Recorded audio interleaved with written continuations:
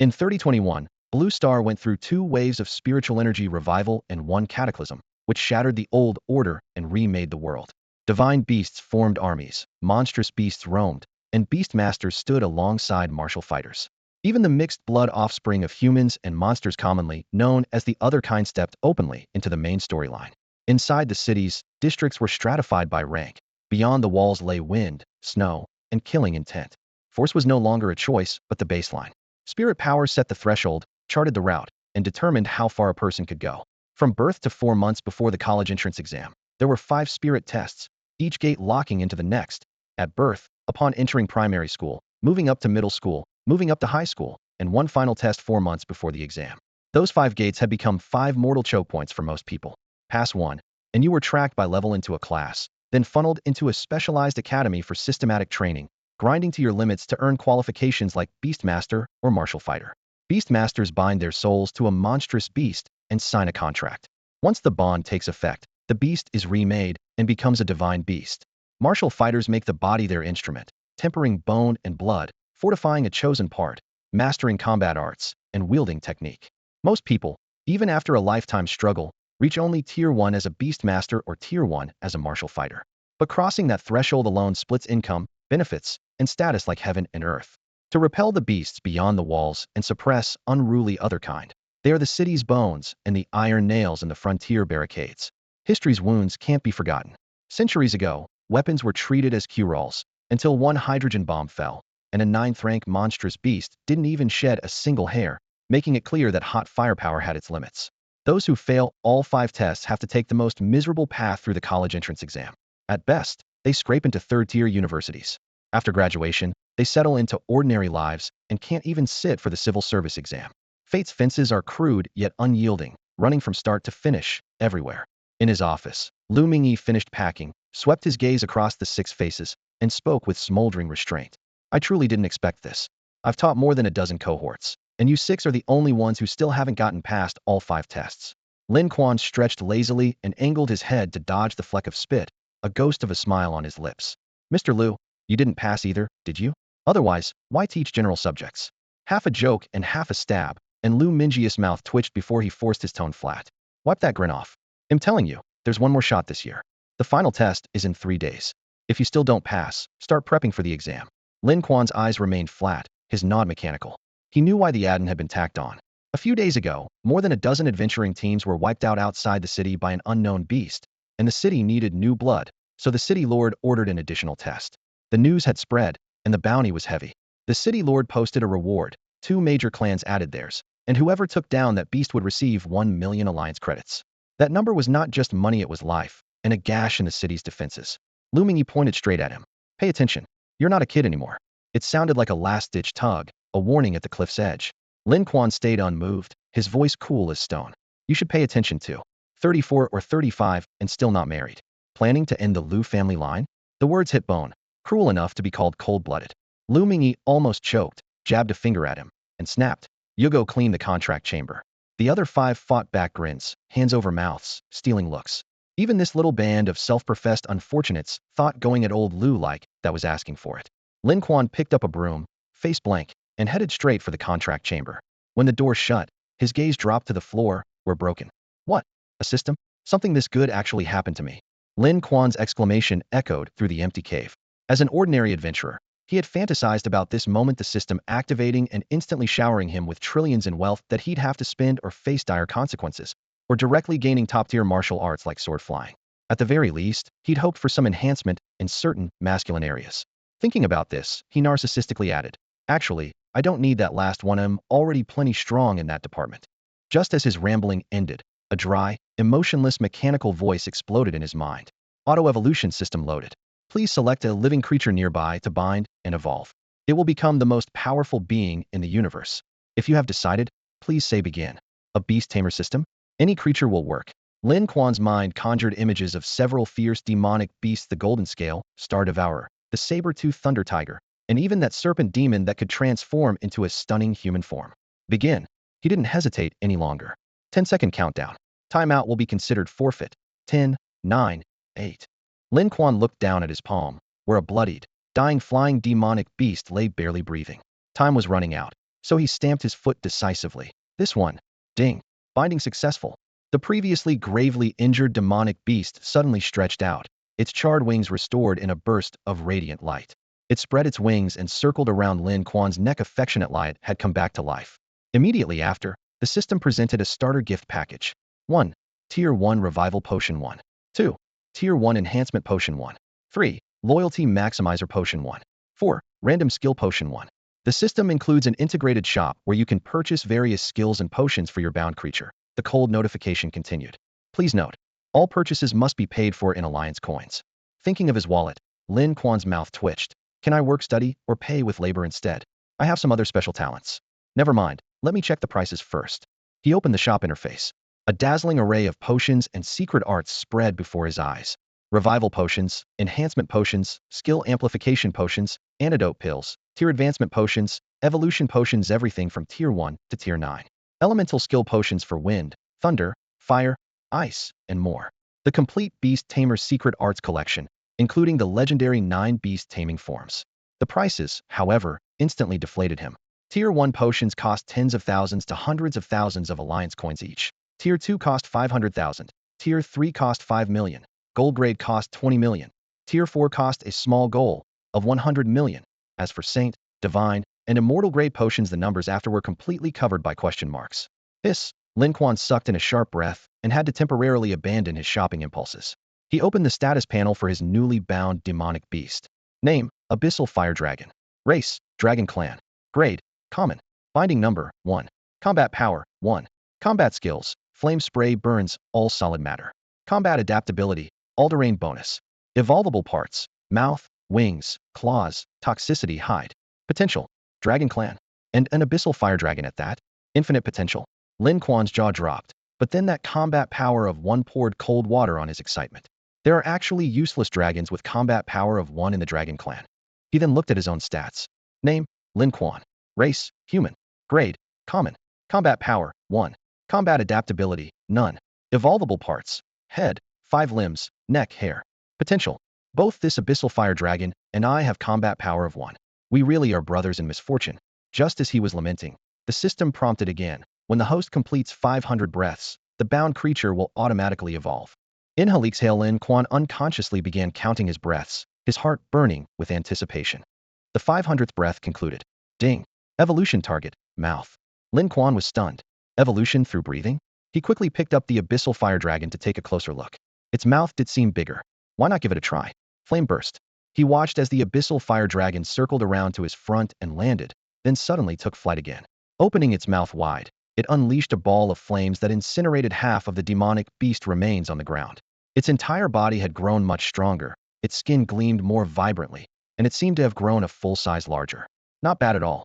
From now on, if anyone gets on his bad side, he could just have them disfigured. You can give it a name to strengthen its loyalty. Oh right, why didn't its loyalty level show earlier? The first bonded creature, once named, will never betray its master. Then I'll call you Little Fire. The Abyssal Fire Dragon joyfully perched on Lin Quan's shoulder. When Lin Quan gently touched its body with his finger, it happily lifted its head and stretched out its neck and chin.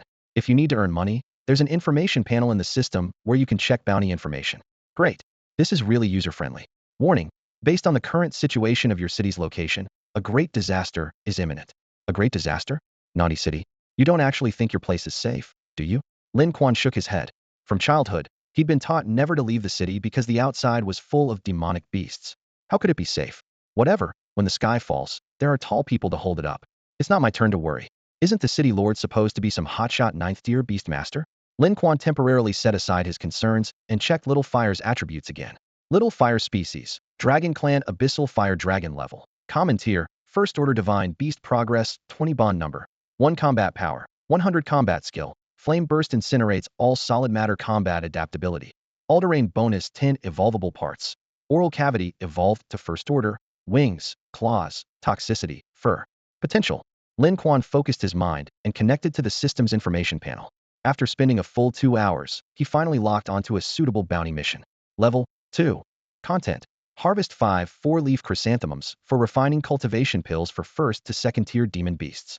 The chrysanthemum petals spread in a radial pattern, blooming 4 flowers at once, with 4 large wrinkled leaves beneath each flower, accompanied by a faint foul odor. Location, Cemetery Number 2, outside the city. Risk, possible encounters with alien races. Note, peak blooming occurs tonight at 9 p.m. under the moon optimal harvesting time. Reward, 50,000 alliance coins. Alien races? Those mixed blood mongrels. He looked up toward the window where night had completely fallen, then immediately clicked accept. The system panel still displayed high-value missions worth tens of millions or even hundreds of millions single-handedly taking on Beastmaster families, crushing the Snow Wolf Combat Dojo. Just reading the titles felt like suicide. Not to mention high-level missions required additional permissions. The system could crack them, but that also required money. Let's focus on boosting Xiaohua's strength first. Lin Quan glanced at Xiaohua lying on the windowsill. 2 or 3 hours had passed since evolution began, yet there was still no movement whatsoever. 8:30 p.m., Nandi City Cemetery. The iron gate was covered in rust. Lin Quan pointed at it, and Xiaohua raised its claw. A cold flash of light carved 3 deep scratches across the gate. Lin Quan pushed, and the entire gate crashed to the ground. Before his eyes stretched countless marble tombstones and burial mounds piled like small hills, with wild grass growing everywhere. Cemetery Number 2 contained only ownerless graves, inscriptions blurred, not a single offering in sight, with cold wind whistling directly into his ears. Sorry for the disturbance, he muttered quietly, his gaze rapidly searching through the grass.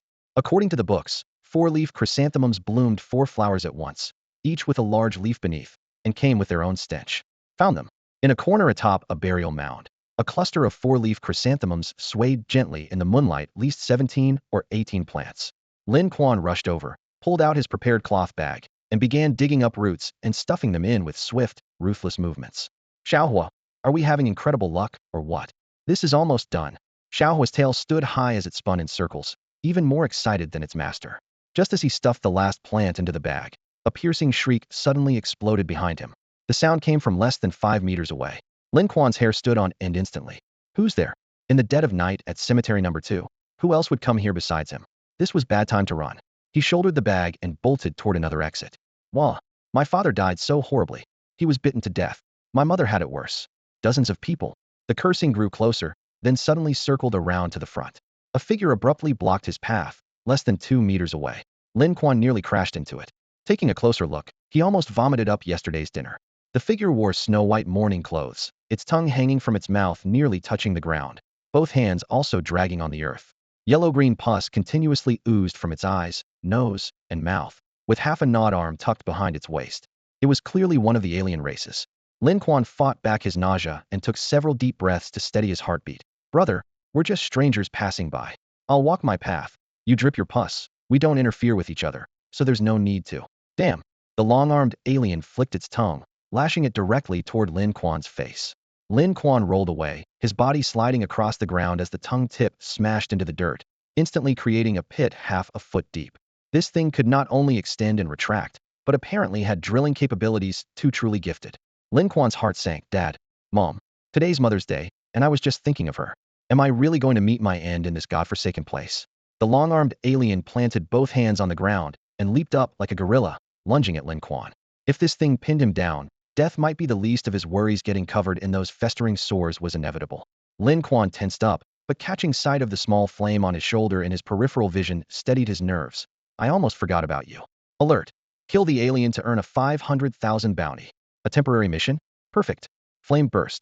The long-armed alien froze, not yet comprehending what was happening when a blazing inferno erupted, engulfing his entire body. He frantically dodged to the side, half his body instantly charred black. A scorch mark over 10 meters long appeared on the ground, and several nearby grave mounds collapsed from the flames. Howling in agony, the alien finally spotted Xiao Hu's palm-sized little red dragon. Well, what is that thing? A dragon? A dragon.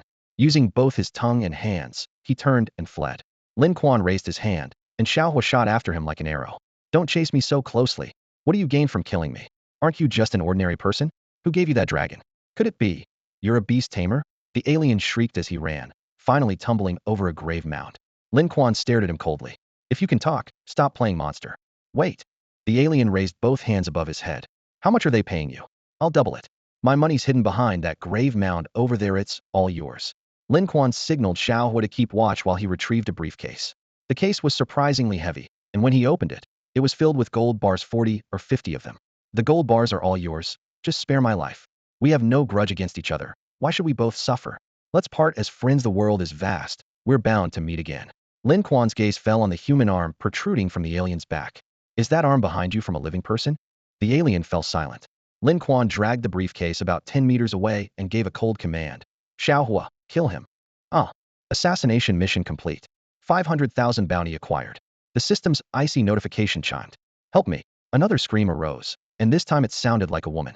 Lin Quan muttered to himself. As they say, meddling in others' affairs leads to an early grave. He was about to leave when a figure flashed past him. Under the moonlight, she wore a high school uniform in deep red, her short skirt fluttering, a fragrant breeze following her graceful, light movements, and she was quite attractive too. A female ghost? Immediately after, a golden shadow darted past. It had a rat-like face, golden fur, and a long trailing tailless second-tier demon beast, the golden long-tailed rat. Lin Quan's eyes lit up. Alive, it's worth 200,000. Dead, still 100,000. The pelt alone is worth 50,000, and the tail can sell for another 20,000, all valuable medicinal materials. Xiaohua, he beckoned, and Xiaohua slipped into his jacket pocket. Carrying the briefcase, he quietly followed. Don't come any closer, don't come any closer. The girl shouted loudly, her eyes constantly darting toward the grassy field behind her, where something seemed to be hiding in the low bushes. Under the moonlight, a second-tier demonic beast, a golden-furred, long-tailed rat crouched 5 meters away. Its tawny fur clung to its lean body, and its rice grain-sized eyes darted about wildly. The tail, nearly as long as its body, was its true weapon, coiling into an S shape to gather momentum one moment, then twisting into a B shape the next, as if ready to strike at any second. Were you the one calling for help? A voice suddenly came from the direction of the iron gate at the far end of the grassland. The girl froze. She had clearly seen someone standing by the gate earlier and thought her eyes were playing tricks on her, but apparently that person had followed her. The newcomer was named Lin Quan. His gaze locked firmly on the golden-furred, long-tailed rat, though his lips curved in a relaxed smile. A second-tier demonic beast, golden-furred, long-tailed rat, not easy to deal with. But lucky for you, you ran into me. The girl said in a low voice. You know it's a second-tier demonic beast? You can't save me. You should leave quickly. She didn't want this stranger to ruin her carefully laid plans. How can I leave? Let you stay here alone? Get disemboweled by that eel-like tail of its. Lin Quan shook his head, a glint of excitement flashing in his eyes. I don't mind risking my life, but if this ruins my plans, that would be terrible. The girl felt anxious. What exactly is this guy trying to do? Lin Quan continued asking casually. What's your name? I'm Yi Shaodai. Now go. Yi Shaodai, I'm definitely saving you. Attack. With a sharp command, a blazing fireball exploded in the grass. The golden-furred, long-tailed rat shrieked in terror, but before it could escape, the flames engulfed it entirely. After several breaths, the fire died down, leaving only a charred, withered corpse. Lin Quan clicked his tongue, looking at the half-empty bottle of first-tier enhancement potion in his hand. First-tier enhancement potions are this powerful? I was worried the flame spray wouldn't be strong enough, so I had Xiaohua drink a whole bottle, and it instantly killed a second-tier demonic beast? I was planning to leave it half-dead so I could sell it for more money. Only then did Yi Shaodai see clearly a palm-sized flame creature emerged from the dirt mound, with crimson fur and eyes bright as glowing embers. Her pretty face darkened as she bit her lip. You're a beast tamer? Lin Quan raised an eyebrow, glancing at the red-furred, lop-eared rabbit beside her, then at his own Xiaohua. Aren't you one too? Yi Shaodai clenched her fists, feeling frustrated. The trap she had painstakingly set up had been completely ruined by this meddlesome fool. She really wanted to strangle him, but all she could manage was a sullen grunt. Humph. No need to repay my life-saving grace with your body. Farewell. Lin Quan laughed heartily, bent down to pick up the golden-furred, long-tailed rat's corpse, and disappeared into the depths of the night with a few bounds. The red-furred, lop-eared rabbit hopped to Yi Shaodai's feet, nuzzling her leg for comfort. Yi Shaodai stroked the rabbit's head, murmuring softly, "Uh-huh, I won't be recklessly stubborn." He's wearing the Starry River Adventure Guild's emblem and has a dragon-type divine beast, Xiaohua. He's definitely a beast tamer stronger than me. She looked up at the pitch-black night sky, deep obsession rising in her eyes. It's just, when will I ever find clues about Mother's revenge? With that, she took out half of a phoenix-shaped jade pendant from her chest, her lamp-like gaze falling on the crack in the pendant. Yi Shaodai took out half of the phoenix-shaped jade pendant and gripped it tightly. Back at the apartment, Lin Quan calculated his earnings 500,000 alliance coins. However, he still needed to deliver the 4-leaf chrysanthemum to the designated location to collect the bounty, and the golden long-tailed rats had to be sold at the materials shop to convert them into cash. Lin Quan locked the door and immediately summoned his contracted beast, Xiaohua. A series of system notifications thundered through his mind. Host has breathed over 10,000 times. Evolution. Claws. The fiery dragon claw's sharpness increased 100-fold, now capable of slicing through a 4-story building with a single strike.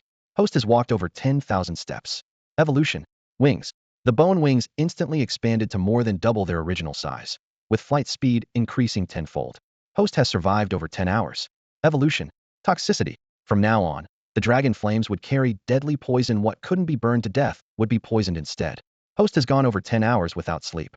Evolution. Fur. The dark red fur's hardness increased tenfold, yet it was coldly marked. Defense bonus equals 0. Fur. What's the point of you? Lin Quan rolled his eyes. He immediately pulled up the attribute panel. Species, Dragon Clan Abyssal Fire Dragon. Level, Basic, First Tier Divine Beast Progress 99. Binding Number, 1. Combat Power, 987. Combat Skills, Flame Splash burns everything. Combat Adaptability, All-Terrain Enhancement 99. Evolvable Parts, Mouth, Wings, Claws, Toxicity, for all evolved to First Tier. Potential, Awesome. As long as I'm alive, Xiao Hua can evolve infinitely. He rushed to the Alliance store. Skill potions first, enhancement potions were a must, and revival potions needed to be stocked up too. In the blink of an eye, the 500,000 Alliance coins were completely spent, with a long list of potions still left unpurchased. I need to sell off that box of gold bars quickly. He glanced toward the metal case in the corner. Where did you get gold bars? A gentle voice suddenly came from behind. Lin Quan jumped from his chair as if he'd stepped on a live wire. On the sofa sat a beauty who had appeared from nowhere, wearing a crop top and jeans, with features exquisite enough to sweep any beauty contest. A slender green snake coiled around her waist, its head emerging from her chest area, with its tongue flicking in and out, while her delicate hand casually rubbed between her toes. Sis, when did you get back? He swallowed hard. Lin Yuban raised her hand to sniff her fingertips, saying lazily, I've been here all along. Her gaze fell on the case. Found the gold bars? Rent's due soon, isn't it? Lucky you. Lin Quan quickly closed the case lid and pushed it under the table. Really found them. Did you also find that abyssal fire dragon? In a flash, she had grabbed his neck and lifted his chin, smiling sweetly. Passed the mental test and didn't tell your sister? Where's the certificate? Lin Quan saw stars from the impact. Sis, have mercy. I'm too young for this. How about Old Wong next door? He's a second-tier combat master with a strong body. Him? All show, no substance. Lin Yuban released her grip, her starry eyes smiling. Speak up. Where did it come from? I encountered an alien in the outskirts. Alien. Her expression darkened slightly. What type? Long arms, oozing pus. Longlim clan. There aren't many near South Emperor City. You got it from them? Yes. I'll keep it safe for you. She picked up the case and removed the Star River Adventure Guild badge from Lin Quan's waist, her tone unusually serious. Our parents died under mysterious circumstances. Don't carry this around everywhere. Be careful not to bring trouble upon yourself. Lin Quan scratched his head and placed the badge in the drawer. Back then, Lin Quan's father Lin Changjiang and mother Mei Jia were the renowned leader and deputy leader of the Galaxy Adventure Guild in Nandi City, commanding over a dozen members, all beast tamers of 4th rank or higher. 13 years ago, when the beast tide struck, the couple led their guild out of the city to counterattack. Everyone thought it would be a sure victory, but what the people welcomed back at the city gates were only 2 cold corpses. Even their divine beasts were nowhere to be found. The city lord investigated for 10 years straight, only able to confirm that the killer was an extremely powerful demon beast, unable to even identify its specific species. This tragic case remains an unsolved mystery in Nandi City to this day. Don't wear the badge, but you can carry the jade pendant every day. Lin Yupan opened the drawer and saw the half-dragon-shaped jade pendant, casually mentioning the arranged marriage their father had set up years ago. I heard the other party is the daughter of a beast tamer family, but I don't know which family exactly. Your half is a dragon. Hers is a phoenix. Together, they form an auspicious dragon and phoenix pair. If you really meet her, our family's hard times will finally be over. Come on, sis, worry about yourself instead. Lin Quan smiled bitterly. Take it. Lin Yupan forcefully stuffed the jade pendant into Lin Quan's pocket. Even if you don't want to change your fate, I do. Let's go, it's already dawn. After the sounds at the door disappeared, Lin Quan discovered that the gold bars that were on the table last night had vanished, leaving him with nothing but a bitter smile. His sister had probably gone to help out their parents' former subordinates' families in the East District again. Shaking his head, he packed up the 4-leaf chrysanthemum, picked up the cloth bundle containing the golden long-tailed rat, and prepared to complete the mission first, then sell the materials. Fortunately, both tasks could be done at the same shop on the pedestrian street, saving him from taking a detour. Ding! The iron door bearing the sign Century-Old Establishment Ma Family Material Shop was pushed open, with iron pots and shovels on the signboard gleaming coldly in the morning light. The clerk and shopkeeper who were chatting looked up and saw an old acquaintance, prompting the shopkeeper to wave at the clerk. Lin Quan, what are you bringing to exchange for money this time?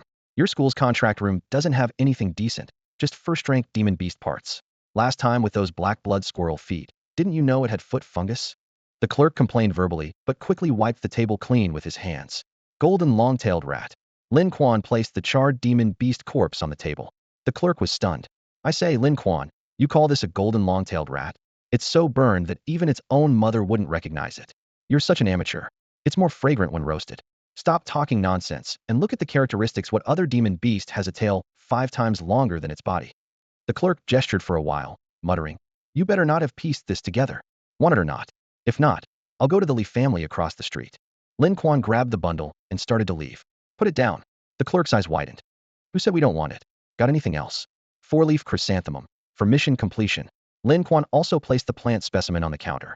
The shopkeeper walked over from behind the counter upon hearing this, looking Lin Quan up and down suspiciously. Lin Quan, you're still in high school, right? Didn't you fail the mental test? How did you become a bounty hunter? I'm completing the mission for my sister. Lin Quan replied. Sister Yupon took this job? So she killed that long-limbed clan member too? Clean and efficient. The clerk instantly changed his attitude, nodding repeatedly. Lin Quan wasn't surprised all the single guys on this street would drool all over the place whenever they saw Lin Yupon. Not one of them was innocent. Let me ask you something else. He leaned closer to the counter and lowered his voice. Brother Liu, do you guys buy advancement pills, advancement potions, and stuff like that? Clerk Old Liu also lowered his voice. Did Sister Yupon get some? What rank? I'm just asking if you buy them and what you pay. Regular quality first rank is 10,000, second rank 30,000, third rank. All right, stop quoting prices. Lin Quan cut him off directly. Thinking to himself that you want to profit from the price difference? Who knows if the Ma family's buying price might even be higher than the system's selling price. Do you guys buy corpses? Demon beast ones? Huh. Lin Quan turned his head and spotted Yi Xiaodai. The girl noticed him too and immediately wanted to turn around and find another shop. Yi Xiaodai, wait a moment. Lin Quan grabbed his change and hurried after her to the shop entrance. I left in such a rush last night that I didn't get to say what I wanted to. What do you want to say? Yi Xiaodai pressed her lips together, looking wary. Is your spirit beast a red lop-eared rabbit? The kind that looks like a fireball when it first stands on end. Do you even need to ask? It's sitting on my shoulder washing its face right now. Lin Quan's gaze swept over, and an information panel instantly unfolded in his mind. Red lop-eared rabbit ahong. Species, rabbit clan. Level, first tier. Second tier spirit beast progress, 90. Mutation, none. Loyalty, 90. Combat power, 277. Combat skill, fur bristling. Combat adaptability, grassland boost 20. Evolvable parts, teeth, ears, eyes, fur. Potential, 6th tier. How? How do you know so much detail? Yi Xiaodia's eyes widened. I know plenty more. Lin Quan winked. Its name is Ahong, right? It hasn't mutated yet, right? It's just one step away from second tier, right? I happen to have just the thing. Ahong immediately stopped washing its face, its red eyes staring intently at Lin Quan. What thing? A miraculous elixir that takes first tier straight to second tier. An advancement pill? Much better than that stuff. Lin Quan led Yi Xiaodai to a quiet corner of the street, placed one hand against the wall, and gestured with the other. Even diamond quality advancement pills have a 50 failure rate. Mine has 0 failures. Speak properly and don't corner me against the wall. Yi Xiaodai ducked under his arm with a serious expression. You're not some fake medicine peddler, are you? Go find someone else. Xiaodai, this opportunity won't come again. I met you last night by fate, so I'm being generous. Fine then. No good deed goes unpunished. He shrugged and prepared to turn away. Yi Xiaodai bit her cheek, hesitating for a moment. Come back. Is the success rate really 100? I wouldn't lie to anyone, especially not my lifesaver. Besides, how many years have you been raising this spirit beast? If a first tier can't advance to second tier after 3 years, the contract automatically dissolves. Such a cute little thing to look at those front teeth, perfect for nibbling carrots. Her heart tightened. Hong only had 3 months left before the 3-year limit. How much does your medicine cost? Talking money hurts our friendship. Yi Xiaodia's face immediately darkened. If he wasn't talking money, what was he talking about? Just 150,000 alliance coins. I don't have that much. Lin Quan had already figured out she was a girls' school student. Though neatly dressed and attractive, she clearly didn't carry much money. He hadn't expected to get rich off her anyway. He just wanted a chance to test his medicine. He scratched his head and thought for a long while. How about this? I'll do a good deed. You can owe me and I'll let you use it once for free. What do you mean, young? You look about the same age as me. Yi Xiaodai pouted, but was obviously tempted. Do you have it ready? How could I? I need to buy materials first and then refine it. You're also an alchemist? Yi Xiaodai was so shocked her mouth could fit a fist. Of course. Lin Quan patted his chest and straightened his back shamelessly. Come with me. Hey, where are we going? Yi Xiaodai was practically dragged by Lin Quan into the bustling pedestrian street. The young man darted around like a headless fly, first rushing into an herbal medicine shop, then diving into a materials store, and finally ducking into a small feed shop. At each place, he only picked the cheapest items: crushed grass powder, wood shavings, and a box of snacks labeled devil's fruit. Despite the intimidating name, they were just dried cherry tomatoes. After 3 stops, the total cost was less than 500 alliance coins. Carrying the bulging plastic bags, Lin Quan led Yi Xiaodai back to his cramped rental apartment. The moment she stepped inside, her eyes swept the room like a scanner. The bookshelf against the wall was on the verge of collapse, with several old books sliding off the edges. In front of the sofa lay a pile of gray-white dead skin rolled into balls, a disturbing sight. The desk was cluttered with screwdrivers, old chips, and broken mechanical arms, with a half-empty bottle of cola sitting crookedly in the center. The ceiling light fixture originally had 8 bulbs, but 7 had burned out, leaving only one flickering on and off. Why turn on the light in broad daylight? She frowned. A little brightness makes you look even more beautiful. Lin Quan grinned, his white teeth gleaming in the flickering light. He crawled under the desk and pulled out a blood-stained canvas bag.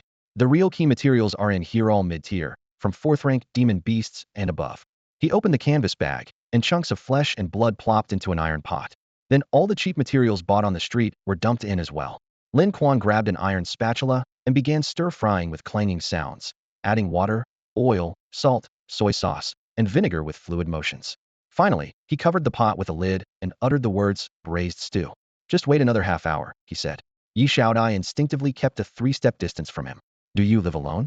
I live with my older sister, Lin Quan answered casually, though his eyes remained fixed on the steaming pot lid. She's out mixing with people all day and rarely comes home. A memory flashed through his mind. She had once ranked in the top 3 of Nandi City's mental aptitude tests and could have been guaranteed admission to either Chifu or Sanxing, the 2 premier beast tamer academies. Yet after obtaining her first-rank beast tamer certification, she suddenly dropped out and became a street-wandering psycho girl. He still couldn't understand why. Shouldn't you watch the pot? Won't it burn? Yi Xiaodia's gaze kept drifting toward the stove. Still early. Lin Quan lifted the lid for a quick look and sprinkled in some white sugar. Need to enhance the flavor and add some chicken bouillon too. Are you sure this is an advancement potion? Her voice wavered. Don't worry. Lin Quan closed the pot lid and clapped his hands. A second-rank advancement potion costs 30,000 alliance coins. I can still afford it if I grit my teeth. When this is ready, I'll pour it in, and then let Ah Hong eat it. It's burnt. Yi Xiaodai cried out in alarm, already catching the acrid smell in the air. It's all your fault. I got so caught up chatting with you, she complained, covering her nose. Lin Quan rushed to the stove, quickly extinguished the flame, and poured the remaining liquid from the bottom of the pot into a porcelain bowl. He then dumped the entire bottle of advancement potion into it, stirring frantically with a spoon until the brown liquid swirled into a vortex. Once the color had completely settled, only a deep brown mixture remained in the bowl, which actually looked quite presentable. That's it? Yi Xiaodai asked skeptically. If I say it's done, then it's done. How could I be wrong? Lin Quan raised an eyebrow. Yi Xiaodai thought to herself. This is clearly just cooking. Is this how alchemists make pills? Is he a chef or an alchemist? Lin Quan patted his chest confidently. Don't let my young age fool you. I'm a seasoned alchemist. If anything goes wrong, I'll compensate you with a second-tier magical beast. A second-tier magical beast?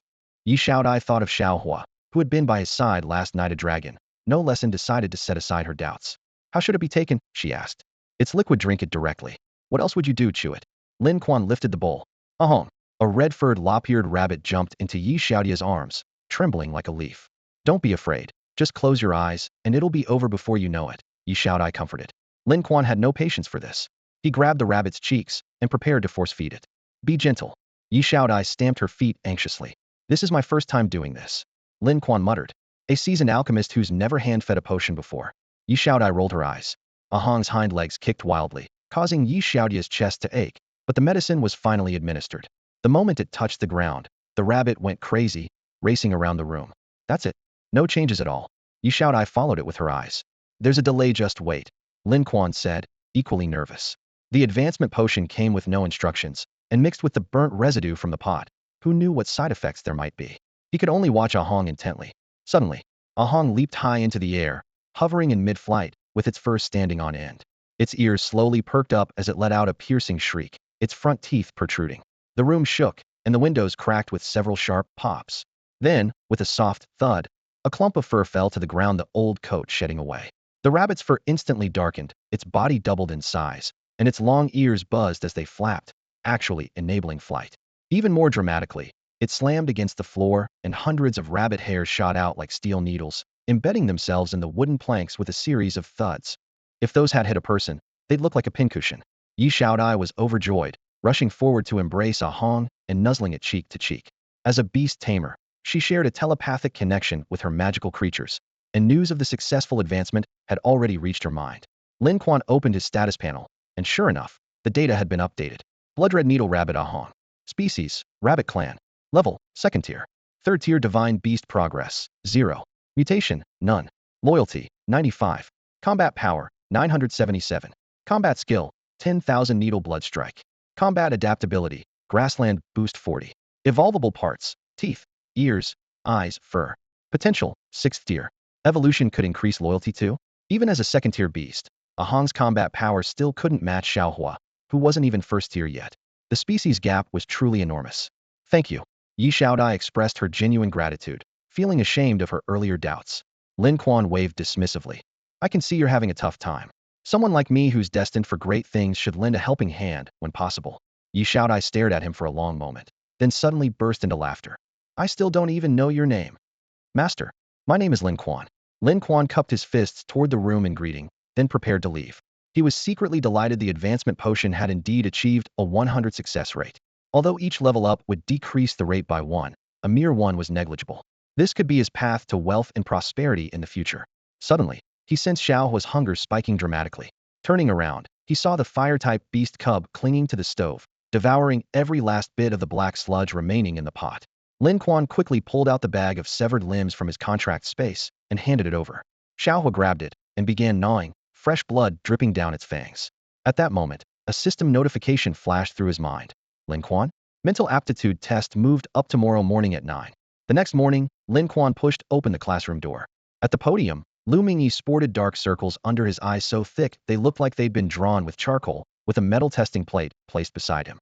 Besides Lin Quan's 6 good-for-nothing classmates, quite a few students who had passed the previous rounds of testing had also come to watch, all waiting to see him make a fool of himself. Old Lu looks like death warmed over. Did his dad die or something? Someone whispered among the spectators. Isn't today Saturday? He probably went out partying last night.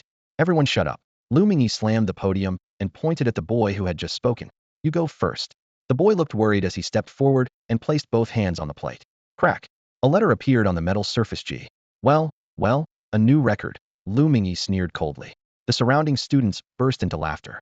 What number letter is that? The 7th. Even a 3-year-old could do better. You need at least an E to pass. The boy's face turned red with embarrassment as he hung his head and returned to his seat. Lin Quan, your turn. Lu Mingyi's tone was filled with disgust. If it weren't for the boy's status as a martyr's family member, he would have expelled him long ago. The 6th test is a special mercy from the city lord. It's a rare opportunity, so don't take it lightly. Truth be told, Lin Quan didn't take the 6th test seriously at all. With the system at his disposal, he could become a beast tamer. Whether he passed or not, it would just be like driving without a license. He was more interested in testing whether his mental power had improved after the system's enhancement. He had found testing equipment in the system store, but it cost 100,000 alliance coins, and he was currently broke. I know our class just needs one more person to pass, and you'll hit a 90 pass rate and qualify for outstanding teacher. Don't worry, you've got me. He smiled as he exposed Lu Mingyi's true motives. You? Lu Mingyi's face flushed red, momentarily speechless. You think you've got this? You only took the 5th test 2 days ago. What makes you think you can work miracles? Exactly. Counting on him? Might as well count on a pig. Mockery filled the air, but Lin Quan remained calm as he placed both palms on the metal plate. Dingling, dingling. A piercing alarm rang out as a brilliant golden light shot up from the center of the plate, forming the letters. The crowd froze for a moment before someone stammered. S. What number is that? Are you stupid? S comes after A. Instantly, the noisy classroom fell dead silent. Lin Quan is a genius with off-the-charts mental power. What? Lu Mingyi stared in disbelief. An S on the 6th test? We'd be thanking our lucky stars for AB. This is the kind of genius who should have emerged before the 3rd test. What on earth is going on? Lin Quan casually waved his hand. Old Lu, I told you there'd be no problem with me here. See, piece of cake. What do you mean piece of cake? In just 2 short days, you went from not even displaying letters to an S rating? The classroom instantly erupted into chaos. The crimson S on the metal testing plate blazed like fire, so bright it could ignite hearts even through the window. Lin Quan spread his hands with such sincere conviction, as if announcing he'd finished copying homework. I used to worry about being too outstanding and making everyone else look bad. But with the 6th test approaching, I had no choice but to stop hiding. Lu Mingyi's already sparse hair seemed ready to fall out from sheer frustration. You think this is some kind of joke? Do you have any idea how hard it is for a school to produce even one A-level student? Getting an S is like winning the lottery. Lin Quan cheerfully patted his homeroom teacher's shoulder, nearly triggering Lu Mingyi's chronic shoulder pain. For 3 years, I've kept it well hidden, afraid everyone couldn't handle it. Good, good. Excellent. Lu Mingyi suddenly saw the light, too excited to hold grudges, and immediately rushed out to report the nuisance-level psychic test student. Just thinking about it, this report card would let him hold his head high at Education Bureau meetings. 10 minutes later, the principal and academic director hurried over with a brand new metal testing plate. The metal gleamed coldly as the principal personally pressed the activation button. Test again. Upon touching it again, the red S lit up steadily, exactly the same. Teachers and students standing in the hallway gasped in unison. And so, 18th High School went wild. Lin Quan's desk was instantly surrounded by classmates who had never bothered with him before, their smiling faces piled up like a small mountain. Even the usually aloof class beauties sweetly called him Brother Lin. The principal finally cleared the crowd and handed over a pre-prepared form. I'll handle the paperwork and report directly to the Lord of Nandi City and both academies. Go home and wait for news. Oh, here's your certificate. A first-tier Beast Master certificate, with gold-trimmed paper bearing the gilded seal of Nandi City's Lord. Do you have a divine beast yet? The principal asked casually. Yes, I do. Lin Quan replied with casual indifference. This kid hid it way too well. The principal shook his head with a bitter smile. Your father and I go way back, life and death friendship. But really? Discovered only on the 6th test, just 2 days after the 5th? No signs at all during the 4th, 3rd, 2nd, or 1st tests. Having a divine beast before even passing the psychic test, if this isn't genius, what is? He closed the certificate. No need to wait for notification. Report to Sanxing Academy right now. Sanxing and Shifu, both academies only accept level and above. With your level, you're in directly. Though dusk hadn't fully settled, the gates of Sanxing Academy were already bustling with activity. Over 100 students of similar age, accompanied by their parents, queued to sign papers, sweat drops pattering onto the temporary registration folding tables. 2 upperclassmen from freshman and sophomore years wore armbands to maintain order, their divine beasts even more eye-catching. A ghost-faced peach blossom butterfly, with nearly 2-meter wingspan, its colorful scale powder glowing eerily in the air, emanating at least 2nd-tier aura, and a horned old turtle lying motionless on the ground, its shell patterns like rock, occasionally lifting its head to reveal a nearly meter-long horn that could almost reach the chests of students in the front row. Some parents in the queue had brought their family's divine beasts, but most brought nothing after all. Most students here had barely passed the 5th and 6th test thresholds. Sanxing Academy only accepted level and above. Some were having second thoughts while others looked on enviously. The principal patted Lin Quan. You don't need to worry. Lin Quan looked up and saw a rotund fat guy ahead, his chest badge clearly reading level. He raised an eyebrow with 8 parts amusement. Well, you fat guy are actually a level. How rare. Fine, go stand over there. Fat Master here is a total badass, so what? Can't I be a badass? Zhang Dali shouted while plopping his round body next to the formation, hands stuffed in his pockets with an expression that screamed, don't mess with me. A pink 6-eared kitten suddenly poked its head out of his pocket, its fluffy ears twitching his divine beast. Everyone who saw this began whispering among themselves.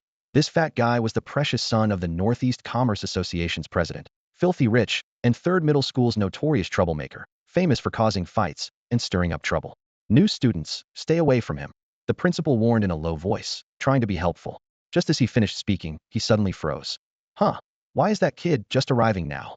From the right formation, an elegantly dressed young man approached slowly, his steps seeming to glide over fresh snow, cold air following in his wake. Behind the youth, an ice-type divine beast dragged trails of misty white frost, its overwhelming presence forcing everyone to step back. Only a tall, middle-aged servant followed respectfully behind. Lin Quan glanced over, and an information screen quickly appeared. 3-eyed ice-armored beast. Type, reptilian ice element. Level, 2nd tier, 3rd tier divine beast progress 0. Mutation, none. Loyalty, 65. Combat power, 999. Combat skills, ice blood lineage. Combat adaptability, snow terrain boost 50. Evolvable parts, teeth, ears, hide, limbs. Potential, 5th tier. Principal, who is he? Someone couldn't help but whisper. Yi Xiaobao, the youngest son of the Yi family head, Yi Yiqian. The principal replied quietly. He reached rank in his 2nd assessment, and given his growth rate, he's most likely already at a rank now. He's recognized as the Yi family's genius. By all rights, he should have enrolled long ago. Lin Quan muttered to himself. Yi Xiaobao? Just one character different from Yi Xiaodai. The Yi family had an enormous reputation in South Emperor City, standing alongside the city lord Zhao family as one of the 2 great families, with countless beast tamers and combat warriors under their command, and several adventure teams dominating various mid-tier material routes. Wielding tremendous wealth, and power. Oh my, why did the young master come in person? An upperclassman leading a one-horned old turtle immediately fawned over him. I was bored staying at home, so the old man told me to come to school and let the young people in the city see what's what, Yi Xiaobao said casually, yet his tone made the upperclassman nod repeatedly. Please, this way, sir. The upperclassman quickly cleared a path. The registration numbers decreased rapidly, and the principal finally waited for the person he was really looking for. Director Yan, the genius from 18th Middle School I mentioned to you, Lin Quan with 6th rank assessments, has arrived. A black-robed instructor frowned and stepped forward. Him? The principal hurriedly said. If you don't believe it, test him again. I've tested him twice already. Of course we'll test him. Yin Defa raised his hand, and a black metal testing plate floated in his palm. Lin Quan, put your hand on it. All eyes focused on the scene. 6th rank assessments?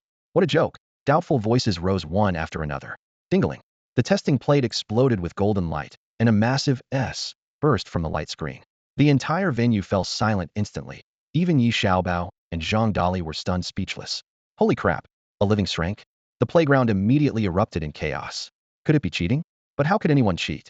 The metal plate had never made an error. Then how did he pass the first 5 tests? There were only 2 days between the 5th and 6th tests. The principal looked at Yin Defa's surprised expression, affectionately patting Lin Quan's shoulder and shaking his head with a smile. This child has always kept his abilities hidden since he was young, afraid that exposing his talent too early would attract unwanted attention and possibly lead to kidnapping. Where are your parents? Yin Defa asked. My father and mother have passed away. His parents were both martyrs, the principal explained. Yin Defa suddenly understood. I see. Losing his parents at such a young age naturally made him wary of others. I can understand that. Good, good.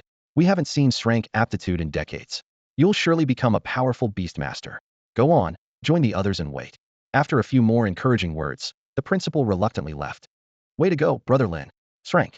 I'm just a brank. Zhang Dali sidled up to him, trying to get friendly. How about we go have some fun tonight after this is over? Kuaihua Forest. Kuaihua Forest was a famous den of luxury and vice in Nandi City. Lin Quan said bashfully. How could I impose like that? What's there to be embarrassed about? We can keep it clean. Or if you want something spicier, it's all up to you, brother Lin, Zhang Dali said, rubbing his hands together and winking suggestively. His pink 6-eared cat was also producing heart-shaped bubbles. Disgusting. Yi Xiaobao rolled her eyes. Your sister's the disgusting one. Why are you acting all righteous? Everyone knows your Yi family is the real owner behind Qingyi Tower. Qingyi Tower was another high-end establishment in Nandi City, famous for its comprehensive services covering dining, drinking, and lodging. Zhang Dali, are you looking for a fight? So what if I am Yi Xiaobao? Come on. Lin Quan stood to the side with his arms crossed, grinning as he cheered. Fight. Fight. All of you quiet. Yin Defa glared at the two of them. If you want to fight, do it outside the school gates. Don't you know where you are? The two looked down at the massive black-scaled python at his feet, its enormous body oozing pus and bubbles, tongue flicking out, and wisely shut their mouths. And you, stop laughing and stirring up trouble. Lin Quan also received a scolding. The line quickly dwindled until only a few people remained, when 2 girls arrived from outside the school gates. Tang Tang, I'm not lying to you. That Master Lin really is an experienced alchemist. If it weren't for him, my Ahong would have automatically left me. Really? I haven't heard of any alchemists in Nandi City. He's a master who hides in plain sight, you know. When will you take me to meet him? I'd love to meet such an expert. Maybe when there's a chance. He's incredibly busy. Think about it's an alchemist. How many people must be seeking him out every day? Both wore red school uniforms. One with a single ponytail, the other with twin tails. One was tall, the other barely 5 feet. That makes it difficult then. You'd need an appointment and wait in a long line. Su Tang, masters aren't people you can just meet whenever you want. That makes sense. Oh, by the way, Xiaodai, I've arranged your transfer. We'll be at the same school from now on. Wonderful. As Yi Xiaodai spoke, she looked up and met Lin Quan's gaze, causing her to panic. Oh no, I just told Su Tang how hard it was to find him. And here he is at Sanqing Academy? Could he be an instructor here? Now that girl's got potential, round little face, chubby and cute. She'd make a good match for me, Zhang Dali said shamelessly, staring at Su Tang. Yi Xiaobao's expression turned unusually dark. Just as Lin Quan was about to speak, Yi Xiaodai walked up to him in a few quick steps and bowed respectfully.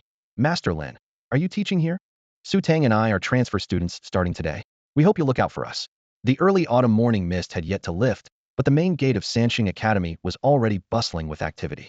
Just as Yi Xiaodai finished her polite words and was about to exchange a few more pleasantries, Lin Quan beside her waved his hand with a smile. Don't worry about looking out for anyone. Our meeting here is destined by fate from a previous life, so naturally, I should help you. Before he could finish, a cold laugh cut through the crowd. You want to look out for her? Yi Xiaobao approached, dragging his massive 3-eyed ice-armored beast behind him, his gaze menacing. Only then did Yi Xiaodai notice him, her expression changing. It's you? Surprised to see me? Yi Xiaobao's lips curled into a sneer, his tone vicious. Yi Xiaodai, you worthless wretch, you think you can enter Sanqing Academy? Not a chance. He raised his hand and shouted. Director Yin. Yin Defa hurried over upon hearing the call, and Yi Xiaobao leaned in to whisper a few words. As they spoke, the three-eyed ice-armored beast's heavy breathing created white mist on the ground. Yin Defa turned to examine Yi Xiaodai, looking troubled. Young master, this is difficult to handle. The transfer was ordered from above. Even master, Yi can't interfere. A worthless wretch like her deserves to enter Sanqing?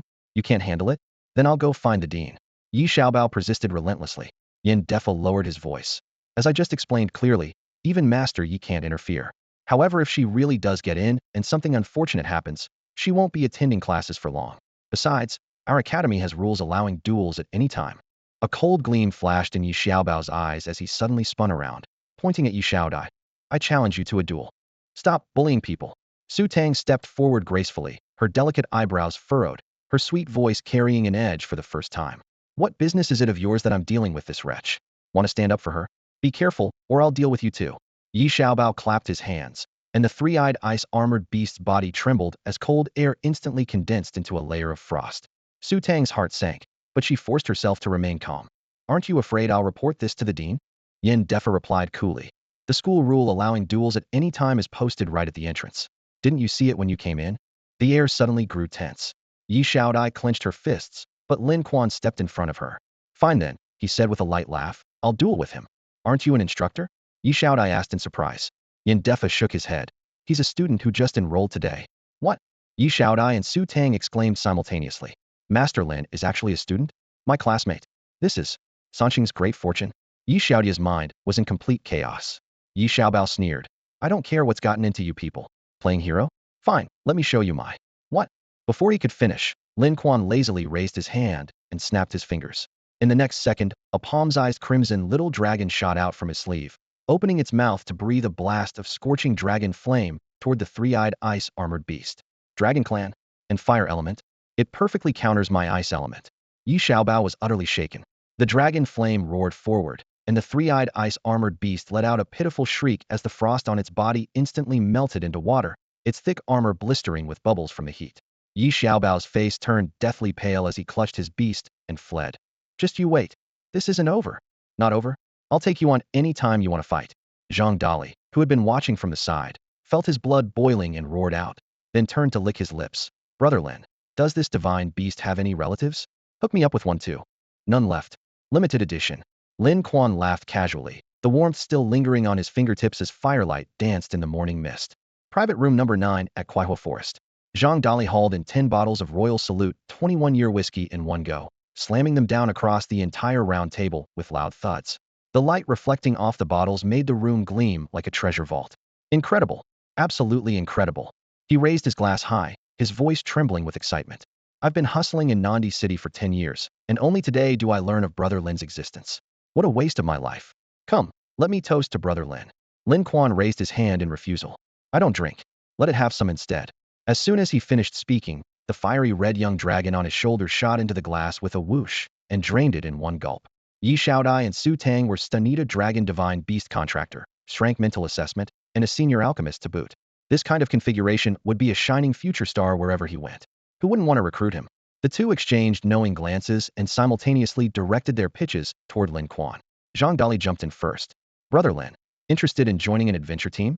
My family just set up 10 teams, numbered 001 to 010. Team 007 still needs members, based right here in Nandi City. How about we join 007 together? Su Tang wasn't about to be outdone. Master Lin, Xiaodai and I used to be with the Hongxing Adventure Team. I was ranked 13th, she was 9th. Oh, we've renamed ourselves Little Tomato now, and the benefits are definitely good. Then the senior student by the window stepped forward. Junior Lin Quan, we seniors have merged several teams into the Sanqing United Adventure Team Sanlian for short. We're also short on core combat power. What do you say? Everyone could see that Lin Quan wasn't just talented, was ready-made combat power. After all, that second-tier three-eyed ice armor beast had just been instantly shattered into ice fragments by his divine beast. This kind of value would have any adventure team fighting tooth and nail for him. 3 bronze badges were pushed across the table, the lowest tier in the 5-rank system of bronze, iron, silver, gold, and diamond. Yi Xiaodai remained silent. having noticed the Iron Star River badge at Lin Quan's waist.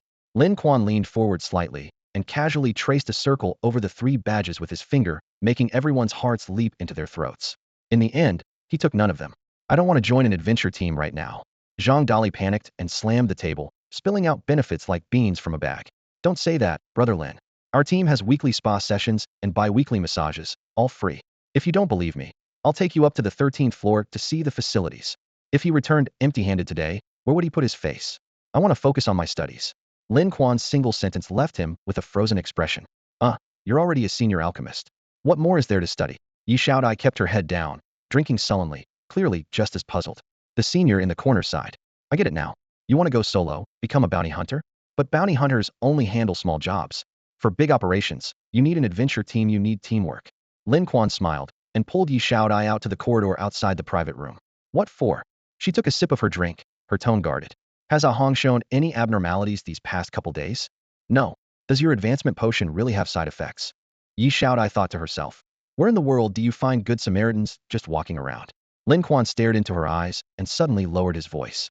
Let me ask you something. Do you have a grudge against Yi Xiaobao? Yes. A huge one. Yi Xiaodia's killing intent immediately leaked out. The mention of that person made her want to flay him alive.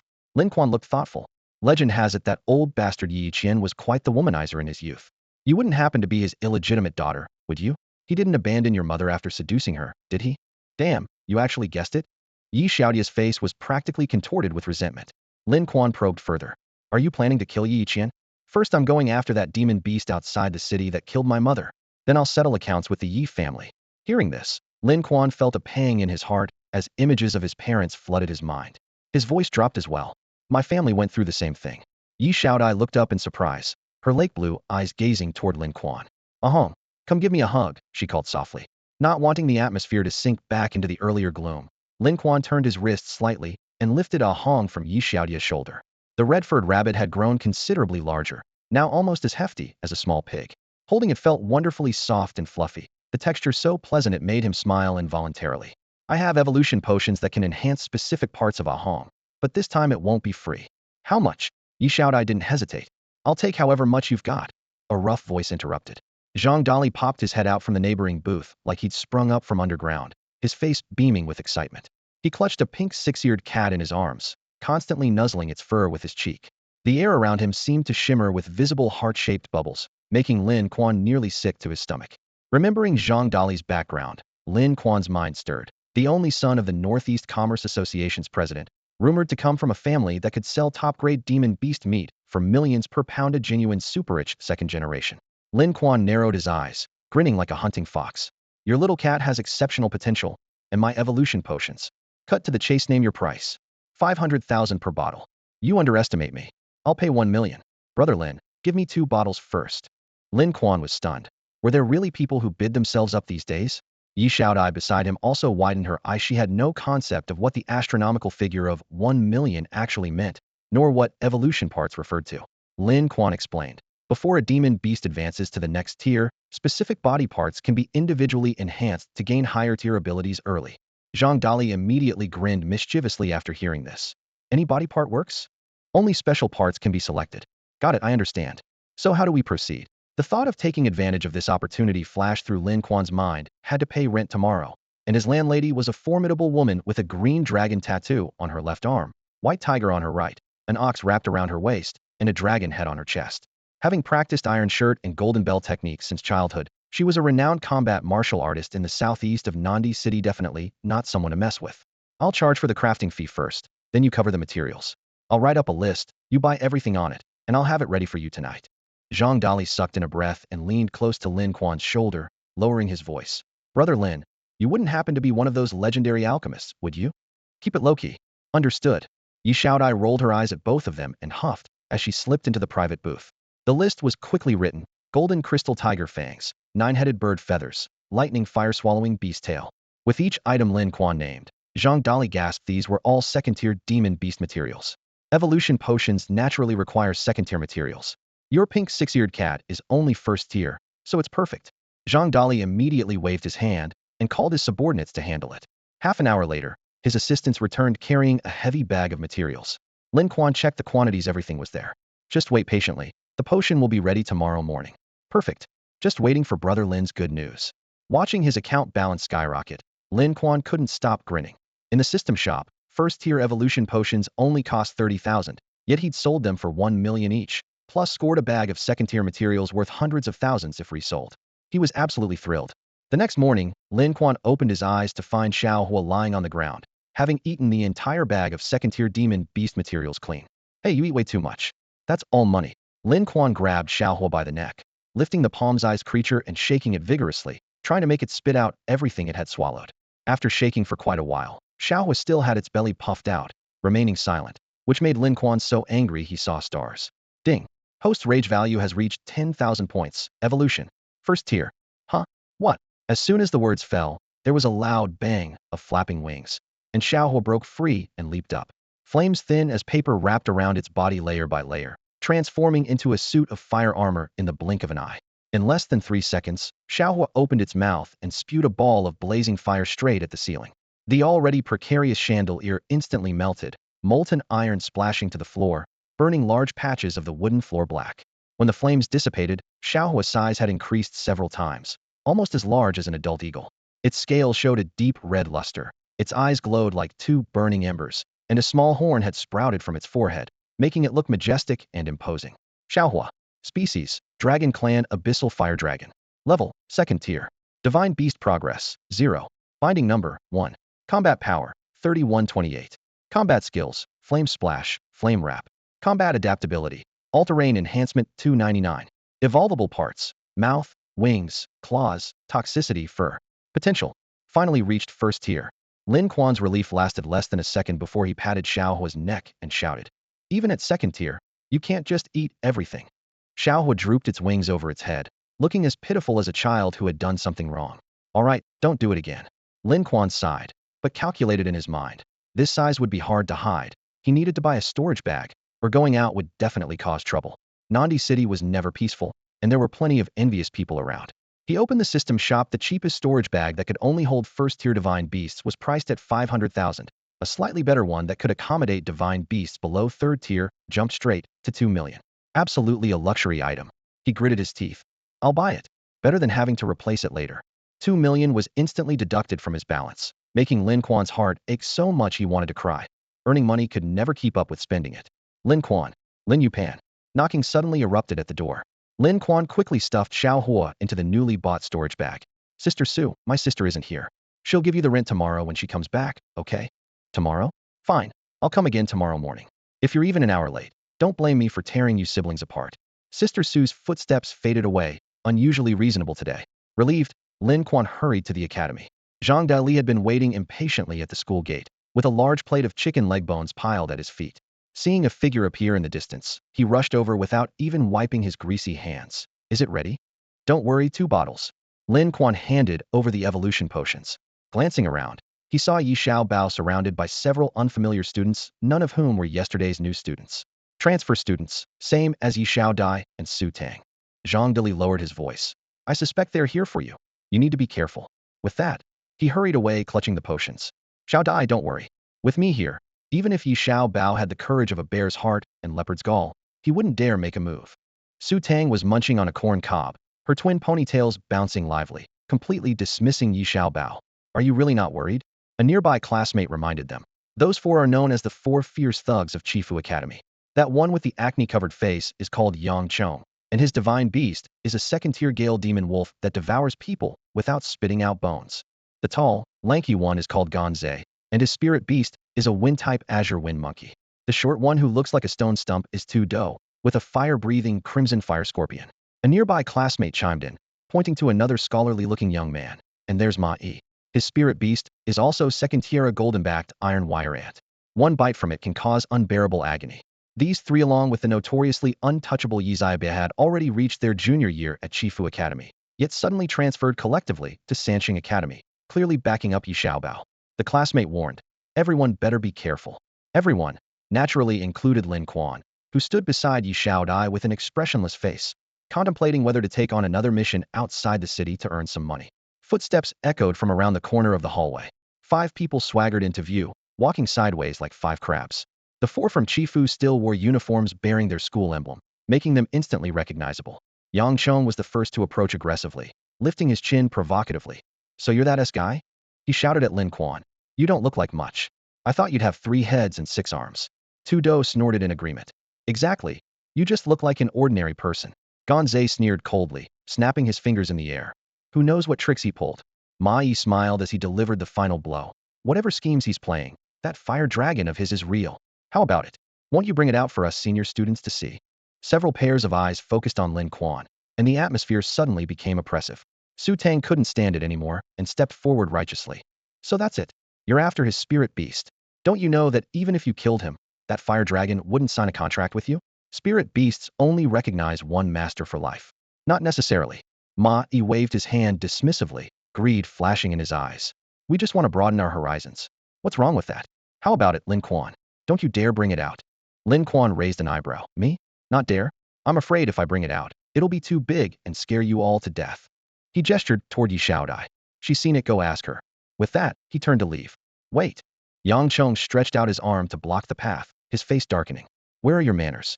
The seniors haven't dismissed you yet, how dare you leave? I heard you're a student from Chifu, coming to Sansheng to boss people around. He looked up and shouted to the upper floors. Hey, seniors upstairs. Someone from Sansheng is bullying us. Whoosh whoosh whoosh. In the blink of an eye, 20 to 30 spirit beasts hovered in midair, their wings stirring up fierce winds as they coldly gazed down below. The 4 troublemakers' faces instantly froze. Damn, they can call for backup too? Tu Do cursed under his breath. Yi Xiaobao hurriedly explained. They've already transferred to Sansheng, so they're not Chifu people anymore. Seniors, please withdraw your powers. A cold voice came from upstairs. Yi Xiaobao, for the sake of the Yi family, I'll spare these 4 losers this time. Next time they try to act tough, I guarantee they won't have a single feather left. Except for unknown duels. If you want to fight privately, go outside. Withdraw. In an instant, those spirit beasts returned to their master's spirit rings like lightning, and the sky returned to tranquility. Yi Xiaobao wiped the cold sweat from his forehead and pointed at the composed Lin Quan, shouting, After school, meet at the grocery store across from the school. Do you dare? Idiot. Lin Quan raised his hand and gave him the middle finger, then heard someone cough lightly behind him. Yin Defa stepped out of the shadows, his gaze sweeping over everyone, his voice low and powerful. Are you never going to stop? You all got in through the 5th and 6th assessments and are assigned to the preparatory class with me as your instructor. Class assignments will be made after 1 month. Disperse for today. As soon as Yin Defa left, Yi Xiaobao sneered coldly. There's no class today. How about we go outside and have some practice? Lin Quan also snorted with a cold laugh. You all wait at the general store. I'll be right over after I take a leak. Deal. Ma Yi and his 3 companions beamed with joy, afraid that Lin Quan wouldn't take the bait. Yi Xiaodai was stunned for a moment. Su Tang pulled out a corn cob, broke it in half, and handed it over. Should we go watch too? Yi Xiaodai shook her head. No, didn't you say we still need to leave the city? Only then did Su Tang slap her forehead. Right, the boss told us to come over. After taking care of his biological needs, Lin Quan vaulted over the academy's back wall and immediately locked onto a suitable job in his task menu. Level 3 Bounty Mission. Eliminate First-Order Demon Beasts at Huangfeng Ridge. Mission Location, Huangfeng Ridge. Risk Warning. Possible encounters with Second-Order Demon Beasts. Demon Beasts are primarily First-Order reptiles, sluggish during the day, exponentially more dangerous at night. Bounty. 50,000 per beast. Submit antennae as proof. Even Xiaohua in its basic stage could take down Yi Xiaobao's second-order divine beast, the 3-eyed ice-armored beast. What problem could first-order beasts pose? Lin Quan was brimming with confidence. But when the 3 characters, Huangfeng Ridge, jumped into view, his heart sank. This was where his father Lin Changjiang and mother Mei Jia had disappeared years ago, behind Huangfeng Ridge at Silver Dragon Mountain. Perhaps he could find some clues here. He rushed out of the city gates heading northeast, first passing through the cemetery, then running 20 kilometers until a precipitous mountain covered in yellow sand came into views and that would billow into dust clouds at the slightest breeze. That was Huangfeng Ridge. The wind carried a pungent smell of blood. People from Nandi City rarely set foot in this place, likely due to the scent left behind by demon beasts slaughtering each other. As for his target, the human-faced centipede had already thoroughly researched its information in the system. Approximately 3 meters long, hunts by spitting poisonous fog, prefers group living, typically a family of 5 in one nest, the classic 1 king and 4 queens arrangement. Lays eggs in autumn, about 100 per clutch, with the mother centipede devouring 99 as postpartum nutrition, leaving 1 to hatch and be raised for a year before being driven away to independence. The male centipede hunts outside the nest, and both demon beasts and living humans are on its menu. Halfway up the mountain, shattered demon beast corpses lay scattered everywhere, mostly just bloody lower halves remaining, with intestines dragged across the ground, reeking of putrid stench. Lin Quan frowned and dared not breathe deeply, summoning Xiaohua and patting its neck before continuing the climb. Human-faced centipedes usually dig their nests in natural stone caves near the mountaintop, so he was silently speculating when he suddenly burst out with a curse. Damn! Looking up, a human-faced centipede was crouched on the rock wall 4 meters away, its two thick antennae standing erect. Before he could command Xiaohua, it opened its mouth and spat a cloud of murky yellow poisonous fog. Playing sneak attacks. Lin Quan pushed off with his foot and flashed left. The centipede spat again. He dodged right. When the poisonous fog came at him a third time, he simply leaped away entirely. The ground where he had been standing was instantly corroded to a sickly yellow color, a shocking sight. Missing its target, the male centipede turned and scurried away frantically. Trying to run? Give me back my money. Lin Quan shouted. Xiaohua, chase it. Xiaohua spread its wings, blazing flames rolling with heat waves in hot pursuit. Obviously, the centipede had an instinctive fear of Xiaohua, fleeing faster as it was pressed. In just a few minutes, it darted to a cave entrance and dove in without hesitation. Found the nest. There must be 4 females inside. Lin Quan grinned and walked to the cave entrance, gesturing to Xiaohua. Give it a blast. A scorching pillar of fire instantly illuminated the cave walls, and he peered inside by the firelight. When I got a clear look, I nearly wet myself. This wasn't just 1 male and 4 females, there were at least 20 human-faced centipedes in there. They were stacked on top of each other like a human pyramid, completely suppressed by Xiaohua's flames and barely daring to breathe. Lin Quan raised his hand, about to order Xiaohua to eliminate all these monsters, when suddenly all the human-faced centipedes whipped around and opened their mouths wide. Lin Quan's heart tightened as he blurted out, "Oh no! Even a cornered dog will jump over a wall, let alone centipedes." The next second, golden poisonous mist sprayed simultaneously from over 20 grotesque human faces. He sprinted while shouting, "Spray them!" Flame burst. Roar. Xiaohua opened its massive jaws and blasted a ball of scorching flames into the cave. Lin Quan immediately heard piercing, agonized wails, but he was more worried about Xiaohua's poisonous mist must have hit it. Would its poison resistance be enough? He peered over to see Xiaohua, still lively and energetic, finally relaxing. After waiting a bit longer for the toxic fog to completely dissipate, Lin Quan entered the cave to find everything charred black, but most of the human-faced centipede's antennae remained intact. He patted Xiaohua's neck with delight. Nice work. You know restraint. If everything had been burned to ash and the antennae destroyed, he couldn't complete the mission.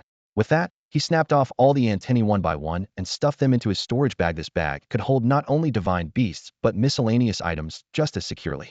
After cleaning up, he searched the cave carefully. Let me check if there's anything else. Just as he stepped out of the cave, before he could finish speaking, a figure suddenly rushed before him and spat a cloud of poisonous mist.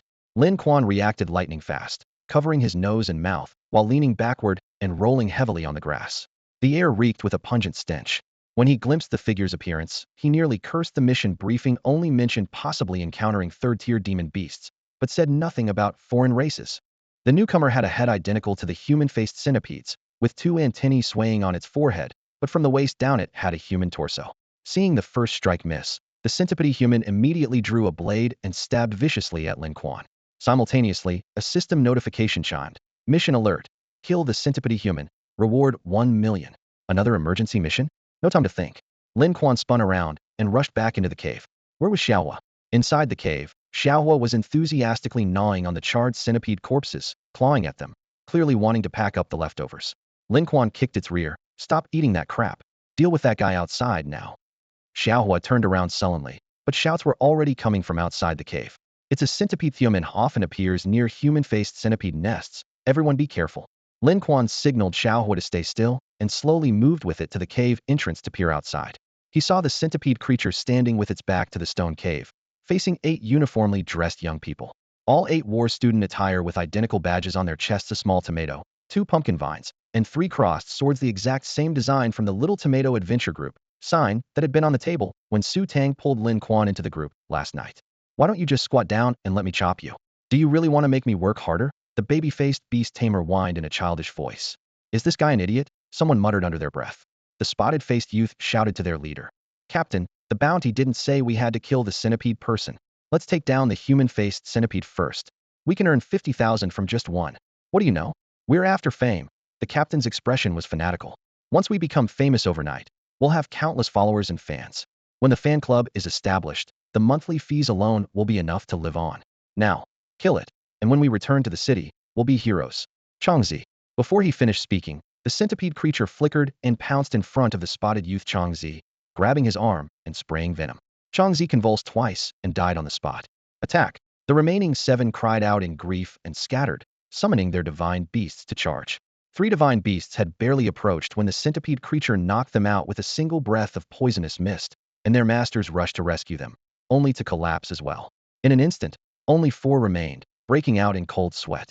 As the 4 remaining divine beasts closed in, yellow mist suddenly erupted from the centipede creature's body, instantly poisoning everything within a 3-meter radius. None of the 4 divine beasts survived. The 4 young people, having lost their support, felt utterly hopeless. You guys hold it off? I'll think of another plan, the captain shouted, then shoved the 3 nearest members hard. Caught off guard, the 3 tumbled into the poisonous mist and immediately collapsed. Suddenly, shouts came from down the mountain. Boss! Boss, are you up there? Lin Quan raised an eyebrow. Yi Xiaodai and Su Tang had arrived. 7th sister. 13th sister. The captain immediately put on a delighted act. You finally made it. We're almost successful. Hurry up here. Yi Xiaodai and Su Tang ran up to his side with their respective divine beasts, immediately seeing their unconscious companions and divine beasts scattered on the ground. What happened to them? Yi Xiaodai asked urgently. The captain looked full of remorse. That centipede person did it. I fought desperately but couldn't protect everyone. The centipede person? Yi Xiaodai looked toward the monster still shrouded in poisonous mist, feeling intimidated. Don't be afraid. I've already severely wounded him. As long as you and Su Tang deliver the final blow, the credit will be yours. Really? Su Tang looked at their fallen companions scattered everywhere, half believing. Absolutely true. My era's venom has already been sprayed on him. You can't see external injuries, but his internal organs are completely destroyed. Unfortunately, my poor era gave its life for that strike, but couldn't finish the job completely. You two need to act quickly. The captain noticed the centipede creature stirring and quickly pushed the 2 companions aside, fleeing down the mountain. Thousand needle blood strike. Yi Xiaodai cried out. The crimson-furred monkey perched on her shoulder suddenly leaped out, its body instantly swelling to twice its original size. Blood-red fur needles exploded from its entire body, whistling through the air toward the centipede creature with sharp, piercing sounds. Su Tang reacted just as quickly, pulling out her storage pouch and hurling the divine beast Inzidia Ghostfire Lizard with an emerald-green body and blue flames dancing along its spine. This creature could not only breathe scorching flames, but its saliva was also highly toxic. The moment it hit the ground, it kicked off powerfully with all 4 limbs, shooting across the terrain like lightning toward its target. Lin Quan stood nearby, his gaze sweeping over the lizard as he raised an eyebrow slightly. Ghostfire Lizard. Type: Reptilian. Level: 3rd tier. 4th tier Divine Beast Progress: 13. Combat Power: 1828. Combat Skills: Scorching Earth, Toxic Spray Frenzy. Combat Adaptability: Ground Terrain Bonus 99. Evolvable Parts: Oral Cavity, Limbs. Toxicity Potential: 9th tier. 9th tier Potential: Divine beasts capable of reaching the 9th tier were extremely rare, let alone one that was currently only 3rd tier. The centipede creature clearly sensed the danger. While dodging Ahong's needle strikes, it frantically turned around, attempting to retreat back into the cave. Crawley, be careful. They're still lying on the ground. Su Tang commanded her lizard. Seeing that only a few of her 1,000 needle blood strike attacks had hit their mark, Yi Xiaodai grew more anxious. Ahong, don't rush so fast, slow down. Just as the centipede creature retreated to the cave entrance, it came face to face with the charging lizard. Little Fire opened its mouth and unleashed a blast of scorching flame, the blue-white pillar of fire crashing down directly. The centipede creature clutched its head and screamed, spinning around the cave entrance several times before finally collapsing with a thud, motionless. Yi Xiaodai and Su Tang stood frozen in place, only then noticing Lin Quan standing nearby. Master Lin, what are you doing here too? Your fire dragon has grown several times larger. I heard that demonic beasts were causing trouble in this area, so I came specifically to eliminate them for the people's sake. Yi Xiaodai replied bluntly. You saw the bounty posted at Golden Lamp Bar, didn't you? It's just a simple task. Why mention bounties? Lin Quan's tone was indifferent. I've already cleared out this entire nest of human-faced centipedes. Don't spread word of this when you return to the city. I'm not interested in fame or profit. Yi Xiaodai pointed at her unconscious companions scattered across the ground. You were here the whole time? Why didn't you help save them? Everything happened too quickly. I saw you had many people, and figured one centipede creature wouldn't be a problem. Then in less than a minute, everyone was down, and that captain even pushed his teammates forward as shields while running away first. I was just about to act when I ran into you two. Yi Xiaodai knelt down to check on each of her companions one by one. The toxin was severe, and all were in deep comas. Whether they'd survive was entirely up to chance. Su Tang asked through gritted teeth. Master Lin, is there any way to save them? Someone just accused me of refusing to save lives. Lin Quan shrugged. I'm afraid there's realign a way. Su Tang quickly pulled Yi Xiaodai over. Xiaodai, hurry and apologize to the master. If he can save them, I'd even kneel and kowtow. The ground's pretty hard kowtowing would be quite troublesome. Lin Quan smiled mischievously, waiting until Yi Xiaodai's face flushed red before pulling out a small bottle. A dozen or so antidote pills. Humans and divine beasts alike 1 pill each. They'll wake up in 10 minutes. Thank you. Yi Xiaodai snatched the pills and immediately began administering them to her companions. Lin Quan looked up toward the shadows in the forest, reminding the two women, this area isn't safe. Leave immediately once they wake up. What about you? He replied calmly. As a beast tamer, I've made it my duty to eliminate demonic beasts and bring peace to the world. I must be thorough in eliminating evil and cannot abandon the task halfway. I'll take another look around the surrounding area. Little fire, burn down this forest. Little fire, dig down for me. Little fire, did I just intimidate those 2 little girls? Little fire, what do you think even if Yi Xiaodai is Yi Yiqian's illegitimate daughter, shouldn't that old man give her plenty of money? Why does she always wear that same school uniform? It's so humid, doesn't it smell by now? Little fire, where did Su Tang get that ghost fire lizard? A first-tier beast tamer can only handle second-tier divine beasts at most, unless there's a forbidden curse involved. She seems to have quite a background and even respect the Yi family, and even Yin Defa fears her. Little fire, is that fat guy Zhang Dali interested in Su Tang? Last night at Kuaihua Forest, I saw him trying to get her drunk, but that sweet girl Su Tang drank him under the table instead. Little fire, Xiaodia's legs are almost as long as my sister's now, and her chest did she use some kind of enhancement drug? A man and his beast searched everywhere on the peak of Huangfeng Ridge for demon beasts. Little fire couldn't speak and could only respond with gestures. It had just made a heart shape with its wings. Bah, me, interested in Yi Xiaodai? Are you blind? I just want to help her. She seems to have it pretty tough. Lin Quan sighed deeply.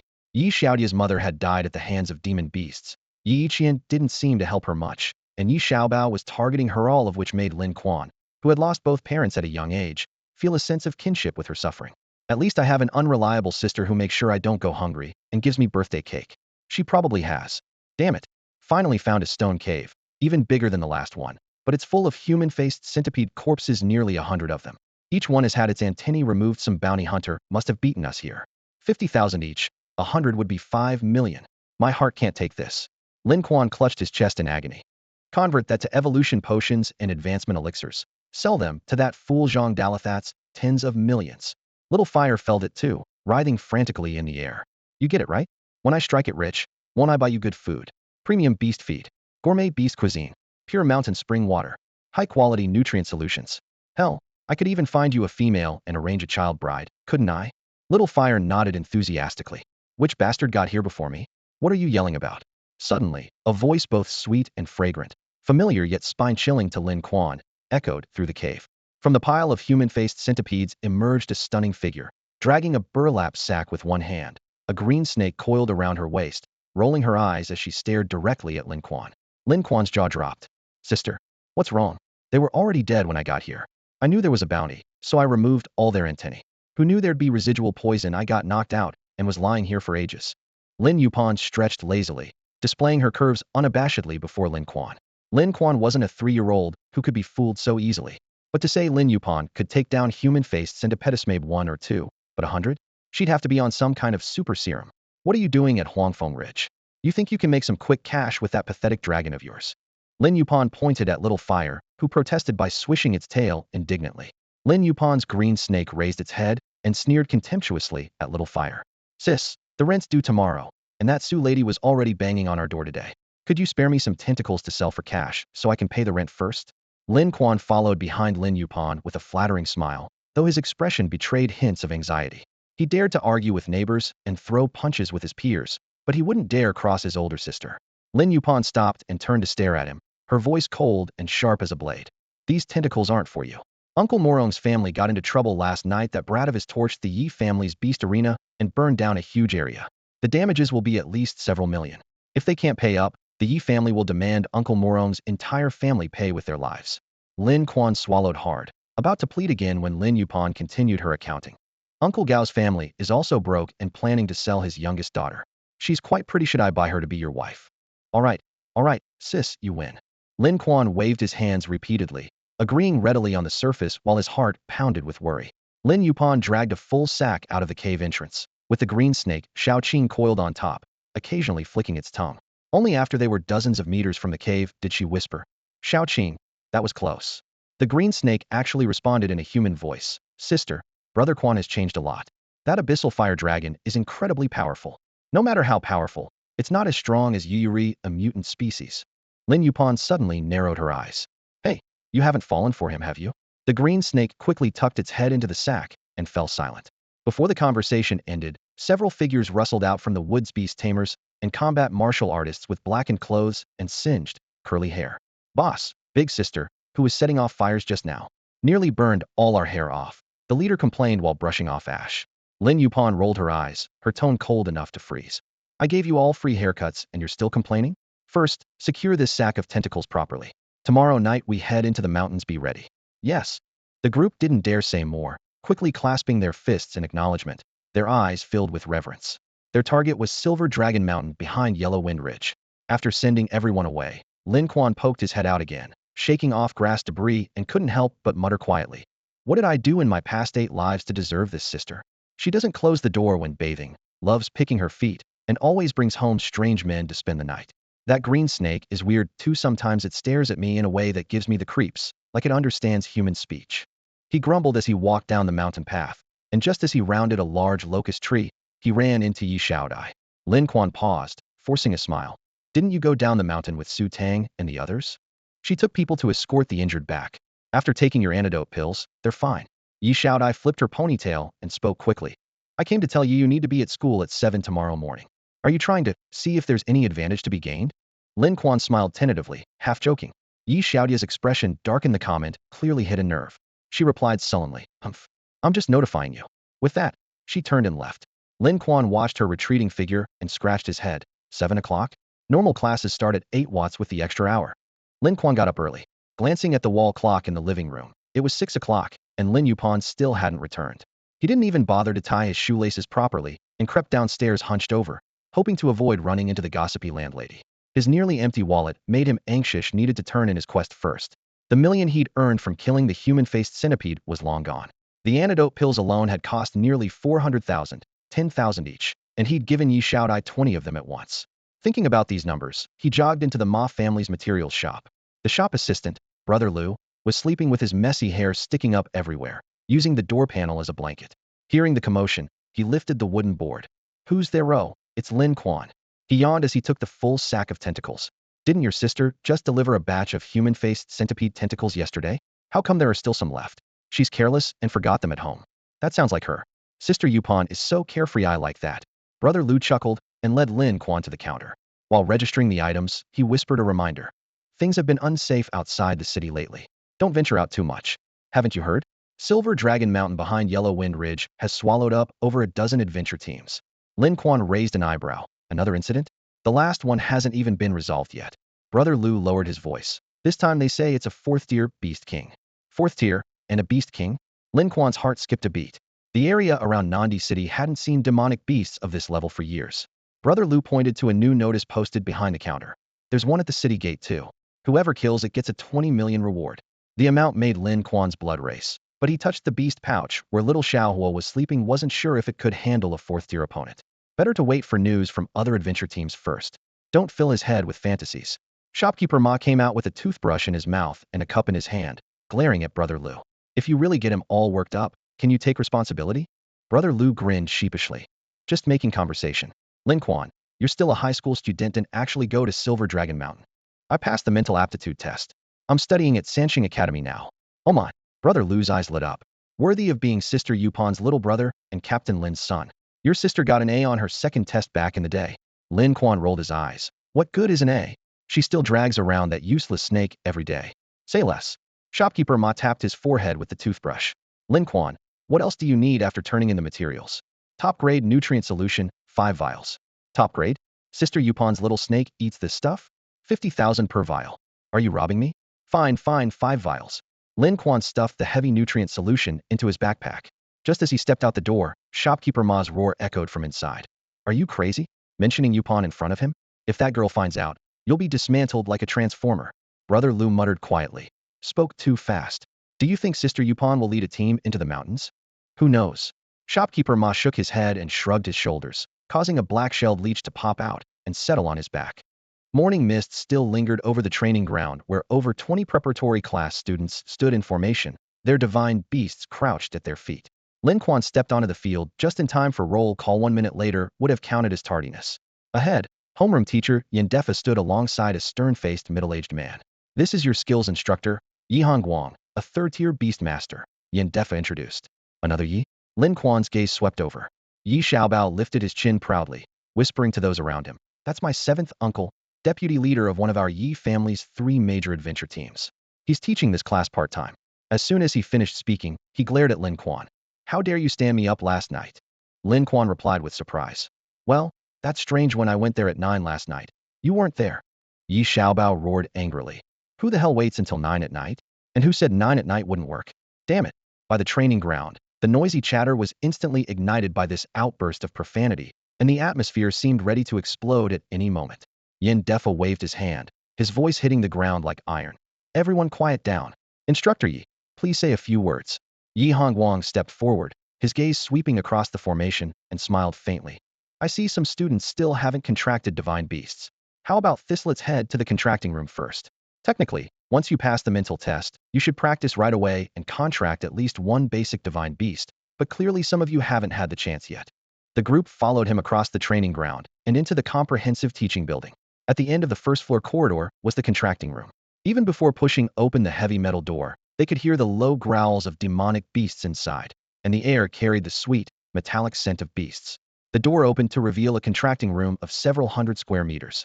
Runic lights flickered on the high walls, and iron cages were stacked in rows reaching the ceiling. Most cages held basic and first-tier demonic beasts, with a few second-tier specimens mixed in, their roars rising and falling continuously. Only then did Zhang Dali squeeze over to Lin Quan's side, so excited his ears turned red. "Brother Lin, all I can say is some." Lin Quan noticed that the pair of pink 6-eared cat ears on his head had actually turned heart-shaped, and couldn't help but laugh. This fat guy actually evolved his ears first? And the claws too. Zhang Dali picked up the pink 6-eared cat and pressed its fluffy little paws outward while silver light flashed as sharp cat claws nearly sliced through the air. "Brother Lin, do you have more evolution potions? Give me a couple more. Take it easy with that stuff. You need at least a 2-week buffer period between doses and keep chugging them," Lin Quan advised. "Got it. I'll listen to you. Just keep some ready for me, and tell me what materials you need. I'll gather them." Zhang Dali rubbed his hands together, seeming to want to say more but hesitating. "There's something else. Never mind. Let's talk another day." Lin Quan nodded, making a mental note. Up ahead, Yi Hongguang was already standing before several iron cages. "Since we're here, everyone come try. Those without divine beasts go first." A naturally one-eyed male student pushed forward, his voice trembling with nervousness. "Instructor Yi, can I pick anyone?" "Pick whoever catches your eye. Have you learned the contracting technique?" "Yes." "Then give it a try."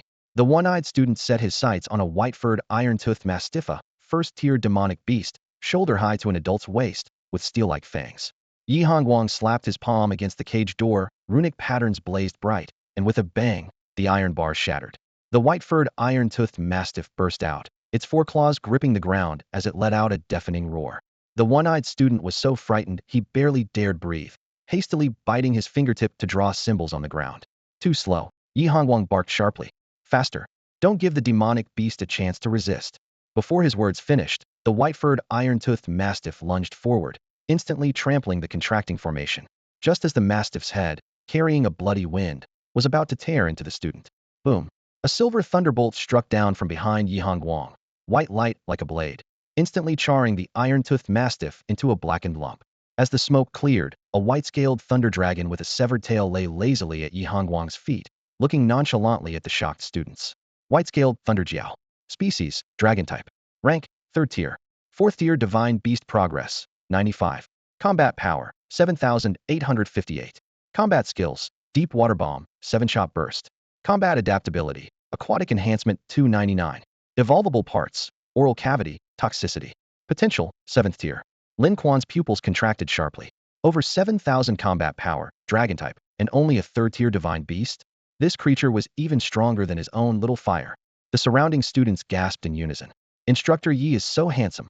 That Jiao looks amazing too. First time I've seen a beast tamer arrive with a Jiao in tow. If it weren't for Instructor Yi, one eye would be dead by now. What a waste." Whispers rippled through the crowd. Yi Hongguang lifted the collapsed one eye with one hand. What's your mental test rating? Level B. Right. You all barely passed on your 5th or 6th attempts with low mental ratings, so naturally your casting time is longer. I forgot about that, me apologies. Yi Hongguang patted the student's shoulder, his tone gentle. Mocking laughter suddenly erupted. 7th uncle, not everyone here is weak. We've got a genius, Yi Xiaobao. Yang Chong sneered sarcastically. That's right, he shrank. The only one in Nandi City. Probably the only one in the entire south. Mai cackled. Gonze squinted. Perfect timing with that second-tier demon beast around. Let the genius practice. Tudo laughed heartily. Second tier isn't worthy, third tier would suit him better. Why not a fourth-tier demon beast? Let him go straight for it. The 5 ringleaders and their cronies burst into raucous laughter. Narrator's note. For a first-tier beast tamer to contract a second-tier demon beast would already be legendary. Rank simply meant slightly stronger mental power, faster casting, and higher divine beast loyalty. That's enough. Su Tang stepped in front of Lin Quan. If you're so capable, do it yourselves instead of taking cheap shots. We all have divine beasts, so wait. So does he. And it's a dragon. Yi Xiaobao added with bitter sarcasm. A dragon? Yi Hongguang's eyes lit up instantly. A first-tier dragon? Bring it out, let me see. In his understanding, dragon species started at 5th tier minimum, and that would be incomplete forms. Intact ones began at 8th tier, with unlucky specimens reaching 9th tier. Left it at home, didn't bring it. Lin Quan replied casually, causing Yi Hongguang's expression to darken slightly. Yi Hongguang pointed toward a nearby creature. Then test your contracting skills on this one. Blood Phantom Wolf Spider. A nightmare among second-tier demon beasts. Its silk carried extreme offensive power, it could create illusions, and its body was as large as a restaurant's round table. Ordinary second-tier beast tamers wouldn't dare approach it without thorough preparation. Su Tang quickly intervened. Instructor Yi, isn't this too difficult for Lin Quan? Yi Xiaobao snorted coldly. Isn't he shrank? He can even raise a dragon. What's there to fear from one blood phantom wolf spider? Su Tang reminded them again. But first-tier beast tamers can only contract one demon beast, remember? Yi Xiaobao was momentarily speechless, then had a sudden inspiration. 7th uncle, I heard divine beasts have something called false separation. Yi Hongguang nodded. Correct. When a divine beast moves more than 10 kilometers from its host, the contract enters a false separation state, allowing contracts with other demon beasts. Did you hear that? Where do you live? Yi Xiaobao asked gleefully. Lin Quan rolled his eyes. I'm staying at your house. I slept with your mom last night, and I still have your mother's scent on me. These words pierced Yi Xiaobao's heart like a sharp blade. He flew into a rage on the spot, and the 3-eyed ice-armored beast beside him became equally agitated, having been burned by Xiaohua earlier. Its wounds hadn't fully healed, with half its skin charred black, creating a pitiful yet comical contrast against its blue-green scales. Yi Xiaodai listened with secret delight. She had never harbored any fondness for Yi Xiaobao's mother. Years ago, when they were driven from the Yi family, Yi Ichio had originally wanted to take them in, but the legitimate wife interfered, leaving them without even enough food to eat. She had held this grudge for years. Come on, come here. Lin Quan beckoned to Yi Xiaobao with his finger. Hit me. Come on. Yi Xiaobao desperately wanted to charge forward, but reason kept him cautious. The more provocative someone was, the more likely it was a trap. Yang Chong, you go. Yes, young master, watch me. Yang Chong responded, his gale demon wolf crouching in preparation. Howling wind elements condensed around it into 7 or 8 palm-sized wind blades, their edges gleaming with cold menace. Yi Hongguang, who had remained silent until now, finally spoke. Student Lin Quan, you should try contracting this blood phantom wolf spider and set an example for your classmates. A pseudo-separation state won't affect divine beasts. As long as the distance returns to the adaptive range, any subsequently contracted demon beasts will automatically separate. Hearing this, Lin Quan turned his attention to the system panel. Lin Quan. Race, human. Level, first tier. Combat power, 258. Combat adaptability, planes. Evolvable parts, head, 5 limbs, neck, fur. Contractable number, 2. Potential, new. His combat power was slowly increasing, clearly synchronized with the growth of his divine beast, Xiaohua. However, the blood phantom wolf spider's appearance made him want to keep his distance. Massive in size, dark red in color, with 8 long legs covered in barbs. Calling it ugly would be generous. Taking it out wouldn't be impressive at all, and it would just take up space. I don't want to contract it. Can I just kill it instead? Ha! Yi Xiaobao burst into laughter. You want to kill a second-tier demon beast without bringing your divine beast? Do you think you're a combat martial master? That's hilarious. The watching students whispered among themselves. A second-tier demon beast, even second-tier combat martial masters have to be careful. How can a beast tamer compare? He has strength talent. How can we compare? Just let him go die. Zhang Dali roared angrily. You trash. If Brother Lin says he can do it, he can do it. If he wasn't confident, would he dare say such a thing? Don't compare yourselves to Brother Lin. Yi Xiaodai frowned slightly, though she disliked Lin Quan. She didn't want him to actually die here. Are you sure you'll be okay? Lin Quan shrugged. Isn't instructor Yi here? If something happens, would instructor Yi just stand by and watch? Yi Hongguang nodded slightly, though his glance at Yi Xiaodai carried hidden displeasure. Her mother had caused chaos in the Yi family years ago, and he had no kind feelings toward this girl either. Then let our student Lin Quan go ahead. We're about to witness something spectacular, Yi Xiaobao said while pulling Yang Chong aside. When he gets distracted, keep your eyes on him. Strike to kill the moment you get a chance. Got it. Yang Chong whispered his agreement, his demon wolf's fangs gleaming coldly. Lin Quan strode forward to the iron cage. Contracting required instant completion. True masters could compress the casting time to within 1 second, and ninth-tier beast tamers were rumored to achieve 0.0001 seconds. Lin Quan had never formally cast since passing his mental test. Xiaohua was a found contract. Given his current level, his casting time would be about 1 minute. Open, he commanded. The cage lock sprang open with a click, and the blood phantom wolf spider nimbly emerged, immediately spitting a web of silk at Lin Quan. Dodge! Lin Quan lowered his stance and suddenly darted sideways, instantly appearing beside Yi Xiaobao. What the hell are you doing here? Yi Xiaobao roared in terror, shoving him forward. Using that momentum, Lin Quan leaped into the air, soaring nearly 10 feet high. Spider silk came rushing with a foul wind, nearly ensnaring Yi Xiaobao. At the critical moment, Yi Hongguang commanded his thunder serpent, and a bolt of lightning severed the silk strand. Damn, he can jump that high from a standstill. Yi Xiaobao cursed, still shaken. Midair, Lin Quan looked up to see the rooftop still 15 feet away and smiled bitterly to himself. A second strand of spider silk shot toward him with a whoosh. He couldn't dodge it outright, the tip was too sticky, one touch meant death. He quickly changed from fist to palm, grabbing the silk about 4 inches below the sticky end and yanking hard. The blood phantom wolf spider, weighing dozens of pounds, swayed from the force. Is this guy a beast tamer or a combat warrior? Could he be dual cultivating? The watching students exclaimed. Bullshit. I looked into it, was just a nobody at 18th high. No way he's dual cultivating. Yi Xiaobao snapped furiously. Su Tang held Yi Xiaodia's hand, noticing her palm was drenched in sweat. You're worried about him too? Didn't you say he was a bastard? Yi Xiaodai bit her lip without answering, sweat beading down her cheek. On the other side of the stands, Zhang Dali bellowed at the top of his lungs. Brother Lin is awesome. Kill that big spider. Tonight at Happy Forest.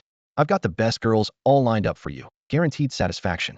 Lin Quan landed as the blood phantom wolf spider closed in, spewing a cloud of pale red toxic mist. Everyone back to the entrance. The mist contains hallucinogens. Yi Hongguang commanded sternly, leading the students out of the contract room. Yi Xiaobao exchanged glances with Yang Chong. Yang Chong pressed against the wall, placing his palm on his gale demon wolf's back. Wind blades around the wolf suddenly multiplied, spinning twice as fast. Lin Quan didn't dare face the toxic mist heat in and retreated several steps, his back hitting the beast cage. The mist startled the creatures inside, and roars erupted one after another. Fortunately, the mist didn't last long, much weaker than when he'd faced the centipede man, and was quickly diluted by the air. But sensing Lin Quan's fear, the blood phantom wolf spider suddenly spewed again, covering a wider area with greater concentration. Watch out, Lin Quan! Su Tang screamed. Yi Hongguang frowned, about to warn him, when his pupils suddenly contracted. Lin Quan was charging straight into the toxic mist. Does he think it's just hallucinogenic? The real poison is deadly. Boom. A muffled explosion erupted from within the mist. Lin Quan's fist smashed into the spider's face, then drove his knee upward, nearly crushing the spider's head into its abdomen. The blood phantom wolf spider was stunned. Was this really a beast tamer? Even combat warriors weren't this brutal. Taking advantage of its daze, Lin Quan grabbed a broom from the corner and thrust it like a spear. Splurt. Venom mixed with dark red blood splattered across the floor. Yi Hongguang's eyes blazed with fury. In all his years teaching, he'd never seen anyone this reckless. Little did he know Lin Quan had swallowed 3 antidote pills beforehand. Just as Lin Quan relaxed slightly, over a dozen wind blades suddenly converged before him, slicing through the air. Shit!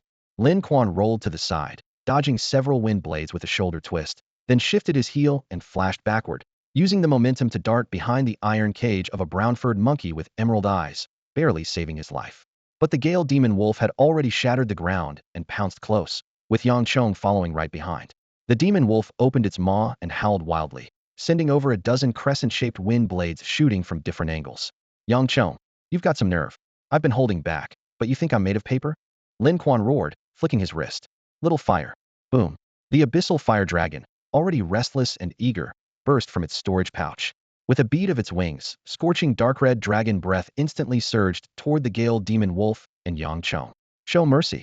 Yi Hongguang's face changed drastically as his white scale Thunder Jiao hurled 7 lightning orbs, exploding into an electric barrier before the dragon breath, but it was still half a beat too slow. Bang! The Gale Demon Wolf was directly roasted into charred jerky by the flame wave, and Yang Chong screamed in agony, half his body covered in burn marks. Only then did the poisonous mist dissipate, allowing everyone to see little fire flapping its wings in midair, Yang Chong barely breathing on the ground, and the demon wolf's charred corpse. The entire hall fell dead silent. Brother Chong. Tudo rushed over and scooped up Yang Chong. Hot, hot, hot. Lin Quan, you actually tried to kill him. I'll finish you. Gonzay's azure wind monkey shrieked at the top of its lungs, whirlwinds swirling with piercing howls. Tudo and Ma-E also summoned their respective divine beasts into combat stance, and the atmosphere instantly became explosive. Instructor Yi, he dared to kill someone. Yi Xiaobao shrieked. This is the contract room. There was no prior agreement to duel. I demand the academy expel him and kick him out. Su Tang smiled coldly. Yang Chong clearly attacked. First, everyone saw it plain as day. Lin Quan was just defending himself. Self-defense. Self-defense that burns a demon wolf to death? At the very least, it's excessive force, right, seventh uncle? Yi Xiaobao seized the opportunity to fan the flames, wishing he could kick Lin Quan out of Sanxing Academy without systematic training. Even the highest talent would be stuck at the 4th tier. Yi Xiaobao, have some shame, will you? Yi Xiaodai finally couldn't hold back. Bitch, what gives you the right to butt in? Don't think sharing the Yi surname means anything after I deal with him. You're next. Just wait to be sold to Qingyi Pavilion as a whore. Yi Xiaobao spewed venom without mercy. Yi Xiaodai turned pale with rage, her body trembling. Want to take me on? Come at me together. Lin Quan stepped closer to Yi Xiaobao, little fire hovering behind him with wings spread, its cold vertical pupils fixed deadly on the crowd. Yi Xiaobao's legs went weak. Didn't you say you didn't bring a divine beast? I forgot. Got a problem with that. Damn it. Seventh uncle, what do we do? Yi Hongguang's face was dark as water, suppressing the shock in his heart as he said flatly, what are you standing around for? Get Yang Chong to the infirmarido, you really want to watch him die. Only then did Yi Xiaobao, along with Ma-E, Tudo, and Gonzay, carry Yang Chong away. Even as they left, he turned back to shout, Seventh uncle, don't let him stay at Sanxing anymore, nothing but trouble. Fool. Yi Hongguang lowered his voice. Shrank mental aptitude, contracted with a fire dragon. Drive him away, and Chifu will snatch him up immediately. You think Nandi City only belongs to the Yi family? I'm just an instructor, I don't have that authority. The dean would never let him leave. Trouble here. Yin Defa hurried over, and after hearing the brief account, he nodded. Yang Chong brought it on himself. Today's lesson is over. Tomorrow morning, gather at the city cemetery for outdoor instruction. Some students are temporarily excused. Wait for notice. Destination Silver, Jiao Mountain. What? Lin Quan's head snapped up. Brother Lin, I tip my hat to you. I've been throwing my weight around for 18 years, but I've never truly respected anyone until now. You're the first. Look, these are all new arrivals at Happy Forest. This one here is a golden canary from the north. Blonde hair, blue eyes, long legs, and a tiny waist. Hee hee, I even had someone remove her scent glands, so she smells sweet. In the VIP room number 1 at Happy Forest, Zhang Dali pointed to the girl standing by the wall. She's a bit, well, you know. Lin Quan made a frame gesture with his fingers and peered through it. This one, what does Brother Lin think? I want that natural body odor you removed the scent glands, so it's not authentic enough. Lin Quan shook his head and sighed. Then, Brother Lin, would you like to try someone from a different race? There are other races? Lin Quan was startled. The Zhang family's business scope was quite extensive indeed. Of course. You didn't know? The wealthy and powerful in South Emperor City have a taste for such things. Zhang Dali slapped his thigh. Hey, how did your Northeast Commerce Association end up down south? Don't we need comprehensive development? The economic center is shifting south. But let me tell you, if we were back in the Northeast, what would a golden canary amount to? And that Yi Xiaobao would be nothing. I could make him drop dead with just a flick of my finger. Zhang Dali boasted, nearly spitting into the food. Lin Quan laughed. Didn't you manage to ask Su Tang out today? Ah, Brother Lin, don't mention it. Just hearing her name breaks my heart. Zhang Dali clutched his chest, pretending to be in pain. Take it slow, what's the rush? Lin Quan offered comfort, then noticed 2 people entering, one with small wings on their back, another dragging a long furry tail behind. Butterfly person and fox person, how about it? Brother Lin, do you have any cat-eared girls? Those are hard to catch. We're seriously short on supply. We only have one back home in the Northeast. Lin Quan waved his hand dismissively. Forget it then, butterflies are all powdery, and foxes are too musky. Just then, both Lin Quan and Zhang Dali received notifications and exchanged glances. Time to head to Silver Dragon Mountain. Brother Lin, how many advancement potions can you brew per day? About 3 to 5 bottles a day. Can I place an order for 20 bottles first? No problem. At the cemetery entrance, Yi Xiaodai remembered that night's events and pulled her school uniform tighter. The wind was strong and her heart felt cold. You should change clothes. You're already in the 3rd life realm, but still wearing a middle school uniform. Lin Quan pulled out 2 outfits from his storage bag and stuffed them into her hands. One was an ancient-style costume with a skirt so short it barely covered her hips, a belly-covering top, and a Beijing opera mask. The other was a flight attendant uniform complete with the Divine Deer Airlines logo and matching hat. What are your intentions? Yi Xiaodai asked suspiciously. Clothes make the man, and a horse needs a good saddle, a beauty needs good attire. I have no ulterior motives, just take them. While Yi Xiaodai hesitated, Su Tang helped put them in her backpack. Young master, your sister won't get involved with Lin Quan, will she? Who the hell is my sister? She's your sister. That bitch. That bastard. That slut. That cheap whore. She reminds me of that old bitch. Good thing she died early, or I would have killed her myself. Yi Xiaobao roughly interrupted Ganzei's words. He, along with Ganzei, Ma Yi, and Tu Do, had all received the notification. Yang Chong was still lying in the hospital, basically ruined. Even if he recovered, he'd be useless for anything. Even moving bricks would be difficult. The two groups stood separately. When Yin Defa and Yi Hongguang arrived, they said directly, perfect, for people on each side. Lin Quan, your group follows Instructor Yi. Yi Xiaobao, your group comes with me. We'll enter the mountain from 2 different directions. Yi Hongguang and Yi Xiaobao left first. Lin Quan asked, Director Yin, isn't it risky to go directly to Silver Dragon Mountain for outdoor training? What have you heard? Yin Defa turned his head, his gaze sweeping between Lin Quan and the other students. Yi Xiaodai, Su Tang, and Zhang Dali all perked up their ears. I heard a 4th-tier Beast King appeared on Silver Dragon Mountain. Wouldn't we be walking into certain death? Zhang Dali's voice trembled. A 4th-tier Beast King? Lin Quan clicked his tongue, recalling the textbook annotation: apex predator among 4th-tier demonic beasts, one capable of defeating 10 ordinary 4th-tier demonic beasts. Zhang Dali waved his hands frantically. Director Yan, my gastritis is acting up. Can I go back first? Yi Xiaodai and Su Tang exchanged glances, both looking pale. Even pushing students to their limits shouldn't be this extreme, right? A group of 1st-tier beast tamers challenging a 4th-tier beast king, wasn't this like moths flying into a flame? Even Lin Quan's heart clenched. A 4th-tier beast king wasn't just incredibly powerful itself, but also commanded all the demonic beasts in its territory. However, Yin Defa remained calm and composed. We'll only operate on the outskirts of Silver Dragon Mountain. Logically, a beast king's territory ranges from weak to strong, from periphery to core. Near the border between Silver Dragon Mountain and Yellow Wind Ridge, there should only be 1st-tier demonic beasts. This explanation didn't provide much comfort, as everyone had the same thought: what if that thing decided to wander outside? Zhang Dali suddenly bent over, clutching his stomach. Oh no, my stomach hurts terribly. I need to take a dump first. Director Yin, don't wait for me. Brother Lin, want to come along? Lin Quan rolled his eyes. You're not a girl, why do you need someone to hold your hand to use the bathroom? Then I'm going first. Zhang Dali bolted away. 10 minutes later, Lin Quan looked at the empty forest path and sighed. Don't wait for him. He's not coming back. Coward. Yin Defa shook his head. Don't follow his example. The group continued forward and reached Yellow Wind Ridge. Yin Defa raised his hand to signal a stop. A few days ago, an adventure team cleared out all the human-faced centipedes on Yellow Wind Ridge, which is why we can pass through safely.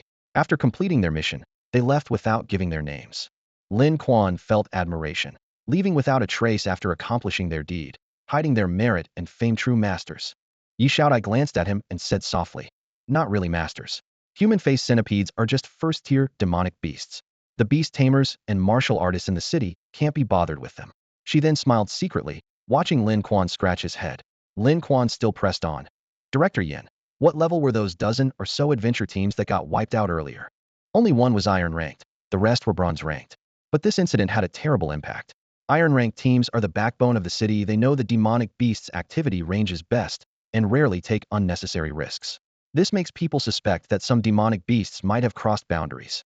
Before he could finish, Yin Defa suddenly grabbed Su Tang. Watch out.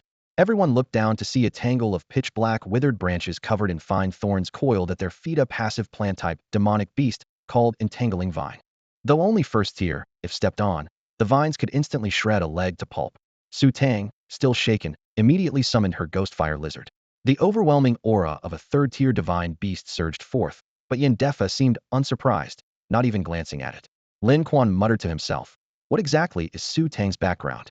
Yi Xiaodia's ahong had been lying on her head the whole time, its ears swaying leisurely. Lin Quan didn't summon Little Fire, but pulled out several carrots and offered them to ahong. Eat up. You'll be even cuter if you gain another 10 pounds. Yi Xiaodai knocked the carrots away. Stop feeding it. Too much water content will give it diarrhea. Lin Quan laughed and scolded. On your head? I knew you had ulterior motives. Just as Yi Xiaodai was about to hold ahong in her arms, rustling sounds suddenly came from ahead. Be alert, it's eyeless red snakes. Yin Defa lowered his voice. These things move in groups. Though they're also first tier, once they latch onto you, they'll burrow into your body and devour all your internal organs. Suddenly, countless eyeless red serpents burst out from the forest. Lin Quan jolted in shock. Damn. There were way too many of them. They practically carpeted the ground like a living rug, and everywhere he looked, red shadows writhed and twisted. There had to be at least 10,000 of them. These snakes were about the size of earthworms, but they could launch themselves into the air using their powerful hind leg muscles, shooting around like springs. What the hell? They could fly too? Watch out, Yin Defa called out sharply, drawing a earth-yellow longsword from behind his back. Hey, you're a beast tamer, not a combat warrior, right? Lin Quan couldn't help but complain. Director Yin, where are your spirit beasts? Yi Xiaodai shouted anxiously. Let me try out my new sword techniques first. Yin Defa's tone was so excited it didn't sound like the usual composed director at all. This isn't the time to test sword techniques. Lin Quan face-bombed. Go, burn them all. Su Tang commanded her ghost fire lizard to charge forward. The creature was the size of a small elephant, thundering across the ground with heavy steps. She sucked on her lollipop without a trace of nervousness. They're just first-tier demon beast swats there to be afraid of. Yi Xiaodai also had a Hong bristle up and prepare for battle. But Lin Quan retreated to the back of the group, a glint of wariness flashing in his eyes. Something was off. Yin Defa was up to something. This so-called outdoor teaching trip had been suspicious from the start. Even if Silver Dragon Mountain was just the outskirts, it made no sense to bring a group of first-tier beast tamers here just days after school started. What exactly was Yin Defa trying to accomplish? Was he targeting Lin Quan or Yi Xiaodai? Yin Defa's sword light flashed and danced, indeed cutting down quite a few red serpents. But even more snakes kept crawling up from behind like a tide, seemingly endless. Hey, where's your fire dragon? Su Tang shouted urgently. Wait a moment. Lin Quan grabbed her by the collar and dragged her to his side, just as several red serpents landed with a splat where she had been standing. That was close. Su Tang gasped, urging her ghost fire lizard to go full power. However, with Yin Defa surrounded by red serpents, the ghost fire lizard didn't dare breathe fire for fear of burning him too. A third-tier demon beast was actually helpless against first-tier ones? Ahong, dodge quickly. Yi Xiaodai cried out in alarm as she saw several red serpents spring up and lunge toward Ahong. With a flap of its rabid ears, Ahong knocked down several of them, but one still managed to burrow into its ear. In the blink of an eye, Ahong rolled over and collapsed. As Yi Xiaodai rushed forward, Lin Quan was even faster, sprinting over to embrace Ahong while spinning around and summoning little fire. A blast of flames swept through, instantly charring dozens of leaping red serpents. Spray down the mountain didn't leave a single one alive. Never mind Yin Defa. Lin Quan whispered his orders, grabbing the serpent trying to burrow into Ahong's ear, yanking it out forcefully and slamming it to the ground before crushing it to pulp under his foot. Hold on to it and fall back. Yin Defa retreated to the edge of the flames. Little fire's residual flames scattered about, burning the red serpents at his feet to pieces. But eyeless red serpents continued streaming up from down the mountain, moving faster and faster. They're here to claim territory, Yin Defa panted. After the human-faced centipedes in this area died out, there was a power vacuum. Before he could finish speaking, a figure came charging up from down the mountain. A serpent-human hybrid. Lin Quan exclaimed in shock. The creature's lower half seamlessly merged with an eyeless red serpent. Its eyes rolled back, white, utterly grotesque. Just as I suspected, Yin Defa gritted his teeth.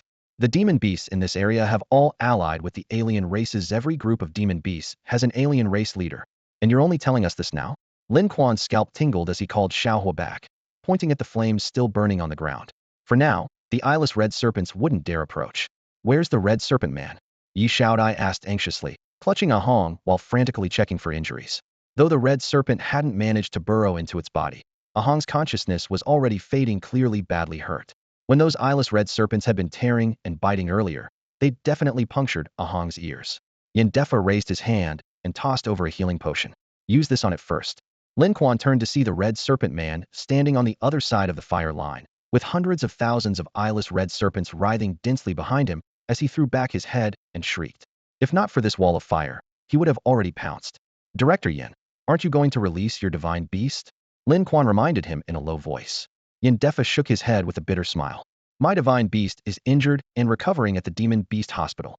I thought this trip would be safe. Sigh, it was my oversight. Lin Quan raised an eyebrow, finding it hard to tell if this was true. What beast tamer would dare enter the yellow wind ridge of Silver Dragon Mountain empty-handed? Don't worry, I have my ghost fire lizard, and you have your abyssal fire dragon. Su Tang patted her chest confidently, looking completely assured. But Lin Quan couldn't relax at all. The ghost fire lizard was hungrily devouring snake corpses, flames dancing on its purple-black tongue as a fishy stench filled the air. The red serpent man seemed completely enraged by this scene, his body constantly bouncing as his eyes filled with bloodshot veins. Oh no! The thought had barely flashed through Lin Quan's mind when the red serpent man suddenly leaped, jumping over 10 meters to clear the firewall and charged straight at Yi Xiaodai. Xiaodai! Lin Quan grabbed her arm, dragging her and Xiaohua as they rushed toward a nearby stone cave. Why are you running? Where's your fire dragon? Yin Defa roared from behind. The moment the red serpent man landed, Su Tang frantically called to her ghost fire lizard, but the creature was too busy feasting to pay any attention to commands. You idiot, go help Xiaodai. Su Tang grabbed the ghost fire lizard's tail and pulled with all her might, but with her limited strength, she couldn't budge it. The red serpent man followed close behind into the stone cave. Cold wind howled at the cave entrance, and the pitch-black tunnel was riddled with dried rock crevices. Only then did Lin Quan release Yi Xiaodia's arm, lowering his voice. Don't talk, just lie down first. Lie down for what? So I can get things done. Lin Quan grinned, and Yi Xiaodai was so startled by his expression that she instinctively kicked at him. Hey, don't move. Lin Quan pointed toward the cave wall. Yi Xiaodai looked around, and her face instantly turned deathly pale. The stone walls were covered with human-faced centipedes that had lost their antennae, hanging in all directions with grotesque faces and an aura of death. This was the very cave where Lin Quan had previously encountered Lin Yupan. If you lie among these centipedes, the red serpent man won't be able to tell who you are, Lin Quan explained softly. What about you? I'm going to have a chat with him. With that, he leaped up and landed in front of the red serpent man near the cave entrance. Wait. Lin Quan raised his hand. You're from another race, you can understand human speech, right?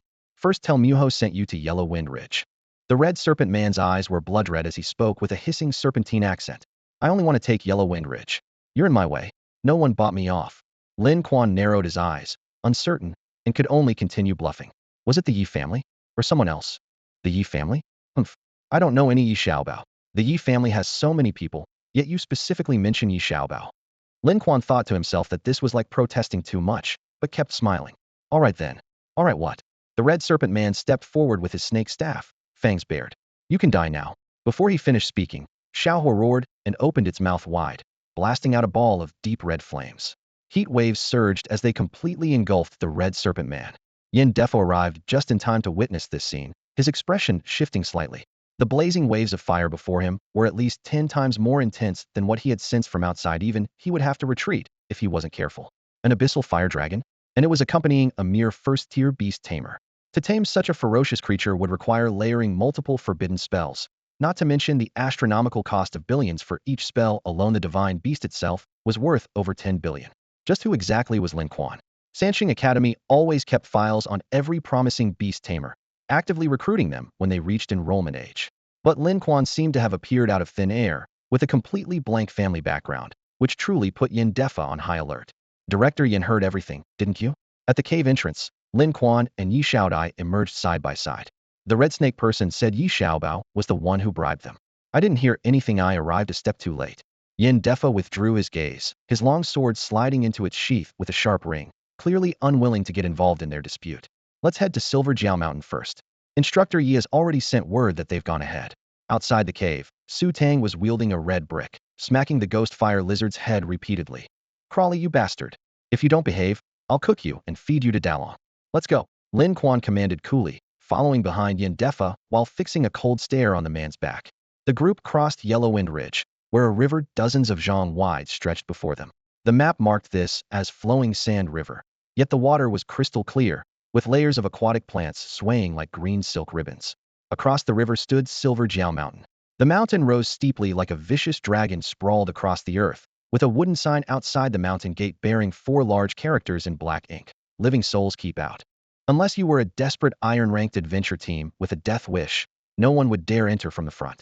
According to their plan, their operational area was limited to the space between Flowing Sand River and the mountain's base. They absolutely could not venture a single step further. How do we cross the river? Yi Xiaodai asked quietly. Ahong, the little rabbit in her arms, was in stable condition, finally allowing her to relax. There's a ferryman. Yin Defa's lips curved slightly as he whistled. A black-bottomed boat cut through the water toward them. At the stern, a silver-haired old man slowly worked the oars. Beside him, a little girl with twin buns was carefully sorting vegetables, her feet surrounded by piles of green stems. Teacher Yin has arrived. Board the boat. The old man's voice was hoarse. The 4 climbed aboard one by one. As soon as the boat left shore, the old man spoke in a tone that seemed both casual and deliberate. Last time I ferried over a dozen people across, but only 3 came back. I hope you have better luck than they did. The chilling words made Lin Quan involuntarily suck in a sharp breath clearly. Those adventure teams from before had used this same ferryman. The old man noticed his concern and smiled, his face creasing with wrinkles. Don't be afraid, boy. They were recklessly bold, charging straight into the mountain's depths. Of course they died. You're just students, wandering around the mountain's base. Nothing serious will happen. The oars stirred up tiny ripples, and the atmosphere relaxed slightly when the little girl's crisp voice piped up. Big sister, your rabbit is so cute. Can I pet it? It's injured right now, so it can't be disturbed. Yi Xiaodai instinctively held a hong tighter. These radish heart grass stems are perfect for treating external injuries. Let it eat a few and it'll be bouncing around immediately. The little girl grabbed a handful of green stems and offered them. Yi Xiaodai was skeptical but still gently passed a hong over. After eating a dozen or so vegetable stems, the little rabbit was indeed immediately lively and energetic. Lin Quan couldn't help but chuckle softly. Director Yan's healing potion isn't as effective as this little girl's vegetable stems. Radish heart grass only grows in the deep waters of flowing sand rivers middle section. It's quite precious, not ordinary vegetables at all. Yin Defo explained. Su Tang tilted her head toward Lin Quan. Lin Quan, aren't you an experienced alchemist? Don't you recognize radish heart grass? Lin Quan straightened his face and said, of course I know Luoxin grass. I was just testing Director Yin. Yin Defa snorted through his nostrils, muttering to himself. This kid is pretending to be some senior alchemist again? Su Tang's chubby palm was already extended in front of Lin Quan. Then where's your certificate? Let me see it. Yi Xiaodai beside them couldn't help but turn around, equally skeptical about Lin Quan's identity. Lin Quan shrugged. When traveling, how could I possibly carry my senior alchemist certificate with me? If I lost it, getting a replacement would be such a hassle. That makes sense. Su Tang awkwardly withdrew her hand and turned to look across the shore. Hey, Instructor Yi and the others got there first. At that moment, Yi Xiaobao by the campfire and grill on the opposite shore also spotted the 4 people in the small boat. Damn it, damn fool. The Red Snake people took my 100,000 alliance coins and still let them pass through Huangfeng Ridge alive. His angry curses made the flames leap higher. Tu Do patted his chest with both hands. Don't worry, if they could pass Huangfeng Ridge, Silver Jiao Mountain won't let him walk out alive. Bah, just you 3 losers? Yi Xiaobao turned his head impatiently. 7th uncle, what do you think we should do? Yi Hongguang picked up a steaming grilled fish oil dripping from his fingertips as he spoke coldly. A few blind red snakes plus 1 red snake person couldn't stop Yin Defa. He's a 4th-tier beast tamer, right? I almost forgot about him. Yi Xiaobao slapped his forehead in frustration. 7th uncle, didn't you say Yin Defa also took money from our family? Yi Hongguang slowly tore off a piece of fish meat. Holiday gifts and seasonal presents, when has he ever been left out? The 3 Lives 7 Blessings Academy is useful in the city after all. However, he won't kill Lin Quan for you. Yi Xiaobao gritted his teeth. But if we don't kill him, how can his dragon be separated? How can I tame it? Ever since his own 3-eyed ice-armored beast was severely injured, he had been coveting Lin Quan's abyssal fire dragon. I've discussed this with your father. Yi Hongguang put down the fish bones. Even if you kill the host, you still can't contract it. First trap the dragon, then figure out a way. What about Lin Quan? And that bitch? They all have to die. Yi Hongguang tapped his toe, and broken stones flew up from the ground as a stone gargoyle roared into existentia, rare ghost-type divine beast. Besides this, he also had the white-scale Thunder Jiao, and the aura of his second divine beast made the campfire tremble. The small boat reached the shore. Lin Quan jumped onto the wet riverbank and waved at Yi Hongguang. Instructor Yi, weren't you supposed to take the back route? Splitting up isn't as good as staying together. Strength in number Suez circled around to the front. Yi Hongguang replied. Where's Zhang Dali? He had something to do and went back early. Coward. Yi Xiaobao sneered, his gaze falling on Yi Xiaodai. Why didn't you go back too, you bitch? Yi Xiaodia's face turned ashen. She hugged Ah Hong tightly and kept her head down, picking snacks with Su Tang, ignoring him. Su Tang, like a magician, pulled out spicy strips, pork floss bread, little raccoon crispy noodles, caviar, and even a bottle of Lao Gan Ma from her storage bag. Lin Quan squatted by the barbecue grill and directly grabbed a whole grilled fish, tearing into it with big bites. Tu Do frowned. That's ours. I can't eat it. Want to fight? Lin Quan glared at him. Yi Xiaobao's momentum deflated. If you want to eat, you should at least ask first, right? Ask you? What are you, some kind of big shot? Lin Quan scoffed. This remark ignited the fury of Tu Do and his 2 companions, and they stood up abruptly. A gentleman can be killed but not humiliated, then should I just kill you all? Lin Quan sneered coldly. People have bottom lines. Do you count as people? A bunch of animals, scum, Yi Xiaobao's lapdogs who make a living by licking his leg hair. Yu Tu Do clenched his fists. But Lin Quan gave a thumbs up to Yi Hongguang. Instructor Yi, your cooking skills are really excellent. If you quit your job to run a barbecue stand, you'd definitely make a fortune daily. Yi Hongguang smiled lightly. I can live comfortably without working. But since we're at the foot of Silver Jiao Mountain, I'm worried about accidents, so I specially invited some people to protect us. What people? The Black Snake Adventure Group. Lin Quan clapped his hands and exclaimed, impressive. The Yi family really lives up to its reputation, even bringing out their family's adventure group. After his loud praise, he added, I heard the leader of the Black Snake Adventure Group is a fourth-tier beast master, quite renowned even in South Emperor City.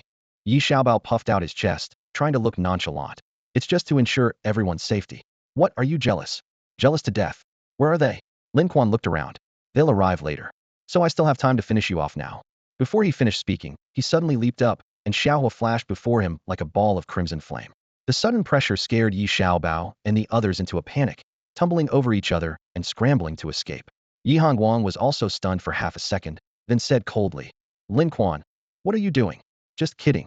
Lin Quan recalled Xiaohua and shrugged. Look how terrified these guys are. Hey, we're classmates. How can we fight? Yi Xiaobao wiped away cold sweat. Playing like this could scare someone to death. Ganzei, Tudou, and the third person were also frantically wiping sweat from their foreheads. Yi Hongguang's gaze fell on Xiaohua flapping its wings in the air, his eyes full of jealousy. By tonight, it won't belong to you anymore. Night fell. We have to spend the night? Director Yin, you should have told us earlier. I didn't even bring makeup remover. Su Tang rubbed her round face and complained quietly. Tang Tang, it's just one night, bear with it. Yi Xiaodai, barefaced, was still breathtakingly beautiful. Lin Quan finished an entire grilled fish and chose a large rock more than 10 meters away from everyone to lie down, gazing at the starry sky. His parents had their accident near this area. 13 years had passed, and he still couldn't forget. His sister wanted to investigate? What could she possibly find out? So unreliable. In the camp, Xiaohua circled around Su Tang, who handed it a spicy strip. It immediately flapped its wings like a turkey, completely shameless. Deep into the night, all was quiet. Lin Quan quietly woke Su Tang and Yi Xiaodai. Don't sleep. We're leaving now. Where to? Yi Xiaodai asked groggily. Are you really stupid or pretending? Once the Black Snake people arrive, do we still have a way out? Aren't they here to protect us? Protect my ass. They're here to kill us. Lin Quan dragged the two from their sleeping bags and noticed Yi Xiaodai was still wearing her school uniform. Why didn't you change into those two outfits? You want to see? Dream on. Yi Xiaodai glared at him. Looking at Su Tang, she wore dog pajamas complete with a hood and long ears, looking utterly adorable. The three crept to the riverside. Su Tang whispered, Instructor Yi and Yi Xiaobao are in cahoots? Director Yin wouldn't be complicit too, would he? At least he won't help us. Lin Quan shook his head.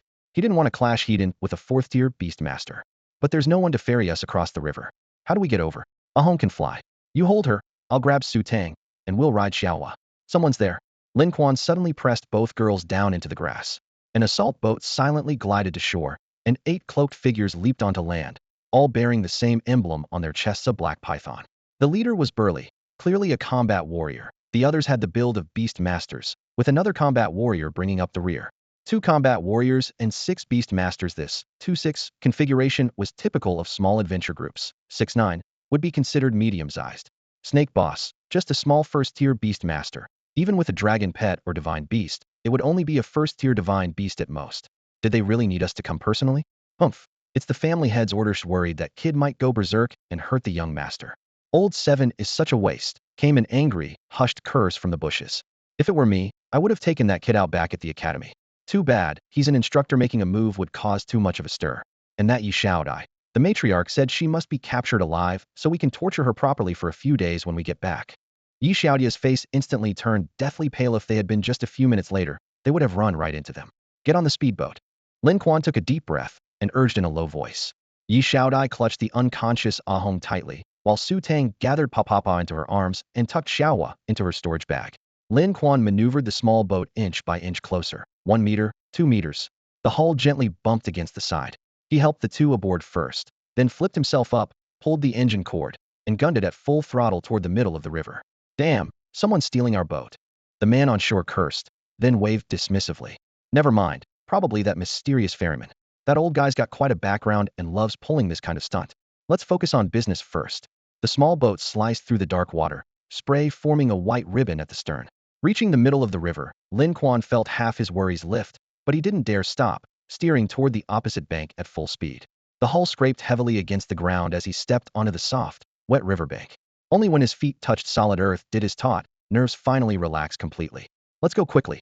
While they haven't noticed, we'll head back to the city first. Before he could finish, he stumbled and nearly fell.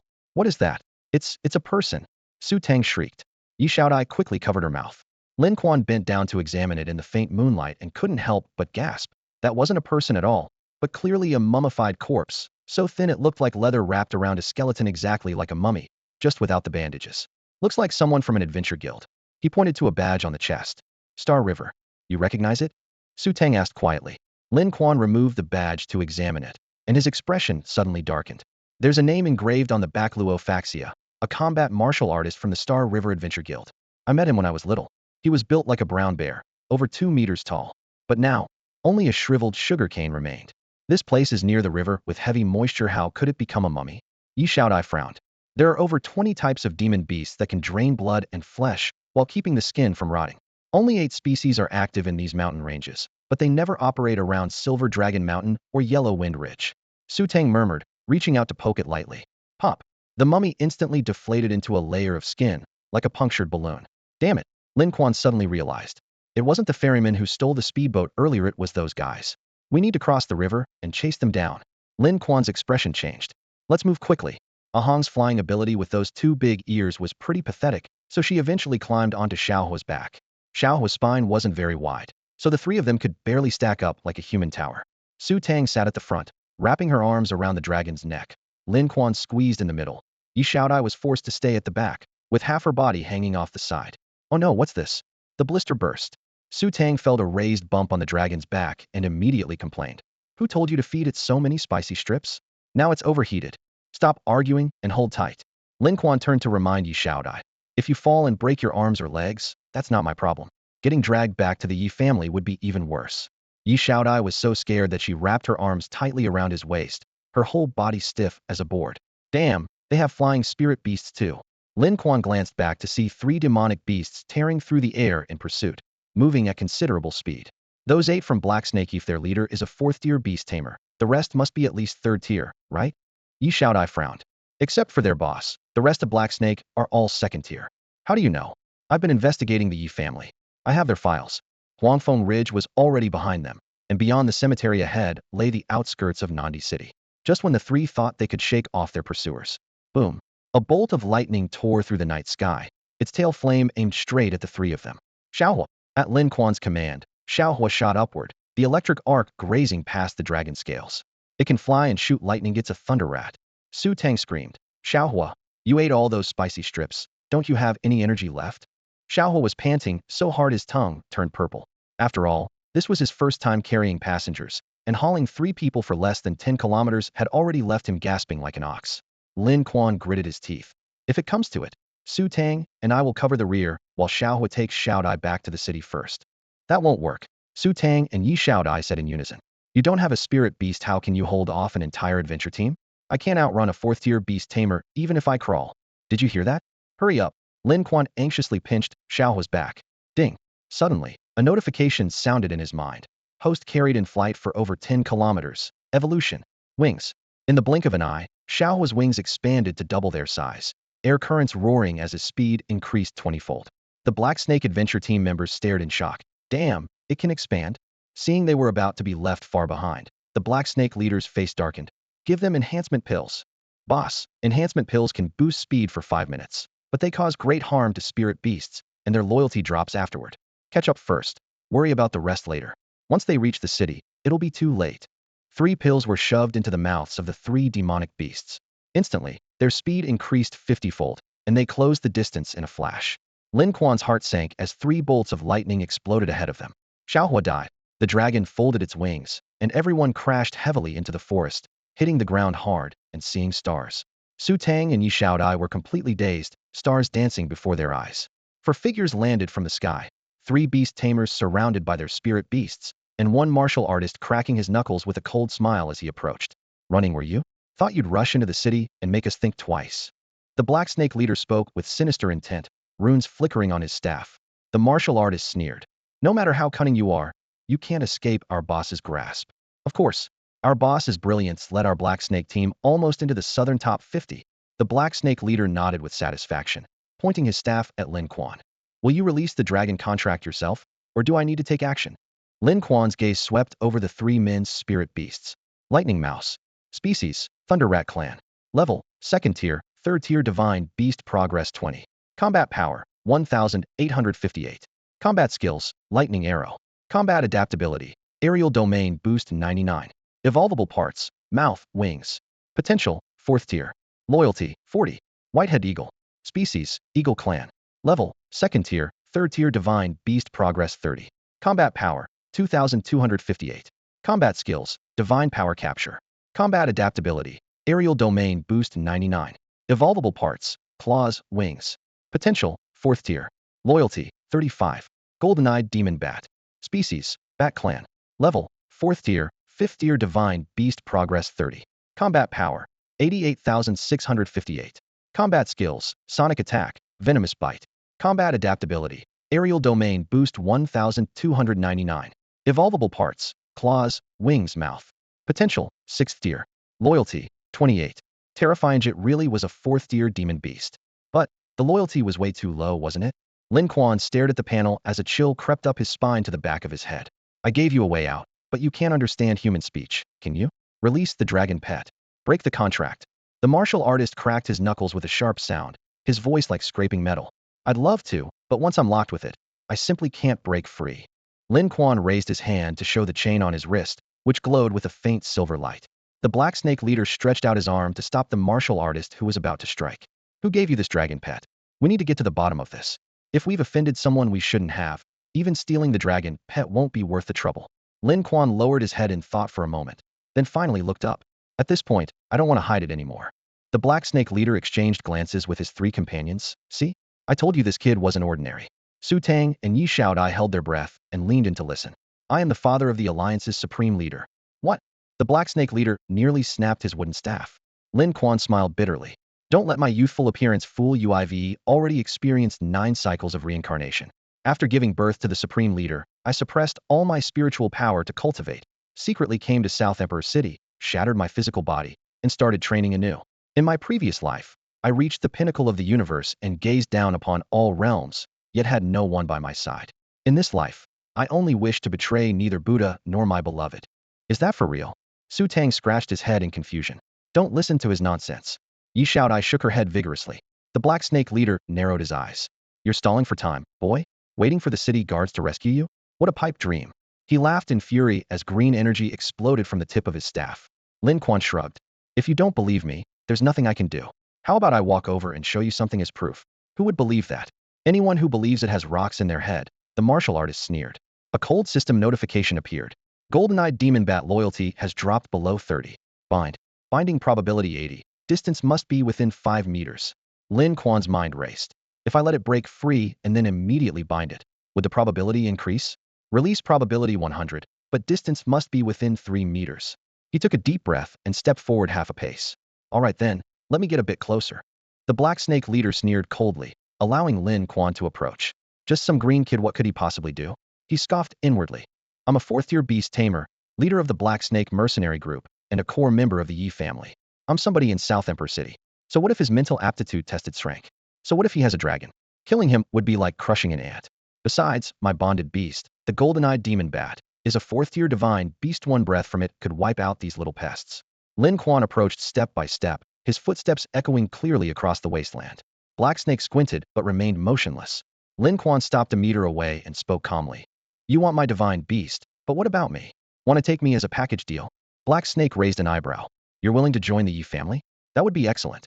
The nearby Yi family retainers nodded to each other. Lin Quan was exceptionally talented, a prize that all the major families were competing for. If not for his conflicts with Yi Xiaobao and his stubborn protection of Yi Shaodai, the Yi family would have sent recruiters long ago. Lin Quan dropped another bombshell. Not just making give you this dragon too. As his words landed, Su Tang's face changed dramatically, and she gasped. This is bad. Yi Xiaodia's eyes lost their light. Had he finally given in? In South Emperor City, who could stand against the Yi family except the city lord's mansion? The Black Snake leader threw back his head and laughed, his subordinates echoing with approval. Boss Snake showed up personally, so he finally submitted. Right, Boss Snake settles everything with one move.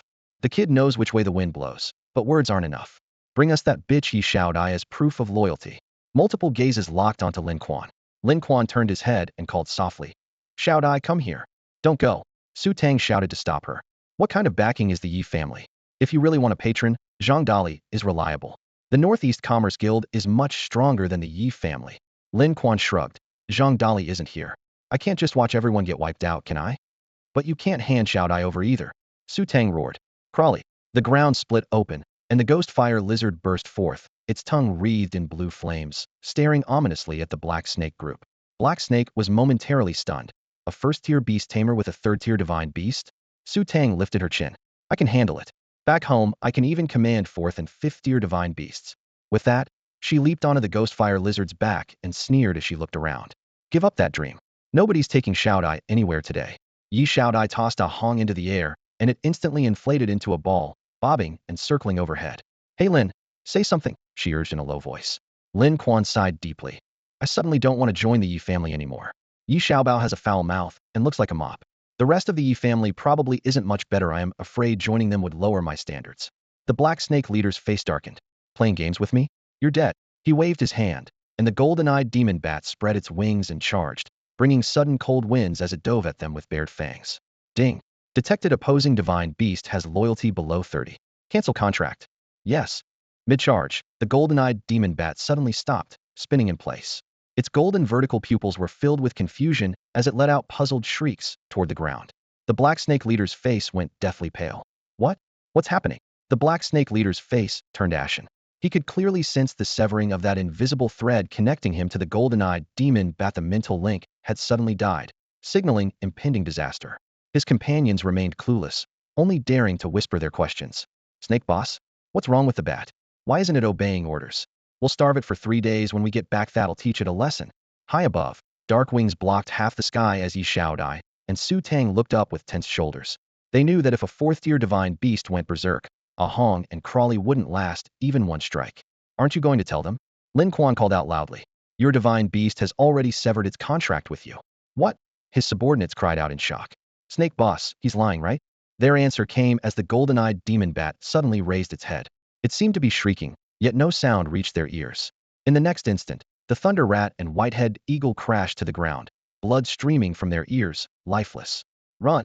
The Black Snake leader's heart shattered with terror as he turned and fled towards Silver Dragon Mountain. Only by reuniting with his main forces would he have any chance of survival. Sonic attack. Lin Quan's expression darkened as he dragged Yi Xiaodai and Su Tang away quickly. Don't come closer. Run. The Black Snake leader pressed his hands desperately over his ears, stumbling forward in his sprint.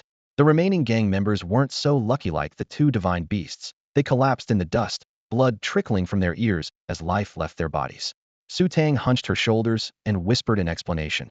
After breaking contracts, divine beasts often turn on their former masters, probably because they weren't treated well during the contract period. I've seen it happen several times. I see. Lin Quan's mind raced. Fourth-tier divine beasts have crystal cores inside them, essential for pill refining and impossible to find on the market. That old guy probably has more than just this one, right? Yi Xiaodai nodded. Normally they keep 2 or 3 as backup. Instructor Yi does the same. Let's follow them. If we can pick up some bargains, why not? He casually stored the thunder rat and whitehead eagle corpses in his storage ring. Just these 2 bodies could fetch hundreds of thousands from Brother Liu. Ahead, despite his age, the Black Snake leader ran with surprising speed, whether from daily morning jogs or because the golden-eyed demon bat was deliberately slowing its hunt. The chase continued all the way to the banks of Quicksand River. Damn bat, how did I ever wrong you that you dare bite back? Fine, then you die. Along the way, he tried several times to re-establish the contract, but the talismans exploded and spiritual energy scattered uselessly. With his life on the line, he finally steeled his resolve. Come out. With a heavy thud, a round, drum-like golden giant toad landed before him, croaking as its golden scales glittered in the sunlight. From a distance, Lin Quan immediately read its data.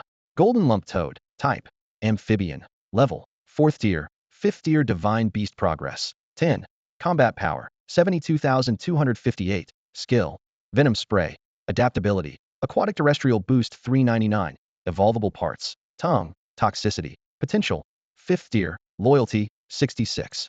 He raised an eyebrow and murmured, this old man's divine beasts all have pretty low loyalty. Attack. Kill that bat for me. The golden toad spat directly at the golden-eyed demon bat. Thick green venom shot through the air, but the bat flapped its wings fiercely and darted sideways over 10 meters, the poison barely grazing its feathers as it whistled past. The moment it landed, the bat bared its razor-sharp fangs and let out a deafening roar at the ground. Sound waves rippled outward like a tide. The golden toad's entire body trembled, its bulging belly quivering wildly. Yet unlike the whitehead vulture nearby that was bleeding from its ears and collapsed on the spot, it remained standing. 4th tier Divine Beast versus 4th tier Divine Beast. Their defenses were evenly matched, but when Air Force fought ground troops, there was a natural advantage from above. Who do you think will win? Best if they both lose, Su Tang muttered under her breath, watching the aerial battle. Yi Xiaodia's eyes flashed as she suddenly fixed her gaze on Lin Quan. Did you break the contract? Lin Quan smiled mockingly. You really are sharp as ice and snow. Su Tang gasped. How did you do that? My secret technique, a closely guarded mystery, Lin Quan said mysteriously. Both women's eyes filled with shock. This was way too sinister. The situation in the arena suddenly shifted. The golden toad tensed its hind legs and shot into the sky like a projectile, reaching over 20 meters high. Did this guy install springs in his back legs? Everyone instinctively looked up.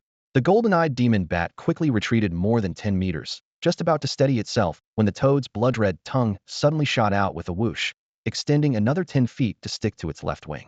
The tongue snapped back, dragging the bat crashing to the ground. Air Force down became reality in an instant. Bang! Before even hitting the ground, the toad opened its mouth and spewed green poisonous mist again. The golden-eyed demon bat rolled to dodge, then bit back with its fangs, clamping down on the toad's thick chin. In agony, the golden toad rolled all over the ground while the bat flapped its bone wings, slapping its face repeatedly. Take that!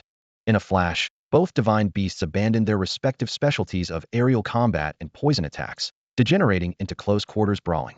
The Black Snake leader watched with heartache. These were his only two 4th-tier treasures. Fighting like this, even if the golden toad survived, it would need major repairs. It's definitely that Lin kid's doing. Don't know what evil methods he used to make the bat break its contract. The Black Snake leader's eyes blazed with fury. If I catch him, I'll kill him for sure. Just as this thought arose, the battle reached its brutal climax. Bang! With a muffled sound, the golden toad's belly suddenly exploded, green fluid splattering everywhere. It turned out that when it tried to swallow the golden-eyed demon bat, the latter frantically activated its biting skills, gnawing through the toad's belly from the inside. However, the poison also engulfed the bat, and within moments, both divine beasts perished. Truly mutual destruction. My God! The Black Snake leader's heart felt like it was being cut by knives, nearly bringing him to tears. But before his grief could subside, an iron fist slammed into his face, the tremendous force knocking him over and sending him crashing heavily to the ground. Seeing stars. I'll kill you. Seeing that Lin Quan was the one who struck, he desperately tried to get up, only to be stomped back down by Lin Quan's foot, his chest feeling tight. Xiaodai, come slap his face. Lin Quan turned his head to give the order. Huh? Yi Xiaodai was stunned. Didn't they want to capture you alive and take you back to the Yi family for that old witch to torture you? Don't you want to vent? Lin Quan reminded her. That's right, Xiaodai, go slap him. Su Tang also encouraged. The Black Snake leader was furious beyond words. You played me with your schemes and tricks fine. I lost and I accept it, but you're letting this bitch. Slap. Yi Xiaodai swung her arm in a full arc and delivered a solid slap across his face. You bitch, how dare you hit me? Do you know who I am? Oh. Another slap followed, this time to the right cheek after the left, leaving the old bastard's entire face swollen. Lin Quan withdrew his hand, his knuckles stinging, but his gaze remained ice cold. Ahong, your turn. Ahong pounced forward, her sharp claws raking 3 bloody gashes across the old man's face as crimson trickled down his wrinkles. You little beasts, do you know who the Yi family? Don't try to scare me with the Yi family. I wasn't raised on fear. Lin Quan cut him off coldly, pressing his foot heavily against the back of the man's head. Say one more word, and I'll snap your neck right now, then dump your corpse in flowing sand river. Who would know it was me? The Black Snake leader was both shocked and furious, his voice trembling. You. How can someone so young be so ruthless? Don't you respect your elders? Don't you have grandparents at home? Where are your parents? My parents died long ago. Lin Quan kicked upward with his foot, and the old man's eyes rolled back as he fainted on the spot. Little fire leaped to the corpse at his command, its fangs piercing the neck. Within moments, it extracted 2 crystal cores, one glowing green, the other gleaming gold. Su Tang had mentioned the value of crystal cores before, and Lin Quan suddenly remembered. Only 3rd-tier and above demon beasts and divine beasts could produce such things, with a market price of at least 5 million each. 2 cores meant at least 10 million. He weighed them in his hand and nodded with satisfaction. Good quality. I'll take them. A muffled exclamation came from behind. Everyone turned to see Crawley let out a burp. The entire corpse had disappeared into its belly. Lin Quan didn't know whether to laugh or cry. How does it eat everything? Su Tang puffed out her round cheeks. It hasn't eaten all night. It was starving. Better to eat it than throw it in the river. Once it digests everything, no one can trace anything. She patted Crawley's head. Oh my, are you still not full? Want to finish off that toad too? Only half of the poison frog remained on the ground, and the bat had been gnawed to pieces by little fire. Ahong's stomach also rumbled twice, but seeing the creature's dark, toxic-looking flesh, It shook its large ears like windmills and firmly stepped back. It wouldn't eat anything poisonous. After a moment of silence, Yi Shaodai suggested quietly, "Should we go back?" "Lin bro." Zhang Dali's shout suddenly echoed from the shore. The three thought they were hearing things, but turning around, they saw him waving his arms by the river. Lin Quan raised an eyebrow. "Didn't you run away?" Zhang Dali waved his hands frantically. "How could I? Me, desert in battle? I really had an emergency irritable bowel syndrome. I get the urge whenever I'm nervous." "Stop right there." Yi Shaodai frowned, signaling him to spare them the details. Zhang Dali scratched his six-eared pink cat under the chin and lowered his voice. "I arrived late and didn't dare look for Director Yin, so I thought I'd find you guys first. But I discovered they all withdrew in the middle of the night, leaving only a few empty tents. There are several strangers' corpses on the other side of the river. Scared me to death." "Corpses?" Lin Quan's eye sharpened. "On the other side?" Since Zhang Dali didn't recognize them, they couldn't be Yin Defa or Yi Hongwang's people. Who could they be? Zhang Dali gritted his teeth. "Lin bro, let's just go back." "No, let's go take a look." He whistled, and over a dozen people emerged from the bushes carrying an assault boat. The middle-aged leader wore tight-fitting clothes that showed off his bulging muscles, clearly a combat martial artist. He clasped his hands in salute. "Master Lin, young ladies, young master, please board." It turned out Zhang Dali had quietly called for backup during the day. Su Tang pulled Yi Shaodai along. "Let's go. Yi Hongwang and his people are gone. What's there to fear?" They were from the Black Serpent Adventure Group. As Lin Quan crouched beside the corpse, he immediately recognized the badge still hanging on the chest. But the person was dead here, while the divine beast's body was nowhere to be found. Who else shared his enthusiasm for corpse scavenging? "Young master, look, this collapsed area seems deliberately excavated, with force marks resembling those of a second-tier strength-type divine beast." The middle-aged man bent down to examine it, then brushed away the fallen leaves on the ground. "These leaves are all covered with thin ice, likely left behind by an ice frost-type demonic beast. Dali, your bodyguard is quite capable." Lin Quan joked. Zhang Dali laughed as he introduced him. "His surname is Jian. I call him Old Jian. His full name is Jian Wei." Lin Quan's eyes lit up. "You don't happen to use twin halberds, do you?" "I know a thing or two." Jian Wei's voice was deep and low. "What's going on?" Zhang Dali came over, still confused. When Yi Shaodai poked her head out of the tent. "Lin Quan, there's a note here." The ink on the note was still wet. "Circumstances have changed, entering the mountains ahead of schedule. If any followers see this message, please return to the city and notify the Dean of Sanqing Academy, requesting the Academy's adventure group to come for support." Who wrote this? Lin Quan glanced at it, and Su Tang and Yi Shaodai both shook their heads, clearly unable to recognize the handwriting. A subtle rustling sound suddenly reached his ears. Lin Quan jerked his head up to see a row of purple vines hanging from the cliff face, swaying gently, as if they had come alive. "Everyone be careful," he shouted. "Blood-devouring ghost vine. Type, plant-based. Level, second tier, 10 progress toward third tier demonic beast. Combat power, 1885. Skill, powerful binding. Combat adaptability, none. Evolvable parts, entire body. Potential, fourth tier. Whoosh. Dozens of vine tendrils suddenly straightened like spears piercing through the air. Su Tang and Zhang Dali, being farther away, immediately fled to an even greater distance. Lin Quan grabbed Yi Shaodai and rolled several times, shielding her beneath him as he felt several vines sweep past his back, sending chills straight through his spine. "Ahong!" Yi Shaodai called out, tugging on Ahong's rabbit leg. She slipped out from Lin Quan's embrace and leaped into the air with her beast companion, flashing to a distant spot. Lin Quan grabbed a handful of broken stones from the ground and hurled them at the vines. They clattered loudly but felt like striking iron plates. Just as he was about to have Xiaohua breathe fire, more vines burst from underground, spiraling together as they twisted toward him. "Old Dian!" Dian Wei roared, his form rolling like a wheel as he lunged forward, delivering a powerful punch to the vines. Explosive thrust punch. Crack. The vine snapped in half. He reached back into the soil, unafraid of the thorns, grasping the vine root and attempting to uproot the entire plant. "So this is a combat martial master?" Lin Quan thought in amazement, but seized the opportunity to shout, "Xiaohua! Burn the hell out of it!" Roar. Xiaohua opened its mouth, unleashing a blazing red flame that spread like a blanket. Any vine touched by the fire tongue instantly turned to ash. The others stared in stunned silence. This was their first direct witness to the might of a Dragon Clan divine beast. Even Dian Wei couldn't help but glance over, his expression complex. Ding. Host 2 weak. Does not meet balance requirements. Forced body enhancement initiated. A surge of scorching heat rose from his dantian, instantly enveloping Lin Quan's entire body, burning so intensely that flames seemed to dance in his eyes. Ding.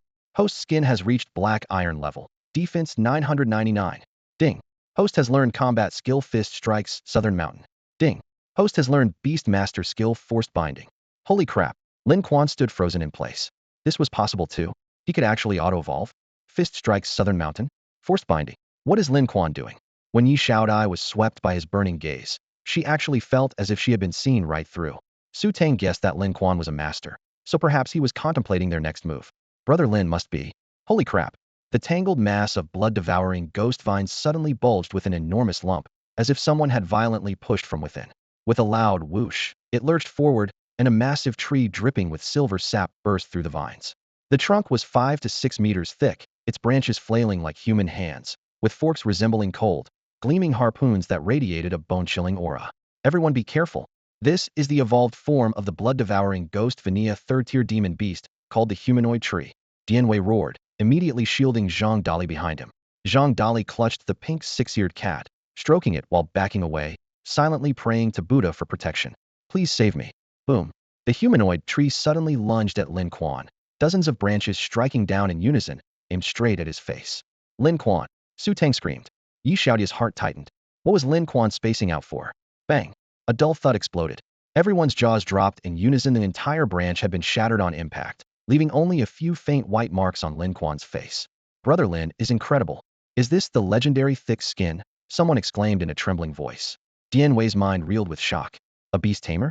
Even a third-tier combat warrior wouldn't dare take a humanoid tree's attack with their face. Su Tang gasped. Could it be that Lin Quan practices the legendary face-hardening divine art? Nonsense. There's no such art. Yi Xiaodai finally breathed a sigh of relief, spitting softly in disdain. The humanoid tree was also stunned. It was confident that strike could gouge grooves in titanium alloy plates. Yet this human didn't even have a scratch. Lin Quan leisurely touched his face. Don't hit people in the face. You came right at me with a slap, feeling pretty smug, are you? The white marks felt slightly cool, and he actually found it rather comfortable. So this is black iron level defense. A third-tier demon beast's attack is just this much. Provoked, the humanoid tree erupted in fury, its branches thrashing wildly, instantly carving thumb-thick grooves in the ground. But to Lin Quan, it was mere child's play. He stepped forward and gripped the trunk with 5 fingers. Fist strikes the Southern Mountain. Boom. His fist thundered into the trunk, wood chips flying everywhere as a deep hole appeared. The air seemed to be sucked away as everyone gasped. No summoned divine beast. Not even a trace of flame, just a direct punch. The humanoid tree looked down at the hole punched through what would be its chest area, convulsed in agony, then crashed to the ground. Lin Quan crouched and reached into the tree hollow, pulling out a warm, deep brown wooden object. It's not a demon beast crystal corites, a tree heart. This was unique to humanoid trees, a premium material for crafting various potions. Su Tang rode her crawler overexcitedly. Lin Quan, you're also a combat warrior? Beast tamer, master alchemist, and now combat warrior too? This isn't genius, this is genius times 800. Lin Quan showed a modest smile. Sorry, I hid this from you all. I've actually been secretly practicing some combat warrior skills. He pocketed the tree heart and looked up at everyone. If we're going into the mountains, I still need something. What? Money. Lin Quan borrowed 5 million from Zhang Dali. While the iron pot was still set up in the camp, he carefully arranged the pieces of material he had cut from the tree core, then pulled out various rare auxiliary materials from his storage bag and dumped them all into the pot. Ahong and the 6-eared pink cat were both second-tier divine beasts, while Papa had already reached the 3rd tier. Although further advancement seemed unlikely, enhancing their key attributes would make exploring the ruins much safer. When Lin Quan explained his plan, Yi Xiaodai immediately asked, does it cost money? Free of charge. We're comrades who've faced life and death together, Lin Quan replied without hesitation. Only then did Yi Xiaodai breathe a sigh of relief. She couldn't even scrape together 1,000. Zhang Dali waved his hand dismissively. Money's no problem, I'll cover it. As long as Brother Lin can help the team, that's all that matters. The pot heated up, and the diverse materials bubbled and steamed in the hot mixture. Lin Quan occasionally wielded the large ladle, scraping away the residue stuck to the bottom. 2 spoonfuls of salt, too much makes it salty. Add sugar before serving to enhance freshness. 1 spoonful of soy sauce for flavor, dark soy for color. MSG goes in just before finishing. Oyster sauce is essential, plus some fermented bean curd for the complete flavor profile. Zhang Dali swallowed hard, staring in bewilderment. Brother Lin, how is this any different from cooking? Governing a great nation is like cooking a small fish. Haven't you heard that saying? Alchemy follows the same principle. Mixing ingredients together looks simple, but one wrong seasoning step and the whole pot becomes deadly poison. Zhang Dali shuddered. Then you'd better keep a close eye on it, Brother Lin. Don't worry, Lin Quan assured him. Yi Xiaodai rolled her eyes from the sidelines, always putting on mysterious airs. Rich aromas swirled like clouds above the campsite, making everyone's mouth water. But remembering what was floating inside, They all quietly swallowed their saliva fortunately. This was for the divine beasts, not humans. Done. Anyone have bowls? Bring them over. I've got some. Zhang Dali's attendant brought out over a dozen bowls. Lin Quan first poured a bottle of evolution potion into each bowl, then ladled in a spoonful of the thick medicinal paste. 3 bowls for Ahong, 3 for Papa, 2 for the kitty. The moment the bowls were handed over, Ahong tilted back its head and downed all 3 in huge gulps. Within seconds, its eyes seemed coated with an oily sheen, turning brilliantly black, while its front teeth shot out nearly double in length, almost touching its chin. Its entire coat shimmered with an even deeper crimson glow. 10,000 needle blood strike. Yi Shaodai commanded. Ahong leaped over 10 meters away, fur bristling. Thousands of rabbit hairs shot out like slender javelins into the ground, each one boring a small hole. Su Tang pressed down on the ghost fire lizard's head. Hurry up and drink. Papa gulped down the 3 bowls, and within seconds, its limbs suddenly doubled in thickness.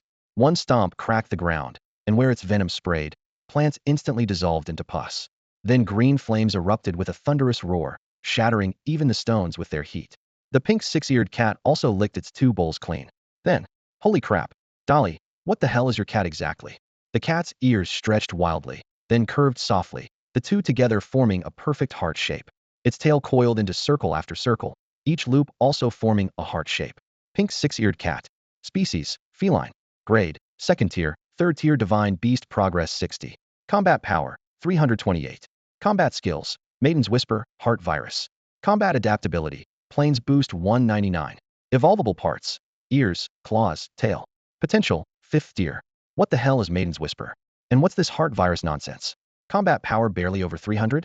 This is supposed to be a divine beast. Zhang Dali scooped the pink 6-eared cat into his arms and showered it with kisses. You're absolutely adorable. The kitten let out a soft meow and blew a stream of heart-shaped bubbles, then pressed its paw pads together to form a tiny heart gesture toward everyone. Ah, you little monster. Su Tang squealed as she lunged forward, snatching the kitten to squeeze its fluffy cheeks. Cute, right? Want to play with it? Next time I ask you out, you better say yes. She looked up at Zhang Dali with a playful wink. Lin Quan shook his head and walked away. Unrequited love at its finest. Su Tang clearly wasn't interested in Zhang Dali. Meanwhile, Yi Shaodai was gently rubbing Ahong's ears, whispering softly, rest for now. We'll head into the mountains at dawn. They'd been up most of the night, leaving only an hour or 2 for sleep. Dian Wei directed the Zhang family servants to set up the tents again, arranged for sentries, then sat by the river with his blade, staring intently at the water's surface. Zhang Dali wandered over. Old Jian, something in the river? This river once had a 5th-tier beast king. Someone ripped out its heart and hung the corpse on the shore. Dian Wei's voice was low and gravelly. After that, legends started spreading about a 5th-tier martial arts master who ferries people across with his granddaughter. Zhang Dali's eyes lit up. If we actually meet them, maybe he'd take me as a disciple. You can keep dreaming. I'm getting some sleep. Dian Wei didn't even turn around. At the first hint of dawn, Zhang Dali kicked Lin Quan awake. Let's go? Into the mountains. Dian Wei hadn't slept a wink, but still looked energetic. Zhang Dali munched on dried rations, grinning like an idiot. Had the best dream last night, me and Su Tang. Haha, going at it. Lin Quan frowned. I don't get it. We went to a costume party, and she dressed up as a squad leader. What are you 2 babbling about? Dian Wei cut them off. We've got a situation here. Old Scar found blood traces.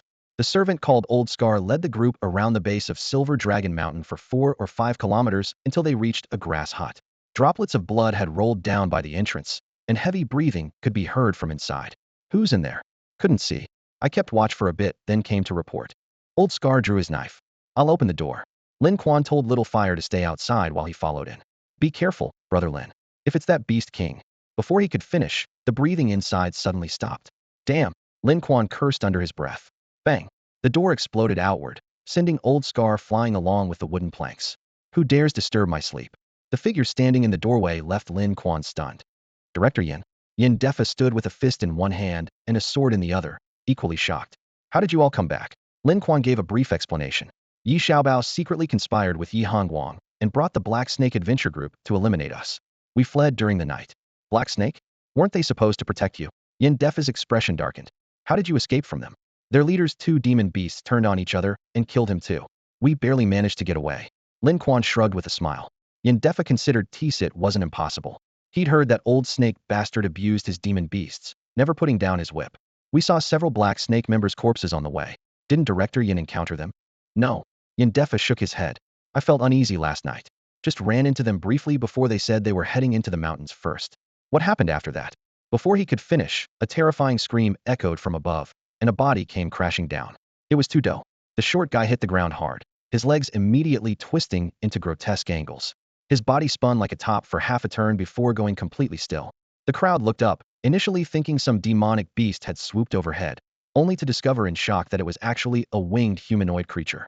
Gray-brown feathers beat against the air currents, but its head was utterly incompatible with its human body, a sharp, hooked beak, piercing golden eyes, though it still retained human limbs. Eagleman, a foreign race. Yin Defa's heart sank as his fingers tightened around his sword hilt, drawing in a sharp breath. He should never have listened to Yi Hongguang's terrible idea to bring the preparatory class on this outdoor training exercise. That guy had ulterior motives, planning to use this field training to eliminate Lin Quan and Yi Xiaodai. Yin Defa had originally thought he could just turn a blind eye, but he never expected Yi Hongguang to even bring in people from Black Snake. Absolutely ruthless. His own divine beast was still hospitalized, and he had wanted to take this opportunity to scout out that fourth-tier beast king in the mountains. With his secretly learned combat master skills, he thought it wouldn't be a big problem once he discovered its whereabouts. He could return with his divine beast and claim the credit. But now, encountering an eagleman was completely beyond his contingency plans. Eaglemen excelled at high-altitude flight with extreme speed. Their usual tactic was to grab prey and carry it skyward before releasing it. No matter how high your cultivation, you'd still be killed by the fall. Tudo's gruesome fate lay right at their feet, and Yin Defa knew clearly that these few children couldn't possibly stop such a creature.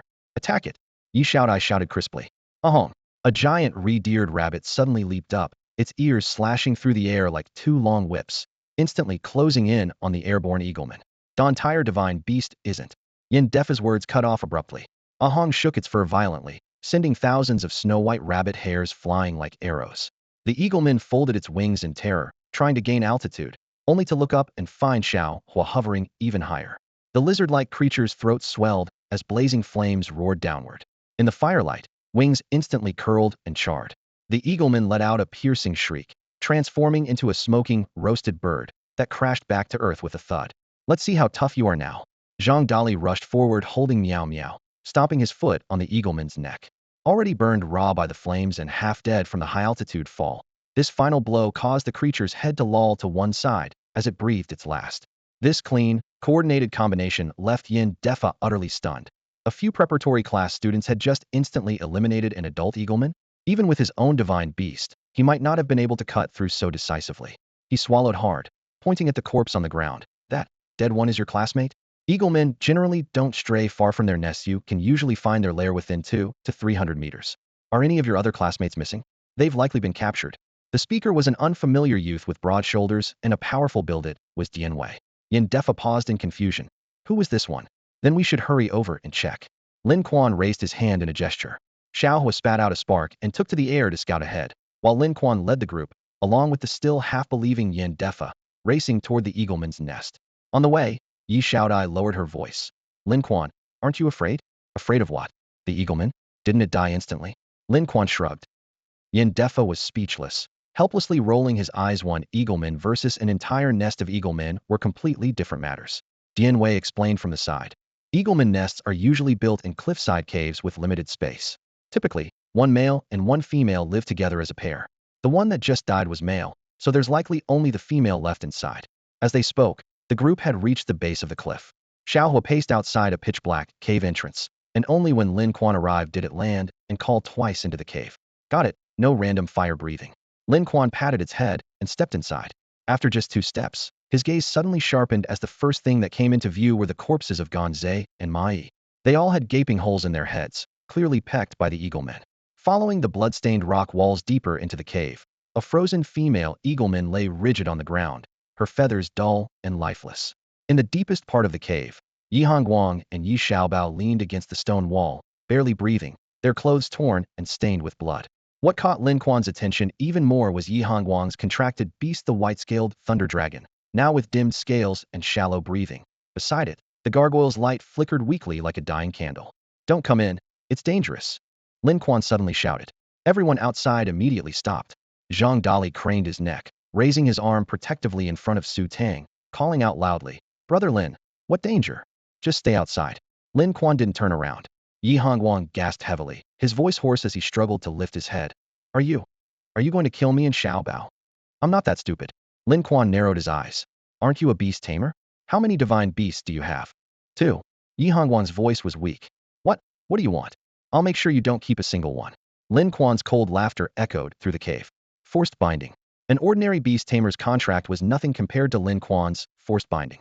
As long as demonic or divine beasts were critically wounded, he could forcibly subdue them even if they were 3 levels above him. Though he could only carry 2 beasts at a time, he had no intention of keeping the white-scaled thunder dragon, just wanted to sell it for a good price. With a flash of lightning, the white-scaled thunder dragon shuddered once before being absorbed into his storage pouch. The gargoyle wasn't so lucky. Lin Quan struck it with his fist, directly shattering its soul form as its light went out completely. What did you do? You bastard. Before Yi Hongwan could finish, he screamed in agony. Hearing the commotion, Yin Defa shouted, "Oh no," and rushed into the cave, but he was still a step too late. He saw Lin Quan stomp on Yi Hongwan's legs, deforming them both as the man rolled on the ground clutching his limbs. Lin Quan, did you do this? Yin Defa roared. He broke them himself, nothing to do with me. Lin Quan shrugged. He was already like this when I came in. What a pity he hadn't managed to stomp on Yi Xiaobao's legs. Director Yin, it was him. He broke my legs. I'm going to report this to the Diana. Just as Yi Hongwang held out his complaint, Lin Quan stepped on him again. Oops, it's too dark in here. Accidentally stepped on instructor Ye's leg again. Sorry. Lin Quan smiled as he crouched down. Let me press on your wound to help with the medicine. You animal. Yi Hongwang cursed through his pain. Only then did Yi Xiaobao wake up from the commotion, shrinking back into the corner in terror. How? How is it him? Am I not dead? Am I dreaming? Student Xiaobao, finally found you. That wasn't easy. Lin Quan grabbed his shoulder, making him scream, Don't pinch me. My shoulder's about to break. All right, Lin Quan, get out. Yin Defa was sweating profusely. If this continued, these two would be tortured to death. I'll leave it to Director Yin then. Lin Quan dusted off his hands and stood to leave, but suddenly froze while facing the wall. Why aren't you leaving yet? Yin Defa growled. On the wall surface, a line of text carved with something sharp caught Lin Quan's eye. Our deaths are connected to Yi Qian. The handwriting was familiar. It was Lin Changjiang's. When Lin Changjiang died, Lin Quan was still young, but he had kept the mission logs of the Star River Adventure team and had read them hundreds of times. He knew his father's handwriting better than anyone. Yin Defa watched him warily. You're not thinking of killing Yi Hongguang and Yi Xiaobao right in front of me, are you? Lin Quan remained silent, reaching out to gently erase the line of text before turning and quickly leaving the cave. We have to get Instructor Yi and Yi Xiaobao back to the city. The outdoor training ends here. Yin Defa efficiently hoisted both men onto his left and right shoulders, his heels clicking urgently against the gravel of the riverbank. Yi Hongguang hadn't lost consciousness yet, his neck stiffly craned toward Lin Quan, his eyes seething with venomous hatred to third-tier divine beasts, one destroyed and one captured, his trump cards nearly exhausted. If not for his damaged meridians, he would have lunged forward to tear Lin Quan apart. Zhang Dali scratched his messy hair, tentatively probing in a low voice. You're all going back to the city too.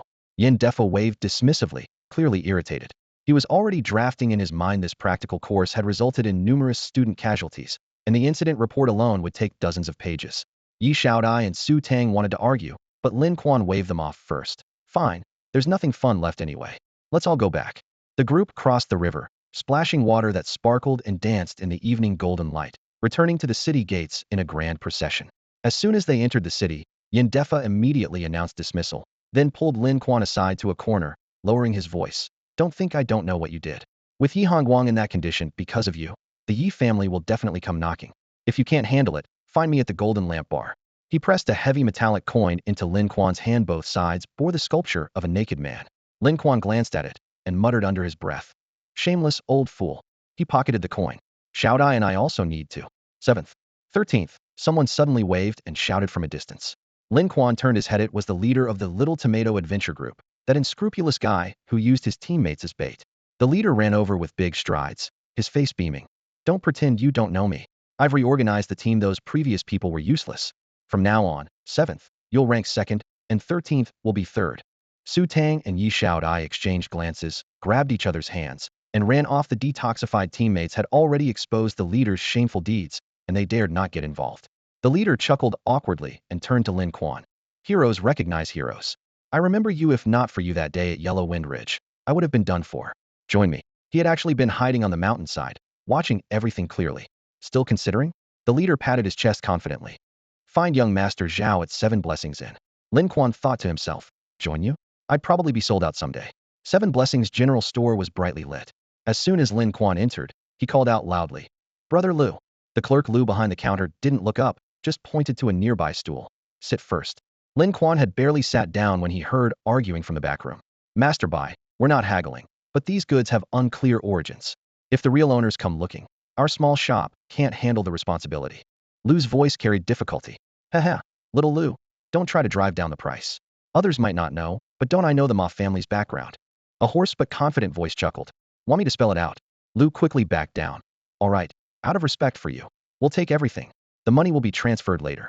After the transaction, the master Bai turned and came out. Only then did Lin Quan see clearly it was the old ferryman from Flowing Sand River. His back was hunched, but his steps were light and quick. You're here to sell things too? Lin Quan asked casually, making some pocket money. The old ferryman walked out unhurriedly.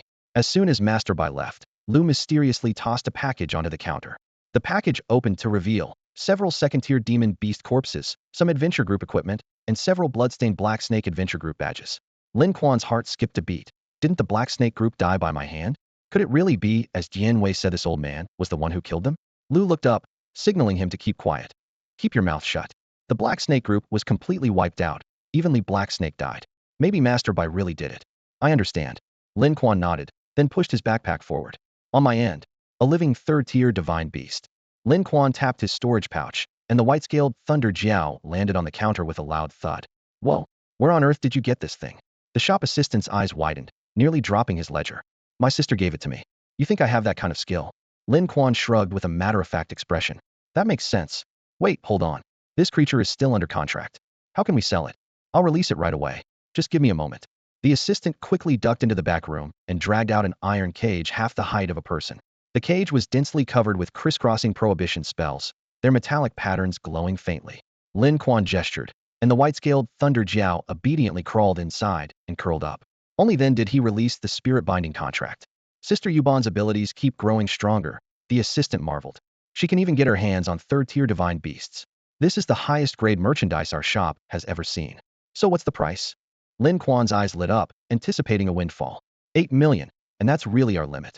Deal. Lin Quan nodded readily, then pulled out 2 golden crystal cores the size of infant fists from his storage pouch. I also have 2 fourth-tier demon beast cores. The assistant nearly bent the cage door crooked. Holy crap. Did Sister Yuban raid an entire mid-tier demon beast lair? The golden toad's crystal core was placed on the left side of the counter, while the golden-eyed demon bat's core was set on the right, perfectly weighing down the account book. Manager Ma emerged upon hearing the commotion, frowning as he glanced over everything. Your sister really told you to sell all this? Absolutely certain, Manager Ma. Where else would I get these if not from my sister? Manager Ma stroked his beard thoughtfully for a moment. 6 million each. That's a bit ruthless, isn't it? Take it or leave it. I'll take it. I'll sell everything. Just like that, 2 fourth-tier demon beast crystal cores plus 1 living third-tier white-scaled Thunder Jiao netted him exactly 20 million spirit coins. Lin Quan immediately felt like he was walking on air, his face practically glowing. Not far from the shop, a young lady in a short skirt passed by. He mustered his courage and stopped her. Look at my account balance, see so many zeros. How about adding me on Momo? The young lady rolled her eyes at him and walked away without looking back. A small firefox's head suddenly poked out from his storage pouch, giggling with amusement. What are you laughing at? Lin Quan pushed it back down. When your master loses face, you should be ashamed too. We rise and fall together, understand? Get back in there. Before he finished speaking, a black lacquered carriage creaked to a stop in front of him. The curtain lifted, revealing a cold, stern face. Master Yi requests that young Master Lin visit the Yi family. Which Master Yi? Master Yi Qian. Lin Quan raised an eyebrow. Oh really? Are we that close? Did he make an appointment? Don't you know how heavy my course load is? Tell him to contact my secretary first. The cold-faced man's knuckles cracked ominously. Yi Qian, head of one of Nandi City's 2 great families, requests to meet you. And you want an appointment? Planning to kidnap a top student from Sanxing Academy in broad daylight. Lin Quan sneered. Aren't you afraid the city guard will arrest you? Your mouth is really foul, the man said, suppressing his anger. Mind your own business. If you're that bored, go back and advise Yi Qian to properly manage his precious son first. At the mention of Yi Xiaobao, the cold-faced man's expression darkened further. Yi Hongguang and Yi Xiaobao had been taken in by the Yi family as soon as they entered the city, and the latter had embellished the story dramatically, which led to the Yi family sending someone now. Where is 7th young master's divine beast? I put it in a juicer and fed it to the dogs. Lin Quan spread his hands. You. The man's veins bulged. That was a third-tier divine beast, and a rare dragon type at that. The Yi family paid a fortune for it back then. Next time you want to find me, make an appointment first. The man gritted his teeth. Who's your secretary? Lin Quan blinked with a half-smile. Yi Xiaodai. Bang! Lin Quan slammed his fist onto the desk, causing the heavy solid wood surface to tremble slightly, and a thin crack even appeared at the corner. This is going to be difficult, he muttered under his breath, his gaze dark and brooding. The Yi family's power in Nandi City loomed like a towering mountain. A single stomp of their foot could stir up storms. His parents' deaths were undoubtedly connected to the Yi family, and this blood debt could not be settled rashly. Outwitting must come before outfighting. Supreme art of war is to subdue the enemy without fighting. When he had returned home earlier, the entire place had been turned upside down, with drawers overturned and scraps of paper and clothing scattered across the floor. Lin Quan didn't need to think twice to know that Yi family spies had been searching for clues. Nandi City was crawling with their informants, so pinpointing his home's location was perfectly reasonable. But what troubled him even more was, why hasn't my sister come home for 3 days? Could something have happened to her? If his sister had truly been captured by the Yi family, he would absolutely risk everything in a desperate fight. Moreover, the words his father had left before dying only mentioned Yi Yiqian, but didn't directly write killed by Yi Yiqian, as if there were hidden implications. This mystery was something he couldn't unravel for the time being. Why don't you have any drinks at home? Su Tang complained as she pulled open the refrigerator door. Cold air rushed out, revealing neatly arranged boiled chicken breast, several boxes of whole grain rice, and a row of plain water bottles. I've been building muscle and cutting fat lately, so I've given up sugar, Lin Quan said, closing the refrigerator door. Let me see the results, Su Tang said, her eyes sparkling with interest. He grabbed the hem of his tank top and lifted it slightly, instantly revealing his taut abs and chest muscles with clearly defined lines. Su Tang unceremoniously reached out and pressed them a couple of times, her soft little hands forming a stark contrast with his rock-hard muscles. Xiaodai, you should feel this toots so firm, she exclaimed. Yi Xiaodai sat cross-legged in the corner of the sofa like a monk in meditation, her face cold. I'm not touching anything. All right then, Su Tang shrugged, then got straight to the point. I brought Xiaodai here to ask you, Master Lin, for an advancement potion. Evolution potions can only enhance a single body part, but for overall evolution, we need the advancement potion you have. Yi Xiaodai hadn't wanted to come originally, but Su Tang had dragged her along, leaving her no choice but to hastily take a shower and rush over without even having time to change clothes. Her hair was still not completely dry, with tiny water droplets sliding down the side of her neck. You're just a first-tier beast tamer, yet having a third-tier divine beast as your companion is already a miracle. And now you want to advance Crawley to the 4th tier? Lin Quan remained non-committal, his gaze sweeping toward the giant turtle and fire fox that were playing with little fire. The two spirit beasts were chasing and bumping into each other in the living room, making banging sounds and even shaking the sofa. I have a way. I just need you to advance Crawley by 1 more tier. If you want payment, just name your price. Su Tang said earnestly, but Lin Quan shook his head. The risk is too great. I can't agree to it. I'll bear the risk myself. I'm afraid it would ruin my reputation, he interrupted flatly. The living room fell silent for a moment. Yi Xiaodai stood up and said coldly, I told you he wouldn't help easily. Let's go, Crawley. Su Tang called out, and the giant turtle reluctantly stopped playing and followed them as they left. After the door closed, Lin Quan's thoughts drifted back again. Sis, what on earth are you up to? Yi Yiqian's face flushed with rage as he swept his hand across the table, sending the porcelain cup crashing to the floor. White ceramic shards scattered everywhere, and tea dripped steadily from the table's edge. Master, please calm yourself, said the middle-aged noblewoman beside him, her arms crossed and her voice cold as steel. I heard that boy has been getting close to that when she Xiaodai. He's probably been bewitched by her and is standing up for her. She glanced at Yi Yiqian with a sneer. That slut looks just like her mother 7 or 8 parts alike. They're both foxes to the bone, seductive through and through. What young man could resist? Just like you back in the day. Yi Yiqian coughed awkwardly, his expression uncomfortable. The past is the past. Why bring it up now? Why can't I bring it up? The noblewoman's voice turned sharp and piercing. If you hadn't been unable to control yourself back then, would we be in this mess today? Would Xiaobao be so badly injured? She had only 2 sons, one in the capital, and the other was Yi Xiaobao, the apple of her eye. What should have been an ordinary field trip, with Yi Hongguang personally supervising and even hiring the Black Snake Adventure Group for protection, had ended in complete disaster. We must settle the score for Hongguang and Xiaobao. The noblewoman spoke through gritted teeth. Black Snake's death might not have been that kid's doing, but Lin Quan definitely struck Hongguang while he was down. To say he could single-handedly wipe out the Black Snake Adventure Group? Ridiculous. The thought of the Black Snake Adventure Group made Yi Yiqian's chest ache. Maintaining an iron-ranked adventure group cost a fortune, and now not a single member had survived. It was unbelievable. What did Hongguang say again, he recalled. His gargoyle was slaughtered, and his white-scaled black dragon's contract was forcibly severed. Is this really something a normal teenager could accomplish? The noblewoman's voice rose to a shriek. I don't care. You must give this family justice. Make Lin Quan pay with blood.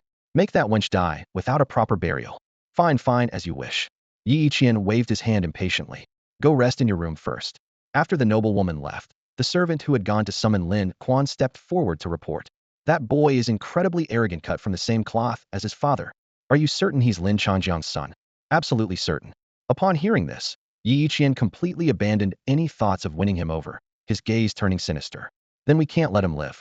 If he learns about what happened back then and grows stronger over the next few years, he'll become a serious threat. What are your orders, big brother?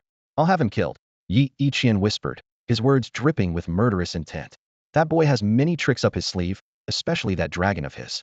Fifth brother, personally take several combat masters with you. Don't give him a chance to summon his divine beast, kill him on sight. Yes. Fifth brother clasped his fists and turned to leave. Yi Qian suddenly called him back. First, go to Xiaodia's house and tell her to leave the city to avoid trouble. Give her this money and tell her I've wronged her these past years, but I had no choice. Understood, big brother. Before he could finish speaking, the mansion's alarm bells suddenly rang out, their piercing sound sweeping through the corridors like a fierce wind.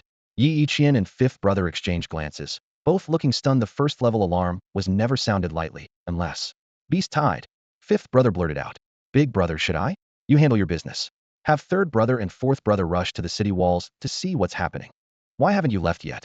Lin Quan was carrying a boxed meal he'd just bought from the supermarket when he reached the narrow stairwell of his apartment building and ran straight into Yi Xiaodai. His heart skipped a beat. Could she have been secretly in love with him all along?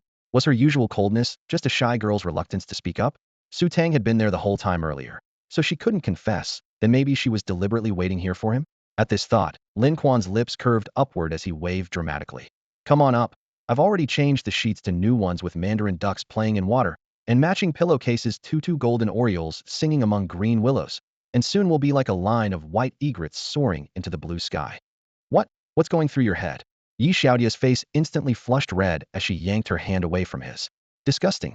She lowered her voice and cut straight to the point. Did the Yi family come looking for trouble with you? How did you know? Lin Quan was stunned. Besides Yi Xiaobao, who else have you offended? Only the Yi family could track down where you live. Yi Xiaodia's gaze swept across the room. Your place has obviously been searched. Aren't you afraid something might happen? Lin Quan clutched his head, pretending to cry. How could I not be afraid? That's Yi Qian we're talking about. A business tycoon, a sixth-tier beast master could blind me with just one finger. I was just thinking of running away. How about we elope together? What nonsense. Yi Xiaodai pulled away, his hands covering his face, and didn't see a single tear. Still pretending to cry? You're not scared at all, are you? What's the point of being scared now? Lin Quan shrugged, his tone calm. Things have gotten this far, surrendering won't help either. Yi Xiaodai gritted her teeth. We still need to think of something. Are you worried about me? You should worry about yourself first. Lin Quan sighed. Back in the cave, I originally planned to kill Yi Hongguang and Yi Xiaobao and make it look like the eagle flying people did it, but Yin Defa beat me to it and messed up the timing. Yi Xiaobao will definitely go tattling. I'm not the only one who went crazy with bloodlustia, need to watch out too. Yi Xiaodai thought of Yi Xiaobao's mother, and a chill ran straight up her spine. That woman obeyed Yi Qian's every word. If anything happened to Yi Xiaobao, her fury would definitely pour down on their heads. Just then, Lin Quan's communicator vibrated. Yi Xiaodia's hand trembled as she held the receiver. My house was burned down. Your house? Where do you live? The slums in East City. Her voice shook. They said there was a big fire that burned down more than a dozen households completely. Yi Xiaodai understood that the only reason she was still alive was because Yi Xiaobao's mother wanted to watch her suffer. Now that Yi Xiaobao was involved, that old woman wouldn't show any mercy. Stay at my place for now. Lin Quan handed her a box of roast goose rice and pulled her upstairs. Suddenly, a shrill alarm pierced the night. Sky beast tied. The training they'd received since childhood told them that each type of alarm represented different dangers. The two immediately rushed to the window. Beacon fires formed a continuous line along the city walls, one every 200 meters. The entire city guard had mounted the walls, and massive cannons were stripped of their covers, their dark muzzles all pointing outside the city. Soldiers in the streets blew urgent whistles, driving pedestrians back into their homes. Carriages pulled by demon beasts carried Nandi City's combat warriors racing toward the outskirts, while white-robed and black-robed beast masters rode their divine beasts side by side. The last beast tide was 10 years ago, wasn't it? Lin Quan murmured to himself. Yi Xiaodai nodded, her memory matching his exactly. We were still in elementary school then. The furious crown red-tail scorpions attacked the city, but fortunately the city lord was in the city and single-handedly slaughtered the entire beast tide clean. The lights in the room flickered in the reflection of the alarms, and horns echoing throughout the city heralded that a new bloody battle was about to begin. Afterward, quite a few people went outside the city to scavenge demon beast remains. Material shop prices in the city plummeted, while food prices tripled, and even bubble tea doubled in cost. Yi Xiaodai was stunned and looked up at Lin Quan. You're surprisingly concerned about market prices. We're all poor kids who have to budget carefully to get by. Lin Quan replied casually, his tone half joking but tinged with helplessness. She fell silent for a moment, then suddenly thought of something. Last time you mentioned your parents died when you were young? Lin Quan led her to the desk, opened a drawer, and pulled out a dark gold badge, handing it to her. My father, Lin Changjiang, was the former leader of the Star River Adventure Guild. My mother, Mei Jia, was the vice leader back then. The Star River Adventure Guild that ranked first in Nandi City 20 years ago. Yi Xiaodai exclaimed. The famous husband and wife leaders were your parents? Would I lie to you? Lin Quan smiled bitterly, putting the badge back in place. I also discovered something in the cave of the eagle-flying people at Silver Dragon Mountain. There's a line my father left on the wall. Their deaths are connected to the Yi family. Yi Xiaodia's brow immediately furrowed. Knowing Lin Quan as she did, he would never make baseless accusations. I never heard Yi Qian mention the Star River Adventure Guild. She shook her head. Besides, I was kicked out of the Yi family when I was little. Huh. She casually rummaged through the drawer and found half of a dragon-shaped jade pendant. The jade was smooth and warm, with patterns identical to the other half she wore close to her chest. Her heart skipped a beat. Where did this come from? My father left it to me, Lin Quan said flatly. He said it was for an arranged marriage from when we were babies. I figure the girl probably ran off because I was too poor. He took the jade pendant and casually tossed it back into the drawer, closing it.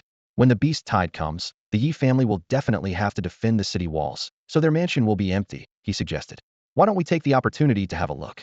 Yi Xiaodai was still reeling from the shock of, so he's actually my fiancé, same surname Lin, the right age, and he has the dragon jade pendant too.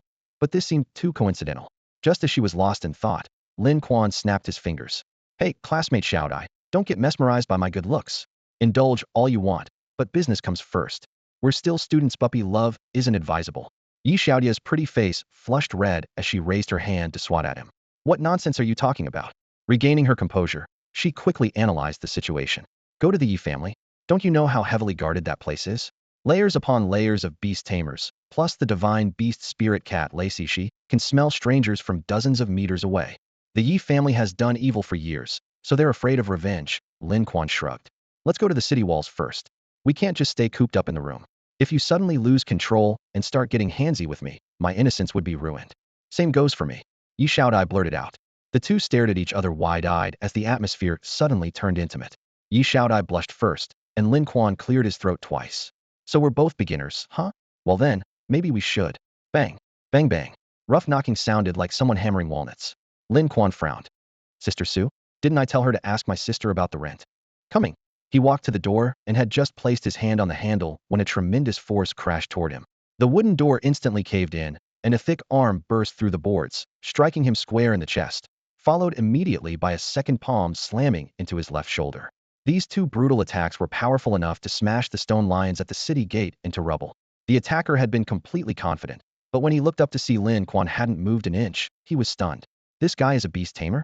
I'm a second-tier combat martial artist, and after a punch and a palm strike, he didn't even lose a hair?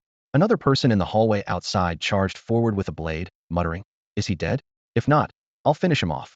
But when he reached the doorway and saw Lin Quan standing there perfectly fine, he was also stunned. The guy was standing quite far from the door panel. Wait, that's not right. Lin Quan suddenly threw a punch that could move mountains. Too fast. The second-tier combat warrior couldn't even raise his arms to block before Lin Quan's punch sent him crashing to the ground, blood spurting from his mouth. In the split second the second blade-wielding warrior hesitated, the force of the punch was already bearing down on him. He hastily thrust his blade straight at Lin Quan's chest.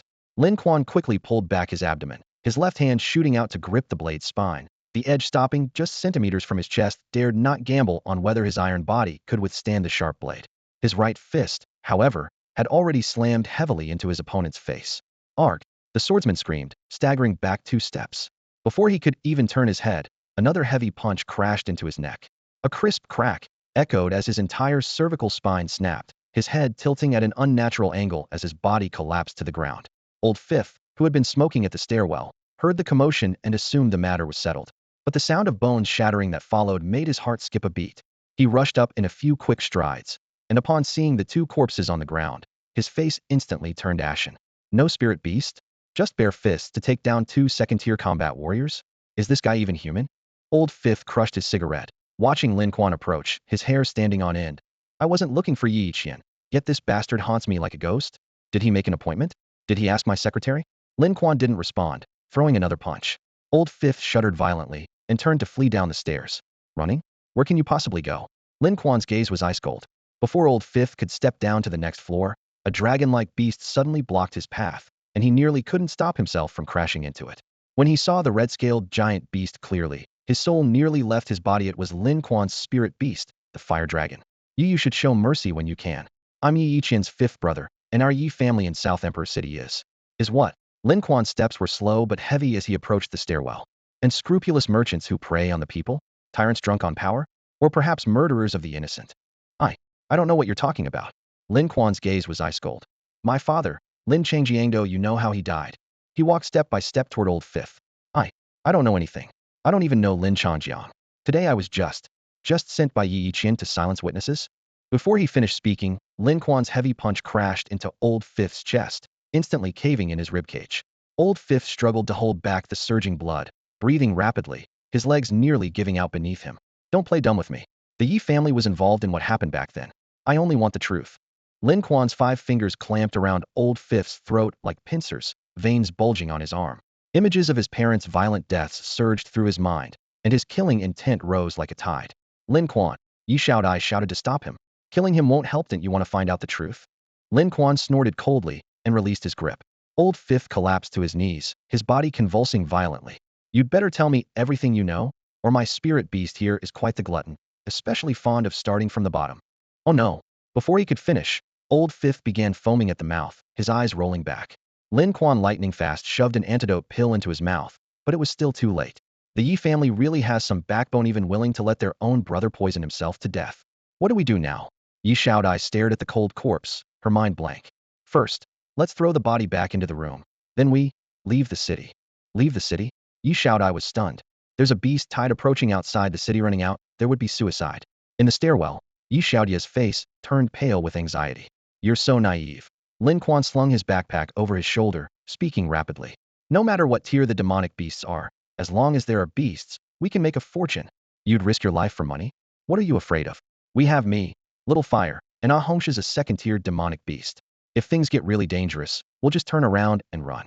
Seeing Yi Xiaodai still hesitating, he pressed on. Yi Qian clearly doesn't care whether you live or die. Your house got burned down. What about living expenses and tuition? How much is left in your account? Yi Xiaodai lowered her head, her voice barely a whisper. 300 left, and 4,000 credit limit on Huabei. That's not even enough for Ah Hong's food. Lin Quan scoffed. Just picking up a random low-grade demonic beast's severed limb could sell for thousands. Let's go. He grabbed Yi Xiaodai and rushed down the stairs. The stairwell was dim and shaking, emergency lights flickering constantly as he ran, stuffing items into her hands. Enhancement potions, 3 bottles. The transparent vials contained liquid glowing with an eerie blue light. If I can't look after you, give these to Ah Hong. Her abilities will multiply instantly. This is a revival potion. If Ah Hong really goes down, pour this into her. This. Yi Xiaodai took them in a daze, still processing, when Lin Quan had already pushed open the iron door. The streets were eerily empty, metal shutters clanging chaotically, alarm bells ringing like death knells. Even the city guards were nowhere to be seen, probably all stationed on the city walls. It's not safe here. Let's get out of the city first, then figure out how to make money, Lin Quan whispered. The two ran all the way to a hidden corner near the south city wall, only to be stopped by patrolling guards. What are you doing here? Don't go looking for trouble at your age. Beast tamers, here to assist in battle. Lin Quan and Yi Xiaodai simultaneously showed their certificates. First tier will do. Go to gate 2. The guard waved them through. The south side had 4 gates total, with trenches dug 500 meters outside gate 2. As soon as they arrived, a cigar-smoking commander checked their documents. Over there. He jerked his chin. Ahead, dozens of beast tamers clustered densely together. Various mythical beasts lay crouched at their feet or circled overhead. The sounds of heavy breathing and beast roars intermingled, while the smell of gunpowder mixed with animal musk filled the air. An elderly beast tamer with a white beard stood on a makeshift command platform, raising his voice. In the last beast tide, I slayed 428 demonic beasts and earned great merit. This time, as long as we defend the city lord will reward us handsomely. Lin Quan and Yi Xiaodai pushed forward. What tier are the demonic beasts this time? Lin Quan asked. The old man stroked his beard, According to scouts' reports, approximately second tier. The crowd erupted in chaos. Second tier? We're all first tier beast tamers. My wife is about to give birth. I need to go back and be with her. My father is old and can barely walk. If I die, there'll be no one to care for him. My mother just got remarried. I don't want her to bury her own son. I'm leaving. With a great commotion, half the people immediately retreated. Dust rose in the chaos. Footsteps scattered in all directions. When the voices finally quieted down a bit, Lin Quan found his chance to speak. Let's go take a look first. Everyone wait for news. This beast tide of second-tier demonic beasts is even fiercer than the last one. The old man's curses exploded behind them as he pointed at the burly men gathered around the granary and roared. Look at how brave that young man is. You cowards just eat without doing anything. If the beast tide breaks into the city, do you think your families will survive? Lin Quan grimaced at the scolding and pulled Yi Shaodai around to the back of a nearby hill. Second-tier beasts, Lin Quan. Maybe we should go back. Yi Shaodai lowered her voice, her eyes filled with nervousness. We've come this far, and now you want to retreat? How embarrassing would that be? Lin Quan forced a casual tone. But nobody knows we left the city. Life is more important than face. She frowned, only to have Lin Quan grasp her hand. Going back isn't safe either. Now that Yi Laowu is dead, won't Yi Qian send more people to the Yi family to find you? Lin Quan's casual remark made her heart tighten. So we just keep hiding from them? I haven't figured out a solution yet, he sighed. Let's collect some demonic beast corpses to make some money first, then go find the city lord. Only then did Yi Shaodai understand his reasoning. Nandi City had two major families, the Zhao family led by city lord Zhao Yufang, and the Yi family led by Yi Qian, who had been openly competing and secretly fighting for hundreds of years. To escape the Yi family's deadly grasp, they could only seek refuge with the Zhao family and use them to counter the Yi family's influence. But for the Zhao family to intervene, they'd need to present a proper gift. You don't need to keep holding my hand though, do you? I've grown attached to holding it, can't bear to let go. She rolled her eyes at him but ultimately didn't pull her hand away, quietly adding to herself. He is my fiancé after all, even if he doesn't know it himself. Suddenly, Lin Quan's pupils contracted. How terrifying. Mountain winds carried the stench of blood toward them. In the distance, the sky and ground were densely packed, like a locust swarm passing through. Thousands upon thousands of demonic beasts were charging forward all second tier. The airborne demonic beasts had 3 pairs of wings, serpentine heads, and wolf-like elongated bodies. With each wing beat, they spewed blue fireballs that scorched the air white. The ground-based demonic beasts were at least 3 meters tall and fell into 3 categories. 1. Two-headed creatures with giant scorpion-like bodies and tail stingers gleaming with cold light. 2. Frost-covered beasts that left crystalline ice tracks with every few steps. 3. Creatures with ring-patterned markings whose green secretions killed grass and withered plants wherever they dripped, clearly highly venomous. Are you two here to scavenge as well? A voice suddenly called from above. Lin Quan looked up to see over a dozen men in martial arts uniforms standing on the ridge, all with Yuan embroidered on their chests. Are you combat martial artists? That's right, we're from the Yuan Dojo. The leader nodded. The Yuan Dojo had quite a reputation in Nandi City, with rumors that their master was a retired instructor from the capital's 800,000 strong Imperial Guard. Only when Lin Quan and Yi Shaodai climbed to the mountaintop did they discover dozens more people gathered behind them, all wearing matching uniforms. Beast tamers. The man glanced at the two of them. So young, even if you'd been training since birth, you'd be second tier at most. Against second tier demonic beasts, you're completely useless. What a spectacle. Someone excitedly rubbed their hands together. All second tier beasts we can make a killing this time. A worried-looking burly man named Gang Dan muttered. I just hope we live to spend the money we make. Gang Dan, what are you saying? We came prepared. No matter how many of those beasts there are, can they really withstand the deputy instructor's fists? A companion patted his shoulder. Gang Dan frowned. But 2 fists can't fight 4 hands, and there are so many of them. We didn't bring enough poison either. Are you stupid? We wait for the city guard to engage first. Once they've fought the beasts to exhaustion, we charge in and clean up the leftovers. Don't you get it? That's wishful thinking. Someone snorted coldly. Boom. The heavy cannons on the city walls began their bombardment. Artillery shells traced parabolic arcs through the air, soaring over the hill before crashing directly into the beast tide.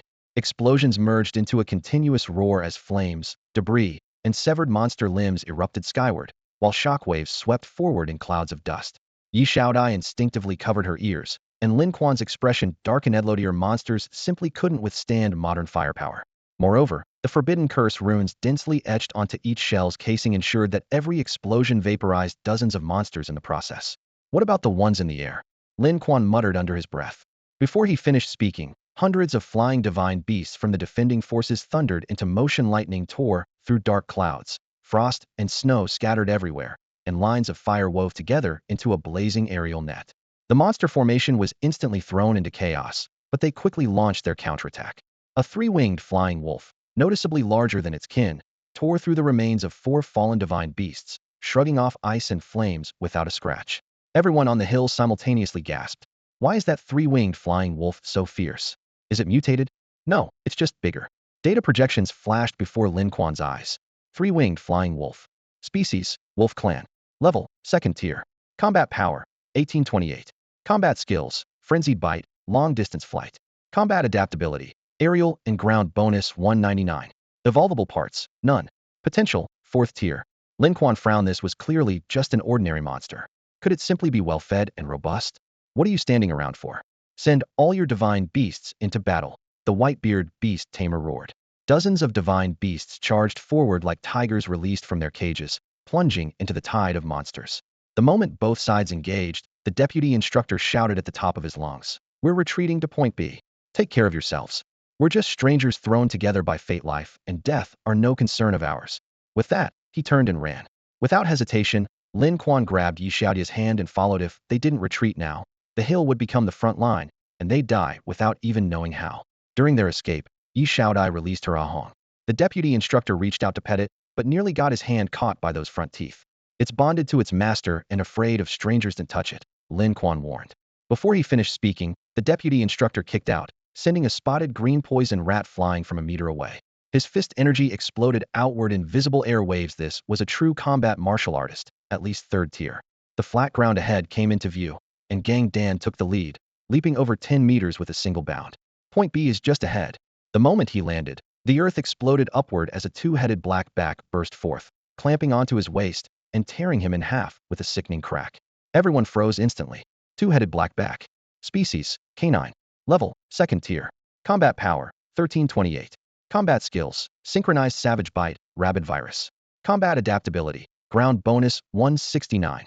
Evolvable parts, limbs, mouth. Potential, 3rd tier. Gang Dan, the deputy instructor roared, flashing to the monster's side. He grabbed both heads and slammed them down, dragging the creature across the ground. The arriving martial artists from Yuan Dojo brought their gleaming blades down in unison, dismembering the two-headed black back in moments.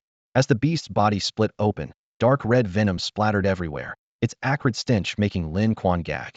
Get back! Just as Yi Xiaodai was about to hide behind Lin Quan, he scooped her up in his arms, kicked another two-headed black back aside, hoisted her over his shoulder, and sprinted toward the distant cemetery. He's a beast tamer? The deputy instructor frowned, his gaze falling on the two-headed black-backed wolf that Lin Quan had kicked half to death. Should we go help? A guard suggested in a low voice. That girl was bitten so badly by the two-headed blackback. There's no cure, and they're right in the path of the beast tide. The deputy instructor shook his head, his voice cold and hard. No matter how capable he is, he won't survive. There's no point in throwing our lives away with them. Lin Quan kicked open the wooden door of the gravekeeper's hut, the sound of the door latch breaking echoing through the empty cemetery. He rushed into the dim room, carrying Yi Xiaodai, and placed her on the crude wooden bed. The girl's short skirt was soaked with blood, so he lifted the hem directly, revealing the clear fang marks on the outside of her thigh. I'm freezing cold, but that doesn't mean you should take advantage of me. Yi Xiaodia's face was deathly pale, yet her tone still carried a hint of embarrassed anger. Take the antidote pill first. Lin Quan pried open her jaw and stuffed the black pill into her mouth. Watching the blood in those fang holes turn from red to black, his heart sank. The toxin had nearly reached the bone membrane. Ordinary pills probably wouldn't be enough. Lin Quan gritted his teeth and said in a low voice, "Fine, I'll take the loss. Just bear with it." He leaned down and bit hard at the wound, the metallic taste of blood instantly filling the air. What are you doing? Don't squeeze my head. Yi Xiaodai gasped in pain. I'm sucking the poison out. Lin Quan spat the black blood-stained saliva into a basin and swallowed another antidote pill. After 5 pills in a row, his mouth was filled with bitter, spicy taste, but he couldn't care about that now. If the poison hadn't entered the blood vessels it would be fine, but now it had nearly seeped to the bone. Think of it as gnawing on lotus root. This leg is as white as lotus root anyway. He mocked himself, then bit down on another piece of poisoned, necrotic flesh and tore it away viciously. Ah! Yi Xiaodia's scream pierced the night. Even in her semi-conscious state, the pain of torn flesh instantly awakened her. Don't scream, we're not done yet. Lin Quan endured his own discomfort and continued for 7 or 8 more bites until he finally cleaned away all the necrotic tissue, leaving a bullsized bloody hole in her leg that oozed bright red, living blood. Sweat beads rolled down his forehead and jaw. sticking to Yi Xiaodia's pale skin. I told you to watch your step, but you wouldn't listen. If it had bitten your chest instead, you'd already be meeting the king of hell. The red flame ape, Ahong, anxiously circled around the foot of the bed, listening intently. Lin Quan beckoned to it. Let me borrow some of your fur. He plucked a tuft of ape hair and pressed it against the gaping wound as makeshift hemostatic cotton. System, do you have any medicine for rapid muscle regeneration and blood circulation? Muscle regeneration and blood circulation powder, 10 million alliance coins per bottle. That's highway robbery. Lin Quan cursed under his breath, but still gritted his teeth and clicked purchase. Damn it, I just don't want you to die. I still need you to help me bring down that old bastard Yi Qian. As the powder was sprinkled on, the blood immediately coagulated, and the powder seeped into the flesh like a living thing. New flesh buds began to grow, bringing an unbearable itching sensation. It's so itchy. Yi Xiaodai twisted weakly, her sweat-soaked uniform clinging to her skin. Even if it itches, endure it. Don't scratch. Lin Quan held down her hands. The girl responded softly, exhaustion and severe pain dragging her into sleep. Lin Quan watched her fall into deep slumber and smiled bitterly as he wiped the blood from the corner of his mouth. Heartless girl, I bit for so long and spent 10 million, and you didn't even give me a kiss. Saving a piece of bacon would be more rewarding than saving you. But even as he said this, his gaze softened, falling on her long eyelashes and pure white cheek skin as white as snow. Lin Quan wiped the sweat from his brow and was about to step outside when suddenly, with a thunderous crash, the entire room's temperature plummeted by 20 to 30 degrees in an instant. The door was violently split apart by ice and frost as a demon beast wreathed in white mist stumbled in an ice crocodile. Ice crocodile. Type, reptilian. Rank, second tier. Combat power, 1338. Combat skills, air freezing, blood coagulation. Combat adaptability, amphibious enhancement, 174. Evolvable parts, mouth, limbs. Potential, fourth tier. Lin Quan gasped sharply, his teeth aching from the cold. Did the temperature just drop into an ice cave? A walking air conditioner. The room's temperature plummeted to below -10 degrees Celsius in the blink of an eye. Roar! The ice crocodile opened its massive jaws, sending a blast of white-blue frost directly at him. While Lin Quan's body could withstand it, he worried that Yi Xiaodai on the bed would freeze instantly. He swung his fist and charged forward. Southern Mountain Punch. Bang! His fist struck the crocodile's back, but the hard armor only produced white frost without a trace of blood. It spun around in place as if merely tickled. Whether it had internal injuries, Lin Quan couldn't tell. Little fire, he called out in a low voice. From his storage bag, the long-restrained little fire burst out in rolling flames, opening its mouth to breathe fire. The blazing flames collided heat-in with the cold air, producing a crisp sizzle. The ice crocodile was roasted from head to tail into a deep brown color, filling the air with the aroma of cooked meat. The entire room instantly became like a barbecue stall. It smells so good, Mama. I want grilled skewers. Yi Xiaodai turned over in bed, half asleep and half awake. I know our family is poor, but I want to eat. Woo-woo, I won't eat anymore, Mama. Don't be angry. Xiaodai won't eat anymore. Lin Quan felt his nose sting with emotion. Ahong quickly tucked Yi Xiaodai in properly, while Lin Quan stepped outside with little fire. Boom, boom, boom. Heavy artillery thundered continuously, with lightning blasting large patches of scorched earth. 1 kilometer outside Nandi City, the demon beast tide was firmly held back. Divine beasts of beast tamers lay scattered everywhere, and only after the combat martial artist assault teams joined did the pressure on the defense line ease slightly. About time, we can go down and scavenge. The deputy instructor laughed heartily, waving his hand to lead dozens of combat martial artists from the Yuan dojo in a flanking attack. From just dozens of meters away, Lin Quan watched coldly. The group was obviously well prepared. Each carried storage bags. Some blocked demon beasts, others poured poison, and some specialized in collecting corpses, their movements as practiced as if they were in their own vegetable garden. Shattered limbs of second-tier demon beasts and fallen divine beasts were all tossed into the bags. Get lost. The deputy instructor punched the spine of an ice crocodile, shattering its armor and spraying blood mist. He thrust his hand into the crocodile's belly and forcibly tore out its heart. The scene was so gruesome that even the surrounding demon beasts stopped in their tracks. Haha, what's a second-tier demon beast? I specialize in taking down the elite. The deputy instructor threw back his head and laughed wildly. Whoosh!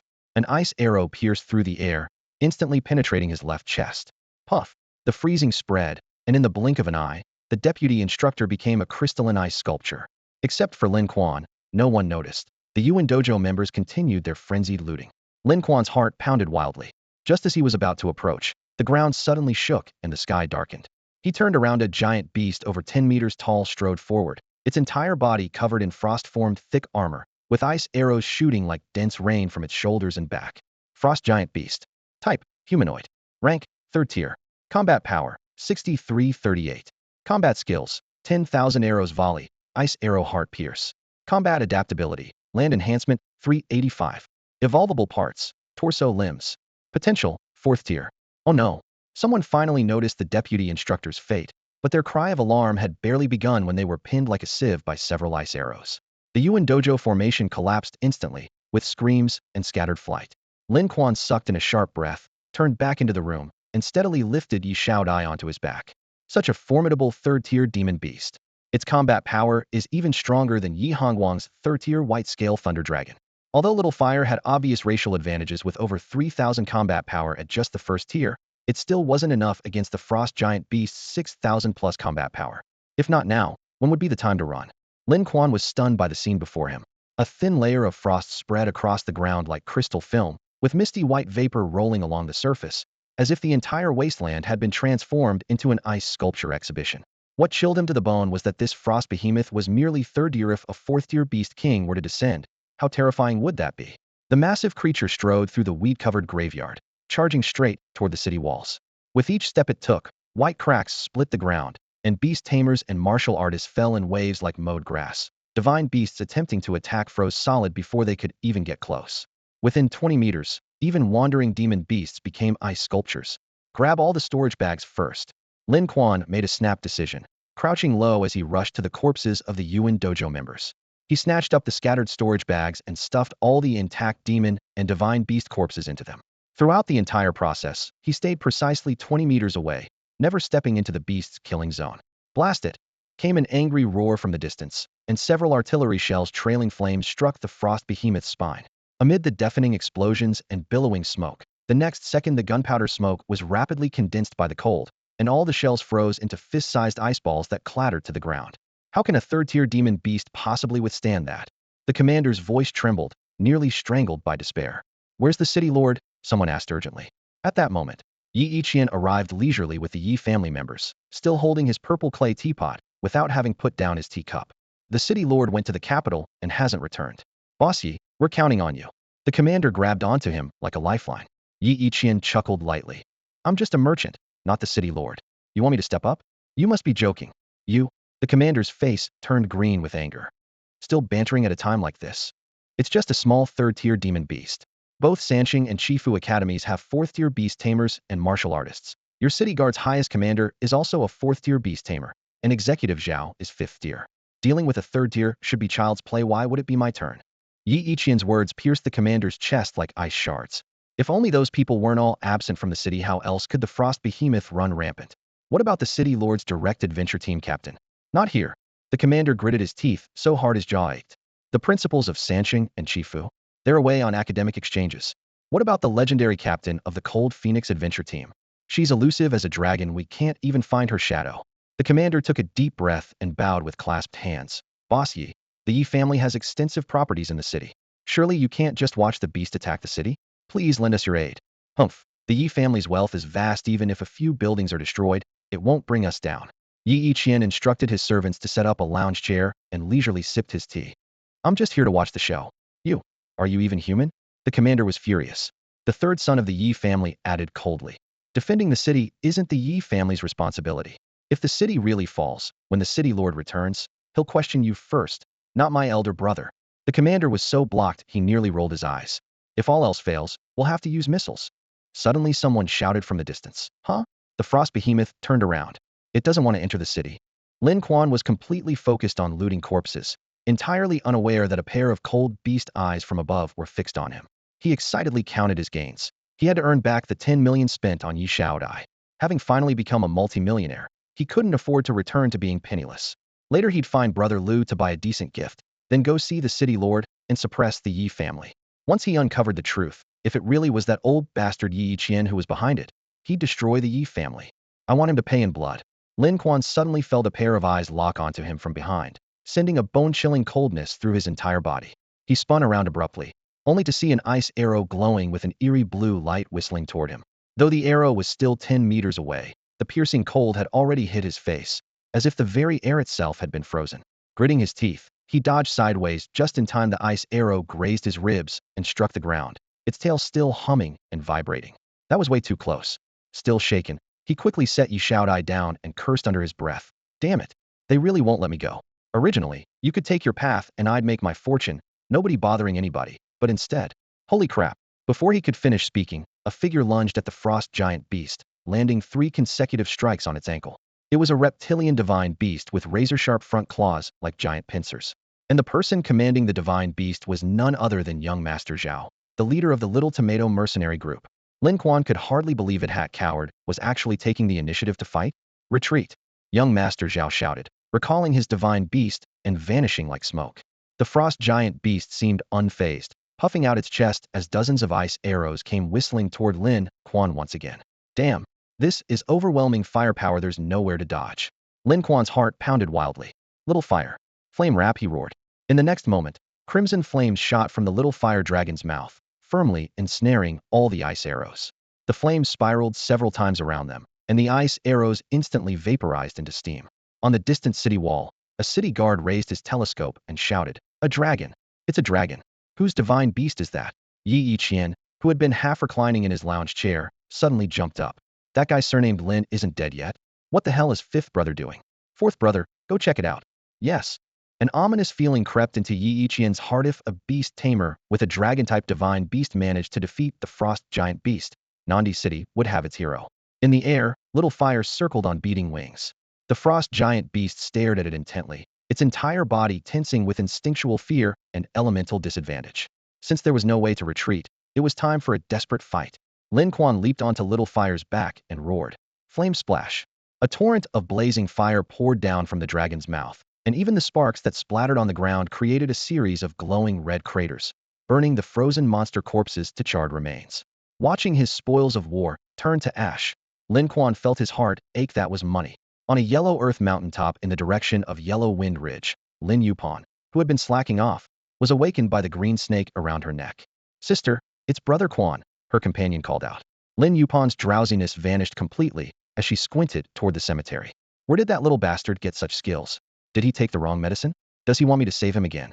She had just finished grumbling when she frowned. Wait, the frost giant beast can't hold. Oh, it's going to run. Ah, what a spectacle for the 31st century. On the battlefield, several consecutive flame splash attacks forced the frost giant beast to retreat several steps before it finally turned tail and ran madly toward Yellow Wind Ridge. Chase it! Lin Quan shouted, then suddenly remembered Yi Xiaodai. Wait, let me bring Xiaodai along. Holding Yi Xiaodai while riding on Xiaohua's back, Lin Quan couldn't help but notice her exceptionally fragrant scent. She must be using some all-natural body wash. Lin Quan thought to himself, don't let this girl's tight budget fool you. She's got excellent taste. Ding. Host has survived a life-and-death ordeal and achieved perfect coordination with bonded creature. Skill acquired thunder, shaking 9 heavens. Ding. Bonded creature has undergone mutation. The notification sounds rang out in succession. Before Lin Quan could process what was happening, Xiaohua's body suddenly shimmered with a pale golden luster. His originally rough scales instantly became much smoother, feeling like warm crocodile leather gloves when touched, supple yet resilient. So this is what counts as mutation? And what about thunder shaking 9 heavens? Lin Quan hadn't even finished speaking. Boom. Xiaohua seemed to understand his master's confusion and opened his mouth to spit out a thunder fire orb crackling with intertwined flames and electric arcs, which slammed hard into a nearby frost giant. The thunder fire exploded, and several thick lightning bolts immediately crashed down from the sky. The distance was too close. The deafening thunder nearly burst Lin Quan's eardrums, and the blinding white light filled his vision with static. But the real victim was the frost giant. Its massive form was hammered by the violent thunder fire until its hind legs buckled, and it crashed to the ground with a thunderous impact, crushing several second-tier demon beasts beneath it into pancakes. Taking advantage of the giant's convulsions, Xiaohua pounced forward, gripped its head with his massive claws, and gave it a sharp twist. Crack! The crisp, bone-chilling sound of a skull fracturing echoed as the entire head was wrenched clean off. The remaining second-tier demon beasts instantly scattered like startled birds, not daring to make a sound. Even the flying demon beasts circling overhead fled without a trace. They all had the same thought. Where the hell did this fire dragon come from? If they didn't get away fast, they'd be next. With the battle over, Xiaohua proudly puffed out his round belly and nuzzled Lin Quan with his head. All right, you did great. Lin Quan rubbed his head. I'll reward you with a pack of spicy strips later. At the mention of spicy strips, Xiaohua immediately began dancing in circles, his tail slapping the ground with loud whooshing sounds. But Lin Quan stared at the massive corpse in the distance with a headache. This thing would definitely fetch a high price from Brother Lu, but it was way too big for an ordinary storage bag. Just as the thought crossed his mind, Xiaohua raised his head and breathed out a stream of scorching dragon breath, instantly melting the ice shell covering the frost giant with crackling sounds. As the ice melted away, it revealed a humanoid body about 2 meters tall inside. Actually humanoid? Not a foreign race, not a pure demon beast, either. How bizarre. Lin Quan muttered as he stuffed the entire corpse into his storage bag. I'll have to ask Brother Lu when I get back to the city. He's well-traveled and probably knows what this is about. Just then, the sound of hurried footsteps approached. Haha, we meet again. Captain Zhao Duo of the Little Tomato team ran up, sweating profusely but still cheerfully greeting him. I just saw you have your fire dragon take down that frost giant in one move. Absolutely incredible. Want to join our team? You can be captain whenever you want. I'm not interested. Lin Quan refused bluntly. Zhao Duo wouldn't give up, blinking his eyes. So what was that tactic of having your divine beast scratch its ankle? I heard a legend that these giants have a weakness called the Adidas heel. Cut the ankle, and you're done. Lin Quan nearly choked on his own saliva. Dude, it's called the Achilles heel. Right, that's the name. My memory. Zhao Duo scratched his head. I'm not the big brother here, you are. Since you won't join the team, how about leaving a business card? Don't have one? I do. He forcibly handed one over. If you ever come to Chifu City, I'll introduce you to some of my female classmates. Chifu might not be famous for much else, but our girls are all top quality, beautiful, gentle, and considerate. Everyone who tries says they're great. Lin Quan took the business card, which simply read Zhao Duo, and thought to himself, why does this guy sound like a pimp? Zhao Duo laughed heartily. Won't keep you any longer, big brother. I'm going to scavenge. All these corpses lying around, can't let them go to waste. With that, he jogged away and disappeared in the blink of an eye. Lin Quan didn't dare delay, either. Who knew if that fourth-tier beast king might suddenly appear. He manipulated his storage bag to pack in as many intact living and dead demon beasts as possible, then headed straight for the city gates with Yi Xiaodai and Xiaohua. At the city gates, voices buzzed with chatter. Young man, you came from that direction. Did you see the beast tamer master who commanded a fire dragon to kill the frost giant? I haven't seen him clearly, just a blurry figure. The soldier being questioned scratched his head, recalling while sighing. But that graceful bearing and extraordinary demeanor, I'll never forget it for the rest of my life. He saved everyone's lives. Why didn't he come over to meet us? Another soldier added. He must be noble-minded and naturally low-key, not seeking fame, doing good deeds without leaving his name. The group couldn't help but show reverent expressions as they spoke. He's my idol. Lin Quan listened quietly, smiled faintly, then picked up the unconscious Yi Xiaodai on his back and strode into a chain hotel at the street corner. The front desk was brightly lit. The receptionist glanced at the girl on his back and deliberately drawled, 1 room or 2 rooms? Don't play dumb. Obviously 1 room. In my situation, a suite with a king bed. Lin Quan slapped his ID card on the counter. The girl pouted. You didn't drug her, did you? Too many questions. Mind your own business. He impatiently took the room card and carried Yi Xiaodai straight to the elevator. Entering the suite, Lin Quan first placed the girl on the bed, lifted her skirt that had been torn by the ice crocodiles and frost beasts, and examined the wound on her outer thigh bitten by the 2-headed black wolf. The frost demon beast's cold poison had slowed the bleeding, but also weakened the effectiveness of the muscle-healing blood powder. He needed to reapply the medicine. He unwrapped the gauze with gentle but swift movements. Half a bottle of dark green medicinal liquid was applied to the wound, followed by powder, and the bleeding was suppressed between the cold air and medicinal effects. What are you doing? Put my skirt down. Yi Xiaodai slowly awakened to see Lin Quan leaning over her leg, her voice suddenly rising. Lin Quan simply raised and shook her personal fragrance bottle. First, answer me. What brand of body wash do you usually use? You. Let go of me first. Forgotten already? You were bitten by the 2-headed black wolf and severely poisoned. Without me, you'd be meeting the king of hell by now. Only then did Yi Xiaodai remember the danger before losing consciousness, clutching her skirt tightly. Then at least let me do it myself. Lin Quan snorted, pointing at the bottle on the table that was only half full. Do you know how much this stuff costs? 10 million alliance coins. 10 million. Yi Xiaodai's eyes widened. That's enough to buy an apartment in the city center. For you, I went all out. What's money? Just material possessions. As Lin Quan spoke, he poured the remaining liquid on her thigh, quickly spread the powder with his fingertips, then slid his palm down to her calf and gave it a firm pat. Bastard. You did that on purpose. This promotes blood circulation.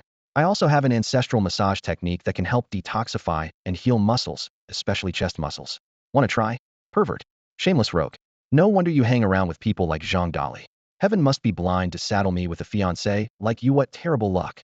The more Yi Xiaodai spoke, the more aggrieved she became, her eyes reddening. Lin Quan sighed and handed her tissues. Don't cry. I was just teasing you to keep your mind off the wound. Once her emotions settled, He brought over a suitcase and snapped it open, revealing dozens of storage bags packed tightly inside. Good haul today? I took down a third-tier demon beast and brought back the corpses of over 100 second-tier demon beasts. I'll give you a share of the profits later. Really? Yi Xiaodai instantly stopped sniffling, her eyes lighting up. How did you carry them all back? The people from Yuan Dojo were killed by the frost giant beast, so I happened to pick up all their storage bags to pack the goods. Lin Quan pointed to a pile of bags in the corner. Yi Xiaodai bit her lip and secretly smiled for a while, then suddenly noticed the unfamiliar room layout. Where? Not at your place? Hotel. I booked the room. Hotel? Booked a room. Her expression changed slightly. Lin Quan pulled up a chair and sat down. Don't get the wrong idea. Even if you threw yourself at me, I might not be interested. It's just that we can't go home right now. Yi Qian will definitely send more people to ambush us.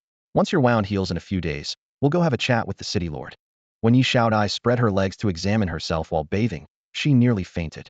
Hot water streamed down her pale skin as she stared at the gaping, bloody wound at the root of her thigh. It looked as if it had been carved out with a blade and viciously mangled by the twin-headed black beast. If Lin Quan hadn't intervened, she would have likely lost the leg. As she wiped away the blood, she made up her mind. She would have it out with Lin Quan when she got the chance, even putting the jade pendant matter on the table. But when she limped out of the bathroom, gritting her teeth against the pain and supporting herself against the wall, the room was empty. Lin Quan had vanished. Meanwhile, Lin Quan carried a box of warm peach blossom pastries through a secluded alley to find Brother Lu. Opening the lid to reveal the pale pink crusts sprinkled with flower petals, he offered them with a grin. These are from Zhang's shop on the pedestrian street. Your favorite. Brother Lu shot him a sideways glance and spat out smoke. Lin Quan, you little schemer, trying to get me to pull strings again? Last time you weren't bluffing about the city lord's maid being my old flame, and me getting her pregnant? Stop using that to threaten me. Don't worry, Brother Lu. Lin Quan lowered his voice. This time I really need sister-in-law to make an introduction and want to meet the city lord. Meet the city lord? Brother Lu's eyes widened. He's got a million things to deal with. Why would he bother with you? Come on. What kind of trouble did you stir up? Lin Quan scratched his head. I've taken a fancy to the city lord's granddaughter. Holy shit. Brother Lu burst out. You've got some nerve. Aren't you afraid the city lord will tear you apart? Or are you made of Lego blocks can be taken apart and put back together? Lin Quan smiled bitterly. I want to formally ask for her hand in marriage. And since I've offended the Yi family, I need the Zhao family's protection. Shopkeeper Ma, hearing the commotion, emerged from his shop. Should have said so earlier. Little Lu, have your lady friend pass along a message when the city lord returns to his mansion. Let Lin Quan visit. But kid, you're going empty-handed? I was just about to ask you too what kind of gift might catch the city lord's eye. Brother Lu chuckled. The city lord is a 9th-tier beast master, ruler of the city, and head of the Zhao family. With Nandi City's centuries of heritage, what rare treasure hasn't he seen? He wouldn't even glance at ordinary things. Shopkeeper Ma stroked his beard, frowning. The city lord dotes on that granddaughter of his and has been trying to get her a 3rd-tier divine beast, but the girl's only a 1st-tier beast master. Cross-tier bonding is incredibly difficult. Even the city lord is stumped. Kid, if you could solve that problem, forget smoothing things over with the Yi family. I'd probably make you his grandson-in-law for real. But don't dream too big. Lin Quan calculated silently. For cross-tier bonding, he'd need to consult Su Tang. Where is his granddaughter? Shinshan Elementary School, 6th grade. She'll be starting middle school in a few months. Still in elementary school? Brother Lu couldn't help muttering. You were just talking about marriage proposals. Is that appropriate? Lin Quan coughed awkwardly and changed the subject. By the way, I have a batch of 2nd-tier demon beasts my sister asked me to sell. He pulled out a storage pouch from his coat, then extracted dozens of small bags from it, dumping them on the table with a clatter. Hundreds of demon beast corpses, some still half alive, with 2 snowfawn wolves growling from within their bags. Just as the shop assistant was about to take inventory, 2 combat martial artists with Yuan embroidered on their chests burst through the door. One of them fixed his gaze on the bags. These storage pouches were custom-made for our Yuan Dojo 3 dojo property, not yours. He reached out to grab them. Lin Quan's eyes turned cold. With a flick of his wrist, he tossed all the storage pouches behind the counter, the crisp sound of impact echoing through the shop. He pointed toward the door and said coolly, So what? Even scavenging isn't allowed? Your deputy instructor died right in front of me. And that steel egg died even worse. The man was startled, then flew into a rage. Cut the crap and come out here for a fight. A fight it is. Boss Ma grew impatient and kicked Brother Lu in the shin, signaling him to follow and watch. The shop door swung open as Lin Quan stepped into the street, wrapped in a gray cloak.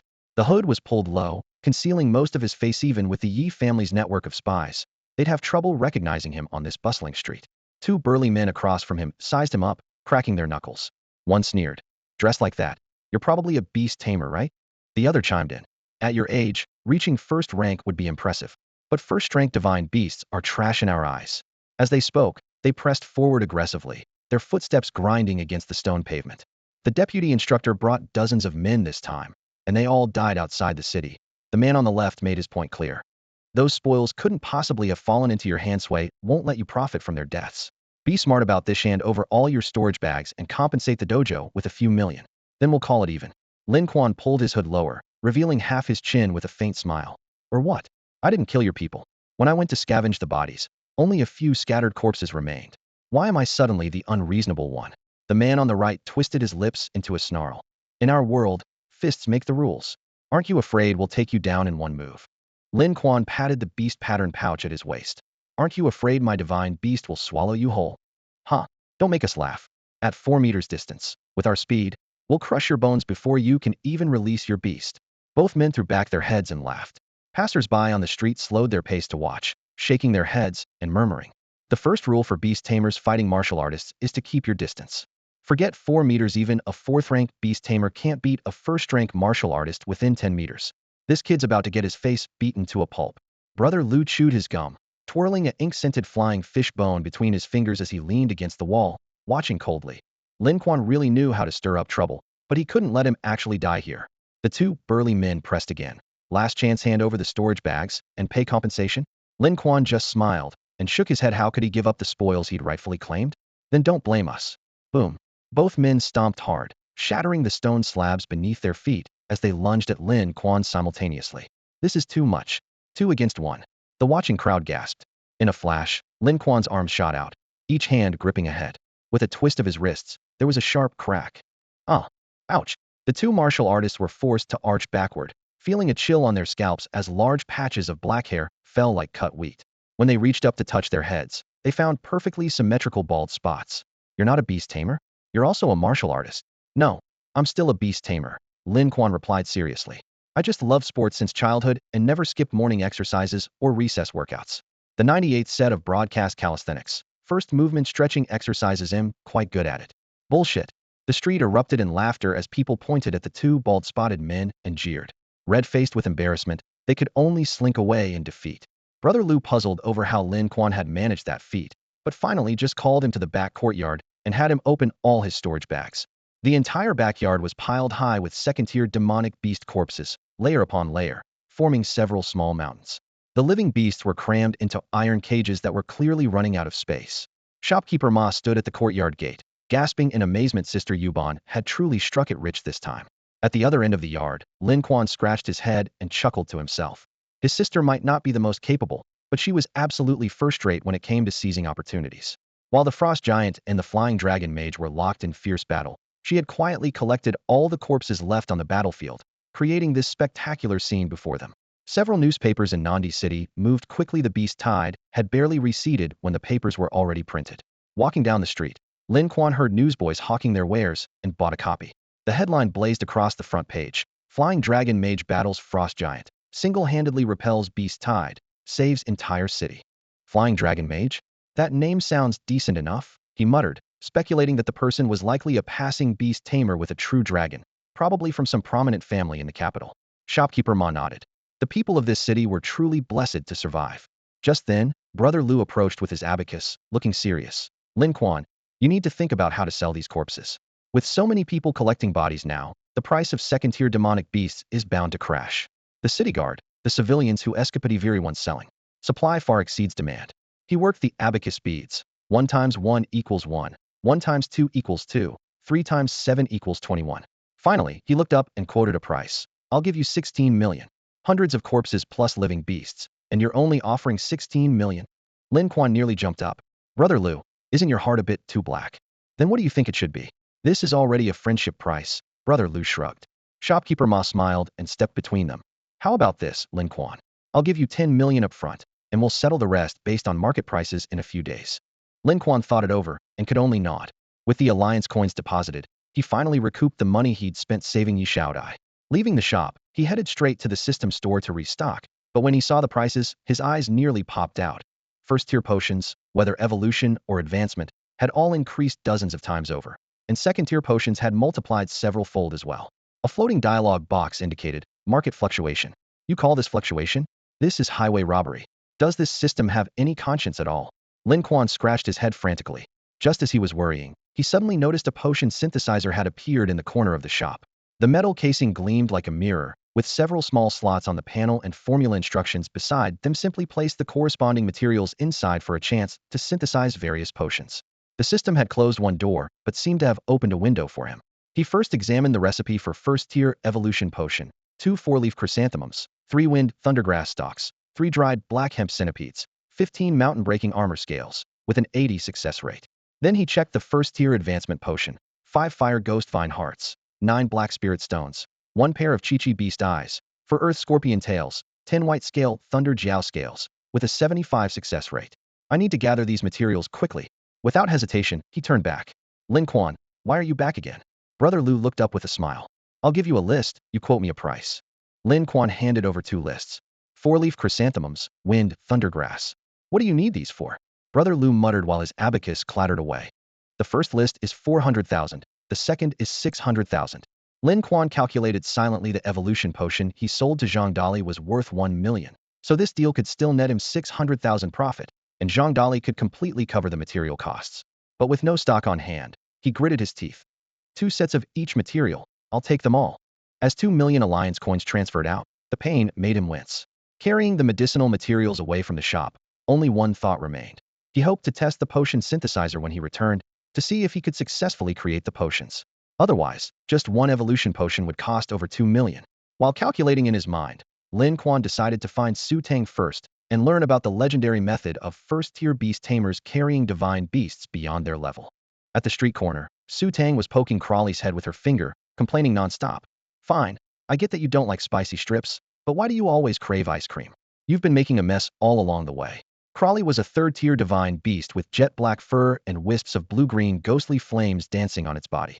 Passers-by who spotted this appearance from afar all took detours to avoid it. The scolded Crawley hung its head in dejection, sticking out its tongue to lick the ice cream that had fallen to the ground. All right, go ahead and eat your fill. Su Tang patted its head as a gesture of comfort. Su Tang. Lin Quan approached quickly. Lin Quan. Su Tang waved her chubby arms, grinning so widely her eyes nearly disappeared. I brought you spicy strips, your little flame loves these. Thanks. Lin Quan took the snacks and cut straight to the point. I want to ask you something. Aren't you a first-tier beast tamer? But Crawley is a third-tier divine beast. How did you form a contract with it? Su Tang squinted her eyes, flicked her twin ponytails, and answered leisurely while sucking on a popsicle. My grandpa helped me. I heard he used quite a few forbidden spells during the contract. Lin Quan frowned inwardly. He couldn't very well ask Su Tang's grandfather for help. No way, my grandpa is super busy. Su Tang rejected him directly. But if you really want to carry a third-tier divine beast, it's not impossible. In Lin Quan's eyes, Su Tang was like a walking encyclopedia, even though Nandi City had never heard of any beast-taming family with the surname Su. There really is a way. Su Tang nodded seriously. First, tell me clearly, why do you want a third-tier divine beast? To help a little girl. What's her mental test score? I don't know. If it's below B, give up. If it's B or above, it's manageable. I have a medicine that allows first-tier beast tamers to successfully contract third-tier magical beasts when given to the beast. Lin Quan pressed further. What are the drawbacks? It can't unleash the full power of a third-tier magical beast. It can only function as a first-tier beast. Lin Quan pondered for a moment. That'll do. The city lord probably just wants to make his granddaughter happen. No real combat needed. The city lord is a 9th-tier beast tamer. Why would he need his granddaughter on the battlefield? Su Tang smirked mischievously. Hey, have you fallen for some girl? Lin Quan's ears burned. Don't talk nonsense. I just heard some gossip from Brother Lu about the city lord having a granddaughter, but I didn't expect she'd still be in elementary school. Just to make a little girl happy? Only in 6th grade. Su Tang feigned shock. Wow, are you that shameless? A child bride. Be serious. Lin Quan didn't know whether to laugh or cry. When they arrived at Divine Mountain Elementary School, there were still about 10 minutes before dismissal. The school gate was already packed with luxury cars and beasts. There were convertibles pulled by second-tier divine beasts, flying divine beasts with built-in barriers landing in open spaces, and even more dramatically, several giant lizards equipped with saddles. Lin Quan immediately recognized the city Lord Zhao family's emblem with its black dragonet was hanging prominently around the neck of a 2-meter-tall blue goose. The goose had a handle mounted on its back and 2 footrests welded to its sides. Miss, called out a servant standing beside the blue goose. A little girl with a cherubic face full of baby fat bounced over, raised her hand to slap the goose's face, then flipped onto its back and grabbed its neck, shaking vigorously. Quick! The concert is about to start. We'll be too late if we don't hurry. Slap, slap, slap. The blue goose took off running frantically while the servant hurried after them carrying gift boxes, creating a chaotic yet comical scene. Lin Quan thought to himself, is this a little terror? Faster. Zhao Juzi gripped the goose's neck with both hands, shaking it frantically. The plump white goose flapped its wings wildly, its feet scrambling as it raced down the cobblestone street like the wind, moving almost as fast as an ordinary horse cart. Behind them, Lin Quan and Su Tang sat comfortably on the broad shell of their ghostfire lizard Crawley, easily keeping pace. They needed to lure Zhao Juzi somewhere secluded, capture her first, then help her contract a third-tier magical beast before meeting the city lord. Making their move at the crowded elementary school entrance would draw too much attention. Whoosh! The goose made a sharp turn, diving into the narrow alleys of the old district. The area was sparsely populated, with peeling advertisements hanging on weathered brick walls. Lin Quan remembered it would be perfect for their purposes. Crawley, go, he commanded. The ghost fire lizard banked and accelerated, its orange fire patterns flashing as it shot into the alley. Suddenly the goose skidded to a halt. Zhao Juzi hugged its neck and spun around, her round eyes glaring at them. Why are you following me? I know you want a third-tier divine beast. I can help you. Huh? Who are you trying to fool? I don't even know you. Lin Quan frowned. Uncle Qian. Zhao Juzi called out crisply. A shadow flashed at the alley entrance, and a thick arm wrapped in fierce wind came smashing toward them. Lin Quan raised his arm to block, but his limb went numb from an electric shock. The opponent's fist carried lightning attributes. You can take one of my punches? Kid's a combat martial artist. Uncle Qian squinted in surprise, then glanced at Su Tang and the ghost fire lizard. So this divine beast belongs to the little girl? Little girl. Su Tang smiled sweetly, lifting her chin. I'm much older than her. She patted Crawley's neck armor. Crawley. Whoosh! The ghost fire lizard reared up and spewed a ball of blue-white flames. Brilliant sparks scattered, instantly charring the ground black. Uncle Qian's heart skipped. This was a third-tier divine beast. Could this young woman already be a second or even third-tier beast tamer? He reacted swiftly, flipping off the wall and gliding through the air like a wild goose before landing on a second-floor balcony. Lin Quan pursued upward, the numbness in his arm already fading as his punch created a howling wind. Southern Mountain Strike. Dense fighting energy exploded outward. Even in midair, Uncle Qian could feel the impact and slid back upon landing, his expression changing dramatically. Toxic spray. Crawley opened its mouth again, shooting out emerald poison mist mixed with viscous droplets that instantly corroded black holes wherever they landed. Uncle Qian's hair stood on. In contact with this poison would mean death, or at least losing a layer of skin. He dodged to Zhao Juzi's side, scooped up the goose, and prepared to retreat. Uncle Qian, right? We're students from Trinity Academy with no ill intentions who just want to help the city lord with something. Lin Quan stopped at the edge of the poison mist and spoke. Trinity Academy? Uncle Qian froze mid-step, turning to scrutinize them. Zhao Juzi's eyes widened too. As you can see, Lin Quan pointed at Su Tang, can control a third-tier divine beast as just a first-tier beast tamer. She can help Miss Zhao do the same. Where did you get this information? Uncle Qian frowned. The Ma family. Lin Quan dropped the name. Uncle Qian's expression relaxed slightly. You're a friend of the Ma family? I've known Uncle Ma since I was little. Lin Quan nodded. Uncle Qian set the goose back on the ground. You should have said so earlier. You didn't exactly give me a chance to talk. Lin Quan shrugged. Zhao Juzi tugged at Uncle Qian's sleeve. You trust them? Old Ma's acquaintances wouldn't be bad people, and besides, no one in this city would dare harm you. Uncle Qian smiled. Zhao Juzi excitedly shook the goose's neck. So I really have a chance to get a third-tier divine beast? First we need to find a third-tier magical beast. Lin Quan reminded her. And there's something important. What's your mental aptitude test level? Hey. Zhao Juzi puffed out her chest proudly. Second to none in the city. If it weren't for some bastard named Lin, I'd already be #1 in South Emperor City. Su Tang glanced sideways with a hidden smile, while Lin Quan coughed lightly. Good. Our method requires mental attributes of a level or higher. Zhao Juzi immediately turned to Uncle Qian. Can you get a third-tier magical beast? If not, I'll go buy one from Uncle Ma. No need, follow me. Uncle Qian waved and led the way. Throughout the journey, Zhao Juzi never stopped talking. When she wasn't speaking, she was eating. That guy surnamed Lin is so hateful. I was clearly recognized as a genius. After he tested its level, everyone started treating me like I was invisible. When I see him, I'm definitely going to strangle him. If I can't strangle him, I'll have Grandpa beat him to death. Lin Quan wiped his sweat secretly.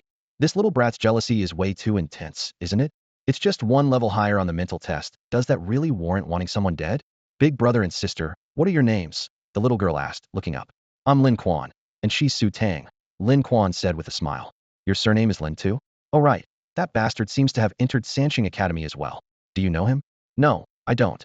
Lin Quan replied with a bitter smile, pointing ahead. Over there is the beast arena, huh? How did we end up here? The beast arena in Nandi City was always the liveliest place, housing all kinds of demon beasts and regularly hosting beast fighting competitions where the townspeople loved to place bets. The arena belonged to the city lord, and many families also kept their demon beasts there. Third-tier demon beasts? Of course they had them. The group entered through the back door, where servants immediately greeted them and led them toward the beast pens in the rear. Before they even got close, Lin Quan could hear shouting, "Name your price for this spined black bear, I'll buy it." "Sorry, it's not for sale." "Double. I'll pay double the price, still not good enough?" "You won't give me face." "Do you know who I am?" Lin Quan immediately recognized the buyer Zhang Dali, with Jian Wei standing guard beside him with his usual cold expression. "It's raised by the Yi family?" "Fine then, I just thought it was cute. Look at that fluffy nose. Even has a runny nose, I love this type." "Dali." Hearing the call, Zhang Dali immediately abandoned the black bear and rushed over in quick steps. "Oh my, brother Lin, what brings you to the beast arena?" "Running an errand for someone." "What about you?" Zhang Dali sighed. "With the beast tide approaching, I just feel uneasy. Old Dian alone can't protect me. And if demon beasts come charging from all directions, I can't rely on just Meow Meow to hold them off. I wanted to get another demon beast." "You're a first-tier beast tamer, can you handle two?" Lin Quan raised an eyebrow. "Worth a try." "Fat pig, you're dreaming," came a childish voice from nearby. Zhao Jizi stood with her hands on her hips, shouting. Zhang Dali rolled up his sleeves. "Kid, don't you have any manners?" "My grandpa is Zhao Yufang," the girl announced her lineage. Zhang Dali immediately deflated. "No wonder you're so adorable, you're the city lord's granddaughter." "Stop flattering me." "Uncle Qian, I want that one." Zhao Jizi pointed toward the depths of the beast pen. She had long had her eye on that thunder crane. The caged thunder crane stood tall and proud, its feathers flickering with faint electric arcs, its slender legs wreathed in emerald lightning, exuding both ferocity and elegance. System data instantly appeared. Thunder crane. Type: Avian lightning element. Level: 3rd tier divine beast, progress 1, potential 4th tier. Combat power: 3510. Combat skills: thunder roar, lightning blast. Combat adaptability: aerial enhancement, 385. Evolvable parts: legs, wings, beak. After scanning the attributes, Lin Quan thought to himself, its growth potential is somewhat limited, 4th tier at most, but it's already quite impressive for now. Let it out. "Juzi, do you know the contract technique?" he asked. I've known it since I was 3. Zhao Juzi leaped down from her mount goose. The big white goose let out a long breath of relief. Its neck was swollen from being squeezed the entire journey. The moment Lei He emerged from the beast pen, it tried to spread its wings and soar, but Uncle Qian, who had been prepared all along, seized it by the throat of fate with one swift motion. Before its talons could beat the air, thick fingers had already locked around its neck bones. Lei He thrashed violently, lowering its head as its sharp beak struck fiercely at Uncle Qian's tiger's mouth, its shriek erupting alongside thunderous lightning. Azure lightning covered its wings like scales, instantly turning the entire beast pen into an electric grid with crackling sounds filling the air. Uncle Qian showed no fear whatsoever. He too practiced lightning cultivation techniques, his arm muscles bulging as electric arcs flickered across his body, using the opponent's lightning energy to neutralize the impact. "Zhang Dali," he called out in a deep voice. Zhang Dali quickly turned back. "Lao Jian, you go help too." Dian Wei flashed forward in front of Lei He, pulling out a white shadow from behind his waist, a thick hemp towel. He gripped Lei He's sharp beak and tried to wrap the towel around it to tie a knot. "Don't tie it up." Lin Quan stopped him. "If you want Juzi to contract it, we need Su Tang to feed it medicine first." Dian Wei frowned. What a hassle. Despite his words, he still pressed down on Lei He's lower jaw to prevent it from struggling. "Hurry up." Su Tang had already pinched a sea blue pill between her fingertips and tossed it to Lin Quan. "Open your mouth and swallow this." Lin Quan pried open Lei He's beak and flicked the pill inside with a shake of his hand. The moment the pill entered its throat, Lei He's electric radiance immediately dimmed by half, its feathers slowly settling from their bristled broom-like state. "Juzi," Su Tang called out loudly. Zhao Juzi crouched on the ground, her fingers rapidly tracing as a complete set of contract runes took shape, silver lines weaving into a circular formation on the earth. Several pale golden light pillars shot up thunderously, sealing Lei He. Everyone held their breath, their eyes fixed on the fluctuations of the light formation. "Why didn't it work?" Zhang Dali muttered. Lin Quan spotted the issue and reminded. "Something's wrong. First cancel the contract with the big goose." "But the big goose isn't my spirit beast." Zhao Juzi spun around anxiously. "Then where is your spirit beast?" "I don't have a spirit beast." As soon as she finished speaking, the formation let out a muffled thunder. Lei He's knees went soft, its beak touched the ground, and the remaining lightning completely extinguished. "It worked." Zhao Juzi clapped her hands forcefully. "Come here." Lei He obediently stepped forward, crouching halfway beside her. She cheered as she climbed onto the crane's back, clamping her feet around its wings. "I'm so happy." I finally have a third-tier spirit beast. Zhang Dali swallowed beside them. Brother Lin, did you help her with this? What's the deal with that medicine? Can I have a few pills? Su Tang's medicine. Before Lin Quan could finish answering, Zhang Dali had already sidled up to Su Tang with a fawning smile. Tang, give me one pill. I can take it myself. You can contract me, and I'll follow you. Get lost. Su Tang slapped him away. Lin Quan explained in a low voice. Her method can succeed in contracting, but the spirit beast's strength is reduced to first tier, so it's useless to you. Zhang Dali suddenly understood. So it's just coaxing a child? Well, Zhao Juzi is just a child anyway. Uncle Qian dusted off his hands and approached with a serious expression. The young miss is the city lord's precious treasure. Since you're willing to help, you must want something in return. Lin Quan nodded. I want to meet the city lord. The city lord isn't in the city right now. It'll be a few days. Uncle Qian thought for a moment. Where are you staying? Hanyan Hotel. We'll wait for your message. Uncle Qian agreed and waved for people to escort them away. On the way, Zhang Dali asked unwillingly. There's a competition at the Beast Arena tomorrow. Brother Lin, are you coming? The academy suspended classes, saying they need to clear the battlefield outside the city. All the teachers are busy. The Beast Arena caught a batch of second-tier demon beasts. There are matches every day this week. Not interested. Lin Quan refused with one sentence. What a pity. Zhang Dali shrugged and quickly walked away. Back at the hotel, Lin Quan was still pondering Su Tang's tear-clearing pill. He couldn't find it in the system, so he temporarily set aside his thoughts. In the room, Yi Xiaodai sat cross-legged in the center of the bed, holding a Hong curled up in a ball, both hands buried in its soft ear roots. Lin Quan took out two blank demon beasts and placed them on the ground. Yi Xiaodai was startled by the suddenly appearing creatures and screamed, "What are you doing?" Conducting experiments. Being a senior alchemist isn't that easy. As he spoke, he took out a pale green glass tube from the potion synthesizer, the liquid inside sparkling with tiny points of light upgrade potion. He caught up with a black-skinned fragrant pig that was fleeing around the room, gripped it by the neck with both hands, and forced the potion down its throat. An 80 and 75 success rate is pretty impressive, and all 4 batches turned out well. I just hope they're as effective as the store-bought potions. Lin Quan returned to the inn's backyard carrying 4 bottles of pale blue liquid. To test the quality of his homemade potions, he had deliberately bought 2 of the cheapest common black-skinned fragrant pigs along the way to use as test subjects. What kind of potion is that? Yi Xiaodai asked curiously, holding a Hong as she gathered around. First-tier advancement potion.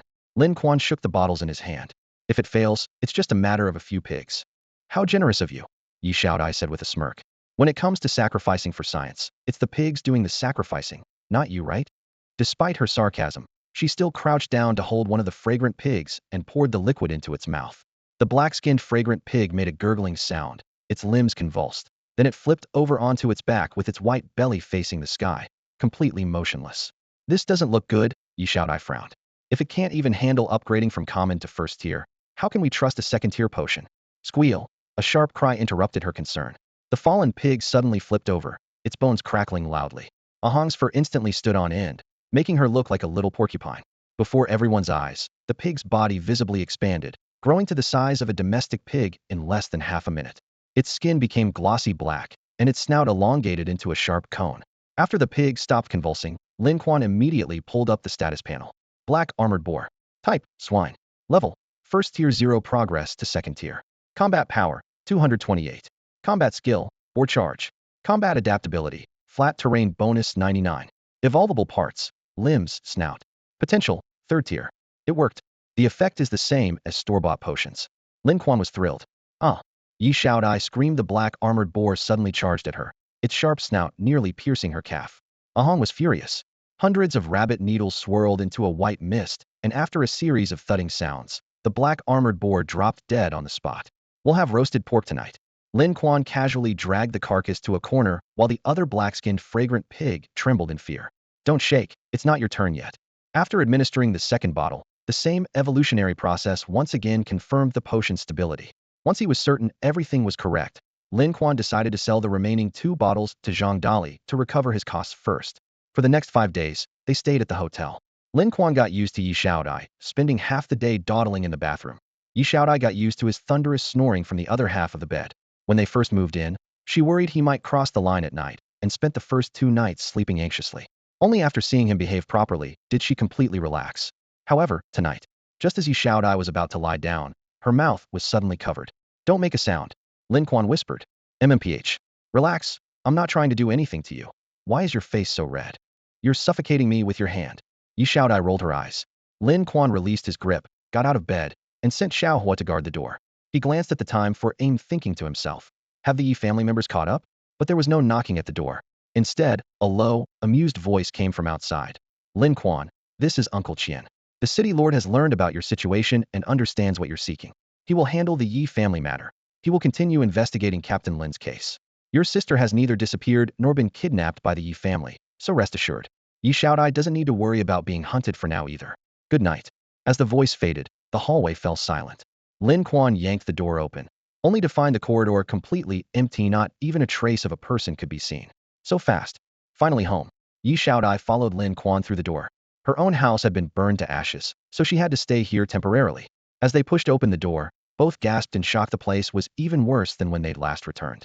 Tables and chairs were overturned, clothes, parts, and wires scattered across the floor, and the 3 corpses from the Yi family's 5th son's group had vanished without a trace. Wait, Lin Quan, what's this? Yi Xiaodai bent down to pick up a dusty hard drive. Don't touch that. Lin Quan quickly snatched it back. Study materials. I'm a student, so academics come first. Online courses, foreign languages, ebooks, it's all in there. Then what about this Southeast Asian-style photo album? Put it down.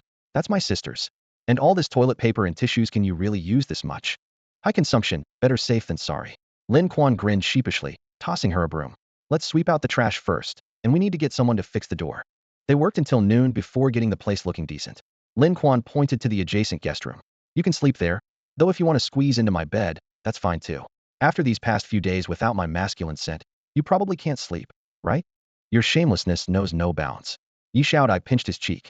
I'm going shopping with Su Tang later, need to buy some decent clothes. I put those 2 outfits from last time in your room. After the door closed, Lin Quan tossed the broom into a corner and fell into thought. Yi Qian would come looking sooner or later. How long could the city lord keep him at bay? When that old fox's people showed up, they could catch them all in one net. A perfect case of luring the snake from its hole. Besides, having Yi Xiaodai around was certainly easy on the eyes. Creak, the door opened again. Yi Xiaodai stood in the doorway wearing a flight attendant uniform, its tailored fit accentuating her perfect curves. Lin Quan nearly had a nosebleed on the spot. The hotel washing machine doesn't work well, and my school uniform is still wet. Ahem. Could you look at my face instead? Everything looks good.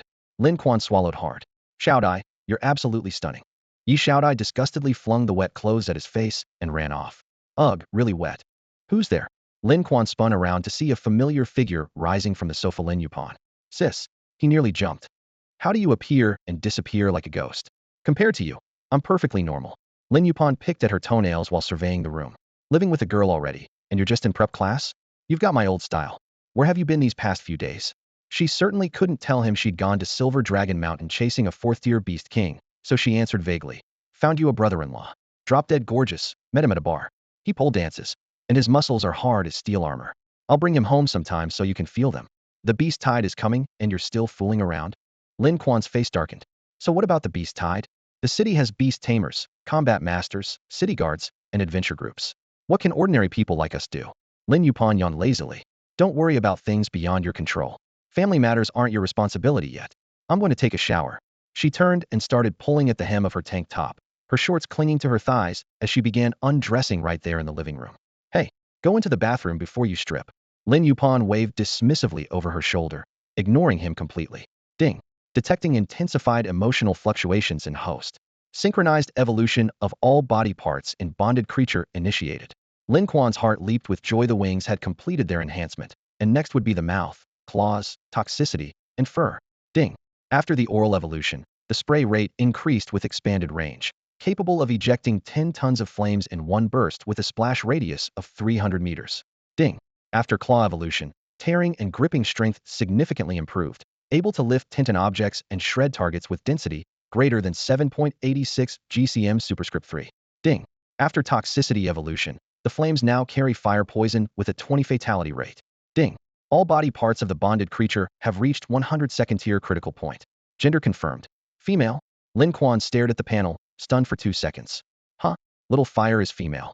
He lifted the palm-sized crimson dragon in front of him. The little creature was batting her golden eyes at him flirtatiously. What's with the flirting? You're a dragon. Act proper. Lin Quan tapped her head. Female. Do they give live birth or lay eggs? Should I be thinking about the next generation? Bring me the towel. Came his sister Lin Yupan's urgent call from the bathroom. Lin Quan walked over to hand her the towel, covering his eyes with his other hand. Close the door, sis. I can't see anything anyway, it's all bubbles. All right. Lin Yupon snorted, and the door slammed shut. Lin Quan crouched down, rubbing little Fire's neck thoughtfully. To lay eggs, she'd need to find a male dragon, right? Can't be hermaphroditic. Whatever, just eat your spicy strips for now. As he spoke, he pulled out a spicy strip from the snack bag and fed it to her. Little Fire's wings shot up as the fragrant yet spicy flavor made her both terrified and unable to resist opening her mouth. Just as he was pondering his dragon breeding master plan, the doorbell suddenly rang. Lin Quan went to answer it, and immediately saw Zhao Juzi's face, that explosive-tempered sixth-grade little tyrant. The girl raised her hand to slap him. Lin Quan sidestepped, grabbed her wrist, and effortlessly lifted her into the house, setting her down on the sofa. What's this about? Outside, Uncle Qian led in a thunder crane with scorched black wings, his gaze coolly surveying the interior. So this is that woman's house. Zhao Juzi pointed at the thunder crane, stomping her feet in anger. You lied to me. This isn't a third-tier divine beast, it won't even shoot lightning. Whether it's third tier or not, ask Uncle Qian. Lin Quan shrugged. As for shooting lightning, I suspect your beast-taming skills aren't up to par. What did you say? You're questioning my beast-taming abilities. Zhao Juzi lunged forward, opening her mouth to bite. Lin Quan withdrew his hand, then extended it again, pressing her down onto the sofa. Are you part dog? Biting at the drop of a hat. Zhao Juzi flailed her limbs, her eyes reddening. I'll beat you to death, you liar. Seeing that restraining a little girl wasn't appropriate, Lin Quan released her. Want me to compensate you with another magical beast? No way, my family has plenty of magical beasts. Zhao Juzi's eyes darted around cunningly. Lin Quan's internal alarm bells went off. Sure enough, Zhao Juzi suddenly lowered her voice. I know you're the one with S-level mental testing results. My grandfather says you're very capable. Be my tutor? Tutor my ass. Where do I have that kind of free time? If you're thinking of freeloading at my place, forget it. You? Zhao Juzi fumed. Aren't you afraid I'll get people to beat you up? Lin Quan raised an eyebrow. Believe it or not, I'll stuff your mouth full of char siu buns. Zhao Juzi was stunned. Uncle Qian, is that scary? Uncle Qian replied unhurriedly. You'd choke to death. The girl's face instantly turned pale. You actually want to choke me to death? Lin Quan rubbed his temples. This little brat couldn't be hit or scolded. Zhao Juzi mustered her courage and played her trump card. Then, can you help me win a competition? What competition? The Beast Arena. Didn't you go there before? My goose has already made it to the semifinals. Just 2 more matches, and it can win the championship. Help me take it, and I won't bother you anymore. From the bathroom came the sound of splashing water as Lin Yupon lazily poked her head out. Help her out. I want to check out the Beast Arena too. Entering the arena through the main entrance, this time always sneaking through the back door wasn't going to work, and he wasn't heading to the beast pens either. The main entrance was packed with crowds so dense they nearly warped the heavy gates. Lin Quan stood on his tiptoes, scanning the sea of people with one goal in mind, finding Zhang Dali. He was counting on him to sell the advancement potion and evolution potion he'd just finished brewing. Through gaps in the crowd, Lin Quan spotted Zhang Dali stationed by the entrance as expected. But Zhang Dali's first glance landed on Lin Yupon beside Lin Quan, his eyes lighting up like searchlights. This girl was absolutely stunning. Those legs were like a giraffe's long, white, and perfectly straight. And that complexion, fair with a rosy glow, plus those eyes so bright they seemed ready to drip water. Hey fatty, seen enough? Want me to toss you in a pot and render you for oil? Lin Quan stepped in front of him. That's my sister, and she only likes handsome guys, thin ones. Zhang Dali immediately switched his expression, pressing his palms together. Hello, Sister Lin. Lin Quan and I are brothers who've been through life and death together. From today on, you're like my own sister, me, biological big sister. Lin Yupon couldn't be bothered with him and simply walked into the arena holding Zhao Juzi's little hand. Zhao Juzi was unusually well-behaved in her presence, not making a sound. Uncle Qian nodded slightly at Zhang Dali and followed them inside. Lin Quan stuffed 2 bottles into Zhang Dali's hands. Fresh, batch 1 evolution potion, 1 advancement potion, both for first-tier beasts. The prices need to go up, so take these for now. Before he finished speaking, he saw Yi Xiaodai and Su Tang approaching and asked puzzledly, weren't you 2 supposed to be shopping? Didn't Xiaodai still need to buy clothes? What brings you to the arena? Su Tang dragged me here. Yi Xiaodai rubbed her temples. She said the semifinals would be exciting and we could place bets, maybe make some money. She was still wearing her flight attendant uniform, and standing at the entrance, she immediately stood out from the crowd. The beauties nearby, clinging to the arms of several wealthy men with greasy hair, shot her jealous, vicious looks. Did she come from some uniform shop? Who enters wearing a uniform? Could she actually be a flight attendant? The airport in Nandi City was blown up ages ago. Where would planes come from? The chatter rose and fell in waves. Zhang Dali roared at the group. Which establishment are you from? Got no eye for quality? Get lost. Hey, how dare you talk like? Shut up. That's the son of the Northeast Commerce Association president, one of the Northeast 4 young masters. Last time in Beihuang City, He was racing demon beasts over some woman, crashed into someone, then had his beast maul them. Someone in the crowd whispered a warning, and the chatter immediately died down. Lin Quan understood those wealthy men were indeed spoiled brats from the northeast. Zhang Dali grinned. I've got a private box reserved. Lin Quan, Tang Tang, Xiao Dai, let's take the VIP Entrancino crowds, no tickets needed. This is a project the city lord strongly supports. After the beast tide, the citizens need to relax and get their minds off things. He lowered his voice. You might not know this, but the city lord and the Yi family made a fortune from this beast tide. Lin Quan thought, could they have made more than me? But he heard Zhang Dali continue. Just the Yi family alone, they went outside the city with their 2 adventure teams, plus allied forces, and collected nearly 10,000 demon beast corpses. Damn, Lin Quan almost cursed aloud. Even with falling prices, a single second-tier beast corpse is worth tens of thousands of alliance coins. That's got to be several hundred million. Yi Xiaodai pressed. What about the city lord? The city lord collected even more. The city guard has more people than the Yi family. I suspect they swept up all the remaining corpses, at least 40 to 50,000.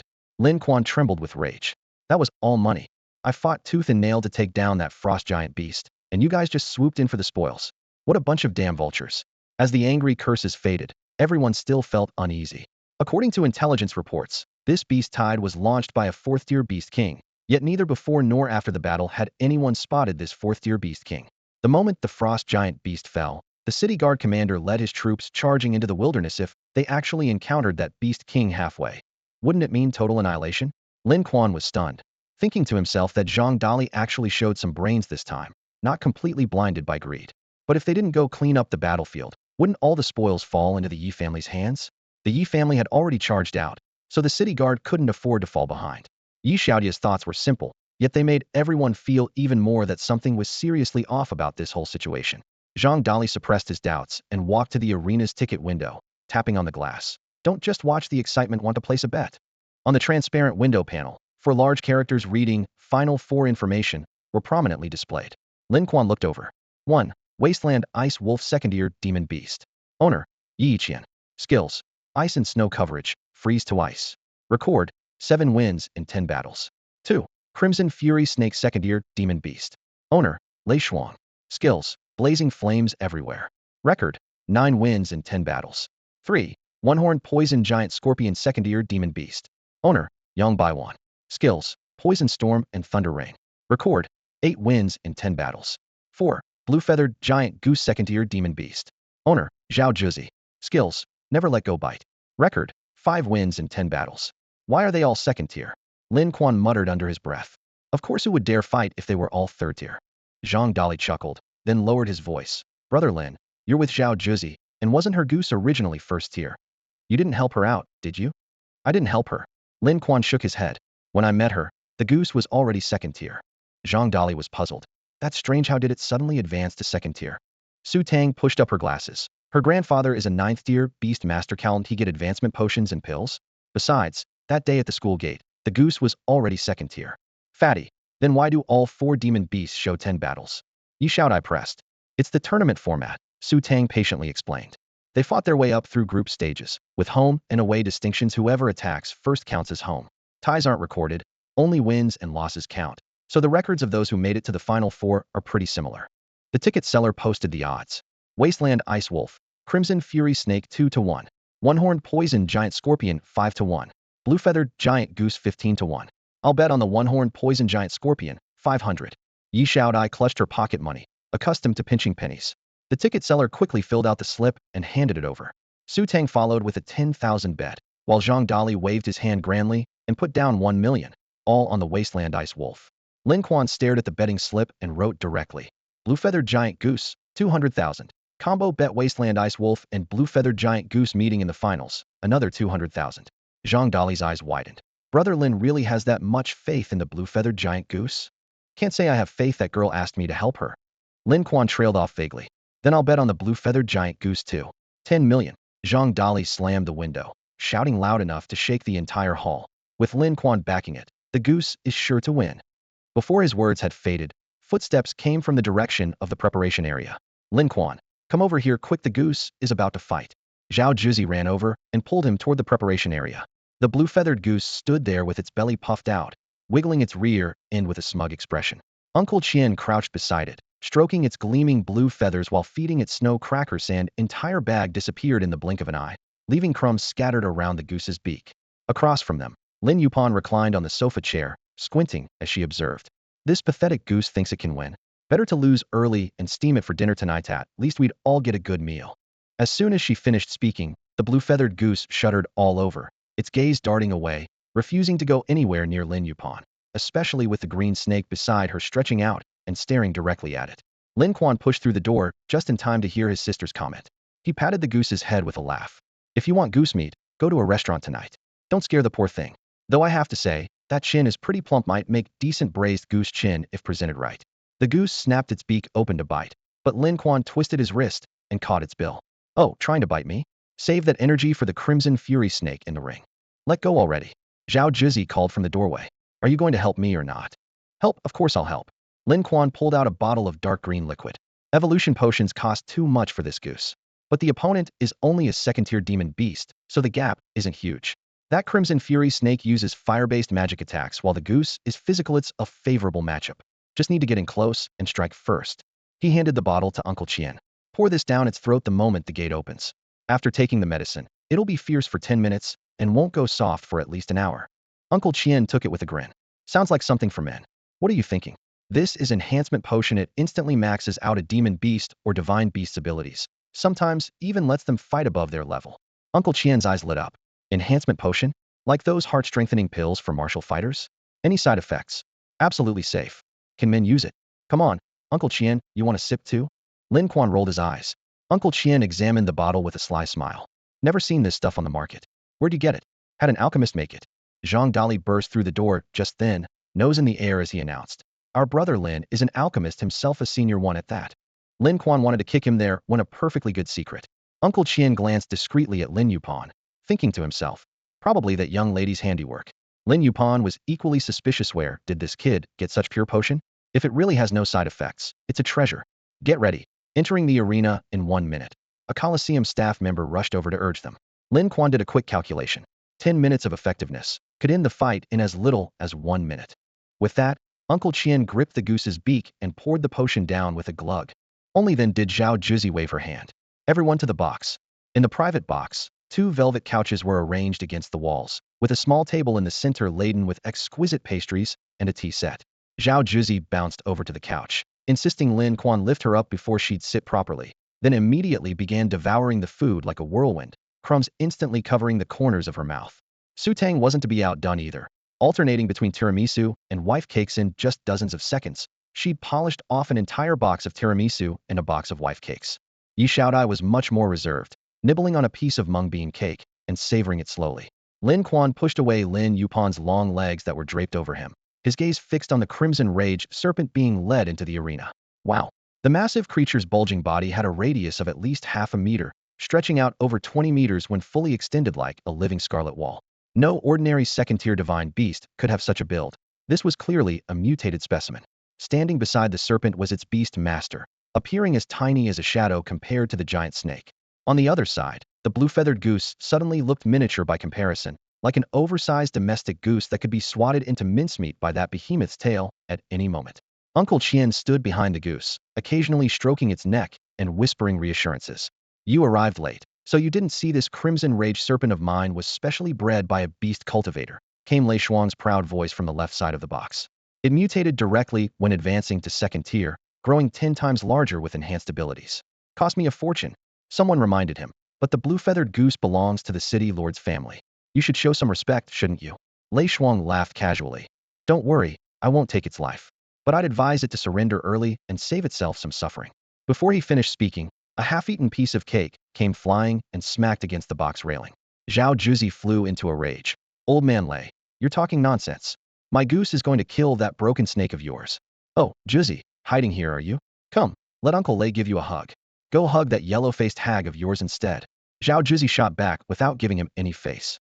Lei Shuang gave a dry laugh and made a throat-slitting gesture to the beast master in the arena. Disrespectful youngsters must pay the price. The referee raised the red flag high. Begin.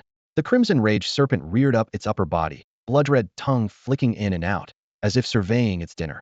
A goose just right for my appetite. Just as it was about to strike, The blue-feathered goose suddenly kicked off the ground and shot forward like blue lightning cutting through the air. Before the audience could even gasp, the goose had reached the snake's belly. Ah! Nearly everyone in the stands jumped up simultaneously.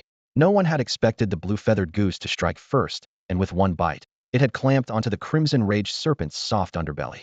This Crimson Rage serpent had withstood countless physical attacks from divine beasts in previous matches, relying solely on the thin scales that had grown after its mutation to remain undefeated. It shared the same odds as the Wasteland Ice Wolf. The arena management wouldn't make losing bets. But today, something unexpected happened. Honk honk honk. The goose's sharp beak drilled and twisted fiercely, then yanked hard, sending green fluid splattering everywhere. The gallbladder. It punctured the snake's gallbladder. Zhang Dali screamed in shock. When striking a snake, you aim for either the 7-inch or 3-inch mark. The 3-inch point is where the heart and gallbladder are located. With its gallbladder ruptured, the Crimson Rage serpent writhed in agony, its massive body crashing to the ground with such force that the entire arena shook. The beast master nearly got crushed by his own contracted beast, rolling and scrambling to escape with his life. The blue-feathered goose held its head high and strutted beside the fallen serpent's body like a victorious general returning from battle. The referee brought down his gavel. Winner, blue-feathered goose. Wails immediately erupted from the stands. Damn it, how could it lose? I bet 100,000. Thought it was a sure win. Now I'll have to jump off a building. 90% of the people in the arena had bet on the Crimson Rage serpent, and now they were all furious, with some wanting to settle accounts with Lin Quan. Can I go now? Lin Quan watched as Zhao Juzi kept clapping her little hands. Those cream-covered hands were nearly swollen from all the clapping. No way. Zhao Juzi grabbed him. You have to help me get to the finals. I want to win the championship. Lin Quan frowned. How about this? If you help me win the competition, I'll agree to go on a date with you alone. Zhao Juzi's eyes sparkled with excitement. Uft. Yi Shaodai, who was drinking tea nearby, spat it out immediately upon hearing this. What was going through this little girl's head? I have other things to do. Lin Quan pulled his hand back. You promised to help me. Zhao Juzi's eyes reddened. If you don't help, I'll tell my grandfather. Don't try to scare me with your grandfather. Lin Quan sneered. I only said I'd help you in one match, and only if I felt like it. Threaten me? Not a chance. Zhao Juzi's lips trembled. Then she suddenly tilted her head and wailed dramatically. Oh heavens! You heartless man. I've been so devoted to you, washing your clothes, cooking your meals, running around for you. And now you're seeing other women? What about the child I'm carrying? Holy crap. Yi Shaodai nearly spat again. Where did this girl learn such lines? Lin Yupan quickly tried to smooth things over. Little Juzi, if he won't help you, just make him leave a few enhancement potions. Zhao Juzi immediately stopped her act, blinking innocently. All right then, I won't abort the child just yet. 3 potions. Lin Quan handed them over with a dark expression. Be careful when you use them. Don't let that goose drink too much, or it'll get stupid. It's already stupid as a brick. Zhao Juzi muttered while hugging the potions. Yi Shaodai and the others were still lingering around, obviously still eyeing the free pastries. Lin Quan decided to slip away to the beast pens first. The blue-feathered goose was pacing in circles while Uncle Qian crouched by the fence, continuously stuffing snow cakes into its mouth. Apparently, this damn goose had fixated on these treats. Did you guys hear? Something happened to that batch of demon beasts in the back. What happened? A few of them died mysteriously. The second steward is looking for someone to investigate. That batch was brought back personally by the city lord himself. Sure, keep it down. The city lord personally brought demon beasts? Lin Quan's mind stirred. 2 beast feeders were discussing in low voices while pushing open a black door behind them. Lin Quan quietly followed. Behind the black door was a stable-like deep alley with beast pens, housing dozens of second-tier demon beasts on both sides. At the far end, a thick door was tightly shut, and a shrill voice could be heard from outside. City Lord Zhao, I did exactly what you asked. You can't shortchange me on the silver. Humph, you didn't get the job done properly, and you still want money? Zhao Yofang's voice was sinister. I did my part, but there were unexpected variables that had nothing to do with you. Your third-tier frost giant couldn't even handle a young punk. Young punk. Zhao Yufang snorted coldly. Of course I know who killed my frost giant. This time, stirring up the beast tide was meant to lure the Yi family out of the city, weaken their power, and shake their foundation in the capital. You thought too highly of yourself. Yi Yiqian isn't a fool who refused to leave the city no matter what. I had to drive the beast tide to fake an attack on the city, but who knew that kid would bring a fire dragon and slaughter the frost giant? That was your miscalculation, nothing to do with me. City Lord Zhao, easy for you to say? The massive amount of pills I consumed to trigger the beast tide if you don't reimburse me. Ah! A scream suddenly pierced the air. Lin Quan's expression changed, and he immediately leaped into the beast pen. A purple-skinned wild boar was sleeping soundly when his disturbance startled it awake. The beast twisted its thick neck and raised its snout to charge at him. Lin Quan's arms bulged with veins as he pressed down hard on the massive pig's head, preventing it from squealing, but his mind was reeling. The beast tide was actually orchestrated by the city lord? Forget about whether they could breach the city walls. So many beast tamers and combat warriors had already died outside the city, and they were all volunteers who had stepped up to the front lines. All just to target the Yi family? This old man was truly vicious. And he had killed all his accomplices who helped trigger the beast tide to silence them? What are you doing here? Zhao Yofeng's sudden voice rang out from across the beast pen, as if questioning someone in the arena. Misheard that the city lord has arrived and asked us to invite you over. Her goose is about to win the championship. A servant replied quietly. All right, I'll be right there. Ah, this child just loves to play. Zhao Yofeng's footsteps gradually faded away. After the commotion outside completely disappeared, Lin Quan released his grip.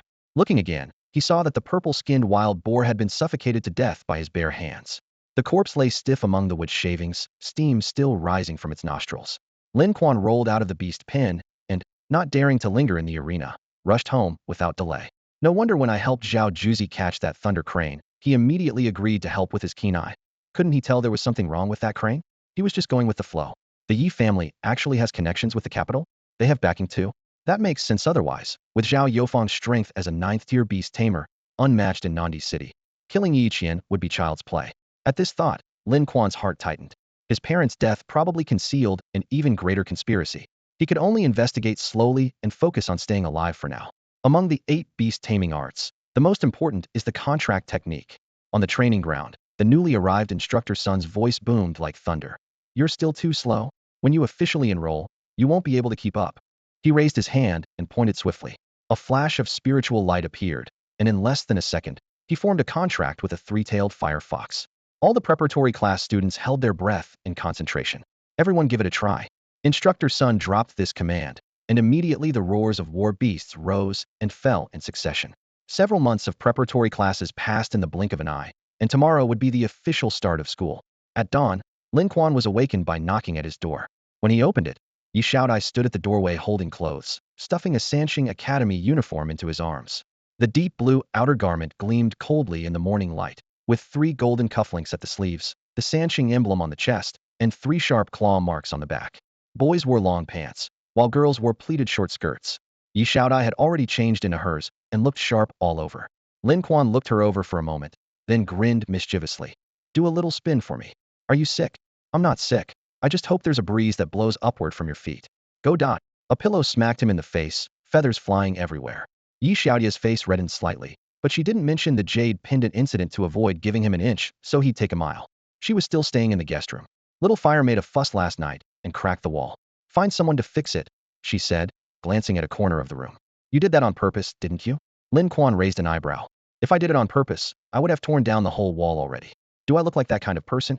He spread his hands. Yi Shaodai clenched her fists but had no evidence. With Yi Yupan not at home, no one was there to back her up, so she could only turn away and leave with. Find someone to fix it after the opening ceremony. After the dean finished speaking, they were officially first-year students. Lin Quan stood on the steps, surveying the new student formation.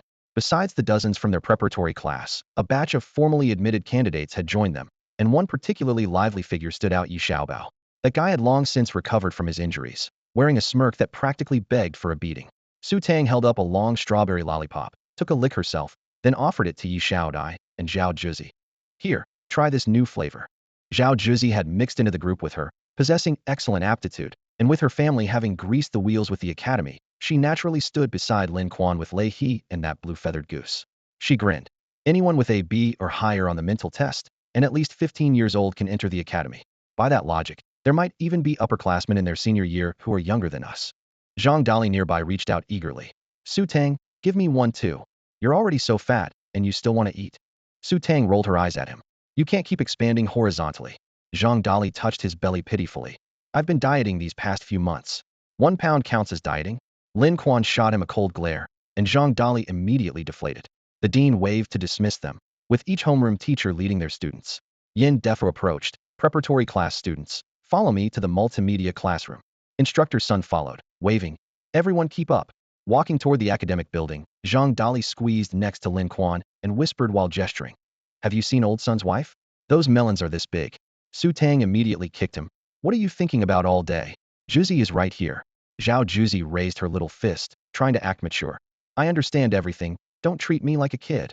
The multimedia classroom door opened to reveal a golden testing board, half a person's height positioned in the center of the podium, shimmering under the lights. Lin Quan's heart sank. They were going to retest mental power. The previous tests had measured potential, but this time it would be their actual current values. A beast tamer's rank and the number and strength of magical beasts they could contract all depended on mental strength.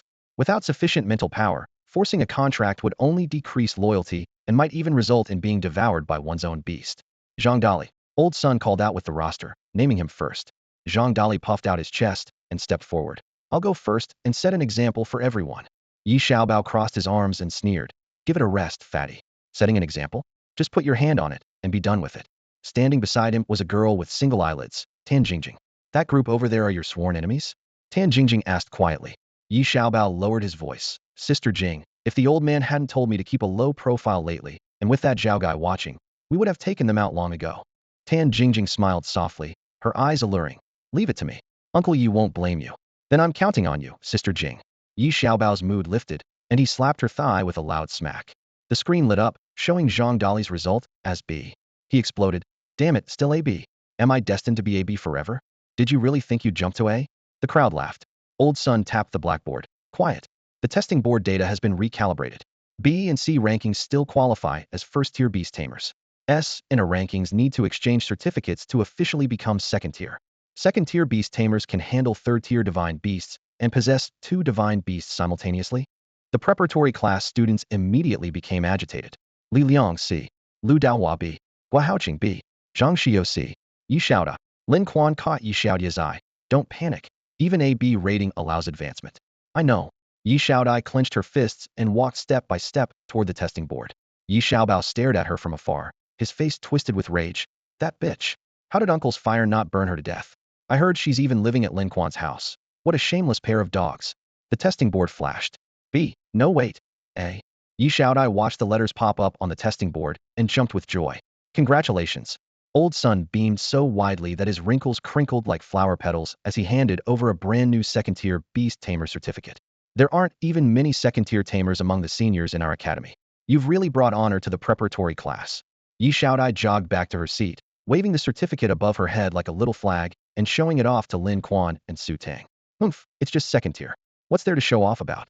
A sharp, irritating voice cut through the air. Tan Jingjing sneered coldly from several rows away. Yi Xiaodai noticed the 2 metal roses pinned to her collar and Yi Xiaobao standing beside her, then decided to let it slide and didn't respond.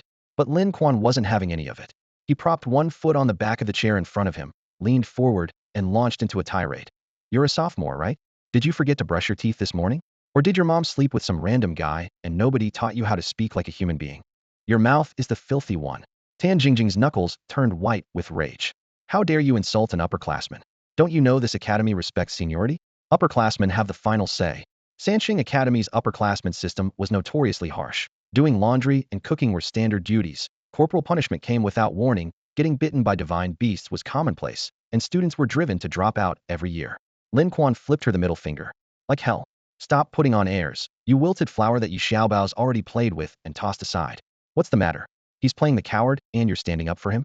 What does that make you then? What does that make her? Zhao Juzi nearby was listening with great interest, but suddenly lost the thread and turned to ask Su Tang. How should I know? Su Tang rolled her eyes and stuffed a piece of cake into Zhao Juzi's mouth. Tan Jingjing was fuming. She had just wanted to casually put some freshmen in their place, but instead ran into a rabid dog that bit first and asked questions later. No wonder Yi Xiaobao had been torn to shreds.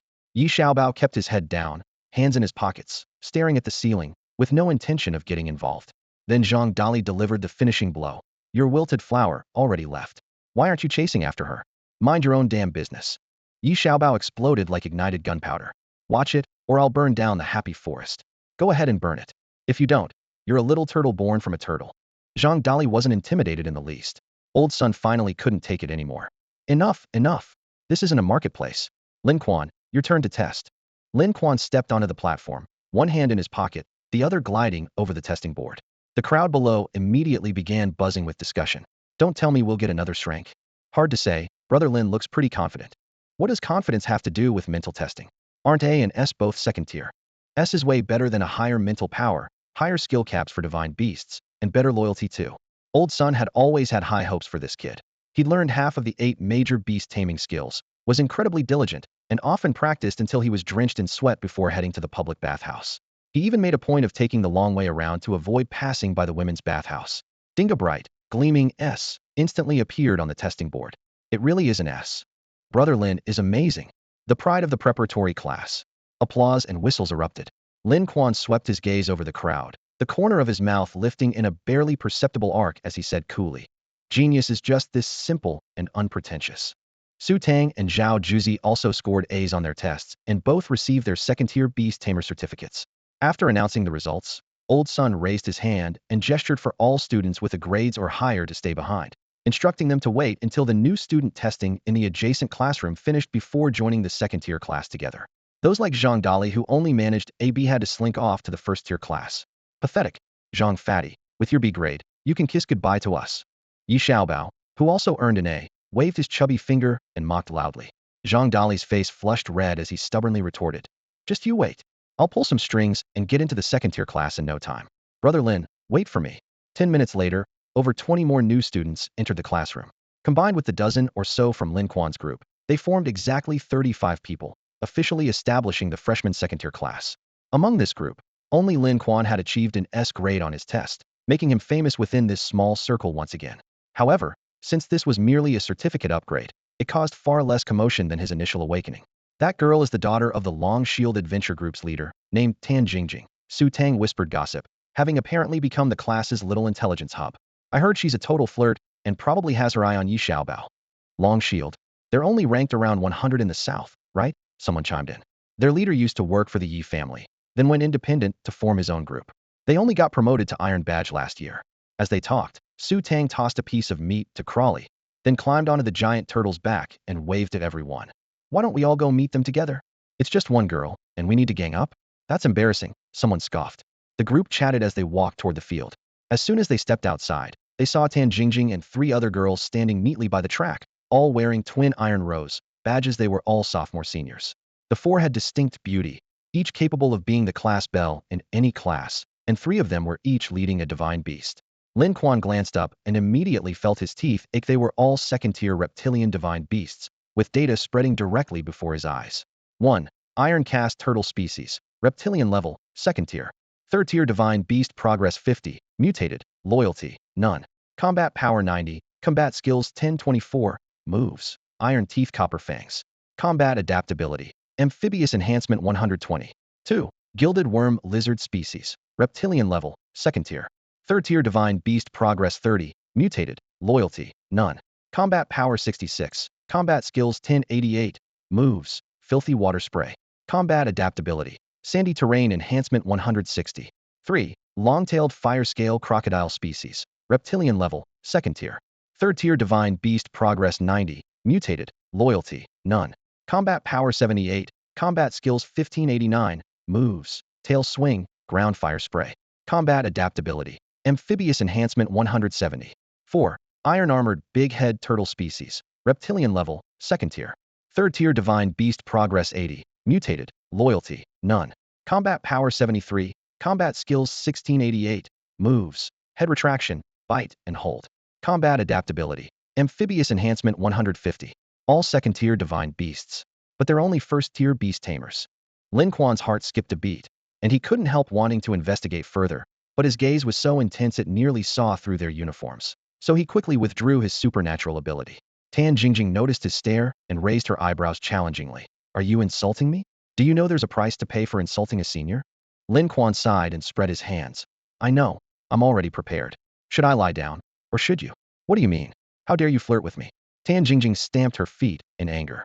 Lin Quan lazily continued. Oh, I thought you'd be into that sort of thing. Aren't you the famous social butterfly of the academy? I heard you've had 85 boyfriends in just your first year.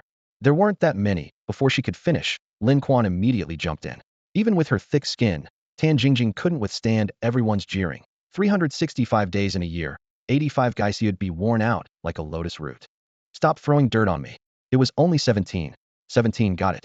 Tan Jingjing planted her hands on her hips, her voice echoing across the training ground like thunder. Yi Xiaodai stood behind her, shaking her head and muttering under her breath. 17 is still a lot. Exactly.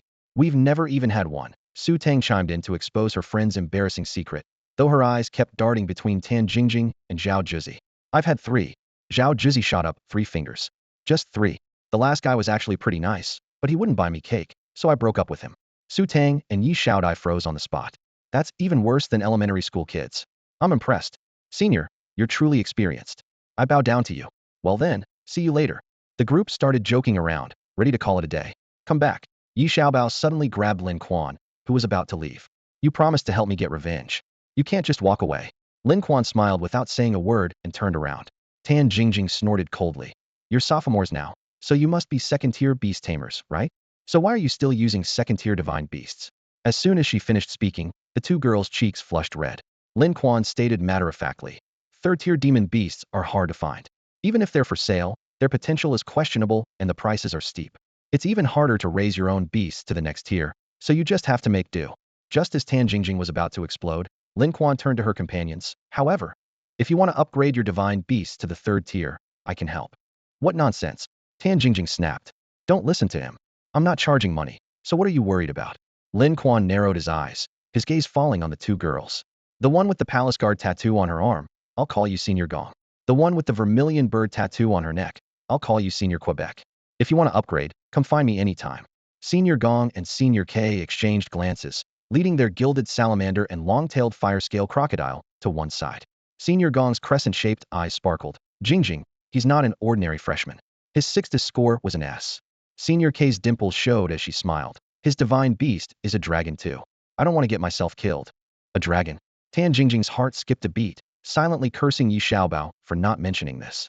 Lin Quan chuckled softly. Are you scared? If you're scared, I won't help you either. Who's scared? Turtle. Attack. Tan Jingjing roared. The iron-cast turtle charged like it had an engine installed, its iron shell striking sparks against the concrete ground as it lunged forward with its mouth wide open. Lin Quan dodged to the side. In the next second, the iron-cast turtle bit into the nearby steps. Crack. The solid concrete shattered instantly, and the giant turtle crunched away with crunch, crunch sounds, like munching on roasted peanuts. Lin Quan clicked his tongue in amazement. He'd seen plenty of second-tier divine beasts, but this temperament was definitely a first. It really does take after its master. Stop eating that. Bite him, Tan Jingjing urged. The iron-cast turtle stretched its neck and charged forward in a drifting motion. Lin Quan touched his toes to the ground and flipped directly onto the turtle's shell. The giant turtle spun wildly, its neck extending nearly 20 centimeters, but it still couldn't reach the person on its back. Tan Jingjing rushed over in frustration and grabbed the turtle's neck with both hands. Oh my, such skilled technique. Zhao Zhizi clapped and cheered mockingly. Skilled at what? You're asking for death. Tan Jingjing exploded in rage, veins bulging as she yanked hard. Pop. The turtle's flesh was forcibly pulled out of its shell, its gray-black body trembling wetly. Oh wow, first time seeing a turtle without clothes. Zhao Zhizi laughed so hard she couldn't straighten up. Tan Jingjing's face went pale as she mumbled, this is bad. Without its shell, the iron-cast turtle convulsed even more violently, its life force rapidly draining away. This was her only divine beast. Tan Jingjing was crying her eyes out, tears streaming down her face. Her already small eyes had practically disappeared from all the swelling. She clutched the empty spirit beast cage, trembling as she wailed. My poor turtle. You died such a horrible death. It's all Lin Quan's fault. Lin Quan completely ignored her outburst, waved his hand dismissively, and headed toward the classroom with Yi Xiaodai. The first floor of Building 1 housed the freshman beast tamer classes. The second-tier and first-tier classes shared the same hallway, though the former had only one class while the latter was divided into 4 sections. The second floor was for sophomores, third floor for juniors, and fourth floor for seniors. The entire building belonged to the beast tamer department, while the building across housed the combat warriors. As soon as they turned into the hallway, several muscular guys from the opposite building started grinning and whistling, flexing their biceps at Yi Xiaodai while rolling their shoulders. Zhao Zhizi, following behind them, curled his lip mockingly. They're not even as big as Sister Yes. What are they showing off for? They really aren't as big as hers, but she's fine the way she is. Why are you talking nonsense? Yi Xiaodai turned around and glared at him. Lin Quan noticed that Senior K and Senior Gong had also followed them, so he paused. Let's talk after class. Senior K raised her hand to cover her lips and shot him a flirtatious look. All right then, we'll come find you later. The bell rang, and Old Sun's anatomy class began right on schedule. A purple-skinned wild boar lay on the platform, its tusks gleaming and blood still fresh. As Old Sun dissected the muscle fibers, he explained the boar's innate abilities like mountain-shaking charge and earth-trembling stomp, pointing out the joint weaknesses to avoid when fighting it, and highlighting the crystal core structure that differed completely from ordinary beasts. When the dismissal bell rang, the teacher casually collected all the pork and organs, leaving not even a single pig hair behind. The first day's schedule was packed. The morning ceremony had taken up most of the time, leaving only this one afternoon class. As soon as class ended, Lin Quan was half pushed, half dragged by seniors K and gone to a small inn next to the academic building. Once the door closed, senior K couldn't wait. Do you really have advancement pills? Even with pills, advancing from second to third tier only has a 30% success rate. Taking more doesn't help either. We don't have money, but you said you'd help for free. What kind of free help? Lin Quan smiled graciously. My abilities aren't comparable to ordinary alchemists. To be honest, I know a master who has a secret formula for brewing potions with an incredibly high success rate 90%. 90%? Senior K exclaimed with delight, patting her chest. Don't lie to us. We both have weak hearts and really can't handle disappointment. You can rest absolutely assured. I've tested it myself, it works every single time. Senior Gong softly moved closer, linking her arm with his. If you can really help us reach the third tier, you'll be our great benefactor. We'll definitely repay you handsomely. Didn't you say you have no money? Lin Quan half closed his eyes. Besides money, other things work too. Senior K also moved closer, her soft warmth enveloping him. Lin Quan caught a whiff of delicate fragrance, his face slightly flushing as he sneered inwardly. These seniors really know their tricks, willing to invest quite a bit. Do you have the potion with you? Let us try it. I brought it. I prepared it long ago, it's foolproof. Lin Quan licked his lips, turned to pull out 2 vials of dark red liquid, a cold glint flashing in his eyes before he turned back with an innocent smile. Senior K poured the potion into her golden thread lizard's mouth, while Senior Gong fed it to her long-tailed fire-scale crocodile. The next second, both spirit beasts suddenly convulsed and writhed, their scales trembling wildly, as if ascending to heaven yet having their souls drained away. Senior K screamed in horror. Something's wrong. My golden thread lizard is dying. Senior Gong's eyes also turned red with panic. The long-tailed fire-scale crocodile is in agony. Lin Quan placed his hands on their fragrant shoulders, his voice low and gentle. Don't worry, they won't die. Their internal energy has just been drained. From now on, they're just ordinary animals. What? Senior K's face turned ashen. Senior Gong let out a piercing shriek. Are you insane? It's my only spirit beast. Lin Quan grinned and said, come on in, whoever's out there. What are you waiting for behind the door? Before he finished speaking, there was a loud bang. The solid wooden door was smashed to pieces with a single punch, sending wood fragments flying everywhere. Through the dust and debris, 2 combat martial artists stepped in shoulder to shoulder, followed closely by 3 beast tamers, and finally Tan Jingjing with a grim expression on her face. Sister Tan, my gilded lizard, one of the beast tamers began, but Tan Jingjing raised her hand to stop him. Her gaze was ice cold, locked firmly on Lin Quan, clearly puzzled about when exactly she had been exposed. The original plan was to wait for the gilded lizard and long-tailed fire-scale crocodile to reach third tier, then have Senior K and Senior Gong attack from inside the room while she led the charge from outside. Back at the training ground, those 2 seniors felt their chances weren't great, so they had secretly discussed the plan with her. But before the plan could unfold, the Iron Turtle had been destroyed by Tan Jingjing herself, completely disrupting their strategy. Weren't you planning to keep me company? Lin Quan said. At his words, Senior K and Senior Gong jumped back behind Tan Jingjing like they'd been electrocuted. One of the combat martial artists shouted, Kid, so you're the one who killed Jingjing's turtle? You're just a freshman, aren't you getting a bit too cocky? Lin Quan raised an eyebrow and smiled casually. Oh, you must be Senior Jingjing's ex-boyfriend. My apologies. He cupped his hands in a mock salute, his gaze sweeping across everyone's faces. And these 4 are. We're all Jingjing's ex-boyfriends. The other combat martial artist chimed in. Lin Quan immediately looked at Tan Jingjing with admiration and gave her a thumbs up. Now that's impressive. Getting your exes to fight for you after breaking up? That's not something just anyone can pull off. Controlling people is way harder than controlling BCRE, really something, senior. 5 guys plus you makes exactly enough for 2 tables of poker. How do you all schedule your time? The teased combat martial artist's face darkened. We weren't dating her at the same time. Cut the crap today. You either get on your knees and apologize to Jingjing, or you're not leaving. Just kowtow and apologize and that's it. Lin Quan feigned surprise. But I killed 3 divine beasts. Right? And you have to pay compensation. Another beast tamer added. 1 second-tier divine beast costs $1 million. So 3 makes it 3 million. Tan Jingjing coldly added. Newly purchased magical beasts need time to contract into divine beasts, develop tactical coordination, and master skill combinations. He owes extra for that. Add another $1 million. Everyone nodded, their momentum building. Lin Quan sighed helplessly, scanning the 8 people. Only 4 million total? I thought it would be much more. I already prepared 10 million. 10 million. Tan Jingjing immediately clenched her fists. Not a penny less. Otherwise we won't let you off. Knowing Lin Quan wanted to settle things peacefully, She had originally planned to lure him into the hotel room and trap him there. Even if he was as powerful as a dragon, being confined in such a narrow space, a second-tier beast tamer could still prevent him from turning the tables. But surprisingly, he had actually prepared a full 10 million alliance coins. The Shield Guard adventure team only made a few 100,000 per expedition, so this amount was enough to make everyone's heart race. I'll transfer the money right now. Lin Quan pulled out his terminal. Should I transfer it to Senior Jingjing? Or to you seniors? Have you already discussed who gets how much? One combat martial artist quickly spoke up. Transfer it all to my account first, then we'll divide it. The other combat martial artist objected. Why should you get it? What's wrong with transferring it to my account? You broke loser, if it goes to your account. Do you think you'll actually cough it up? What did you say?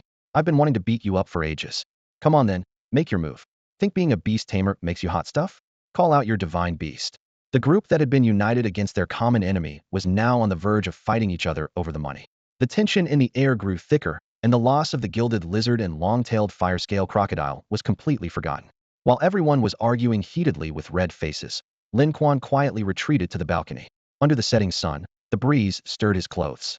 He turned back with a smile, like a spectator watching a farce. Then Lin Quan smiled as he walked to the balcony, flipped over the railing, and jumped out. The 10th floor? He just jumped down? Tan Jingjing rushed to the window and saw a dark shadow rising from below. When she got a clear look, she was so terrified that she stumbled backward and fell onto the bed. A dragon? A dragon? Little Fire was carrying Lin Quan as it opened its mouth toward the room. Oh no! Run! Damn! Where did this dragon come from? This guy Lin's spirit beast is a dragon? The 5 ex-boyfriends along with senior sister Gong and senior sister Kay all scrambled to flee. But in their panic, they all crowded at the door and couldn't get it open for the longest time. Blast him! Whoosh! A ball of fire shot from outside the window into the room. Only then did Tan Jingjing scream in alarm, rolling and crawling under the bed. She felt scorching heat above her head, and when she lifted it up, her back felt cool. When she touched it, the clothes on her back had been burned away. The entire bed had also been reduced to ashes. Lin Quan satisfyingly patted Little Fire's neck. Precise targeting their practice was paying off. The preparatory class lasted 2.5 months in total. Originally scheduled for 1 month, it was extended due to various reasons, ending just as the academy term began. Lin Quan hadn't been idle either. Besides attending classes, he would take Little Fire outside the city to practice after school. Now he was confident he could take down 3rd-tier beast tamers and 3rd-tier demon beasts. The seniors crowded at the door, watching the room burn completely while nearly getting killed themselves. All turned pale with fright. He's not done yet. What kind of monster have we provoked? It's all Tan Jingjing's fault, already broken up and still causing us trouble. Lin Quan coughed from outside the window and said, have 10 million alliance coins ready tonight. I'll collect them at the sports field. Short even 1 coin, and you'll see what happens. 10 million? Everyone collapsed. Where the hell were they supposed to get that much money? Rob someone. Tan Jingjing, figure out the money situation yourself. If we can't pay up, he definitely won't let us go. Next time he'll spray us directly. Tan Jingjing, even if you don't think about us, you should think about yourself. Tan Jingjing stood there stunned, her hands trembling with cold. She never imagined things would turn out like this. Lin Quan landed on the ground and put Little Fire back into the storage pouch. A bunch of idiots thought they could extort money from me, even lured me to a room. Weren't they afraid I'd lock the door and have a heart-to-heart with those 2 senior sisters? In a cheerful mood, he walked to his front door. Seeing it wasn't closed, Lin Quan called out, Sis, be more careful. Aren't you afraid of thieves? As soon as he walked in with his head down, Lin Quan immediately sensed something was wrong and jerked his head up. He saw a man sitting on the sofa holding a teacup, with He Xiaodai across from him, her delicate brows furrowed. In the corner of the living room stood 2 more people, one wearing a black cloak with a fierce eagle embroidered on the chest, the other in a dark blue short jacket, staring coldly at Lin Quan. What made Lin Quan's heart race with fear was the giant python coiled like a mosquito coil beside the sofa, over 4 meters long. The python's entire body was covered in thick armor, each piece gleaming with black luster, its eyes equally cold as they swept toward him. A 6th-tier divine beast heavy-armored python? Was this Yiqian? Lin Quan drew in a sharp breath. Just the python lying there motionless gave off an inexplicable sense of oppression. Not to mention when he glanced at its stats. Heavy armored python, species, dragon type, level, 6th tier, 7th tier divine beast progress 70, combat power, 1,553,128, combat skills, fatal devour, poison mist shroud, bloody entanglement, combat adaptability, amphibious enhancement 1299, evolvable parts, venomous fangs, scales, potential, 9th tier, loyalty, 99. Actually a 6th tier divine beast with 9th tier potential? Like Yi Hongguang's white-scaled thunder dragon. Is it also from the dragon clan? Yi Yiqian stepped into the room, his gaze casually sweeping around before finally settling on Lin Quan. He raised the wine flask in his hand with the composure of a true host. What are you standing there for? This is your home. Won't you come sit down? Lin Quan felt as if he'd been bitten by a venomous snake, his chest tightening suddenly. He took a deep breath to steady his voice.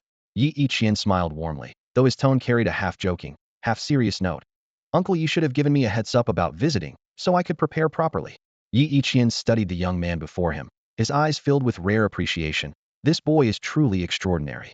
He killed fifth brother, ruined seventh brother, and can still remain this composed. Where's the behavior of an 18-year-old? With such a son, Lin Changjiang could die in peace. What's there to prepare? I came to see my daughter without prior notice. I'm just an uninvited guest. Yi Iqian said as he casually sat down in a wooden chair. Lin Quan picked up his water cup, but couldn't suppress the inexplicable anger in his heart, snapping back. Damn right you know it. Seeing Lin Quan's harsh tone, Yi Xiaodai quickly tugged at his sleeve. But Lin Quan simply walked to the tea table and downed a cup of plain water. Xiaodai and I are finna sleep in separate rooms. If Uncle Yi doesn't trust us, you can buy a truth pill from the medicine shop and have her take it. Before he could finish, Yi Xiaodai slammed the table. Are you trying to get yourself killed? But Yi Iqian wasn't angry. Instead, he looked puzzled. Is that really why I'm here? Little Quan, you've always had good self-control. Xiaodai may be infatuated with you, but I've never worried. Form is emptiness. I can keep my composure. Lin Quan felt his scalp tingling under that gaze and could only tough it out. Speaking of which, I met a high monk when I was young who said I had Buddhist affinity. He taught me several cultivation methods, the most important being avoiding women. He spoke until his mouth went dry, and seeing Yi Iqian still smiling, alarm bells rang in his mind. He quickly added, I can't say I'm completely without feelings for Xiaodai, but I let emotion arise while maintaining propriety, letting everything flow naturally. Unless absolutely necessary, my heart remains like an ancient well, like dry kindling that won't catch fire. Yi Xiaodia's eyes were already sore from glaring, wishing she could rush over and strangle this chattering fool. And so, Yi Iqian asked with interest. So if Uncle Yi wants to cause me trouble, you're barking up the wrong tree. I only took Xiaodai and because I pitied her homelessness. It's purely humanitarian, not out of lust for beauty. That's good. Yi Iqian nodded. Few young men have such composure. Lin Quan shrugged. Being mature beyond my years is unavoidable. Parents dead, sister never home. Can't rely on others, only myself. He took another sip of water. Just then, the heavily armored python in the corner suddenly moved, its massive body coiling around Lin Quan's feet. The oppressive pressure instantly doubled. He gritted his teeth and pretended not to notice. But his knees couldn't help trembling slightly, his fingers tapping nervously against the water cup. Yi Iqian finally stood up. You certainly can keep your composure. Afraid I'll kill you? Lin Quan steeled himself to answer. If Uncle Yi really wanted my life, when couldn't you take it? I've been living here all along, and the city is full of Yi family people. Good that you know. Yi Iqian smiled. But I don't want your life just yet. I should thank you for taking in Xiaodai. He seemed to remember something. Oh, right. Do you have a jade pendant? Lin Quan froze, then quickly walked to a drawer and pulled it open. Sure enough, it was there. I have one my father left me, a dragon-shaped jade pendant. Yi Iqian looked toward Yi Xiaodai, where the phoenix-shaped jade pendant hanging around her neck glowed faintly in the lamplight. Lin Quan's pupils contracted sharply. What? No way. What are the odds? Are you kidding me? She's my fiancée. Yi Iqian waved his hand. You two have a good talk. I'll head back now. The door closed. Lin Quan slumped down beside Yi Xiaodai, dropping his playful demeanor for a serious expression. You knew all along? Holding the phoenix-shaped jade pendant that Yi Xiaodai had handed him, Lin Quan looked at her as she avoided his gaze. This was a bit much. You can't be serious, right? You're the fiancée I've been waiting for my whole life. He spun the jade pendant lightly between his fingertips, his tone carrying a half-joking seriousness. Yi Xiaodia's cheeks instantly burned as if they might start smoking. What have you been waiting for? You're only 18, and you're talking about a whole lifetime. Her fingers, hanging at her sides, gripped her skirt tightly. Lin Quan shook his head, raising an eyebrow slightly. Wait, did you steal this from somewhere? You're the thief. Yi Xiaodai suddenly raised her voice, anger creeping into her eyes. Do you think I'm not good enough for you? That's not what I meant at all. Lin Quan gave a dry laugh and shrugged. I'm just wondering how I got so lucky with this windfall. The Yi family is wealthy and powerful. Aren't I hitting the jackpot here? Hey, I can see Uncle Yi really cares about you. Even if you're an illegitimate daughter, the dowry won't be small, right? 1 billion yuan. As soon as he finished speaking, Yi Xiaodai shot up, pointing her slender finger right at his nose. You're still thinking about money? Xiao's daily food and expenses aren't cheap, and I need money for making potions too, right? Besides, shouldn't I take this chance to squeeze some cash out of your dad? Lin Quan spread his hands. No squeezing, Yi Xiaodai said with a stern face, then huffily turned and went back to her room. The door slammed shut with a bang, and the house fell silent. Only then did Lin Quan drop his carefree act, his brow furrowing slightly.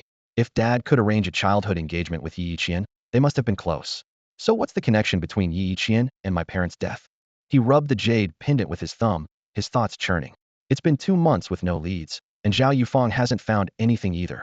When you hit a dead end, you have to find another way. Maybe I should use this opportunity to visit the Yi family? TSK, if she's really involved. He remembered finding this jade pendant in her wardrobe last month while she was showering, and the chill he felt then still hadn't left him. Hey, insufficient funds. The bedroom door opened again, and Yi Xiaodai tossed her phone to him.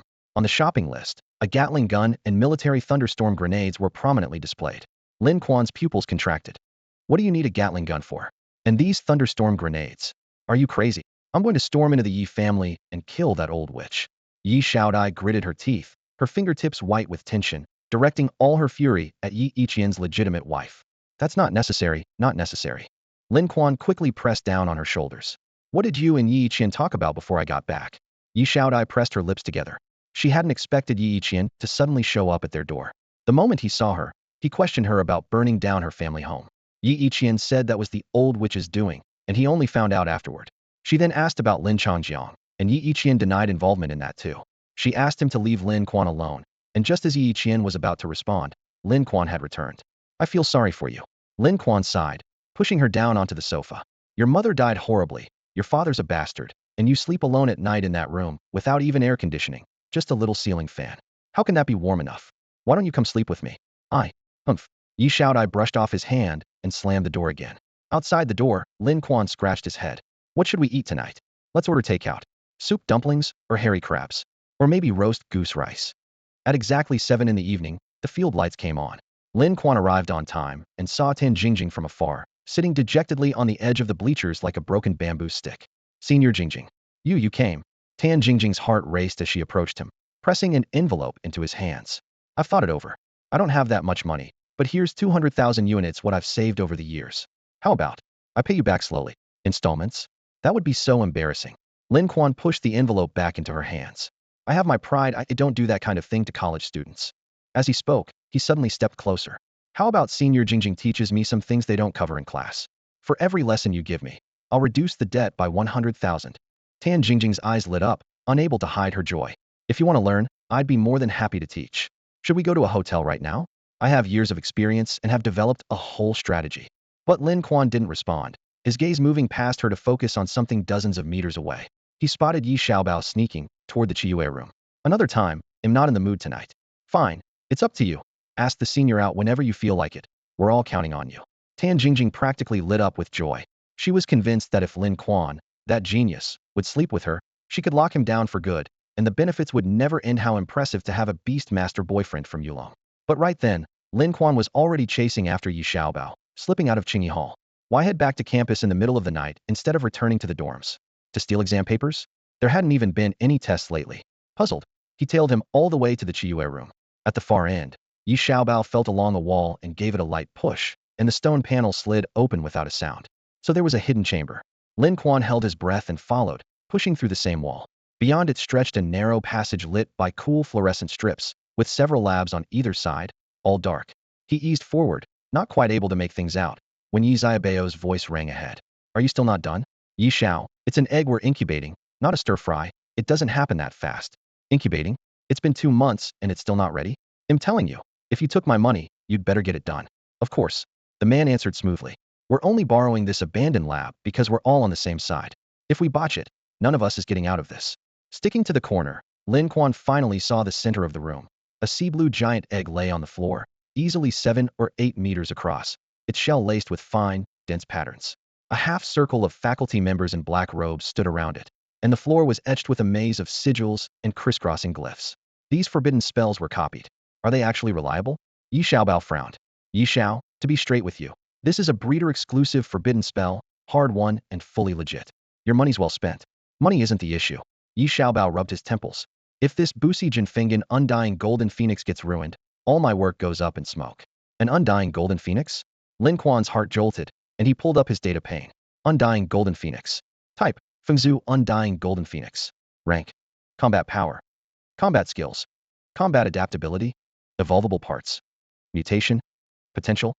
Loyalty. All question marks. Was the shell blocking the read? Or was it because the egg hadn't hatched yet? The Fengzhu could stand alongside the Longzhu as divine beasts. Yi Xiaobao had gotten his hands on something like this. Even Yi Yiqian might not be able to. His and Yi Hangzwang's divine beasts were only pseudo-draconic. A new idea sparked in Lin Quan's mind. If he could take down everyone here, the problem was how to move an egg this massive. A standard storage pouch wouldn't even fit it. A black-robed man asked curiously, Yi Xiao, where did you get a phoenix egg like this? You can't buy one on the market. Buy? Of course you can't. Yi Xiaobao snorted. I paid a fortune and had a friend of a friend source it. Don't pry. Is the hastening array done yet? One spell, and it's taken over 2 months. We're nearly there. Yi Xiao, what's left to worry about? It's because it's you that I'm worried. The man chuckled twice, pulled a black porcelain vial from his belt, and poured a dark red liquid slowly where the array lines intersected. Blood of the Wuya Guiran as the catalyst. Wuya Guiran? An alien race? Lin Quan's brow twitched. Before the words faded, the forbidden sigils on the floor flared with blinding gold, and the entire egg began to sway. Yi Xiaobao stared at the bird egg with excitement. The immortal golden phoenix is about to hatch. With it, I'll never have to fear Lin Quan again. He was overjoyed inside, thinking to himself that high-quality phoenixes were said to reach the 3rd tier right after birth, perfect for bringing to the pet battle tournament to show the old man what he was capable of. However, the bird egg only trembled slightly, without even a single crack appearing on its shell. After more than 10 minutes passed, he frowned and asked the instructor casting spells beside him, something's wrong. It's been shaking for so long without cracking open. Is there a problem? Sweat beaded on the instructor's forehead, but he still insisted. This should be fine. We finally managed to activate the birthing spell. It should hatch any moment now. Boom. The trembling suddenly intensified, and the ground began to shake. Yi Xiaobao's face went pale. If this alerted the academy's instructors, they'd be in serious trouble. Crack, crack. Dull explosive sounds erupted beneath their feet as several deep fissures split the ground. Lin Quan's heart jumped. Oh no, it's going to collapse. How could this long-neglected, sealed-off laboratory possibly hold up? The phoenix egg first swayed and then toppled over. The floor immediately crumbled, revealing a black hole. Stone slabs crashed down with a clatter, and everyone fell through along with the bird egg. Ah! Yi Xiaobao's screams echoed piercingly. The opening was pitch black, and the remaining lights in the academy corridor couldn't penetrate the depths. Lin Quan immediately summoned his crimson Little Fire. Little Fire. He leaped onto Little Fire's back, spreading its fiery wings to dive downward. After about half a minute, he finally heard cries for help echoing back, "Help me!" As he descended, his vision gradually cleared.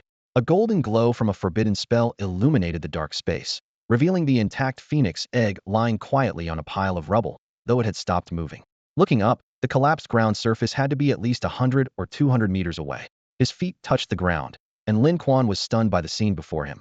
The several instructors Yi Xiaobao had hired lay scattered about, already silenced by the massive stones.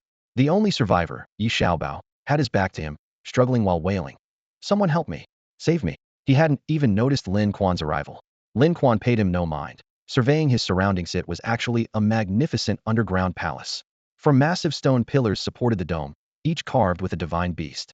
The first pillar, a giant dragon with 8 pairs of wings, claws extended and chest thrust forward, standing proudly in contemplation. The second pillar, a fierce tiger with palm-sized barbs on its back, white smoke curling from between its fangs. The third pillar, a giant turtle covered in fur, its tail raised high with a sickle-like hook at the end. The fourth pillar, a phoenix soaring with spread wings, its entire body ablaze, yet bearing 9 heads. He walked to the innermost wall, his gaze growing increasingly astonished. The entire wall was covered with battle murals. The scenes depicted what must have been the great war between demon beasts and humans from hundreds of years ago. The first panel showed humans and beasts facing off. The second showed close combat with humans completely at a disadvantage. Even the beast tamer wielding a long shield and accompanied by a fire dragon was severely suppressed. The murals continued panel by panel until finally, a simply dressed young beast tamer suddenly appeared. With a wave of his hand, all 4 great demon beasts became his divine creatures. He led the beasts in a counterattack, instantly reversing the tide of battle and bringing victory to humanity. All 4 great demon beasts had become his divine creatures, and he led them in the counterattack that ended the battle. After that, he sealed the 4 divine beasts. All that remained in the final scene were 4 stone slabs engraved with seals. Lin Quan's heart stirred. No wonder those 4 pillars were made of stone. He quickly ran to the pillars to inspect them. Someone help. Please save me. I'm Yi Xiaobao, Yi Yiqian's son. I have plenty of money. Whoever saves me will be handsomely rewarded. A desperate cry came from above. Lin Quan looked at the pillars and shook his head. These weren't the sealing stones. The pillars were too long, the proportions were wrong, and they lacked the forbidden incantations left by that young beast tamer. It seemed the four divine beasts were most likely sealed in different locations.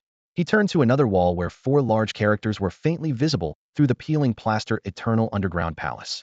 The Eternal Underground Palace? He remembered it from his second-year high school textbook. After the catastrophe known as the Final War, demon beasts no longer dared to easily enter human territory. Even when beast tides appeared, they weren't powerful enough to destroy cities. Just like last time, if Zhao Yufeng hadn't deliberately triggered the beast tide, a 9th-rank beast tamer stationed in the city could have completely blocked a 6th-rank beast tide. Now every city had an 8th or 9th-rank beast tamer stationed there, and beast tides above 5th rank were almost never seen. Before the Final War, the southern cities had crowned an emperor. He built an underground palace beneath South Emperor City, naming it the Eternal Underground Palace. That's how South Emperor City got its name. For hundreds of years, no one had found this underground palace. The Great War had razed hundreds of cities to the ground, and today's cities were mostly built on ruins. No one wanted to excavate the old sites. Damn it, my legs. Someone help. Yi Xiaobao wailed miserably. Lin Quan walked past behind him.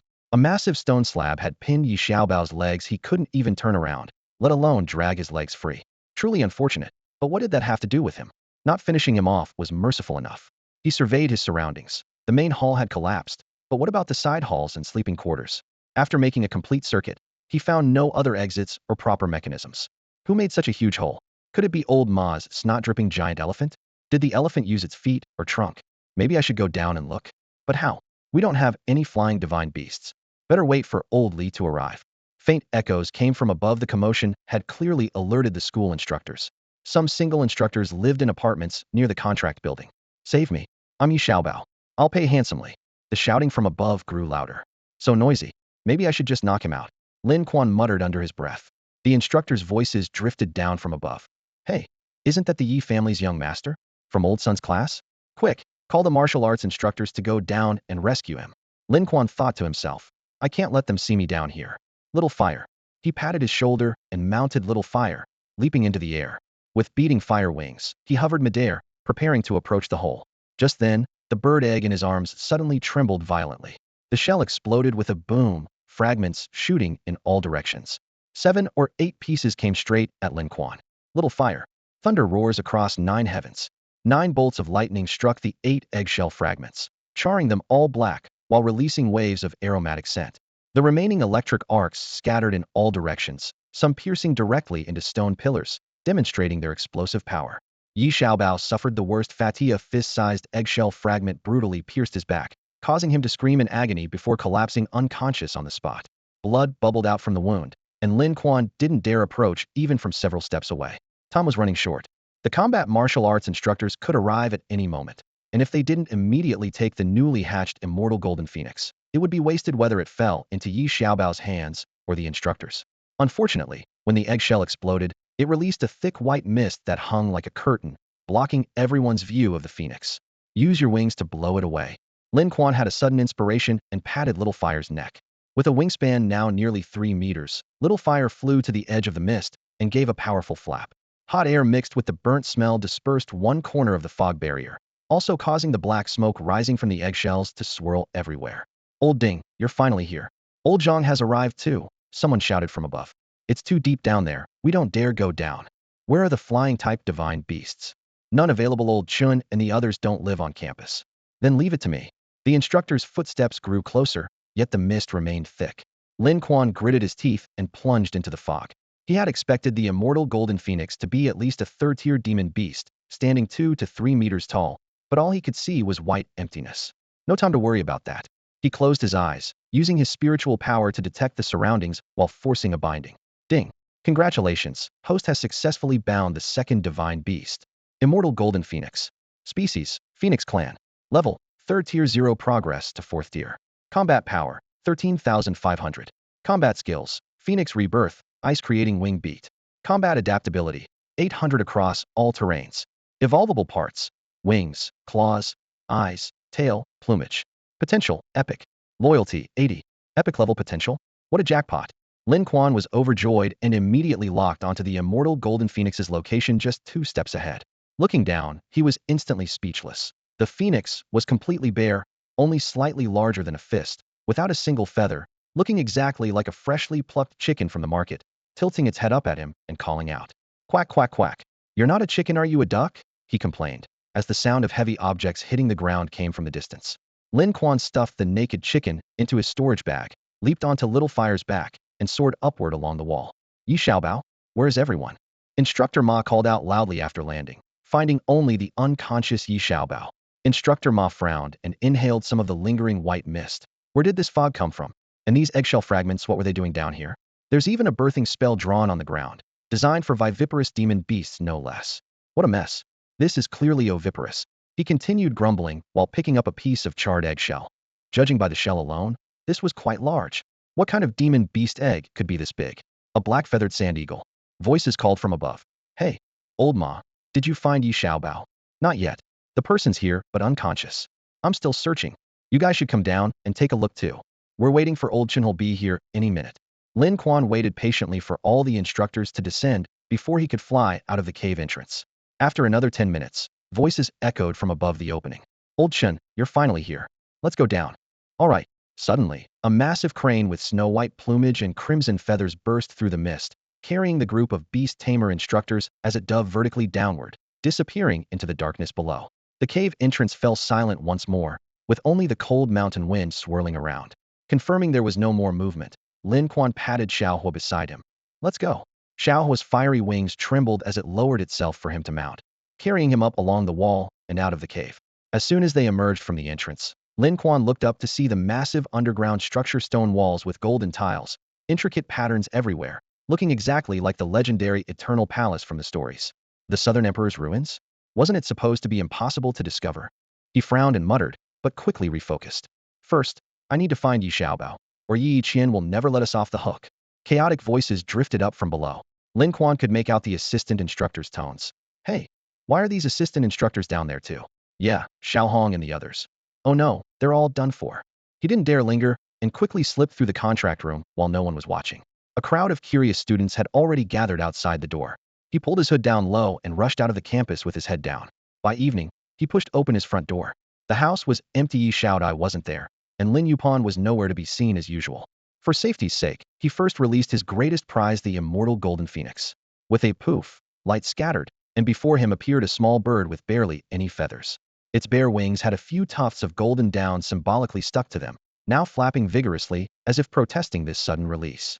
Xiaohua was also let out, crouching nearby and blinking its fiery red eyes as it curiously examined its new companion. Hungry, aren't you? Lin Quan pulled out a bottle of premium nutrient solution from his spatial ring and placed it on the floor. Eat up, you won't be hungry anymore after this. The immortal golden phoenix stumbled forward 2 steps and swallowed the entire bottle, liquid and all. Well, good appetite, but what an ugly little thing. Lin Quan clicked his tongue, thinking of the school instructors. Probably from misusing birthing spells, causing premature hatching. I should find an incubator to check it out. He picked up the little creature and lifted its wing to peek underneath. What if it grows armpit feathers? Before he could finish speaking, it pecked his finger. Hey, fighting back. He quickly let go. The immortal golden phoenix landed and started stomping around the living room. Full of energy, clearly the nutrient solution had worked. Let's give you a name. Immortal golden phoenix. Jin. Too tacky. Xiao Jin. That won't work either. How about Feng? The moment he decided, a notification chimed in his ear. Ding. First naming completed, loyalty increased by 10. 90 loyalty was enough for testing. Lin Quan crooked his finger. Feng, come here. The little one wobbled closer, but its wings started flapping wildly again. Still hungry. Lin Quan finally understood. Whenever the wings flapped like that, it meant hunger. Fortunately, he had plenty of supplies. An hour later, 10 empty bottles rolled across the floor. You sure can eat. 10 bottles of nutrient solution, that's equivalent to Xiaohua's monthly rations. He smiled wryly, but thinking of Feng Feng's nearly 10,000 combat power, he steeled himself. Fine, the dragon and phoenix clans are truly extraordinary after all. The door lock clicked softly as Yi Xiaodai entered carrying a box of fried chicken wings. I was only gone for a little while, and you brought home a plucked live chicken? She stared blankly at Feng rolling around on the floor. This is a phoenix. Lin Quan quickly explained. You're pulling my leg, since when do phoenixes have no feathers? Lin Quan stared at Feng, pondering that with its appetite, it would bankrupt him sooner or later. In the small living room, Feng, who had just hatched a few days ago and was still completely bald, was gripping a pair of miniature dumbbells, lifting them up and down. Yi Xiaodai poked her head in and was startled by the scene. What is it doing? There's something wrong with this phoenix, isn't there? Lin Quan had noticed long ago, frowning as he muttered. Could being premature have damaged its brain? So tell me, where did Yi Xiaobao get that phoenix egg? Go ask him. Lin Quan shrugged. He's still lying in the hospital. After one night, news of Yi Xiaobao's incident had spread to the school. The official story was that he had privately gone with several instructors to conduct experiments in an abandoned laboratory, resulting in an explosion. As for the Eternal Palace and the Phoenix Egg, all of that was suppressed. Others only saw eggshell fragments scattered everywhere and couldn't guess what kind of magical beast it was, and no one could get a single word out of the unconscious Yi Xiaobao, especially since all those instructors had died. Truly dead men tell no tales. Feng Feng wants some spicy strips. Yi Xiaodai waved a spicy strip in front of Feng Feng. Feng Feng proudly turned its head away and rubbed against Lin Quan's leg, nuzzling back and forth with its featherless little body. Xiaohua immediately rushed over, snatched the spicy strip, flew to the window, flicked its tail, and squatted there crunching away, its eating manner full of pride that seemed to say, "Look how well-behaved I am." How many bottles of nutrient solution has it drunk? Lin Quan held the empty bottle and sighed. 50 bottles. One bottle costs 50,000. 10 bottles 500,000. 50 bottles 2.5 million. He mumbled the calculations, his heart feeling like it was being wrung out. But he couldn't stop feeding them. Starving them would eventually cause their loyalty to drop to zero. At the end of the day, these divine beasts really weren't something ordinary people could afford to raise. No wonder many beast tamers were filthy rich. I need to go to the Ma family to restock. Please take a leave of absence for me at school. Lin Quan stuffed both Xiaohua and Feng Feng into storage bags. Home really wasn't safe. Yi Xiaodai casually petted Ah Hong's ears, shouldered her backpack, and went to school. As soon as he entered the shop, he heard Brother Lu's stubborn temper. Damn it. I refuse to believe it. It's just a certificate and I passed the exam. What certificate is Brother Lu taking? Lin Quan asked curiously, since he'd never heard of him pursuing the beast tamer path. It's nothing. Speak up, kid. Are you here to sell something or consign potions again? Didn't you say I don't trust you? Brother Lu pursed his lips. Lin Quan had originally wanted to put his advancement and evolution potions on consignment in the shop, but since shopkeeper Ma didn't trust him, he had to continue selling to Zhang Dali. At the moment, he was too lazy to explain. I'm here to buy nutrient solution. I need 1,000 bottles this time. 1,000. Brother Lu looked him up and down. Are you raising pigs? Don't you know nutrient solution expires in a week? Never mind that. Just tell me if you have the stock. The shop only has 200 bottles. I told you there's an expiration date. Uncle Ma doesn't dare stock too many. Then I'll take 200. Lin Quan's heart clenched as 10 million alliance coins were instantly deducted. Money in the account, heart bleeding. He simply pulled up the system's potion synthesizer to check. 10 golden rooster flowers, 20 liters of 6-toed anteater blood, 32 pieces of gray crystal, 6 tails of cyclops tears could synthesize 100 bottles of nutrient solution at once. Golden rooster flowers and anteater blood are easy to get, cheap and readily available. Brother Lu checked the inventory. Gray crystal is a bit rare, but the shop still has some. It's just the cyclops tears. He frowned as he explained. Cyclopes only have one eye and are third-tier magical beasts with a small population, found only in a small territory near Blackwood Cliff by Silver Dragon Mountain. Those beasts are close to being alien species, vicious and formidable by nature, and they won't cry even if you beat them to death. How easy could it be to find their tears? In the general store, Brother Lu shook his ledger while glaring impatiently at Lin Quan across the counter. Tell me, kid, what kind of medicine are you trying to make? Aren't you a beast tamer? I met an alchemist who asked me to help find these ingredients. Lin Quan shrugged helplessly. Brother Lu curled his lips. Fine then, give me 5 sets of the other materials first. That'll be 2 million total. Brother Lu, we're old friends here. Are you really going to rob me blind? Hey, take it or leave it. The money still had to be paid. After settling the bill, Lin Quan immediately left the city and headed straight for Silver Dragon Mountain. Since he couldn't buy ready-made materials, he'd have to hunt down a cyclops himself. It was only a third-tier demon beast. After all, was confident he could handle it. At Blackwood Cliff, cold winds howled as Lin Quan stood at the cliff's edge. According to Brother Lu's crude hand-drawn map, his target should be about 100 meters ahead. He tightened his backpack and began stealthily advancing on foot. He thought to himself, typical third-tier demon beasts only have combat power of 1 or 2,000, but Feng Feng's exceeds 10,000. Truly outrageous. Roar! Before he even reached the marked location, a deafening roar exploded from the forest. A cyclops over 10 meters tall, with bulging muscles, pushed through the tree canopy and glared down furiously at the intruder. The rumors about cyclopes being extremely territorial were clearly true. Cyclops. Species, humanoid. Level, 3rd tier. Combat power, 1228. Combat skill, Mighty Slam. Combat adaptability, flat terrain bonus 199. Evolvable parts, limbs, eye. Potential, 4th tier. That single vertical eye was cold and terrifying. Lin Quan immediately summoned his contracted beast, Little Fire. Blast him, but don't kill him. Flame spray. Red flames shot up from the giant's feet, and the acrid smell of burning flesh instantly filled the air. The giant screamed and lifted his foot. His soul was burned through with several black holes. He turned and ran frantically. After less than 10 steps, the pain made him lose balance, and he crashed to the ground with a thunderous impact, crushing a large patch of shrubs and flowers. Lin Quan quickly approached. Making a demon beast cry didn't necessarily require emotional manipulation. Intense pain could stimulate tear ducts just as well. Unfortunately, this guy was surprisingly tough and only squeezed out a few bits of eye discharge despite his dry eyes. Boom! The humiliated Cyclops angrily uprooted several willow trees as thick as barrels and swung them like brooms. Lin Quan felt the sky darken as sand flew everywhere, and the ground shook, nearly got smashed into the mud. The giant trees swept horizontally, instantly snapping several large trees and scraping the ground clean.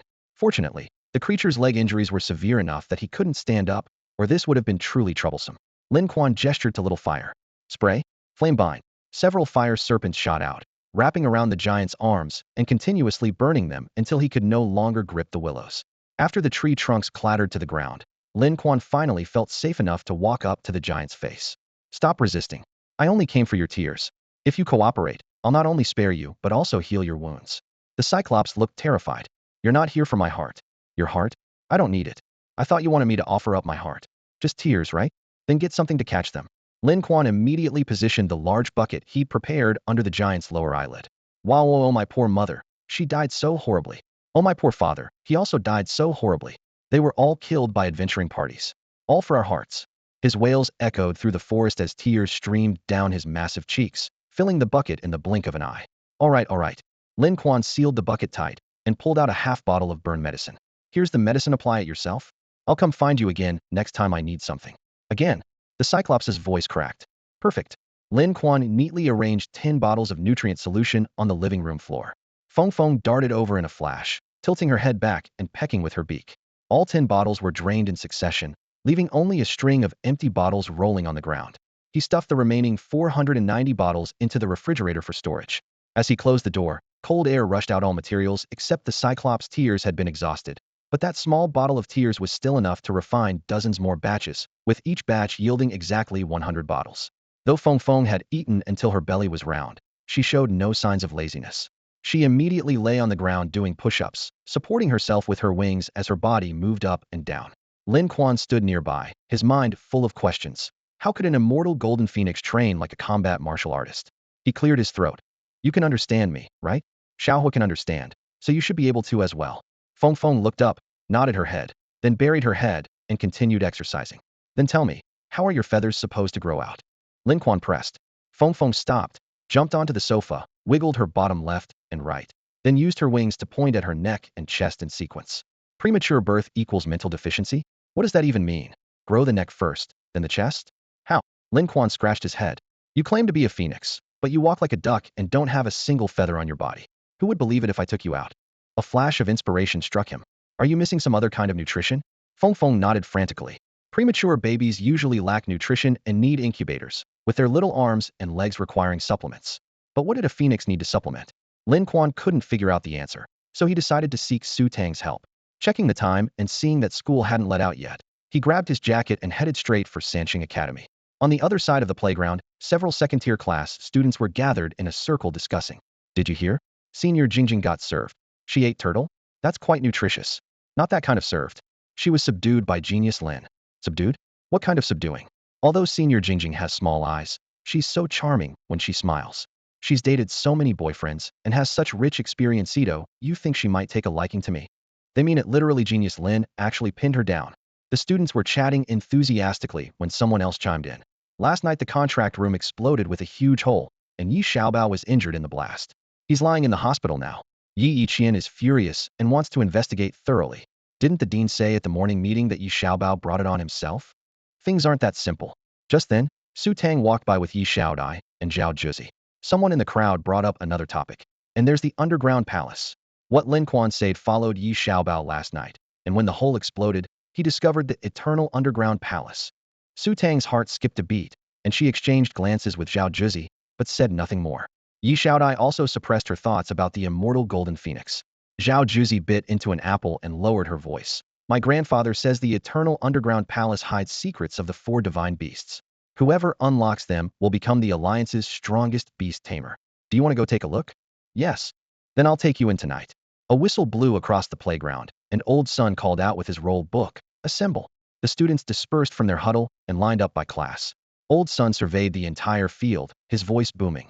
The annual pet battle tournament is about to begin, and both our second-tier and third-tier classes must participate. This is a battle for honor between our Sansheng and Chifu. The crowd immediately began whispering. The pet battle tournament has been going on for over 200 years, right? Yes. Originally, Sansheng was founded by a group of instructors who split off from Chifu. Neither side accepts the other, so they simply compete every year. Old Sun cleared his throat, suppressing the chatter. This year is particularly crucial. Everyone knows our academy hasn't won the championship for 8 consecutive years. If they lose again this year, they'll break Chifu's embarrassing record from years past. Chifu once went 8 consecutive years without a championship.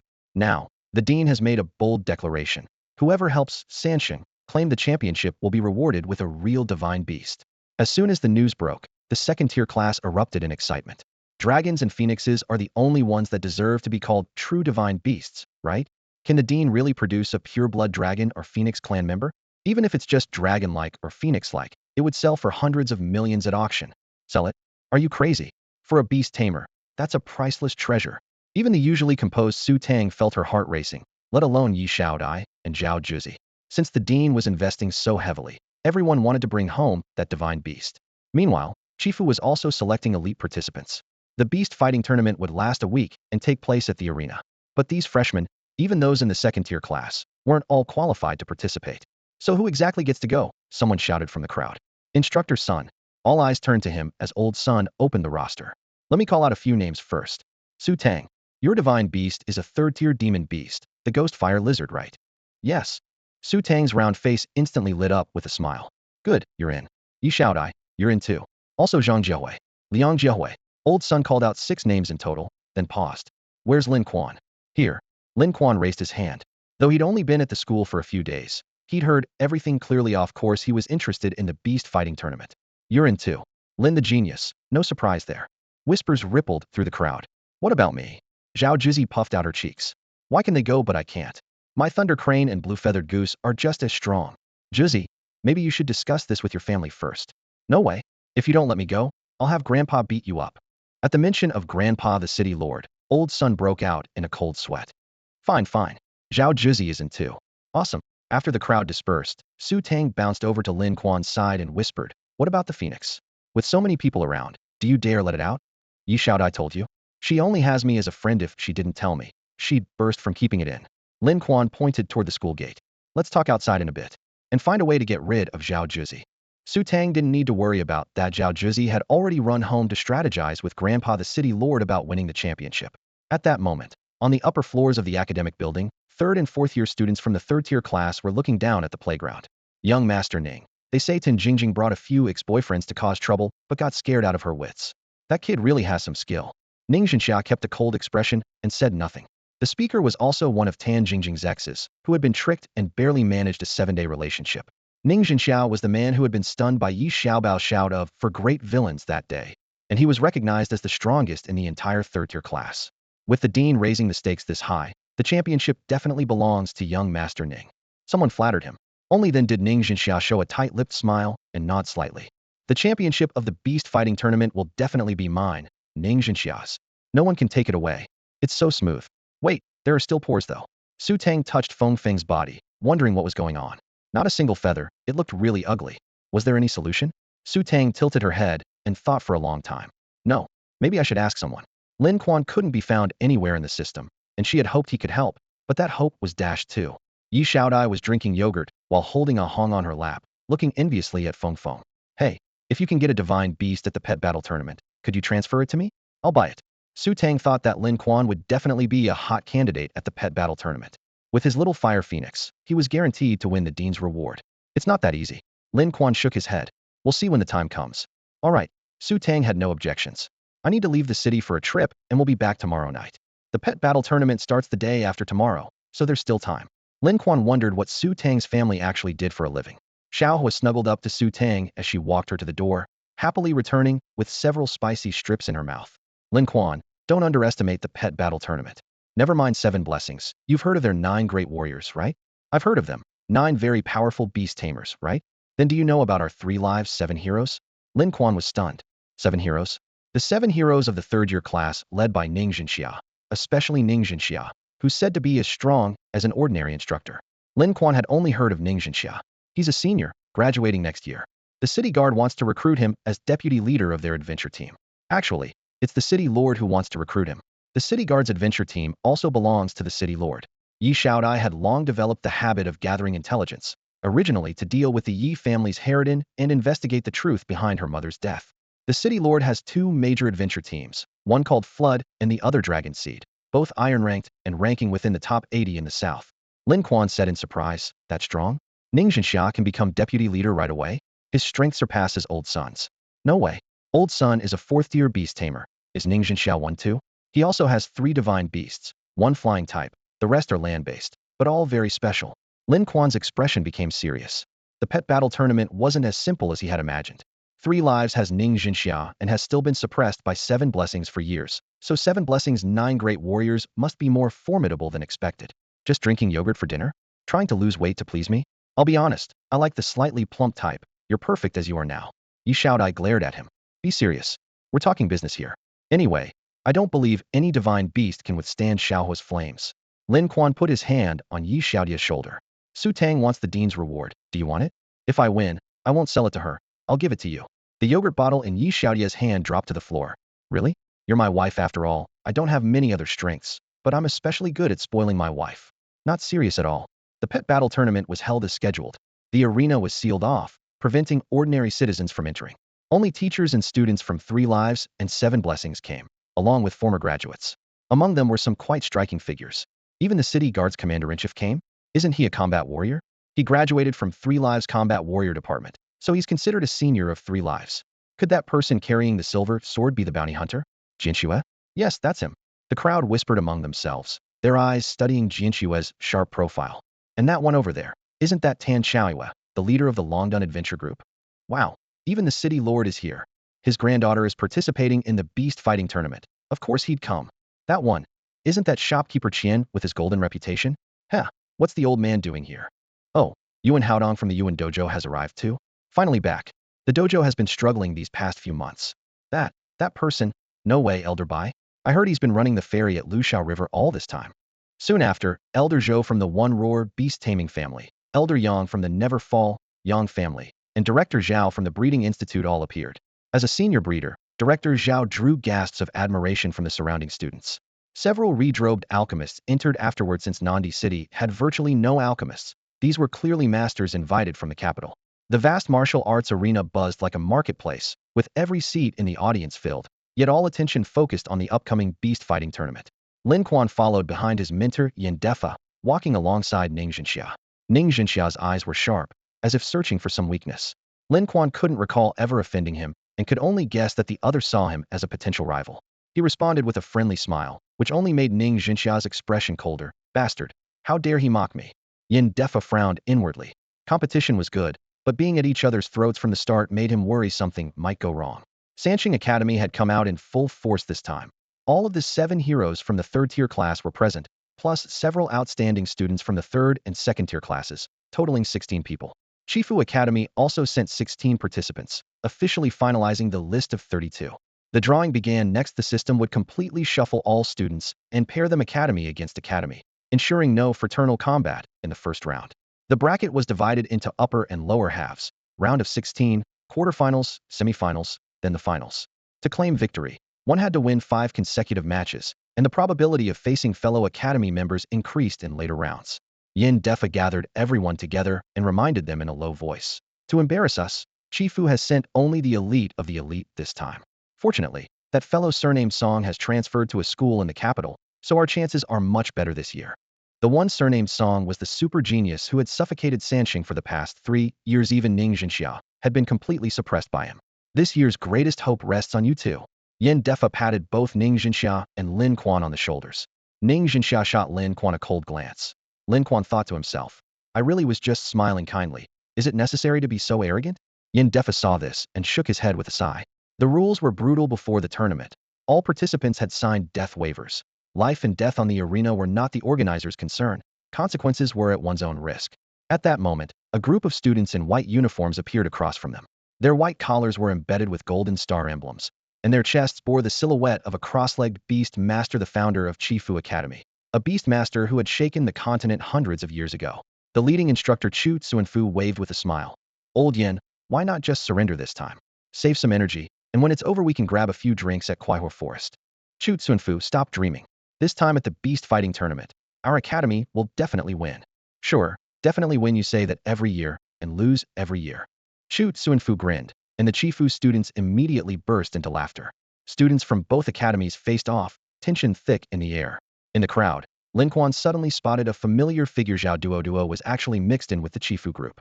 Lin Quan couldn't help but be stunned. This guy? Is he just here to make up the numbers? The drawing ceremony took place inside the Colosseum, with influential figures seated in the VIP boxes, all keeping a close eye on the students below. The beast fighting tournament had long since evolved beyond merely being an internal competition within the 3 Lives 7 Fortunes Academy. It had become the premier venue for major factions to scout fresh talent. Yi Qian sat deep in his chair, his expression grim. Ever since Yi Xiaobao's injury, that tigress at home had been relentless, adamantly insisting that Lin Quan was behind it and pressuring him to seek revenge. However, according to testimonies from multiple instructors present that day, Lin Quan was not involved. The real issue lay with that phoenix egg of unknown origin. Where exactly did Yi Xiaobao get that egg? Have you figured it out yet? Yi Qian lowered his voice. The third steward of the Yi family shook his head with an apologetic smile. The young master met a merchant at Qingyi Tower and bought it from him. After the phoenix egg changed hands, that man vanished like smoke. He hasn't been seen in Nandi City since. 10 million for just a phoenix egg? Yi Qian closed his eyes and thought. That thing is almost certainly cursed. Then they recklessly used birthing spells during incubation without even knowing if an embryo had formed. The academy is being secretive too, refusing to let me examine the Sinethers. Definitely more to this story. A shout from below interrupted him. Big brother, the drawing is starting. On the hastily erected wooden platform, Zhao Yufang held up a paper cylinder, drawing out folded lots one by one. 7 Fortunes, Zhang Shanchuan. 3 Lives, Zhang Jiehui. 7 Fortunes, Mo Qianshou. 3 Lives, Yi Xiaodai. Hearing the renowned name, Mo Qianshou, Lin Quan confirmed this was indeed one of the 9 great warriors, and handed several enhancement potions to Yi Xiaodai. Better safe than sorry. Yi Xiaodai smiled as she accepted them, but he lightly pinched her fingertip. Why are you pinching me? The drawing continued. 7 Fortunes, Long Shangyo. 3 Lives, Ning Zhenxia. Ning Zhenxia's gaze was sharp as a blade, coldly fixed on Long Shangyo. 7 Fortunes, Zhao Duo. 3 Lives, Su Tang. Su Tang, sucking on a lollipop, flashed her small canine teeth. The old regiment leader? That makes things easy. 7 Fortunes, Hailongkai. 3 Lives, Zhao Juzi. Zhao Juzi ran straight to the VIP box. She never cared who her opponent was, since she'd just set her goose on them anyway. 7 Fortunes, Lu Jinzi. 3 Lives, Lin Quan. A girl? Lin Quan looked up.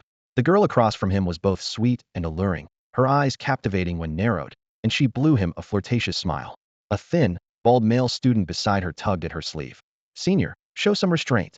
That's Lin Quan, the top freshman, the monster who scored all S's in the 6 assessments. Lu Jinzi raised an eyebrow. Watch and learn, this is called confusing the enemy. Lin Quan stroked his chin and casually glanced at the battle order displayed on the big screen. Senior Gong was also on the roster, and she was fighting first. First match, 3 Lives, Su Xinran versus 7 Fortunes, Gao Yuxing. After the drawing concluded, the arena quickly cleared, leaving only these 2 contestants. The referee walked to the center and raised a bronze bell high. Both fighters released their divine beasts almost simultaneously. Senior Gong Su Xinran's gilded worm lizard crouched low with a resonant call, its golden spikes bristling along its back, its long tongue flicking intermittently. The divine beasts of Shi and the other 4 seniors, Tan Jingjing and company, were all top-tier second-rank creatures with combat power generally approaching lower third-rank levels, often exceeding 1,000. Su Tang's ghost fire lizard had initially measured 1,828 in combat power when they first met, but with parts of it now evolved, it was roughly estimated to exceed 2,000. Senior K's long-tailed fire-scale crocodile remained steady at 1,589. Lin Quan opened his data interface once more. Gilded sandworm lizard, species reptilian, rank 2nd tier, 3rd tier divine beast, progress 30, mutation none, loyalty 66, combat power 1088, combat skill filthy water barrage, combat adaptability desert terrain 160 boost, potential 4th tier, training count 2. So that was if this sandworm lizard had already been trained twice. According to common practice, 2nd tier divine beasts could only undergo training twice at most, with each session boosting combat power by hundreds of points depending on the trainer's skill level. No wonder its stats were so impressive. However, Lin Quan had never considered having little fire, undergo early training. Premature intervention would only weaken its growth potential. He shifted his gaze to Gao Yusheng and his divine beast across the arena. Frost Black Fox, species K9, rank 2nd tier, 3rd tier divine beast, progress 30. Mutation none, loyalty 76, combat power 1076, combat skill lightning frost transformation, combat adaptability flat, terrain 150 boost, potential 4th tier, training count 1. So this Black Fox had also been trained once. With similar stats between the two divine beasts, the outcome was anyone's guess. Ding ding ding. The bronze bell chimed, and the referee immediately retreated to the wall at the edge of the arena. Gao Yusheng crossed his arms and lifted his chin arrogantly. You're quite pretty. How about kowtowing and surrender? I'll take you to Paradise Grove tonight for some fun. Su Shinran sneered coldly. Want to hit on me? I'll cripple you first. Attack. The gilded sandworm lizard spread its limbs, pressed its belly to the ground, and shot toward the frost black fox like lightning. Gao Yusheng patted the black fox's back lightly. Freeze it to death. In the next moment, bone-white frost surged from between the fox's fur, forming an icy breath that rushed toward the lizard. Watch out, Lin Quan shouted. The lizard's form flickered, dodging most of the frost, though thin ice still quickly covered its scales. Instead of retreating, it advanced even faster. The 3-meter distance closed in the blink of an eye as it leaped up, its chest and belly swelling before it opened its mouth and spewed a mass of pitch-black filthy water. The black fox instinctively breathed out more frost, trying to freeze the black water. But the filthy liquid remained unaffected and instead splattered everywhere, covering both Gao Yusheng and the black fox. A pungent stench immediately filled the air. Gao Yusheng frowned and called out, "Is it poisonous?" Su Shinran replied coldly, "Exactly." After landing its hit, the lizard didn't stop, continuously spraying black water with an overwhelming stench that made the front row spectators cover their noses. What kind of divine beast is that? It's so disgusting. It smells worse than hot manure, like stinky tofu mixed with durian. End this quickly, you bastards. Lin Quan remained secretly vigilant. The black water wasn't just poison, and certainly wasn't merely foul-smelling. The name, Filthy Water Barrage, definitely meant more than it appeared. Sure enough, when Gao Yusheng and the black fox tried to retreat, they discovered their feet and paws were firmly stuck to the ground. The black water clung to shoe soles and claws like thick tar, making movement impossible. Su Shinran threw back her head and laughed. Huh? The black water is transformed from dark elements within the lizard's body. Once it touches you, even combat martial artists can't break free, and it will make you go mad. Go mad. Gao Yusheng whipped his head around. The frost black fox already had its fangs bared, saliva dripping from the corners of its mouth, its eyes completely unfamiliar. You daunty old black you. Before he could finish speaking, a blast of frost sprayed directly at his face, instantly turning Gao Yusheng into an ice sculpture. Referee, Chu Tsuanfu shouted loudly as a reminder. The referee bellowed. Third match, Su Shinran wins. A combat martial arts instructor immediately rushed out from the Chifu Academy spectator section, warm light flowing from his palms as he gradually melted the ice around Gao Yusheng. After giving him a pill to swallow, he helped escort him back. Senior sister is amazing. Several first and second-year students applauded enthusiastically, clapping until their hands hurt. Unlike Tan Jingjing, Su Shinran had a good reputation. When she raised her hand to reveal a bright red cinnabar mark, the atmosphere grew even more heated. Not bad. Yi Xiaodai hadn't expected that Ahong, whom she brought, would turn out to be the weakest beast on the field. It hadn't even undergone basic cultivation. Su Tang lowered her voice to remind them. That cinnabar mark is fakey, it's a tattoo. Damn, that works? Isn't that deceiving everyone's feelings? Zhang Dali pouted in disappointment. Lin Quan glanced at him. What? You frequent the pleasure quarters daily and still care about this? Zhang Dali coughed dryly. Cough. Rare things are precious. The referee suddenly called out. Sanxing Academy, Lin Quan. Chifu Academy, Lu Zhenzi. It's early? The students exclaimed in surprise. Go for it, brother Lin.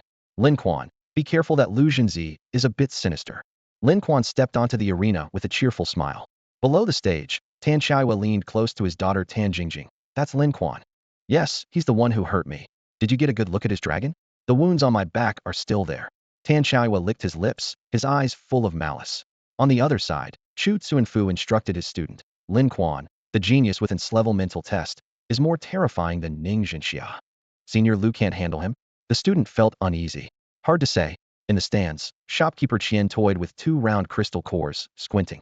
So this is the promising young talent old Ma mentioned? Lin Yupon's brother, how interesting. Yuan Haodong's face darkened. Chief instructor, Lin Quan has deep grudges against us. I know. Let's figure out his capabilities first. The chief instructor's voice was low. The Cultivation Institute director exchanged glances with several cultivation masters. Those advancement and evolution potions on the market are all said to come from Lin Quan. There are rumors he's a senior alchemist of the new school. Old Bai patted his granddaughter's head with a smile. Your grandfather never misjudges people. He's quite formidable. At the center of the arena, Lin Quan Yanfingfing had kept him up last night, and he planned to end this quickly. Lu Jinzi squinted with a smile, her voice soft and sweet. You're Sanqing's most promising student. It wouldn't be worth it if I injured you. Beside her, a massive gray-black wolf crouched low, its fangs gleaming coldly. Lin Quan glanced at the attribute panel. Fong Demon Wolf. Type, K9. Level, 2nd tier. 3rd tier Divine Beast Progress, 10. Status, Mutated. Loyalty, 99. Combat Power, 1376. Skills, Pounce and Maul, Toxin Injection. Combat Adaptation, Flat Ground 180. Potential, 4th tier. Cultivation Count, 1. Such high loyalty? Senior Lu wouldn't happen to sleep with her divine beast, would she? He grinned mischievously. Its fur is soft and fluffy. It saves me from needing an electric blanket in winter. Can I cuddle it? Lu Jinzi stroked the wolf's back, her voice growing more seductive. I knew it. Lin Quan shook his head. How do you think mixed breeds come about? The legends say humans and divine beasts fooling around together create. Lu Jinzi's eyebrows shot up, a cold glint flashing between them, before she smiled charmingly again. But you seem even more comfortable than my little wolf. In the stands, Zhang Dali slammed the railing. Brother Lin, this flirty woman needs to be taught a lesson. Get her. The Sanqing students burst into laughter, saying this beast battle had turned into flirting. The Chifu students looked grim. What the hell is Lu Jinzi doing? At a time like this, she's still acting all sultry. That's just her nature, she can't help it.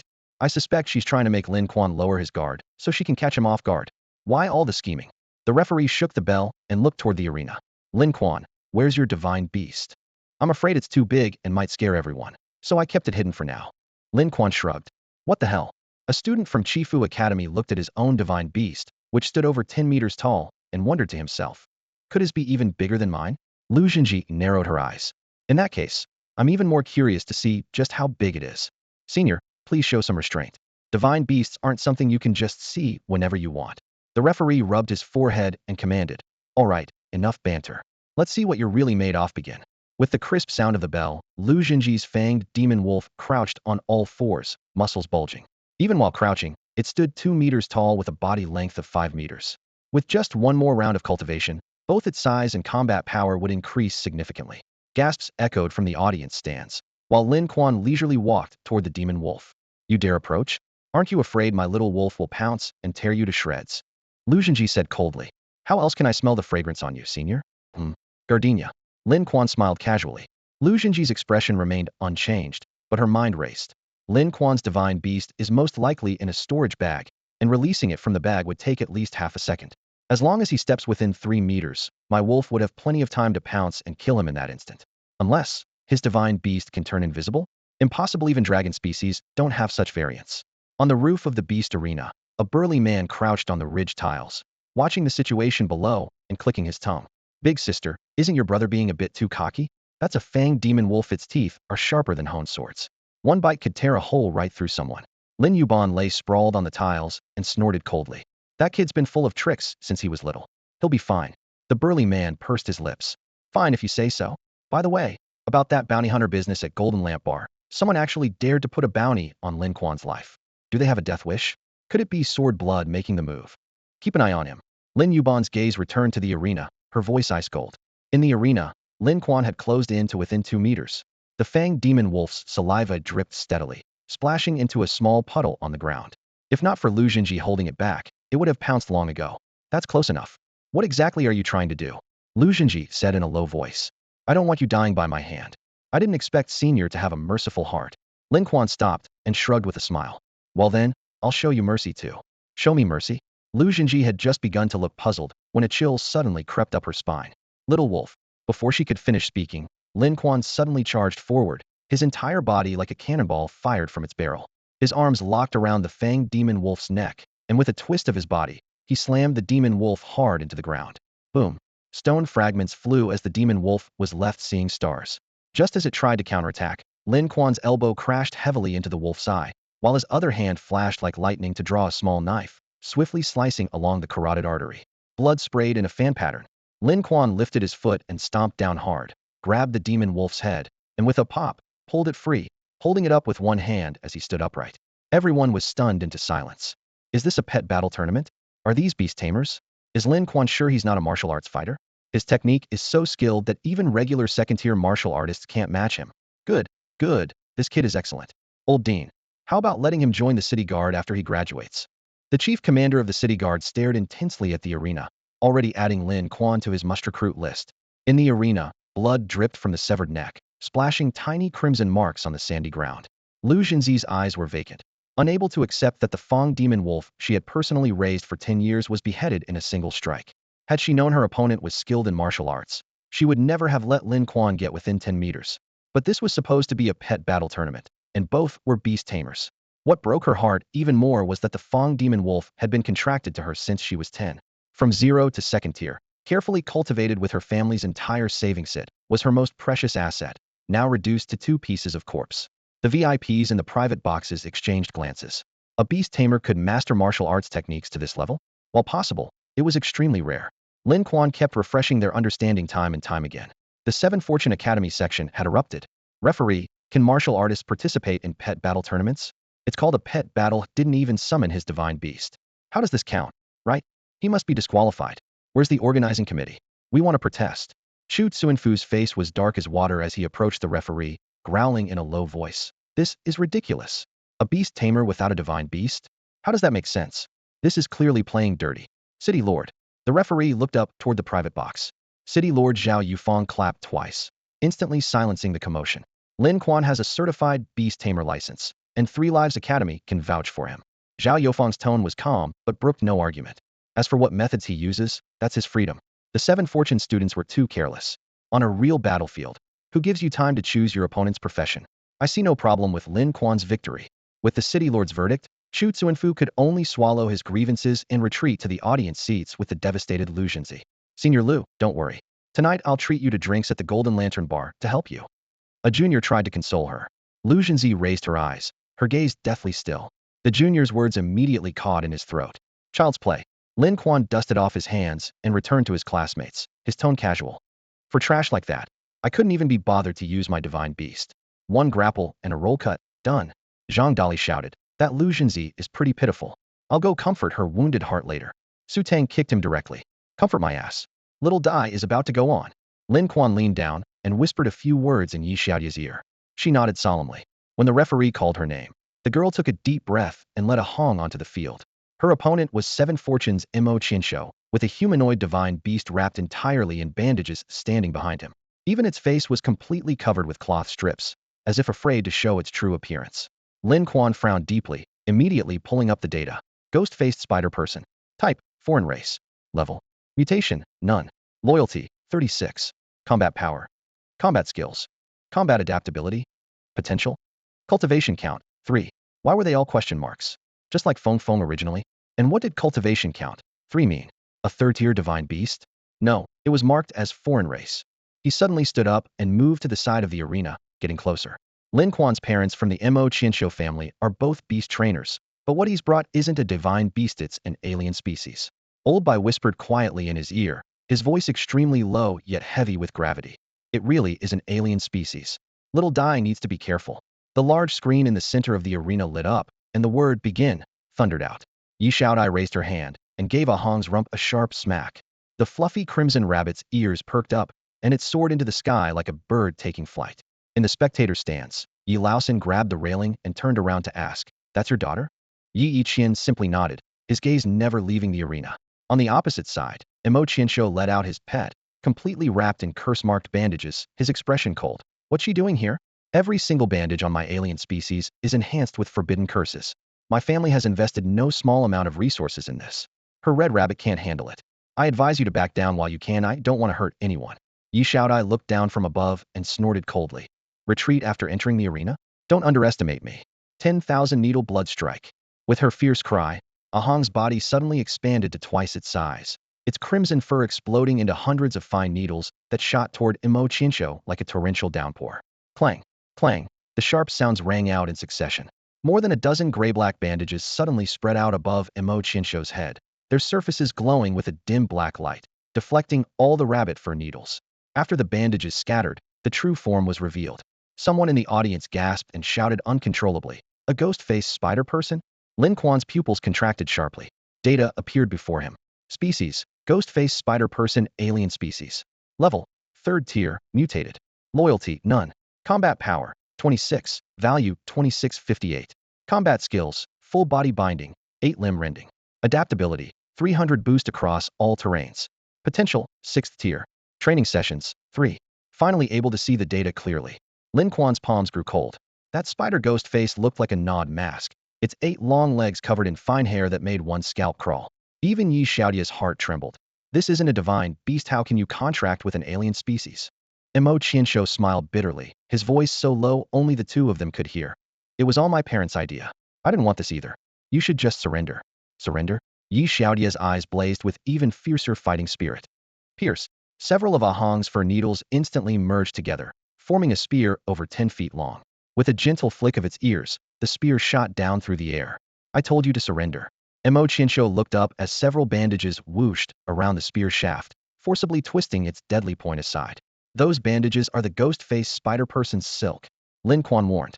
Yi Xiaodai realized this, but saw more bandages already lunging toward Ahong like venomous snakes. Dodge quickly. Ahong suddenly contracted into a ball, bouncing twice on the ground with thud, thud, sounds before rolling to Yi Xiaodia's feet. But in the next moment, several bandages wrapped around Yi Xiaodia's wrists like lightning and yanked hard, dragging her several meters away. The ghost-faced spider person pushed off with its 8 legs and rushed along the ground to her front. Oh no! Lin Quan's expression changed drastically as he prepared to break the competition rules and rush into the arena. Bang! Claws turned to palm, and the ghost-faced spider person struck Yi Xiaodai heavily in the abdomen. She groaned, blood spurting from her mouth. Ahong's eyes turned red with fury as it leaped to bite onto one of the ghost-faced spider person's limbs, its front teeth frantically hammering away. However, the monster was like steel, showing no reaction to pain, its arms swinging as fist after fist landed on Yi Xiaodai. The audience let out low gasps, no one daring to watch directly. Yi Xiaodia's face was bruised and swollen, her form swaying unsteadily. Big brother. Yi Laosan lowered his voice. Little Dai might not make it. Don't panic yet. Yi Yiqian clenched his fists tightly. She can still hold on. Finally, Lin Quan vaulted over the barrier and shouted toward the arena. Little Dai, have Ahong take the medicine. Yi Xiaodai struggled to lift her swollen eyelids and called out weakly. Ahong, take the medicine. Boom. Ahong suddenly swelled several times her original size, growing to over several meters tall.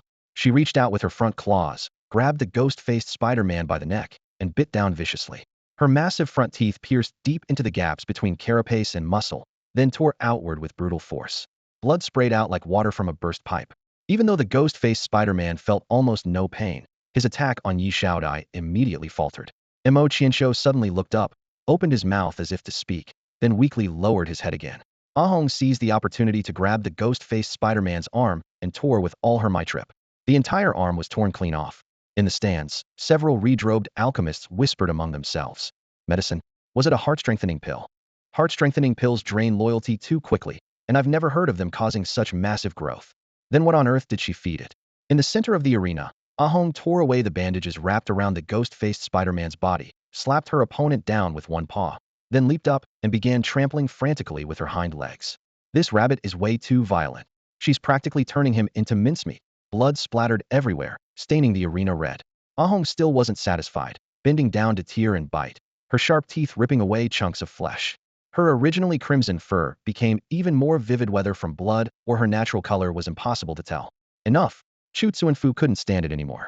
The referee glanced at him coldly. Until I call a stop, it's not over. Only after the ghost-faced Spider-Man's face was completely crushed did Ahong suddenly turn around and pounce toward Mo Qianshou. Yi Xiaodai stood in place, breathing heavily, wanting to shout but unable to summon even a trace of strength. Bang! Sharp claws raked across, immediately opening several bloody gashes on Mo Qianshou's chest. Call it off. The breeding facility director shot to his feet. He had known Mo Qianshou's parents for many years and couldn't bear to witness such carnage. Another swipe on the arena, and Mo Qianshou's neck was nearly broken. He let out a few dry laughs before collapsing in a pool of blood. Stop. Yi Xiaodai wins, the referee finally announced. Lin Quan shot toward Yi Xiaodia's side like an arrow released from a bow. Chu Tsuanfu also rushed onto the field, stuffing several pills into Mo Qianshou's mouth. Seeing that he still had weak breathing, he turned to glare fiercely at Yi Xiaodai. What are you looking at? Lin Quan held Yi Xiaodai and roared angrily. Not satisfied? Come down and try it yourself. Believe it or not, I'll wipe out every last one of you Chifu people today, take you all down in one sweep. What big talk? The Chifu students rose to their feet in unison. Acting tough, huh? Come on then, make your move. Don't get cocky, you Sansheng losers have been losing for 8 years straight, and you're still acting tough. Over a dozen divine beasts roared in chorus, their voices deafening. But Lin Quan just looked down to apply medicine to Yi Xiaodai. You won't die, and there won't be any scars. You'll still be beautiful. Yi Xiaodai responded softly before fainting. Lin Quan carried her over to Su Tang, then returned to the arena. What pet battle tournament? Fighting one match at a time? I'm in a foul mood today, so I'll give you all a chance. Let's settle this all at once. Before his words had finished, there was a dull thud that made the ground tremble slightly, and a heavily armored giant python appeared on the arena, its cold serpentine eyes surveying the entire scene. The Chifu students collectively gasped, and the scene fell instantly silent. Lin Quan also went quiet, the oppressive presence nearly breaking his back. Let me say something. Yi Yiqian emerged from the crowd. As long as no one's dead, it's fine. Don't you have a few deaths at your pet battles every year? If you really want to break the rules, then just declare a forfeit. Otherwise, all of you can just get lost and stay put where you belong. Chu Tsuanfu clasped his hands in salute and looked up at the crowd. After Boss Ye's words, no one dared to speak further, and everyone dispersed sheepishly. What about you? Someone pressed. Lin Quan grinned, flashing his pearly white teeth. I'll listen to Uncle Yi. With that response, the tense atmosphere instantly dissipated. Big sister, your brother's got guts, daring to take on a bunch of top students, someone nearby teased. Lin Yupan glanced sideways and snorted. Guts my ass, he's just a brute. The man in black behind Zhao Yufeng suddenly remembered something. That kid is Lin Changjiang's son. Zhao Yufeng replied coldly. The Eternal Palace and Lin Changjiang's death are connected. The palace's sudden appearance might not be a good thing. Back then, the Star River Adventure team left the city to find clues, and it led to a massive disaster. On the arena, the referee shouted, Sansheng Su Tang, Chifu Zhao Duo. As soon as Zhao Duo stepped into the arena, he raised his hand and yelled, I forfeit. The Chifu stands immediately erupted in curses. I told you not to bring young Master Zhao. He's a complete coward. It's just a ghost fire lizard. That's a third-tier divine beast. I couldn't beat it either. Even if you can't win, at least try a few moves. Su Tang smiled sweetly. You're quite sensible. Zhao Duo shook his head. I don't fight battles I can't win. The first round ended, and the unconscious Yi Xiaodai slowly awakened. Ahong was so anxious her eyes were red-rimmed. Her drooping ears suddenly perked up, and she kept patting her master's shoulder with her front paws, whimpering continuously. Someone nearby consoled her. It's just a minor injury. With me here, she won't die, but she might be left with lasting effects. What kind of lasting effects? She'll need to walk with a cane. There's nothing wrong with my legs. Yi Xiaodai exclaimed, quickly lifting her skirt to check. Indeed, not a hair was harmed. The person continued, the top 16 are all formidable.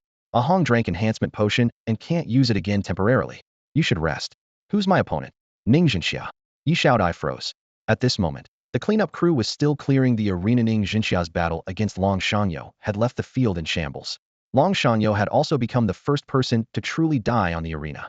Lu Jinzi still felt her heart racing thinking about the scene. Ning Jinxia's divine beast caught Long Shanyo off guard, freezing him into an ice block with one breath of cold air, then smashing him to pieces, not even leaving a complete corpse.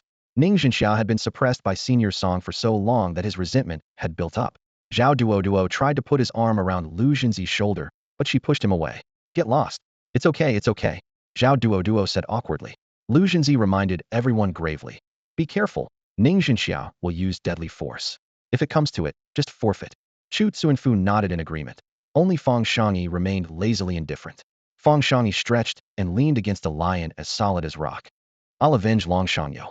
Someone asked, who does he face next? Someone from Sansheng Yi Xiaodai, who just severely injured Xiao Mo. Lu Jinzi looked up toward the arena. The referee held up the microphone and announced, Yi Xiaodai forfeits. Sansheng's Ning Jinxiao advances to the top 8. Next match, Lin Quan versus Feng Shangyi. Su Tang, keep an eye on Xiaodai. I'll take a quick walk around and be right back, just 1 minute. Ning Jinxia's crew stood with cold expressions, their eyes glued to Lin Quan. Boss Ning, this guy's way too arrogant, isn't he? Doesn't he know Feng Shangyi is currently Chifu's strongest beast tamer? Exactly. He even stood up for Yi Xiaodai earlier, saying he'd take us all down in one go. Damn, who does he think he is? Stealing Boss Ning's spotlight, what a shameless bastard. Ning Jinxia's knuckles cracked as he stared daggers at Lin Quan's retreating figure. Given the chance, he was absolutely confident he could take Lin Quan down, but unfortunately, that opportunity hadn't presented itself yet. Across from them, Feng Shangyi leisurely raised his hand, palm resting on the head of a lion-like divine beast. It was a steel-bone rockheart lion. Species, leopard family. Level, 3rd order mutation divine beast. Loyalty, none. Combat power, 86. Value 4124. Combat skills, full body steel bones, rock charge. Combat adaptability, 290 boost on plains and grasslands. Potential, 5th order. Training sessions, 3. 3 training sessions even, its vital points had been reinforced. Lin Quan's heart sank. This was going to be tough. Fang Shangyi flashed a toothy grin. Don't even think about getting close. I know you've got martial artist skills. His fingertips drummed against the beast's fur, which looked like it was carved from granite. The lion's body was twice the size of an ordinary lion, and each step it took kicked up clouds of dust. I heard your divine beast is a dragon? Bring it out, and let me have a look. Lin Quan shrugged. It's not just a dragon, it does the dragon head lift every morning too. But I'm not in the habit of showing it to men. Humph, looking down on me. Like I said, if you want to fight, come at me all at once. Going one by one is boring. If Boss He hadn't stepped in, I wouldn't even waste my time. Arrogant. So conceited. The crowd erupted in indignant chatter. Shopkeeper Qian toyed with a crystal core and leaned over to ask Yi Qian. Boss Yi, has this kid taken a fancy to your Xiao Dai? Yi Qian smiled mysteriously. That, I wouldn't know. Zhao Yofang's gaze turned icy as memories surfaced. Lin Changjiang and Yi Qian had been sworn brothers back in the day. The breeding facility director crossed his arms smugly. The steelbone rockheart lion, even if you tried to bite it, you'd break your teeth. Regular physical attacks are useless against it. Not only has it been trained 3 times, but even its vital points have been reinforced. Old Bai fanned himself with a chuckle nearby. Don't get too cocky. That kid's full of trick. She might actually find a way to break through its defenses. Old Bai, naturally you'd be fine, the director snorted. But no matter how good that kid's martial arts are, it's pointless unless his divine beast. Under everyone's watchful gaze, Lin Quan reached into his storage pouch and rummaged around for quite a while before pulling out a living creature. Squawk. Squawk. A completely bald, featherless chicken jumped to the ground and began hopping around Lin Quan excitedly. Feng Feng, having gone 2 hours without food, was extremely displeased. Go ahead, eat up. Lin Quan immediately set out over a dozen bottles of nutrient solution. Feng Feng stretched its bare neck and guzzled down several bottles in succession. Is that a chicken or a duck? He actually dares to brush off Senior Feng with that thing? Does he think he can win just with his martial artist skills? He's really underestimating his opponent. Where's his dragon? Could the rumors be false? Lu Zhenzi gritted her teeth. It had to be fake, just rumors spread by Sanxing. What on earth was that thing? Tan Xiaoyue was completely stunned. The moment he saw the steelbone rockheart lion, his blood pressure spiked, and he was eager to see Lin Quan's dragon. Jingjing, does he have a second divine beast? He asked in a hushed voice. I have no idea. Tan Jingjing was equally dumbfounded. She calculated in her mind. If there really was a second one, and since the first was a dragon, its strength shouldn't be too far behind. On the other side of the spectator area, Zhang Dali scratched the back of his head in confusion. Hey, when did Brother Lin get himself a chicken? What kind of divine beast is that supposed to be? In the arena, Feng Feng gulped down over a dozen bottles of nutrient solution, let out a satisfied burp, then flopped down sprawled on its back. Hey, stop playing dead. Lin Quan grabbed Feng Feng by the neck and tossed it toward the opponent. See that lion over there? Take it out along with that guy. Feng Feng lazily flapped its wings and squawked irritably at Lin Quan, its mood clearly showing impatience. Below the stage, Fang Shangyi was furious. Are you seriously looking down on me? Mine is a steelbone rockheart lion. Among third-tier divine beasts, its defense is second to none. His gaze swept across the arena, fixing on that drab, plump chicken. You bring a chicken to fight? What do you take me for? Lu Zhenji shouted herself hoarse from the stands. Shangyi, kill him. Since he looks down on you, don't let him walk out alive. Fine. Since you're so blind, I'll give you a quick death. Fang Shangyi waved his hand dramatically. Attack. The steelbone rockheart lion began its heavy charge. Due to its massive weight, its running speed wasn't particularly fast, but each step made the ground tremble slightly, causing pebbles and sand to bounce continuously. The overwhelming pressure forced some spectators to unconsciously stand up, secretly wondering. If they faced it themselves, how many rounds could they last? Lin Quan stared at Feng Feng and shouted sternly. Get serious. Only then did Feng Feng wobble to its feet, supporting itself with its wings. However, compared to the opposing steelbone rockheart lion that stood over 3 meters tall and weighed 2 to 3 tons, it looked like a small white rabbit standing next to an elephant's leg. Rock charge, Fang Shangyi roared. The steelbone rockheart lion lowered its head and tucked its neck, muscles tensing. The entire lion transformed into a rolling stone cannonball, its speed instantly surging, tearing through the air with sharp whistling sounds. Many in the stands already had visions of blood and flesh splattering. Just at the moment of impact. Whoosh. Feng Feng casually flapped its wing. Boom. The steelbone rockheart lion flew like a kite with a broken string, swept dozens of meters away before crashing to the ground with a bang, raising clouds of dust.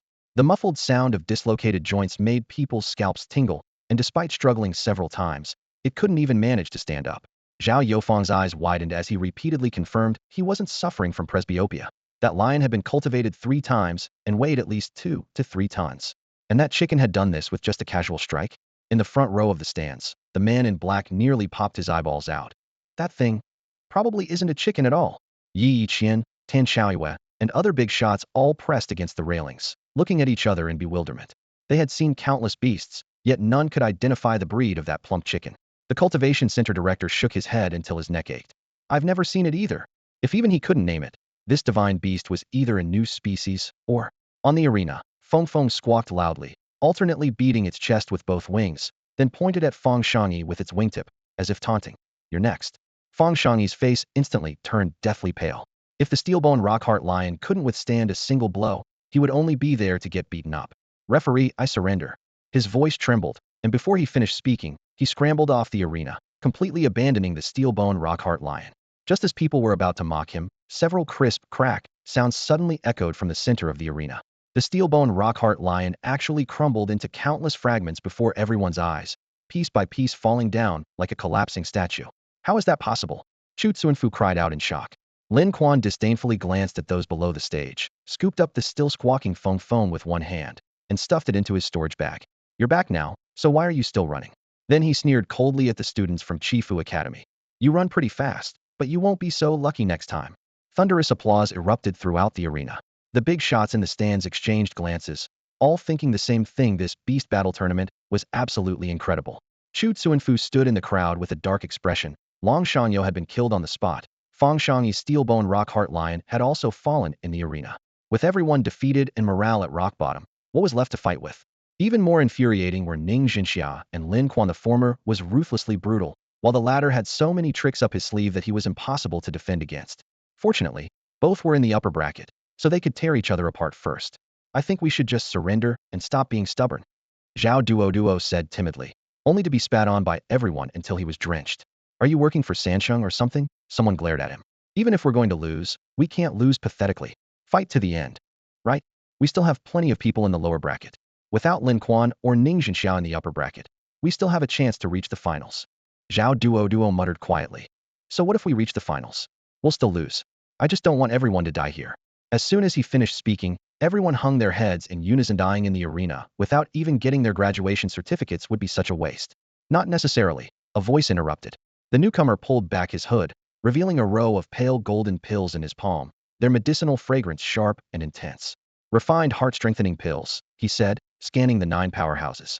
Your divine beasts have all used ordinary heart-strengthening pills, right? With one of these, you'll have a chance to beat Lin Quan and Ning Jinxia.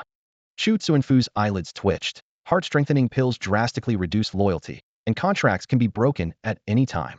Those are military battlefield supplies. Isn't this a battlefield? The man sneered. Then how do people die in that arena? Don't worry. This is the refined version. Loyalty barely decreases, but combat power can increase by more than 10 times.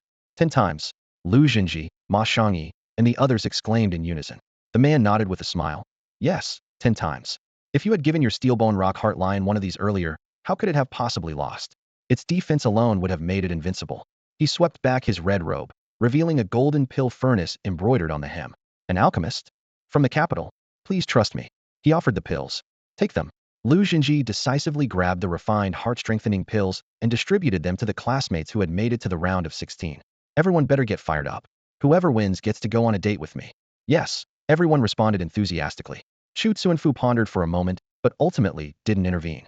Sansheng, Su Tang, Chifu, Xie Chaojing. Someone called out the names of those about to fight, cheering loudly. Old Xie, go for it. Old Xie, win one back for us.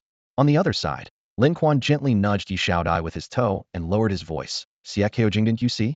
He's got a red-tailed vermilion finch. Yi Shaodai said 4 words. Of course I know. She reminded him.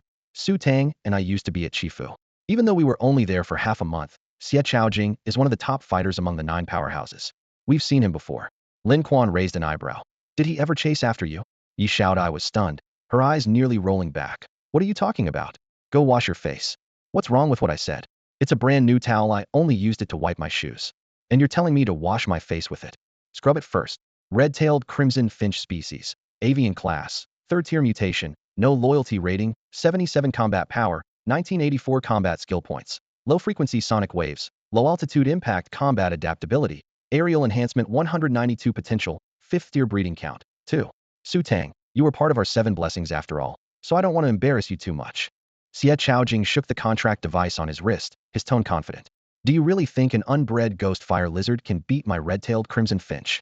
Xie Chaojing still remembered Su Tang, short in stature, always keeping a dark red little lizard tucked in her sleeve, the most conspicuous among the freshmen.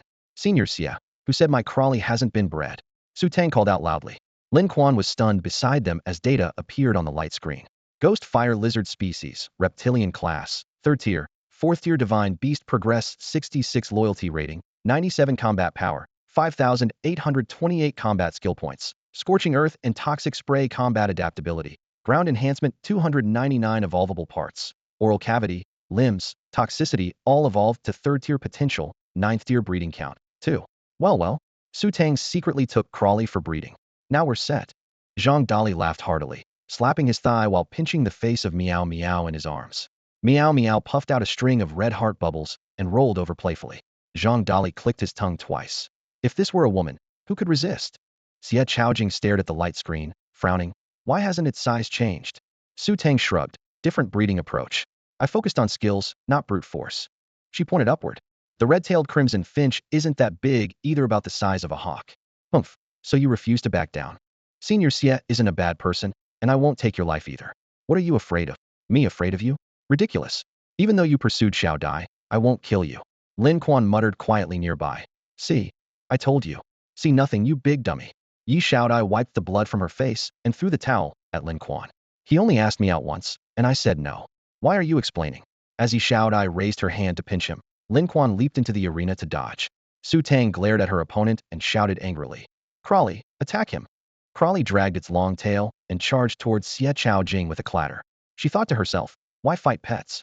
Take down the Beastmaster first. This is where ground types have the advantage over flying types. But Xie Chaojing had already given his command. Low-altitude impact. The red-tailed crimson finch became a red lightning bolt, swooping towards Su Tang at ground level. Lin Quan's mind raced with calculations. Crawley speed 40 km/h, red-tailed crimson finch 80 km/h. Crawley 20 meters from Xie Chaojing. The finch 30 meters from Su Tang. Oh no. The finch would hit Su Tang first. Spray. A stream of emerald poison shot from Crawley's mouth at even greater speed. Xie Chaojing misjudged and rolled to dodge as the poison hit the ground with a corrosive hiss. In the air, the finch had already reached Su Tang. She swept her hand through the air, forming an invisible shield. Bang! The finch crashed hard into it, its head ringing as it nearly plummeted to the ground. In the spectator seats, Yi Iqian's pupils dilated in shock. The knowledgeable expert sitting beside him gasped.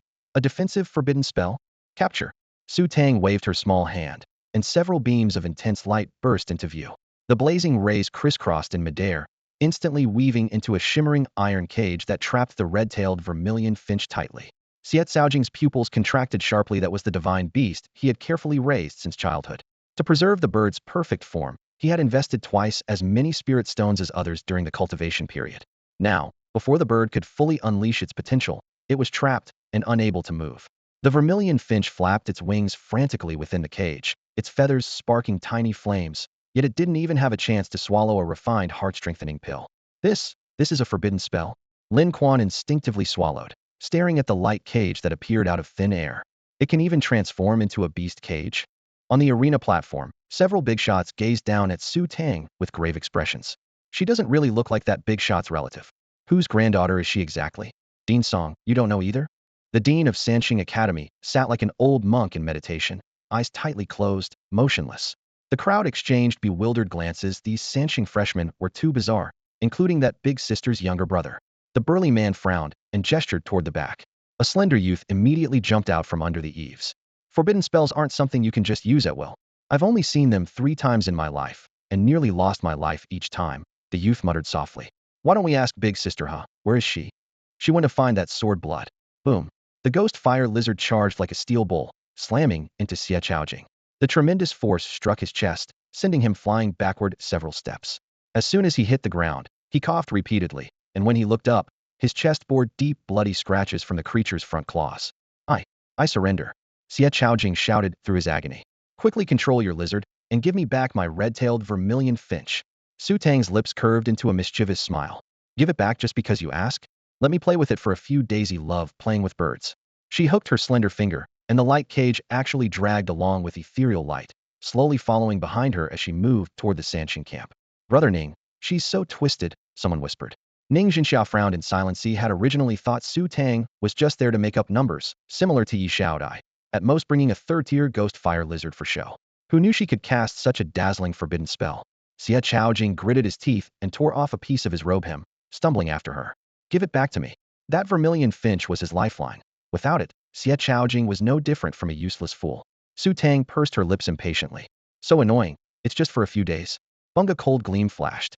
Xie Chaojing actually pulled out a handgun from his chest, his trembling hands pointing it at Su Tang. The Sanqing student's breathing stopped abruptly. Put the gun away. Do you have a death wish? Yin Defa roared.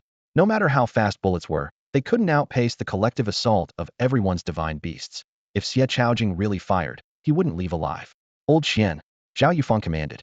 Uncle Qian leaped into the arena with a single bound. However, Lin Quan was even faster, stepped forward, blocking Su Tang's front, and said coldly, at this close distance, do you think your bullet can be faster than a combat martial artist? Xie Chaojing's heart turned cold. He spun around abruptly, only to be pressed down by a large hand. Uncle Qian's face was dark as water as he seized the gun and crushed it. In just one grip, the steel handgun became a lump of scrap metal. Come with me. He grabbed Xie Chaojing by the neck, rendering him immobile. Su Tang pouted. It's just a broken bird anyway. Fine, I'll give it back.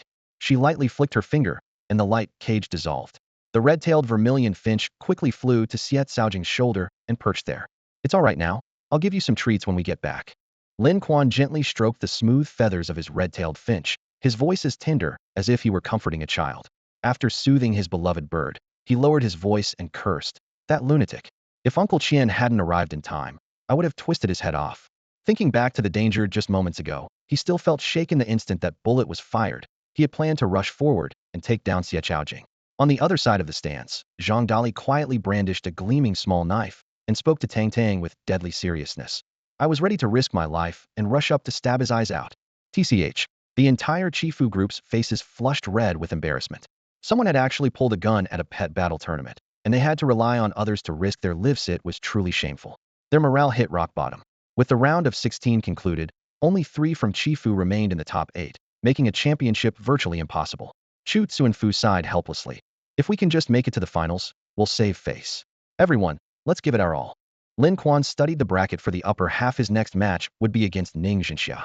Fortunately, Su Tang was placed in the lower half, while Zhao Juzi would face Su Xinran, and those two would compete first. Zhao Juzi, third life. Su Xinran, third life. The staff member announced loudly. Someone nearby asked, isn't that Su Xinran your best friend? Su Tang nodded. Yes, she's quite lucky. Lucky? Tan Xiaoyue sneered. Zhao Juzi is the granddaughter of City Lord Zhao. Whether she wins or loses, it's trouble for her opponent. She can't win? She can't lose either? Tan Jingjing was confused. Even throwing the match won't work. Tan Xiaoyue shook her head. Don't underestimate Zhao Juzi just because she's only in 6th grade, right? She's already stepped into 3rd life. She has a peculiar temperament. If you don't give her a satisfying fight, she'll be even more upset. Tan Jingjing secretly felt relieved. Thank goodness she wasn't the one facing that little ancestor. The bell rang, and Su Xinran had just raised her hand. I surrender. You think you can just surrender? I haven't even fought yet. Zhao Juzi pointed forward. Big goose, attack. The blue-feathered goose waddled forward aggressively, its wings flapping with a fierce whooshing sound. Su Xinran was stunned. She wouldn't even allow a surrender? She had calculated everything. All 4 in the upper half were 3rd life level, and she couldn't beat Lin Quan or Ning Jinxia anyway. Losing early or late made no difference. Falling to Zhao Juzi would at least leave a good impression with the city lord, who knew the girl wouldn't appreciate it at all. Big goose, don't attack. She held down her restless golden sand lizard firmly, afraid of actually hurting the goose and displeasing the city lord. Seeing the blue-feathered goose already charging toward her, she gritted her teeth. Getting bitten once would have to do. Enough! A voice boomed like a great bell across the arena, and a figure flashed between the 2 competitors. The blue-feathered goose was grabbed by the neck and lifted up, its feet still paddling in the air. Zhao Yufeng casually tossed the goose aside.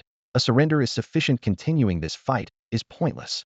Grandpa, Zhao Juzi protested in her sweet, childish voice. I want to have a real fight. Don't stop me. Stop what? Come back with me. Zhao Yufeng led her back to their private box. Grandpa, are you afraid I can't beat Su Xinran? No. Then why? I want to watch Ning Jinxia and Lin Quan early. Grandpa has other matters to attend to later. Only then did Zhao Juzi calm down. rushing to the railing and leaning over. Grandpa, who do you think will win? Zhao Yufeng shook his head slightly. Hard to say. The referee's voice immediately rose above the crowd.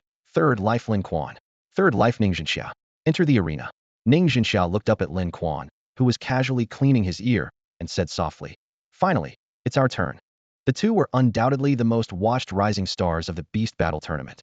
Lin Quan especially had made a striking debut with his sharp edge on full display, while Ning Zhenxia, having participated for several consecutive tournaments, had less fame but deeper foundations.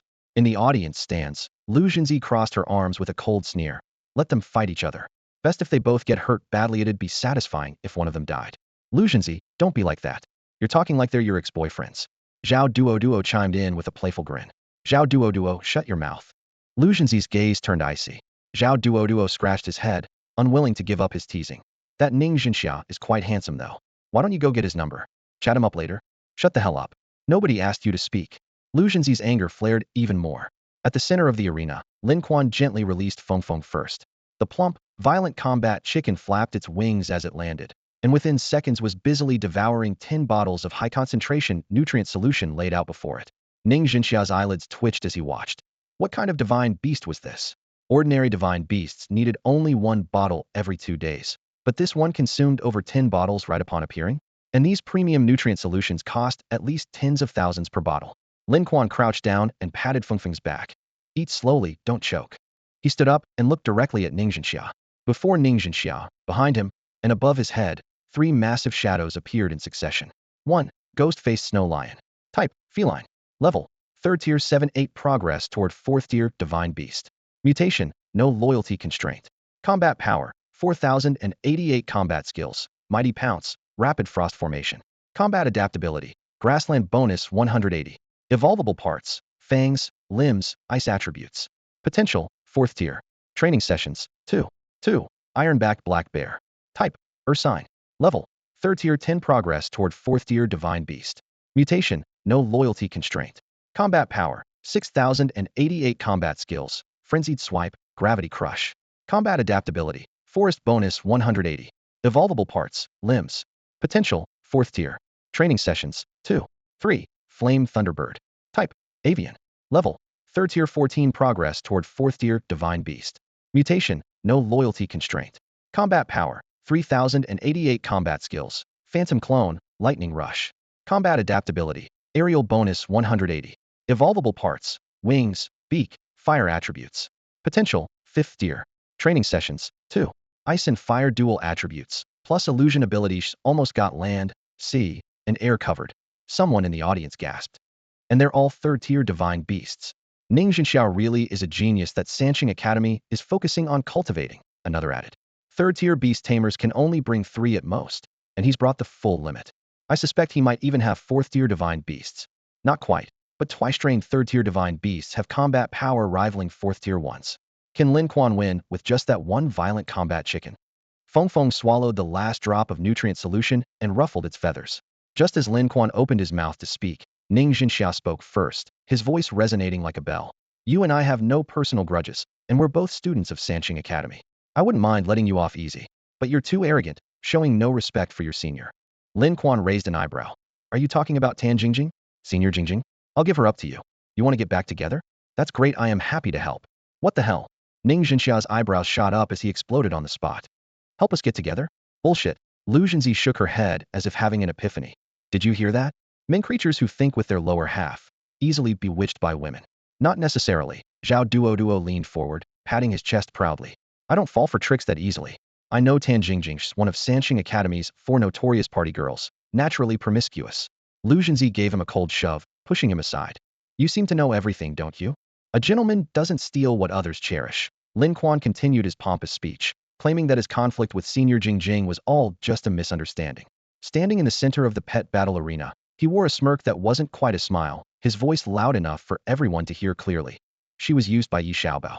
That piece of trash Yi Xiaobao, and her make quite the perfect pair. Though honestly, Yi Xiaobao probably wouldn't even give her a second glance. She's sticking her neck out for Yi Xiaobao, but I bet once he's done using her, he'll just toss her aside without giving her anything in return. At the arena's edge, Tan Jingjing's face turned from red to pale, looking ready to cry. Her brother Tan Xiaoyue clenched his fists. his sinister gaze seeming ready to tear Lin Quan apart. The crowd murmured among themselves. This kid's got a really vicious tongue. Lin Quan kept rambling until, during a brief pause for breath, a slightly impatient voice interrupted him. Ning Jinxia stepped forward, his gaze ice cold. Didn't we agree we're all students of Sanqing Academy? What's the point of infighting? It just makes us look foolish and gives Chi Fu and the others something to laugh about. Why don't you follow Senior Su Xinran's example instead? Ning Jinxia's tone shifted, his gaze meaningful. Are you trying to forfeit? It's not that I want to forfeit, I am just giving you something to think about. Lin Quan shrugged, speaking rapidly. Senior, you've participated in the pet battle tournament for 3 years now. Which time didn't Shifu beat you so badly you questioned your existence? I feel sorry for you. You should just give up this year. I'll reluctantly take your place and deal with those brats from Shifu. These words, hitting exactly where it hurt most, instantly ignited Ning Jinxia's fury. His expression darkened like a storm cloud. In the audience, Yi Xiaodai felt her head spinning as she secretly wondered, is this guy moonlighting as a live streamer or selling products online? His mouth is way too smooth. Have you said enough? If you're done talking, then fight. I won't forfeit. Ning Jinxia angrily swept his sleeve, battle intent blazing. Lin Quan raised his hand in acknowledgement. Fine. Let our strength do the talking. Damn, you're launching a sneak attack. Ning Jinxia suddenly roared as an iron-backed black bear came thundering toward Lin Quan. A frontal assault counts as a sneak attack? Who's the shameless one here? Lin Quan ignored the complaint and turned to shout at his plump chicken. What are you standing around for? You've finished eating, now get to work. I'll cut your rations tomorrow. Fengfeng's round body suddenly bounced, transforming into a white streak as it shot skyward. A second-generation iron-backed black bear, even old Qian would have trouble with that, right? Someone in the stands gasped. Uncle Qian shook his head. There's an old Northeast saying, first bear, second boar, third tiger. I really couldn't beat it, and that meat chicken of his stands even less chance. Before he finished speaking, boom. A cloud of dust shot 30 feet into the air. Everyone's eyes widened as the iron-backed black bear was sent flying by a single wing strike, toppling like a collapsing tower. That meat chicken actually knocked over the black bear? What the hell is that thing? Ning Jinxia froze as well. He'd planned to use the bear as his vanguard, only to see it instantly defeated. He quickly put his fingers to his lips and whistled. The flame thunderbird in midair let out a piercing screech, opening its beak to spray a thin stream of blue thunderflame that locked directly onto Lin Quan, completely ignoring Fengfeng. Oh, coming for me now? Lin Quan had just raised his hand when a mechanical prompt suddenly rang in his ears. Ding. Detecting increased host heart rate. Walking duration has reached 60 days. Bonded creature 1 beginning evolution. Ding. Abyssal fire dragon evolving to 2nd tier. His storage pouch suddenly bulged, nearly bursting at the seams. Lin Quan, startled, grabbed the opening and shook the little fire dragon out. Boom. The blue thunder flame struck the little fire dragon, but it roared back in fury. Deep crimson dragon fire spread like a rolling curtain of flames, instantly devouring the giant bird in the air. Ning Jinxia's expression changed drastically as he watched helplessly while the deep red flames incinerated his flame thunderbird to ash. Oh my god, is that a dragon? That fire dragon? How outrageous. No wonder Lin Quan has kept it hidden. This is truly terrifying.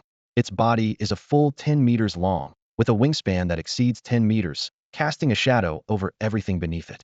The pair of horns atop its head looks as if they've just been sharpened, glimmering like 2 gleaming knives. Flames flicker between its scales, and those slit-like eyes that look down on all living beings are filled with the disdain of a higher deity for the lower creatures. Wherever its gaze falls, most mythical beasts immediately lower their heads, hardly daring to breathe. Only Yi Qian's armored giant python stands out. The python seems ignited by an invisible battle spirit, raising its head excitedly, its tongue flickering as it defiantly stares at the abyssal fire dragon overhead. Calm down. Yi Qian presses the python's hard head down. Though her eyes are slightly unfocused at it's all real, Lin Quan really has an abyssal fire dragon.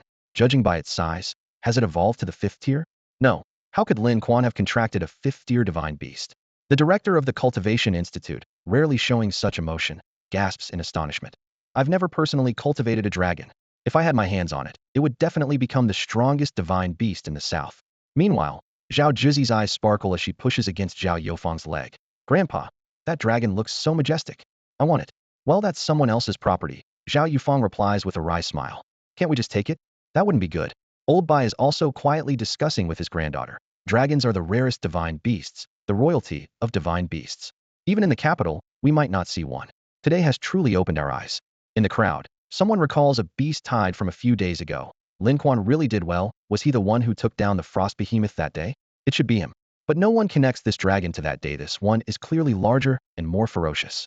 Lin Yupan bites into a grilled sausage while her gaze is fixed on Lin Quan's blood sword, and she hears the voice of the green snake whispering, "Sister, it's evolving so fast. It was just a blank slate the last time we saw it. Is there going to be a problem? What problem could there be? If there is, it's his issue." Lin Yupan's expression remains indifferent. Dragons are the most arrogant, and the instances of them rebelling against their masters are numerous. Lin Quan has to bear his own fortune and misfortune. At the same time, Lin Quan is checking the status panel of Xiaohua. Xiaohua Abyssal Fire Dragon. Race, Dragon. Level, Tier 2 Tier 3. Divine Beast Progress, 1. Mutation, 1 time. Combat Power, 18828. Combat Skills, Scorching Earth, Toxic Spit, Thunderous Roar. Combat Adaptability, 499 to all terrains. Evolvable parts, Mouth, Wings, Claws, Toxicity, Fur. Potential, Cultivation Times, 0. Wow. Its combat power is even higher than Feng Feng's. Lin Quan mutters under his breath. Looks like Feng Feng was indeed a premature baby. The firelight reddens his profile, and the flames around Xiaohua grow stronger. Lin Quan turns to Ning Jinxia, his calm tone sending chills down people's spines. "Senior Ning, I warned you not to fight, but you insisted. Look at that, your flame Thunderbird has turned to ash." Ning Jinxia stares blankly at the sky, momentarily speechless. The iron-backed black bear lies on the ground, unable to even get up. The once ridiculed meat chicken, the abyssal fire dragon, has effortlessly knocked it down with a single flap of its wings. The snowflakes on the ghost-faced snow lion have rapidly melted, its enormous form curled up and trembling, unable to let out a roar, like a wet lion dog. What's the point of fighting? Someone gulps audibly. Song Fengzi is crazy, but Lin Quan is a demon. Who the hell brings such a huge dragon to compete? We're just students, okay? Ning Senior, say something. Just staring isn't a solution. What do the classmates from Kafuka think? What can we say? Lu Zhenzi's face turns pale, nearly fainting on the spot. The other Kafuka students are also trembling, their teeth chattering in fear. They finally recall Lin Quan's earlier casual threat. He really did say he'd take them all in one go. He wasn't just boasting. Zhao Duo murmured. It's grown even bigger. How terrifying. The abyssal fire dragon's suddenly towering form blocked out the sun, its scorching breath crushing the entire arena like a tangible force. Chu Tsuanfu couldn't even lift his head, only able to desperately endure the overwhelming pressure. On the other side, Ning Jinxia's lips turned pale, his voice barely a whisper. "How about I go easy on you? I won't hit your face." He desperately tried to save face, but found that Lin Quan hadn't given him any way out. "All right, we're all from the same school. Just surrender, and we won't need to fight." Lin Quan waved his hand dismissively, his tone sounding quite magnanimous. These words cut into Ning Jinxia's ears like knives. Surrender? How could he face anyone after that? But the fire dragon's massive form loomed overhead, and the way down seemed impossibly steep. Jumping would likely be fatal. He forced a smile. "Junior Lin, I think we should still have our match, shouldn't we? Otherwise, everyone would think poorly of it, right?" Lin Quan glanced around coolly. "What's there to think poorly of? My little fire is already out. Defeating you would be effortless. Everyone would agree, wouldn't they?" In the arena, the ghost-faced snow lion trembled like it was electrocuted. Ning Jinxia shouted commands urgently, but it remained completely motionless. "Can't even control your divine beast? Want me to help you?" Lin Quan's gaze was mocking. "Help me? What?" Before Ning Jinxia could finish, he suddenly sensed the contract bond severing. The ghost-faced snow lion bolted away and vanished in the blink of an eye. "You did this." He nearly went mad. The iron-backed black bear lay on the ground, unable to rise. The flame thunderbird had been incinerated to ash, and now even the snow lion had fled, all three divine beasts destroyed in one fell swoop. His chest felt like a raging sea. Lin Quan shrugged. "How would I know?" The snow lion's loyalty was already low, and after Little Fire appeared, it dropped another 15%. "I just casually forced the bond to break." His expression darkened. "Ning Jinxia, don't be so damn ungrateful. If I really wanted to kill you, it'd be as easy as waving my hand. Still won't surrender? Want me to get serious?" Little Fire raised its head and shot a blazing flame toward the sky, the fire waves painting half the heavens crimson. Ning Jinxia trembled all over, raising his shaking arm and speaking word by word. "I surrender." The referee announced loudly. "Sanxing Academy, Lin Quan wins." After the battle ended, Lin Quan touched his cracked storage bag and smiled bitterly. He needed a new one that could fit Little Fire. He opened the system. Shop, a storage bag capable of containing Little Fire's size, cost exactly 100 million alliance coins. 2 months of hard-earned savings would be gone in an instant. It even has a password lock. That's convenient. Even if lost, no one could open it. Can hold any divine beast below 5th tier, but if Little Fire evolves one more level, it probably won't fit again. After gritting his teeth and making the purchase, he stuffed both Little Fire and Feng Feng into the new bag, watching his balance with a bleeding heart. For poor kids trying to get rich, it was truly difficult. Just then, Zhang Dali approached, pointing toward the VIP boxes. Brother Lin, look, the breeding center director, Yuan Haodong from Yuan Dojo, even the black-robed figure behind Zhao Yufang are all watching you. Lin Quan shrugged. Can't help it. Little fire is too big to hide, so I can only reveal it openly. Zhang Dali lowered his voice. Don't get cocky, their methods are underhanded. How about I have Jian Wei follow you around these next few days? No need. Let old Jian keep protecting you instead. Lin Quan patted his shoulder, then looked up toward the red-robed alchemists in the distance. Lin Quan looked toward those red-robed alchemists. They had already left early. I give up. I give up too. Zhao Juzi raised her hand in surrender, followed by Su Tang, who had also made it to the finals but chose to forfeit. Lin Quan, standing alone on the arena, was personally declared the champion by Zhao Yufang. Thunderous applause erupted from the audience below, everyone feeling the outcome was perfectly natural. Facing the psycho meat chicken and the abyssal fire dragon, no one would be foolish enough to fight Heaton. Even the big shots sitting in the audience couldn't claim they'd have a guaranteed victory. Zhao Yufang stepped onto the stage, first gripping Lin Quan's hand tightly, then placing the heavy golden trophy into his palm. Under the flashing lights, Lin Quan smiled modestly and spoke loudly enough for all to hear. This is all thanks to the guidance of Dean Song, Director Yin, and Instructor Sunday. I wouldn't be here today without them. This trophy belongs to all the teachers and students of our school. Dean Song applauded with a smile, while old Instructor Sun couldn't help but grumble inwardly. This kid's starting with the pleasantries again. After the award ceremony, Zhao Yufang patted Lin Quan's shoulder and lowered his voice. I've nearly finished investigating your father's case. His death is definitely connected to Yi Qian. I'll have Uncle Qian have a proper chat with you soon. Thank you, Grandpa Zhao. Lin Quan's face showed gratitude, but as soon as he turned around, he shoved the trophy into Su Tang's arms and rubbed his teeth. This crown came with too much baggage. He avoided the excited crowd from Sanqing Academy, his brow furrowed. Zhao Yufang and Yi Qian were both cunning as Foxesh could only trust about 30% of what either said. With no new leads to investigate himself, he feared being played by both sides.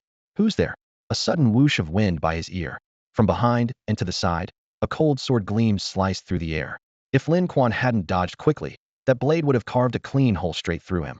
The sword tip still buried itself deep in the wall behind him, then scraped downward with a harsh screech, gouging out a fist-sized chunk from the entire wall surface.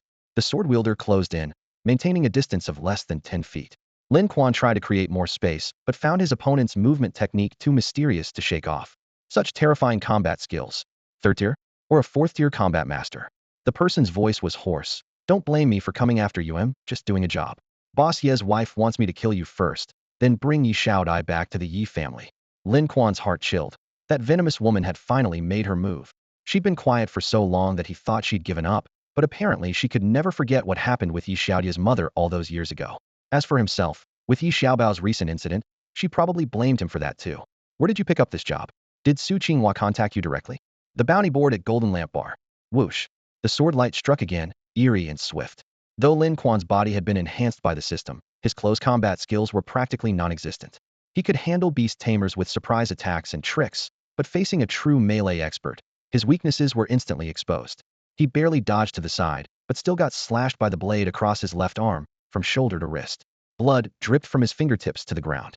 The pain was bearable, but what truly alarmed him was that his opponent gave him no chance to summon any divine beasts. The slightest finger movement would result in the sword tip piercing his vital points. My name is Jinshu, a sword for the blade, blood for what it spills, the assassin said in a low voice. Bounty hunter ranked 36th on the southern list. You're lucky to die by my hand. If you'd fall into those lunatics ranked higher, whether beast or human, they love to torture, slowly peeling flesh from bone bit by bit. The severe pain and blood loss made Lin Quan's breathing labored, his chest feeling hollow as his life force ebbed away. Oxygen deprivation? Jinshua seemed to smile. Everyone goes through this before dying. But soon, you won't feel anything at all. Damn it. Seeing the sword split into over a dozen copies before his eyes, he couldn't tell which was real and which was fake. Cold light crisscrossed through the air, sending chills down Lin Quan's spine. With no time to think, he immediately ducked low, rolled across the muddy ground, and scrambled desperately toward Yin Defa and the others. You're too late. A bone-chilling voice exploded behind him. Searing pain shot through his right leg. A chunk of flesh had been sliced clean off his calf. Lin Quan's legs gave way and he crashed to the ground, gasping through mouthfuls of dirt and blood as he screamed, Su Tang, Teacher Yin, get over here. The arena erupted in chaos. Several hundred meters away, the audience was still reveling in the euphoria of Sanqing Academy's championship victory. 8 years of humiliation finally washed away, and no one noticed the deadly scene unfolding here. Jian Shui strolled over with his sword, casually sitting down on Lin Quan's back. The blade tip traced along his spine, pressing down slowly like unwrapping a gift. Beast tamer? Think you're so powerful? Too bad you're naturally no match for us martial fighters. Jian Shui chuckled softly, his tone laced with bloodthirsty pleasure. Sometimes I like to take my time, peeling off a demon beast's hide inch by inch, hanging them in my little cabin. The sword tip pierced through clothing into flesh, blood trickling down the blade. Lin Quan gritted his teeth and twisted around, his left hand gripping the sword edge tightly as he kicked hard at Jian Shui's waist. Fuck, he roared. Still trying to fight back? Got some spirit in you, I like that. Jian Shui yanked the sword free, the blade's withdrawal nearly splitting Lin Quan's palm in half, exposing raw flesh and blood to the air as he groaned in agony. I hate beast tamers the most. Can't rely on your own abilities, just using mental power to command demon beasts, and still calling them divine beasts. People should rely on themselves. Before Jian Shui could finish, he caught sight of a slender green snake silently gliding through the grass. He swung his sword down viciously. The cold light flashed, but the green snake dispersed like ripples on water. Who's there? His heart lurched. The next second, an icy pain drilled into his neck, dizziness crashing over his mind. Poison. The green snake slithered down from his shoulder, racing toward a black-clad woman in the distance. Jian Shui convulsed, his voice trembling. Ear. Lung. Lung. Before he could finish, his body dissolved into a pool of viscous black liquid. Lin Yupan withdrew her gaze and walked over to the unconscious Lin Quan, frowning with a TSK. What a useless little brother. A mere fourth-tier bounty hunter can approach undetected. Your martial arts are only good for scaring students. The green snake flicked its tongue, seeming to agree, yet also worried. Sister, he's badly hurt. Should we find a doctor? Find my ass. Let him learn his lesson. Humph, someone's coming. Green smoke rose around Lin Yupan as both she and the snake vanished. Ah, brother Lin. Zhang Dali came running frantically, nearly fainting at the sight of Lin Quan covered in blood. He patted his face, trying to wake him, while screaming desperately towards Sanqing Academy. Dean Song and Yi Shaodai rushed over at the sound. Yi Shaodai cradled Lin Quan's head, her face deathly pale. Sword wounds? A martial fighter? Song Qingyang glanced at the black puddle nearby, his eyes turning cold. Already dead. Poisoned. Don't delay, carry him back to the academy. Everyone hurriedly lifted Lin Quan. Before they could leave the arena, several redrobed alchemists rushed forward. We can save his life. Not needed. Song Qingyang cut them off sharply. And don't get any ideas. Go tell the grand alchemist Song Qingyang said so. The redrobed alchemists looked embarrassed and stepped aside, watching the crowd hurry away while muttering among themselves, hope that kid survives. Lin Quan opened his eyes and felt something soft beneath his head, so he reached up to touch it. You're awake? Stop groping around. Yi Shaodai slapped his hand away and nearly pushed him off the bed. I thought it was a pillow. Wait, what did I touch then? Never mind that. Just lie still. The infirmary was brightly lit with the smell of medicine in the air. Only then did Lin Quan take in his surroundings. Did you all rescue me? It wasn't me, Su Tang said with a giggle behind her hand. It was Shaodai and Dean Song. As for the people who carried you, I wasn't tall enough, so I had to get help. The door opened and a tall young man poked his head in, helping Lin Quan lean back against a proper pillow. That guy's name is Jian Shui, ranked 36th on the Southern Bounty Hunter list. Su Tang recounted the events. He ambushed you when you weren't ready. What a coward. As soon as Lin Quan tried to move, a tearing pain shot through his back. He gritted his teeth. Where is that bastard now? Who knows? When Dean Song and Shaodai arrived, he'd already turned into a puddle of black water. Lin Quan was stunned. He's dead? Dean Song didn't kill him. No. Nobody saw who saved you. Whoever it was disappeared after doing the good deed, just like that doing good deeds without leaving a name thing you used to brag about. Su Tang winked. Maybe someone has a secret crush on you and was afraid of being exposed. She unwrapped the bandages, where dried blood had stuck the gauze to his wounds. When she pulled them away, Lin Quan couldn't help but shudder. You used this same medicine on Shaodai before, didn't you? I just remembered. Don't remind me, Lin Quan sighed. This medicine is expensive, 10 million per bottle. Su Tang's eyes nearly popped out. What a waste. As the medicinal powder was sprinkled on, coolness instantly seeped in, suppressing the pain. Lin Quan breathed a sigh of relief. Just then, Zhang Dali burst through the door. Brother Lin, Dean Song says you, Su Tang, Shaodai, and Jizzy have all been accepted into the Sanqing Adventure Group. The group organized by the academy itself. Lin Quan raised an eyebrow slightly. That's right. The leader is Old Yan, and the deputy leader was Ning Jinxia, but he'll probably step down for you. Lin Quan crossed his arms and thought. Was this good news or trouble? Zhang Dali rubbed his hands together. Tang Tang, let me handle this rough work of changing bandages. You shouldn't have too much physical contact with Brother Lin. Su Tang rolled her eyes at him. With your clumsy hands? Can you even do it? I can. My dog used to break its legs all the time, and I always changed its bandages.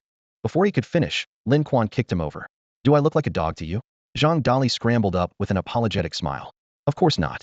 Ahem, Xiaodai, you do it. Yi Xiaodai returned carrying a basin of warm water. Seeing Lin Quan awake, she said gently, you've been sleeping for 2 or 3 days and you're covered in sweat. Let me clean you up. Zhang Dali immediately called to everyone. Everyone out. Let Xiaodai change the bandages. The door closed, leaving just the two of them. Lin Quan was turned onto his stomach. Be gentle. Even if you're planning to murder your husband, you don't need to use this much force. At least I'd pour you a bowl of hot poison before doing it, Yi Xiaodai said with a suppressed smile. I'm not delaying, but you're certainly more beautiful than Jean Lian. Ugh. His back, arms, and legs were covered in sword wounds, with the deepest cut nearly piercing through his chest. Yet Yi Xiaodia's movements were extremely gentle as she cleaned the dried blood with warm water and reapplied the medicinal powder. This is the Academy's infirmary? Yes. We didn't dare take you anywhere else. Dean Song has been guarding the door these past few days, and no one has touched your storage bag. Lin Quan felt warmth in his heart. Xiaodai was thoughtful, and the Dean was a good person too. Xiaodai, the Dean said there's a prize waiting for me when I recover. What was it again? A third-tier divine beast from the Dragon Clan, Yi Xiaodai said quietly. He said he's giving it to you. I'm giving it to you, Lin Quan said casually. What did you say? I'm giving you the prize. Upon hearing this, Yi Xiaodai fumbled around in panic, nearly kicking over the water basin beside the hospital bed. The girl covered her mouth, surprise and fluster dancing across her face. I'm really giving it to you, she whispered, leaning closer to Lin Quan. Why should we make such distinctions between us? I have Xiahua. What do I need another top-tier dragon mythical beast for? Could it even be stronger than Xiahua?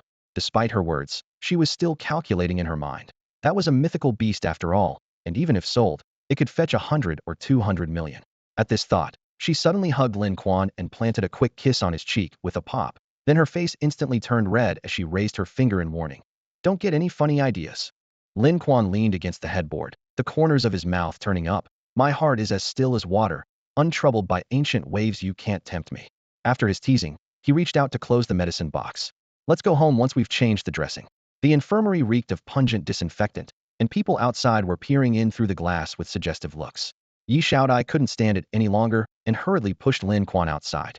But when they returned to the apartment entrance, someone was standing by the door. A white cloak covered half the person's face, revealing only a pair of gray-blue eyes. I'm a breeder from the breeding facility. The visitor introduced themselves. Director Zhao would like to invite student Lin for a visit. Not interested. As soon as Lin Quan finished speaking, he pulled the door open and slammed it shut with a bang. Inside, Lin Yuban was sprawled lazily on the sofa, her tank top sliding up to her neck, exposing half her waist. The breeder added through the door. Just a visit, nothing more. Here's our breeding facility's address. There are plenty of interesting things inside, and student Lin definitely won't be disappointed if he comes. After saying this, they slipped a business card through the door crack and left. Lin Quan sighed. Sis, sleep properly when you sleep, sit properly when you sit, okay? Lin Yuban drowsily wiped the drool from the corner of her mouth, rolled over to face away from everyone, and hugged the cushion tightly with both arms and legs. Lin Quan shook his head. Is there no normal person in my family? Help me back to my room. Yi Xiaodai responded and went to prepare dinner. Her cooking wasn't great, but ordering takeout would work if necessary. Lin Quan picked up the business card and snorted coldly. Breeder, they're after my dragon, aren't they? They say it's just a visit, but whether I'd come out alive after entering the breeding facility is another question entirely. He pulled up the system interface and quickly browsed through the data. Ordinary breeders had a 240 success rate for first breeding. Second breeding didn't exceed 15. Third dropped to around 5. As for fourth, no one would be crazy enough to go that far. The system also provided cultivation chambers, but they could only be activated after all bonded creatures reached Tier 3. Xiahua had just evolved to Tier 2, still far from Tier 3. As for Feng Feng, Lin Quan released the quail-sized mythical beast to feed it. Its feathers were pitifully sparse, completely bare all over. Wasn't it cold? Feng Feng raised its head and looked around in confusion. Lin Quan rubbed his forehead. At least grow some feathers, won't you? Aren't you cold without clothes? It was pointless to say the little creature could only blink. He narrowed his eyes. However, some accounts need to be settled. For days later, with his injuries 80% healed, Lin Quan came alone to the ancient grove outside the Yi family estate. The Yi family's centuries-old foundation consisted of houses within houses, with Yi Iqian's castle-like villa at the very center. But Lin Quan wasn't waiting for Yi Iqian, was waiting for Yi Iqian's woman, Su Linghua. Her information wasn't hard to find. He just needed to check the bounty board at the Golden Lamp Bar. There was never a shortage of people wanting to kill her. Su Linghua, 48 years old, mental assessment level 2A. Born into the martial arts family of the Su clan, She chose the path of a beast tamer instead. At 16, she entered Chifu Academy and married Yi Qian during her junior year. After marriage, she took control of the Yi family's 3 clubs, 10 restaurants, 2 hotels, and 1 winery in Nandi City. Using her status as the eldest daughter-in-law of the Yi family, she dominated the business world ruthlessly. Anyone doing business with her was bound to suffer losses. Rumors claimed she was at least a third-tier beast tamer, but she was always inseparable from her younger brother Su Yutian, rarely having opportunities to act personally. Su Yutian, the second son of the Su family, was a third-tier combat martial artist who could condense lightning in his palms. He had once served as an assistant instructor in the combat department at Chifu Academy. He was the one who recently burned down Yi Xiaodia's residence. However, dealing with both siblings at once wouldn't be particularly difficult for Lin Quan. Lin Quan quickly reviewed the information about the Su siblings in his mind. Every day at exactly 3 p.m., they would appear at the bakery next to the Yi family gathering point in Nandi City. 1 tiramisu and 1 plain milk tea. Su Linghua's fixed order never changed. At this moment, the time pointed to exactly 3 o'clock. Lin Quan hid in the woods 20 meters from the bakery, his gaze locked on the exit. There they were. A middle-aged man and woman with similar features and sharp temperaments appeared side by side, pushing the door to enter the bakery. The air conditioning inside was perfect, with the aroma of milk and bread intertwining. Su Linghua sat at her exclusive window seat. Even when she was absent, the staff would never seat anyone else there. Are you sure it has nothing to do with that, Lin Quan? She asked, lifting her milk tea. Su Yutian snapped his fingers twice. The usual. The staff immediately got busy. I've investigated, he lowered his voice. Xiaobao got hold of a phoenix egg and wanted to incubate it. So he secretly bribed several instructors to work on it in an abandoned laboratory at Sanqing Academy. Who knew the commotion would be so great that it cracked the floor and revealed an underground palace? What about the phoenix? It escaped when the commotion started. I'm tracking it. The doctor says Xiaobao is about to wake up. Once he does, we'll know its whereabouts. As soon as he finished speaking, Su Linghua's pupils contracted as she stared intently at the entrance. Lin Quan had walked in. The young man leaned against the counter with one hand. Got milk tea? No pearls. What decent person wants pearls? With ice, milk, green tea, 3 cups, to go. He turned his head and saw the siblings. Oh my, he exclaimed, walking straight over and pulling out the chair across from them to sit down. Su Yutian raised his palm, and a gray thunderstorm gathered with a humming sound. Isn't this Aunt Su? I'm quite close with Uncle Yi. Lin Quan raised his eyebrows. Aunt Su hasn't met me before, right? I'm Lin Quan, Yi Xiaodia's fiancé. The customers around began whispering. Genius of Sanqing Academy, dragon tamer, incredibly arrogant. Various labels fermented in the air. Yi Xiaodai. Upon hearing those 3 words, Su Linghua's anger ignited instantly. You're that bitch's fiancé. What does that have to do with me? It has everything to do with you. Lin Quan smiled casually. Didn't you fucking send someone to kill me? Not good. Su Yotian's heart rang with alarm bells as the thunderstorm struck out like lightning. The table flipped and was immediately shattered into pieces. Through the flying wood chips, Lin Quan's figure moved like a ghost through the debris, his 5 fingers striking like venomous snakes towards Su Yotian's eyes. Lightning flashed again as Su Yutian hastily protected his face with thunderlight, but he groaned and fell backward in the next instant. Lin Quan's knee ruthlessly struck his groin. Unlimited combat techniques. Right from the start, it was a deadly move with no regard for martial ethics. Su Yutian curled up in pain as his lightning dissipated. Just as Su Linghua was about to stand up, Lin Quan had already lifted his hem, eyeing her menacingly. Everyone in the shop clenched their legs together. It looked painful just watching. Before Su Yutian could get up, Lin Quan stomped on his neck again. The throat bone of the third-tier combat martial artist instantly made a series of cracking sounds, and sharp pain shot straight to his head. Before Su Yutian could react, Lin Quan had already crouched down, his fingertips like hooks, viciously stabbing toward his eye sockets. Kicking the groin, stomping the throat, gouging the eyes. Every move was vicious and dirty. It was the first time in Su Yotian's life that he had encountered such fighting tactics. Su Linghua, who had originally wanted to come up and provide support, saw that the situation was going badly and fled through the door in terror. Don't run, Aunt Su. Didn't you want to kill me? I've delivered myself right to your door, so where are you going? Lin Quan snorted coldly, then heard a woman scream from outside the door. Dragon. Fire dragon, abyssal fire dragon. At the doorway, the massive Xiaohua spread its wings and swept Su Linghua off her feet with one swipe. The sharp wingtips sliced across her waist, blood instantly soaking through her clothes, leaving her in too much pain to even crawl. Hit the liver? Lin Quan walked out the door and saw Xiaohua grinning proudly. That's pretty ruthless. They say don't hit the liver when fighting. Hitting the liver always damages the internal organs. She's even coughing up blood? TSK, TSK. He grabbed Su Linghua by the collar and lifted her up, his voice ice cold. Come with me. Before his words had finished, he leaped onto Xiaohua's back, patted the dragon scales, and had it fly straight out of the city. Wild winds swept past as mountains and rivers retreated below. Only when the shadow of Silver Serpent Mountain loomed across the sky did Lin Quan throw Su Linghua down at the entrance to the Hawkman's cave. If you're going to kill me, just kill me and torture me. She lay on the ground, her voice trembling. When you hired bounty hunters to kill me, did you ever think I would retaliate? Of course, Su Linghua hadn't thought of that. Relying on being Yi Yiqian's wife, she felt that even if she couldn't kill Lin Quan, she didn't need to fear him coming after her. You little bastard. You really dare to kill me? Yiqian won't let you get away with this. It would be one thing if you did it secretly, but kidnapping me so brazenly will definitely come. Slap. Lin Quan raised his hand and delivered a sharp slap. Su Linghua was stunned. From childhood to now, even Yi Yiqian had never touched her face, and no one in the entire city dared to say a harsh word to her. You dare to hit my face? Can't I? Backhanded, another slap. You? Slap. Still talking back? Slap. Lin Quan struck with tremendous force, and before long had slapped Su Linghua's face into a swollen mess, red as a ripe persimmon. Though she feared death, she wasn't scared to the point of losing control, but this continuous humiliation nearly drove her mad, her whole body trembling uncontrollably. How did my father Lin Changjiang die? Su Linghua covered her face and remained silent. Playing dead, Lin Quan kicked away the scattered rocks at the cave entrance and pointed into the dark depths. Silver Serpent Mountain is home to a species of aliens who love nothing more than capturing women as wives. They're covered in thick scales, live in swamps, reek of filth and parasites, have natural scaly patches, and sport long snake-like tails. Should I throw you in there? You wouldn't dare. I wouldn't dare. Let's find out.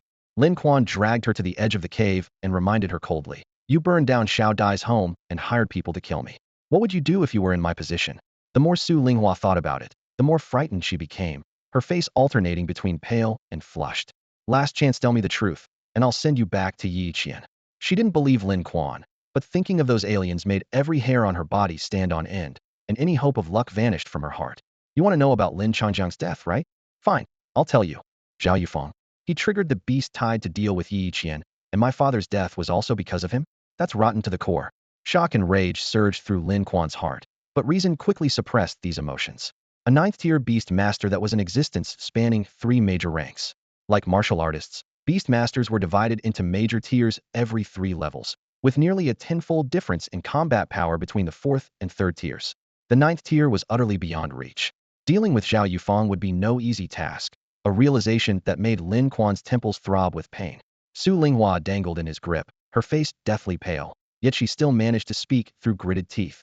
Back then, Lin Changjiang led a team into the Longevity Mountain range to search for divine scent ants, investigating the location of the eternal underground palace. Zhao Yufeng, fearing he would discover the palace's secrets, had someone lure your father to the territory of Thunder Marsh demonic beasts, forcing them to fight and retreat all the way. If he hadn't been severely injured beforehand, a few eagle-flying people wouldn't have been able to harm Galaxy Warrior Lin Changjiang. So everything was orchestrated by Zhao Yufeng behind the scenes? Lin Quan pressed coldly. Blame him if you want to blame anyone, Su Linghua said through clenched teeth. But don't tell me this has nothing to do with Yi Qian. Lin Quan narrowed his eyes, unwilling to trust her one-sided account. Su Linghua continued. Yi Qian detected Zhao Yufeng's conspiracy early on, but fearing his influence, didn't dare warn your father. He's been carrying guilt ever since. Humph. Lin Quan interrupted impatiently. Though Yi Qian's strength is inferior to Zhao Yufeng's, he wouldn't be scared to that extent. If he were truly afraid, Zhao Yufeng wouldn't have bothered triggering a beast tied to lure him out of the city. Before his words finished, Lin Quan grabbed Su Linghua by her long hair and dragged her down the mountain to the stream, forcefully plunging her head into the icy water. Water splashed everywhere as she struggled desperately, choking and gurgling. After several moments, Lin Quan pulled her up and spoke coldly. How many of your words are true? Don't waste my time. This is your last chance. The alien races in the swamp are waiting for new playthings. Su Linghua shuddered in terror and pleaded repeatedly. I'll talk. I'll tell you everything. Lin Quan scooped several ladles of water and forced them down her throat, compelling her to continue. Su Linghua coughed violently and confessed in broken sentences. Lin Changjiang discovered that Yi Qian was cultivating beast masters capable of contracting with alien races. He urged him to destroy the test subjects, or else he would report it to the capital. Yi Qian had no choice but to ask Lin Changjiang to retrieve something from the Longevity Mountain range. I don't know exactly what it was. Yi Qian wasn't the one who acted that day. Mo Qianshou's ghost-face spider people, are they also Yi Qian's test subjects? Lin Quan demanded. Yes, Su Linghua answered tremblingly. Contracting alien races requires specific forbidden curses that ordinary beast masters simply cannot endure. Mo Qianshou's ability to withstand it was pure luck. Longevity Mountain range, Always the longevity mountain range. Lin Quan muttered to himself, his doubts deepening. Su Linghua continued breathlessly. The day your father died, Yi Qian was with me the entire time. The others were no match for Lin Changjiang at all. Later, Zhao Yufang and I speculated that he might have learned about the alien race contracts and approached Lin Changjiang for cooperation. When refused, he resorted to murder. We were just guessing. Please spare me. What about little Dai's mother's death? Lin Quan's voice suddenly turned ice cold. Su Linghua lowered her head. The mother and daughter lived in hardship. Her mother went hunting alone in Silver Dragon Mountain and was bitten to death by a nest of red fang violent ants. A fist whistled through the air as Lin Quan knocked Su Linghua unconscious with a heavy blow, then looked up toward the other side of the slope and called out, "Come out." The bushes rustled as Yi Laosan emerged with his arms crossed. Lin Quan glanced at him. "I spotted you long ago. You're wearing all black in broad daylight. Who wouldn't see you?" Lin Quan said disdainfully. Yi Laosan frowned, looking at the unconscious Su Linghua. "You're not planning to kill her? You want me to?" Yi Laosan sighed. "I've always found her annoying, and so does everyone in the Yi family. It would save trouble if you killed her. If you leave her alive for me to take back, I won't know how to handle it." Lin Quan stood frozen for a full 3 seconds before saying, "That's your problem." He leaped onto Xiaohua's back as the flaming wings beat, stirring up waves of scorching heat.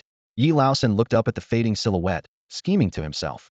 Might as well just toss Su Linghua into Black Moon Swamp. But then he remembered the iron puppet that had suddenly appeared behind Lin Quan, and the exotic divine beast the young man had casually summoned. So he shook his head. Forget it. Better bring her back first. Big brother still holds some old sentiment after all. You killed Su Linghua. Yi Xiaodai kicked the door open and burst into Lin Quan's room. Only after the words left her mouth did she quickly cover her eyes. The room was stifling hot like a steamer, and to save on electricity, Lin Quan was wearing only shorts. You can't just go around half naked because it's hot. She turned her face away while pressing for answers. Well, what exactly did you do to Su Linghua? Didn't kill her. Lin Quan smoothly pulled on his pants. Just gave her a beating and asked some questions. He fastened his belt, his voice low. Your mother died at the hands of red fang violent ants, at the border between Chongqing Mountain Range and Silver Dragon Mountain, near Black Moon Swamp. Yi Xiaodai knew the terrain around Nandi City, so well she could map it with her eyes closed. Upon hearing this, she immediately pinpointed that damp, shadowy area in her mind. But suddenly learning that her mother's death had nothing to do with Su Linghua, she deflated like a punctured balloon and slowly leaned against the wall. Lin Quan handed her a glass of water, adding coldly, "If she hadn't forced you and your mother into that situation, your mother wouldn't have ended up in such dire straits. Don't worry, her remaining days won't be pleasant either. So what do you plan to do? Head to the academy first. Old Sun is waiting for us." Lin Quan threw on his cloak and headed straight out. At the training grounds, Old Sun and Yin Defa were already equipped and ready, with everyone waiting only for Lin Quan's group. The newly incorporated Sanqing adventure team will immediately follow Director Yin into the mountains, targeting Chongqing Mountain Range to eliminate demon beasts. Old Sun waved a gold embossed token. City Lords decree this operation is called Spring Thunder Action. Lin Quan glanced at the decree and frowned. The City Lord can command the academy? He can and he can't. Old Sun shrugged. The old headmaster is doing him a favor, so we have to listen. He pointed at Lin Quan. Deputy Leader, take Group A. Director Yin leads Group B. Choose your people. Lin Quan immediately called out. Xiao Dai, Su Tang, Senior Gong. That's enough. Standard group is 8 people, 16 total for the adventure team. Lin Quan's gaze shifted to the side. Ning Zhenxia had only his iron-backed black bear left, looking as wilted as frost-bitten vegetables. Ning Zhenxia. Huh. The other looked up, not immediately catching on. And Zhang Dali. Zhang Dali came over holding Miao Miao with a simple grin. Nobody knew what strings he'd pulled, but he'd somehow squeezed into the roster. Lin Quan finally selected 2 more from the 7 heroes to round out the 8-person team. Everyone up, I'll transport you there. Old Sun raised his hand, and a golden-winged thundercry blue-beak bird descended. Its massive wings spread wide, nearly blocking out all sunlight over the training ground. Though not high in rank, it excelled in cargo capacity. A transport divine beast temporarily borrowed from the city guard. Instructor Sun, the city guard has beast tamers too? Someone asked curiously. Of course, quite a few actually. Old Sun led everyone onto the bird's back while giving instructions. Many adventure teams are participating in this operation. You might encounter civilian teams on the way. Don't start conflicts with them. Civilians call us academy types and don't like us. We also look down on their rough methods. There's one called Cold Phoenix you especially need to watch out for. He handed the map to Lin Quan, with key areas marked in red circles and several dangerous, forbidden zones roughly crossed out. Remember, never approach these places. The giant bird took flight with beating wings, wind howling around them. Along the route, numerous adventure teams rode their own flying divine beasts, wingtips cutting through clouds as they all rushed toward Chongqing Mountain Range. Lin Quan looked down, his gaze sweeping over the crowd when he suddenly caught sight of two familiar faces, Tan Chaoyue and Tan Jingjing. Ignore him. He dared to arrest boss Ye's wifey's digging his own grave. He'll be finished without us lifting a finger. Tan Chaoyue reminded his daughter. I was originally a member of the Three Lives Adventure Group too. Tan Chaoyue patted his daughter's shoulder, his tone filled with helplessness. Now that the Iron Turtle is gone, Tan Jingjing has no right to stay in the adventure group. She can only follow the Shield Guard people to contract a new divine beast. A girl carrying around a turtle really doesn't look good. This time, let Dad pick you something more pleasing to the eye and more capable in battle. Smack! A crisp sound rang out as Old Sun's palm landed firmly on the back of the golden-winged thunder blue beak bird's head. Then he twisted open a bottle of nutrient solution and poured it into its beak. The bird's throat bobbed, electric arcs coursed through its feathers, and its spirit instantly became vibrant. Only then did Old Sun turn around and briefly address everyone. You've all memorized the mountain routes, right? Each team sector is divided according to the map. Remember not to cross boundaries, the rest is up to you. The golden-winged thunder bluebeak bird spread its wings and took off, carrying thunder as it flew away. Just as its feathered silhouette disappeared into the clouds, Zhang Dali pulled Lin Quan aside and whispered, I've heard that the city lord claims to have discovered remnants from the last beast tide, which is why he sent out all the adventure groups. Remnants my ass. Lin Quan spat. He's the remnant himself. God knows what dirty tricks he's plotting now, but he's definitely up to no good. Everyone's destination for this trip was the Intermarsh Belt, sandwiched between two swamps. Target Demon Beast, Marsh Gas Rat, second tier. Its body surface was filled with marsh gas that would explode upon contact with fire. Lin Quan folded the map and tucked it into his chest, waving his hand. Let's go. The golden-winged thunder blue beak bird landed at coordinates on the outer edge of Greenwood Swamp. Legend had it that this place was once a gathering spot for those seeking death, and over time, their bones sank to the muddy bottom, leaving the water's surface perpetually black. As soon as their feet stepped into the wetland, the sour, putrid smell seemed to clog their nostrils.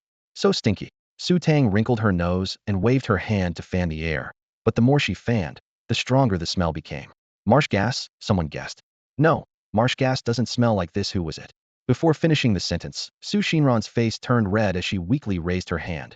Sorry, I farted. What did you eat last night? Try to hold it in. Everyone burst into laughter, but the stench became even more real.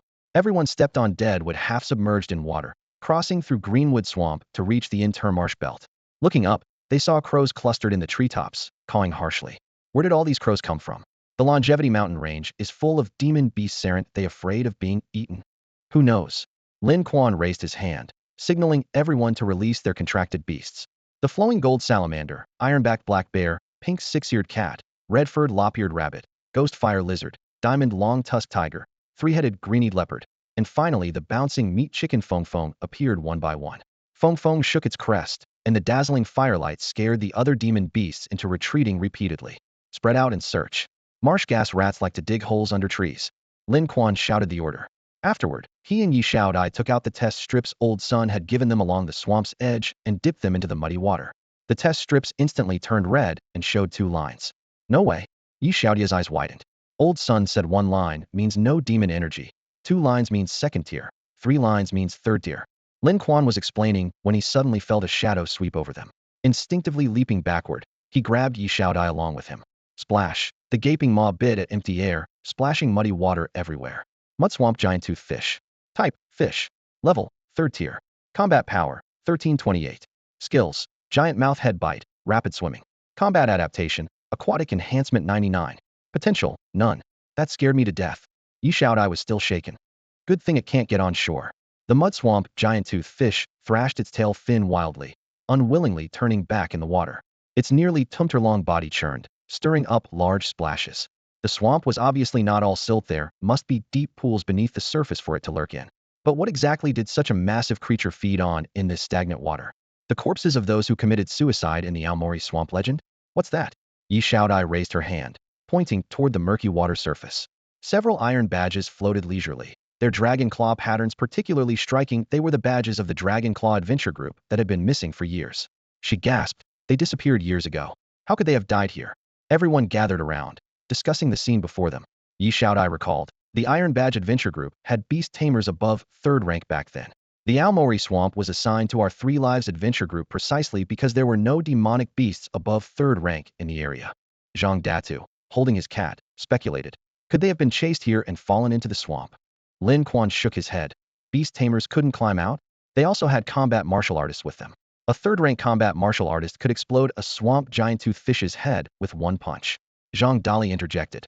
Then they must have been ambushed. Someone was hiding in the swamp, waiting for them to come, then jumped out and stabbed them in the crotch with a sword.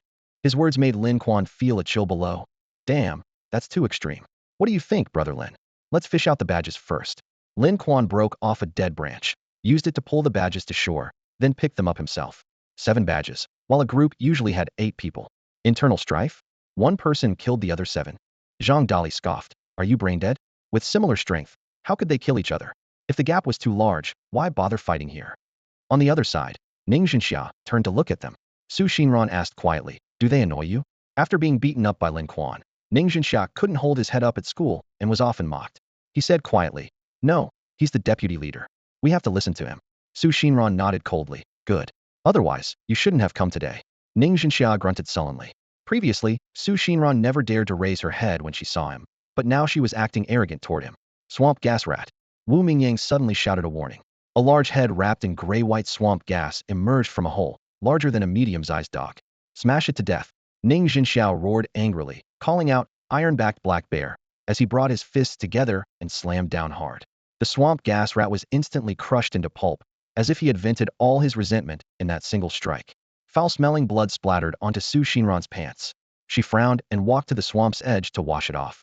The moment her toes touched the water, an icy gray hand suddenly reached out, gripping her ankle tightly and dragging her entire body into the mud. There's something. Quick! She only managed to scream half a sentence before the water surface showed only a few strings of bubbles. Ning Zhenxia and Wu Mingyang, who were closest to her, stood frozen in place. What is this? Zhang Dali's voice trembled. Before he finished speaking, half a torso floated to the surface Su Xinran's upper body. It wasn't that her lower half had disappeared, but rather her waist was grotesquely bent at a 90-degree angle. Then the water splashed, and her lower half emerged from more than 10 meters away. Everyone rushed to one side and vomited violently. Su Xinran was beyond saving, and Lin Quan's regret came too late. He stood frozen by the swamp's edge for a few seconds, then barked. Everyone stepped back 2 paces. Release the dragon and burn the whole swamp dry? Wu Mingyang's voice boomed. Won't work. This area covers at least several hundred acres. Let's retrieve Su Xinran's remains first. Lin Quan rejected flatly. Crawley, go down. Su Tang commanded. The ghost fire lizard, naturally amphibious, floated half its head above water and swiftly swam to the severed corpse. It first bit the arm, dragging the upper body back to shore, then dove again to retrieve the lower half. Lin Quan crouched to examine the body. The waist wound was clean, as if sliced by a sharp blade. Not fangs. Zhang Dali had initially suspected a crocodilian demon beast. More like marks from being forcibly dragged down. Wu Mingyang frowned. Probably foreign tribes. Foreign tribes in the swamp. Lin Quan recalled the snake-tailed armored people he'd mentioned when scaring Su Linghua. Weren't those creatures supposed to stay in the fertile swamps of Silver Dragon Mountain? How did they reach Greenwood Swamp? Whoever it was, they had to be rooted out today. Ning Zhenxiao rolled up his sleeves, wanting to send his iron-backed black bear into the water. Let it search. The black bear's combat power halves in water. Better use Crawley. Su Tang's words were cut short as she suddenly pointed at the water surface. Ah! Everyone looked to see a human head bobbing half-submerged, its death gray eyes staring fixedly at the shore. 3-headed greenied leopard. Get him! Someone roared. The leopard's 3 heads shook violently, sending several ice arrows shooting through the water, but they were swallowed by water mist the instant they touched the figure, which then silently swam away. An illusion? Water refraction? Everyone wondered, their nostrils filled with putrid stench. Oh no! Someone cried out. Dozens of marsh gas rats suddenly burst from the bushes behind them, squealing and scattering wildly. The diamond-tusked tiger leaped forward, crushing one in its jaws, then used its claws to flip 3 more rats, blood spattering everywhere. Feng Feng spread her wings, sending several rats flying with powerful strikes.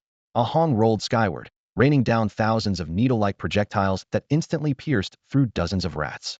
Yet the situation remained chaotic, with thick marsh gas spreading across the ground. Lin Quan's eye twitched as he shouted, Xiao Dai, Su Tang, Dali, retreat outside. Before his words faded, a pillar of fire erupted from the swamp's depths, igniting the marsh gas and instantly turning the ground into a sea of flames. Lin Quan reacted fastest, grabbing Yi Xiaodai with his left hand and Su Tang with his right, leaping outside the fire ring, but couldn't reach Zhang Dali in time. Zhang Dali, protecting Meow Meow Cat, found himself trapped by the flames with nowhere to retreat. He roared. Lao Jian, Dian Wei, who had been hiding nearby, charged forward, swinging his arm to forcibly tear a gap in the fire wall, then grabbed Zhang Dali and rushed to safety. Being naturally cautious, he had received Zhang Dali's signal earlier and positioned himself nearby. Ning Zhenxiao, Wu Mingyang, and Zheng Zihao weren't so fortunate. The three men rode their divine beasts in desperate flight, but were still licked by the fierce flames until their faces were unrecognizable. Ning Zhenxiao's hair was almost completely burned away, forcing him to frantically apply healing salve to stop the pain. It looked like he'd just undergone hair removal surgery. His cloak was also gnawed by fire until only charred remnants remained, and his iron-backed black bear was now black as charcoal. Wu Mingyang and Zheng Zihao fared similarly. The diamond fang tiger and three-headed greeny leopard kept scratching at their burned areas. However, the most troublesome issue wasn't the pain, but rather the swarm of marsh gas rats that seemed to be controlled by some commander deep within the swamp. Are the marsh gas rats being controlled by someone in the swamp? Yi Xiaodai had initially wanted to mock the two demon beasts' comical appearance, but remembering that everyone was assigned to Group A, she immediately restrained herself. They were all teammates now. Most likely, Wu Mingyang declared with certainty, cursing viciously. This alien is extremely cunning. We need to force him out of the swamp first. Ning Zhenxia suppressed his anger, touched his nearly bald scalp with only a few remaining hairs, and put on a brilliant genius expression. At this moment, fire-type demon beasts couldn't be used. Lin Quan noticed that thick marsh gas was seeping out from the tree hollow, and the area above Qingxin Swamp was also shrouded in grayish-yellow gas. If little fire were to unleash a flame splash attack, they would only be harming themselves.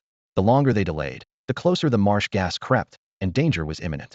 That guy wants to force us all to retreat, Lin Quan said in a deep voice. Everyone had no choice but to fight while retreating, eventually withdrawing to the halfway point of a nearby rocky mountain, which was already beyond their originally designated activity area. Standing on the mountainside and looking down, the marsh belt and the entire Qingxin Swamp were covered in marsh gas. A single match could trigger an explosion. A bit further, retreat to the mountaintop. Lin Quan's eyes suddenly lit up. Zhang Dali thought he wanted to test the range of the marsh gas spread and was about to ask when Lin Quan had already charged toward the summit. The mountain wind blew fiercely, and the marsh gas could no longer climb past the halfway point. Do you have a lighter? Yes. Wu Mingyang pulled out a copper windproof lighter. Lin Quan tested the flame and grinned slightly. Cover your ears. You want to burn them all? Ning Zhenxiao was the first to understand. Lighting a fire heat-in would mean mutual destruction, but they were now positioned outside the upwind area. Once sparks fell into the marsh gas, those marsh gas rats and the alien hiding underwater would have nowhere to escape. Exactly. Click. The flame ignited. With a flick of his wrist, Lin Quan threw the lighter into the sea of marsh gas. Boom. The marsh belt and Qingxin Swamp instantly erupted, flames shooting skyward, and the trees in the center immediately blazed like torches. Hundreds and thousands of marsh gas rats shrieked as they burst out, only to be consumed by the fierce fire until they were charred black all over. The surface vegetation turned to ash in the heat waves. What's going on over there? Tan Xiaoyue turned back, his face reddened by the firelight. It must be that bastard Lin Quan commanding the abyssal fire dragon to breathe fire recklessly. Tan Jingjing snorted coldly. If this fire spreads throughout the Chongqing mountain range, it'll disturb the high-level demon beasts. These idiots. Before she finished speaking, there was a splash of water, and a figure covered in green algae burst from the swamp, body aflame, heading straight for the rocky mountain. On the mountaintop, 7 divine beasts all crouched low, ready to strike. The alien only realized something was wrong when he reached the mountainside. Just as he looked up, a tiger's head came crashing down like a hammer. The diamond fang tiger knocked him flat to the ground. Away from the water, his movements became immediately clumsy. As he tumbled, a side-shaped tail whipped out from behind him. Crack! The diamond fang tiger's massive jaws clamped down on his shoulder. The three-headed green-eyed leopard struck with its claws, tearing off that scythe tail completely. We did it! Wu Mingyang and Zheng Zihao were ecstatic. The next moment, Lin Quan rushed forward like lightning, punched the alien on the head, grabbed a handful of dirt, and stuffed it into his mouth, then delivered a heavy kick that knocked him unconscious. Only then did everyone see clearly that the alien's mouth and nose were continuously emitting pale yellow smoke, filling the air with a pungent odor. It's poison smoke. He's a swamp-bottom scythe-tail. Yi Xiaodai shouted. Following Yi Xiaodia's signal, Lin Quan removed the poison sac from the alien creature's throat and tossed it aside. Feng Feng immediately wagged her tail and pounced on it, swallowing the grayish-white poison sac in one gulp with a satisfying crunch. Lin Quan clicked his tongue in amazement. This little one was just like Xiaohua, completely immune to poison and able to eat anything. Why keep him alive? Ning Zhenxia grumbled under his breath, then rushed forward to control his iron-backed black bear, bringing both paws down with a bang that crushed the swamp sickletail's head into pulp. I still wanted to ask about the Dragonclaw Adventure Group. You're too impulsive. Lin Quan frowned and punched the iron-backed black bear, knocking it over. Ning Zhenxia could only help his divine beast up, fuming but not daring to speak. What are you all doing? Setting such a huge burrito you want to spend the rest of your lives in prison? A captain in city guard uniform led over a dozen soldiers toward them at a quick pace, immediately launching into a harsh scolding. Zhang Dali shrugged in response. Captain, we're surrounded by swampland. Fire can't possibly reach the vegetation on the mountains, right? You think you get to decide whether it can reach or not. If this really disturbs the high-level demonic beasts in the depths, will you take responsibility? The captain snorted coldly. Which adventure group are you from? Where are your badges? Ning Jinxia, Wu Mingyang, and the third member had already discarded their cloaks, clutching their badges in their palms, looking no different from a wild team. Lin Quan simply revealed the badge on his cloak. The captain's eyes widened, his tone softening slightly. Sanqing Academy? Where's your instructor? We're Group A, no instructor. I'm leading the team. Lin Quan fastened his badge properly and added, if we really burn down the mountain, the academy will take full responsibility. Fine, let me check your assigned area first. The captain spread out a map and compared it for a moment, then looked up. With such a big fire, the marsh gas rats are probably all burned to death. There happens to be an area ahead that's short-handed. You seem capable enough, so go help out there. Without waiting for Lin Quan's response, he turned and began leading the way. What kind of person is that? Acting all high and mighty, Su Tang stuck out her tongue and made a face. Just a squad captain, but he thinks he's the commanding general. Zhang Dali also grumbled. Lin Quan followed quietly behind, taking out nutrient solution to feed Feng Feng while thinking to himself. The zones for Operation Spring Thunder were set long ago, and the city guard had records of each group's capabilities. How could they suddenly be shorthanded? He wondered which adventure group had run into trouble. At the other end of the dense forest, damn! Yuan Huaji stomped a white-striped split-belly ape into the mud and casually finished it off with his blade, piercing it through. Only then did the ape's corpse stop moving. We're both combat martial masters, yet we randomly register an adventure group only to be sent here as laborers. Zhao Yufeng really knows how to boss people around. He complained while wiping blood from his face. Yuan Haodong stood with blade in hand, his voice cold and hard. He's a 9th-tier beast master and the city lord. Whatever he says goes. You're just going to take this? I think he just wants to wear down the city's manpower so people won't dare oppose him. Yuan Huaji said through gritted teeth. Not everyone fears him. The Yi family didn't send any groups out of the city. Yuan Haodong gazed toward Nandi City. Yi Yiqian still has a gap compared to Zhao Yufeng. But the Yi family has backing in the capital, so Zhao Yufeng has to be cautious too. Before he finished speaking, another white-striped split-belly ape leaped down from the canopy, fangs bloody, fur bristling as it roared and charged straight at Yuan Huaji. Those teeth contained deadly poison. Forget being bitten. Even a scratch would cause immediate collapse. Yuan Huaji struck it down with a single blow, still talking as he fought. So we just brought a few people out here that shouldn't cause any problems, right? No problems at all, his companion replied breathlessly. I told the city guard we were short-handed, so they went to get reinforcements. Here they come. Before the dust had settled, the squad leader arrived with Lin Quan and the others. Yuan Huaji paused in surprise. Lin Quan. The squad leader made introductions. This is Group A from the Sanqing Adventure Team, from Sanqing Academy, all beast tamers. You folks from Yuan Dojo are combat warriors, so you complement each other perfectly. Sanqing Team, once you clear out the white-striped split-belly apes, you can withdraw. Yuan Huaji smiled with narrowed eyes. Student Lin, welcome, welcome, welcome my ass. Lin Quan cursed inwardly, though he maintained a cold expression outwardly. He hadn't expected to encounter people from Yuan Dojo at such close range, and certainly hadn't expected Yuan Haodong to be here to a big shot, who could sit in the VIP boxes at the beast fighting tournament, rumored to be 4th rank or higher. If Yuan Dojo made a move right now, the few of them from Sanqing would be walking into certain death. Lin Quan raised his hand to cut short the pleasantries. Let's skip the handshakes. We'll head over there. Yi Xiaodai and Su Tang immediately led Ah Hong and Crawley back beyond the safety line. Seeing this, Ning Jinxia also pulled Wu Mingyang and Zheng Zihao back, leaving only Lin Quan and Zhang Dali standing their ground. Yuan Huaji licked the blood from his blade.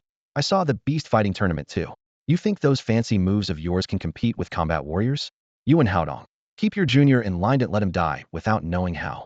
He stepped closer with a sinister smile. Pretty arrogant, aren't you? Think having a dragon makes you invincible? Let's see that dragon of yours, bring it out so I can have another look. The squad leader's expression darkened. Enough. This mission is part of the City Lord's Spring Thunder operation. If you have personal grudges, settle them after the mission. Lin Quan shrugged. Fine by me. I just worry about someone making dirty moves while we're clearing out the white-striped split-belly apes. If they try anything, I'll report it to the City Lord, the squad leader said coldly. The City Lord won't let them get away with it. What if we make dirty moves? You can't either. The squad leader rolled his eyes. Both sides cut it out. He simply drew a line on the ground with his spear. This area is split in half. Each side takes one half. Whoever crosses the line is responsible for the consequences.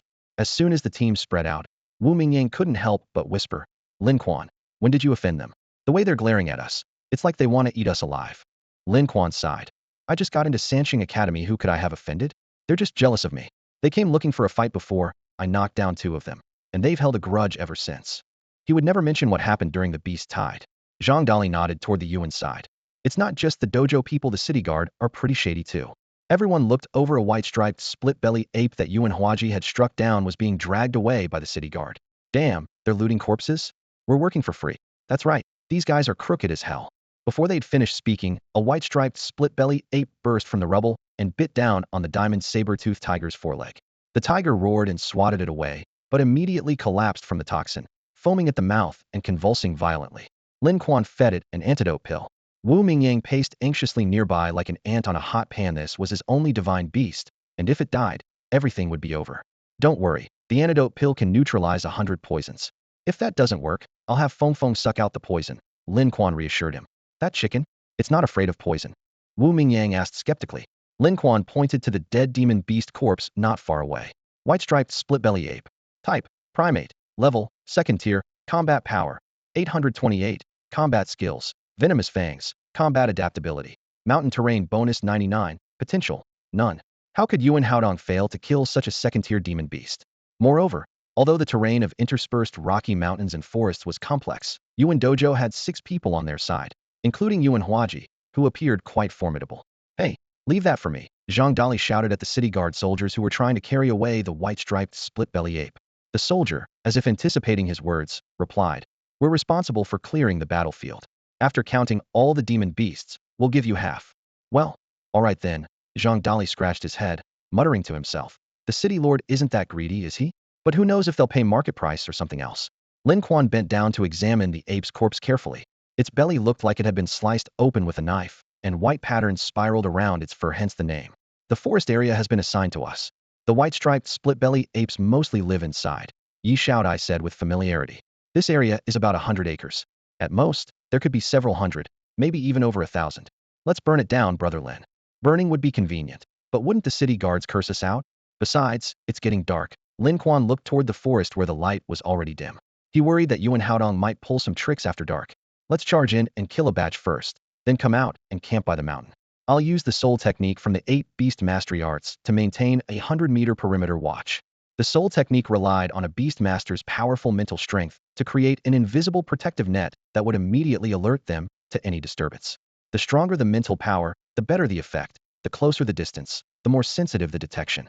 The downside was extremely light sleep during rest, which could lead to nervous exhaustion over time. If you're going to use the soul technique, why not let old Dian keep watch? Actually, besides old Dian, I brought some other people. Then call them all out. Come out. Over a dozen beast masters ran out from behind the mountain, each accompanied by identical black-eyed white bears, all 2nd-tier divine beasts. Yuan Haodong frowned deeply. What's the background of these kids? Besides that Lin Quan, this fat guy actually has so many followers. Zhang Dali smugly winked. Brother Lin, I didn't really sell the evolution potions and advancement potions you sold. May gave them all to these guys. Black-eyed white bear. Type, Ursity. Level, 2nd tier, 99. Progress to 3rd tier divine beast. Loyalty, 75. Combat power, 1328. Combat skills, acting cute, frenzied roaring, powerful biting. Combat adaptability, bamboo forest bonus 299. Evolvable parts, ears, limbs, all toxicity. Potential, 4th tier. Training sessions, none. Mutations, none. Good heavens. Lin Quan thought to himself they were almost evolved to 3rd tier, which meant all these beast masters were 2nd tier as well. Zhang Dali shamelessly sidled up, just waiting for Brother Lin to give me 3rd tier advancement potions. With a bunch of 3rd tier divine beasts at his side, who would dare mess with him? This was the Northeast Merchant Guild's confidence and the power of money. Lin Quan casually promised. I'll get you a batch when we return. It's a deal. Ning Zhenxia shook his head repeatedly nearby. If your own strength isn't enough, just bring more muscle. In that case, why hesitate? Have your people charge in first and kill off a bunch of those white-striped split-belly apes. All right, Lin Quan nodded. Lao Jian, into the forest. Lao Jian raised his hand and waved, and nearly 100 followers along with 3rd-tier divine beasts surged forward. Wu Mingyang and Zheng Zihao excitedly charged shoulder to shoulder, while the city guards who had originally been assigned to collect corpses hesitated for a moment before hurriedly following. Screams echoed throughout the forest one after another, with the furious roars of white-striped split-belly apes mixed with the sound of cracking bones, making one's scalp tingle. Yet Ning Jinsha only frowned. These guys were really using divine beasts as target practice. On the hillside nearby, Yuan Haodong gazed at the forest and coldly ordered, "Take out Lin Quan. The rest are just extras. The grudge is only with him. No need for excessive killing." Yuan Huaji gripped his blade and smiled bitterly. "There are too many people. Even if we sneak over, we can't kill that many divine beasts in one go." As night fell, Lin Quan signaled to withdraw, and Lao Dian led everyone out of the forest. When the storage bag opened, while others were still setting up their tents, Lin Quan had already produced an exquisite wooden house complete with fireplace, chimney, sofa, and wine cabinet, dropping everyone's jaws. "You bought such a large storage bag just to carry this thing?" everyone muttered. Lin Quan just smiled. "The practical stuff is all stored away too. Come on in." As soon as Yi Shaodai stepped through the door, she fixed her gaze on the oil painting above the fireplace. "What's that?" "It's an oil painting. I'm asking about the people in the painting." The painting showed a man and woman in wedding attire, with the man bearing a 90% resemblance to Lin Quan, and the woman looking exactly like Yi Shaodai. "Someone gave it to me. I don't really understand it either." Lin Quan shrugged. Wu Mingyang and Zheng Zihao snickered nearby, making Yi Shaodai want to kick someone on the spot. The wine cabinet also contained chilled beverages. Zhang Dali took out 2 bottles of ice-cold beer, handing one to Su Tang and drinking from the other himself. "Brother Lin, impressive." Lin Quan held his fruit juice and casually tossed a can to Feng Feng. The little creature licked it twice, then ran to the wine cabinet in disgust and opened a bottle of red wine for itself. Dian Wei peered through the window to tally their results. "Just finished counting, killed 148. There are probably about 525 left in the forest. We can clear them out by morning. What we need to watch out for are those assassins." By the distant campfire, Yuan Haodong's group had set up military cots. Combat martial artists had incredible physiques and could sleep soundly even on rocky ground. Zhang Dali muttered quietly, "I heard he's an instructor for the capital's Imperial Guards, a 4th-tier combat martial artist? Sounds intimidating, but that's about it." Only then did Lin Quan feel relieved. 4th tier was strong, but not enough to wipe them all out. Deep into the night, everyone was sleeping soundly when suddenly a scream pierced the silence. The Zhang family servants outside the wooden house, sporting dark circles under their eyes, rushed toward the source of the sound while maintaining vigilance all around. Lin Quan and Yi Shaodai pushed open the door and stepped out, only to hear strange clicking sounds coming from the ground. Lin Quan's expression changed. "Damn, an earthquake? No, it's blood-sucking cockroaches. My god, so many of them. What the hell?" Lin Quan snatched a torch from one of the attendants and hurled it out. As the orange light swept across, everyone's breathing stopped. They saw the ground densely covered with green cockroaches, surging toward them like a tide. Yuan Huaji slashed several times in succession, but couldn't kill a single one. The blood-sucking cockroaches were merely 2nd-tier demon beasts, yet their carapaces were as hard as enchanted Imperial Guard armor. When his blade struck them, it only sparked against their shells. Yuan Huaji simply sheathed his sword and unleashed a palm strike of frost, but it was utterly useless. The cockroaches crawled even faster. Not far away, a disciple had just been bitten by a blood-sucking cockroach. He screamed in agony as he collapsed, dying instantly. Yuan Haodong's expression darkened as he gestured for everyone to retreat toward the spring where Lin Quan was located. "What are you running over here for? Don't you know there's a boundary line? Stop them!" Zhang Dali roared. Several servants drove their black-eyed white bears charging forward. Yuan Haodong snorted coldly. Dark blue flames rose from his palm as he struck down, immediately setting the white bear ablaze and sending it rolling across the ground. "Old Dian!" Zhang Dali shouted urgently. Dian Wei's figure flickered as he launched a palm strike of fire waves toward Yuan Haodong. The 2 streams of body fire collided, creating a blazing line of fire in the air that swept across the ground, yet still couldn't burn through the blood-sucking cockroach's shells. Su Tang felt his skin crawl. What the hell are these things? A panel appeared. Blood-sucking cockroach. Race, insect. Level, 2nd tier. Combat power, 328. Skills, iron carapace, deadly venom. Combat adaptability, underground enhancement, 299. Evolvable parts, carapace, proboscis.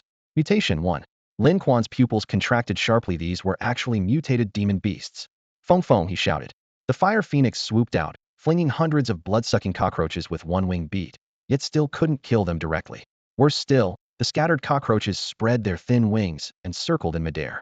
Damn, Lin Quan's heart jumped. If their carapaces are so hard, what about their bellies? He snatched Yuan Huaji's long blade and flipped several airborne cockroaches, thrusting the blade upward into their abdomens. Viscous fluid gushed out, and the insect bodies fell silent upon hitting the ground. Ning Jinsha immediately called out, "Their abdomens are the weak point." Knock them airborne first, then stab their bellies. The iron-backed black bear roared, slamming both paws on the ground and shaking a large group of blood-sucking cockroaches into the air.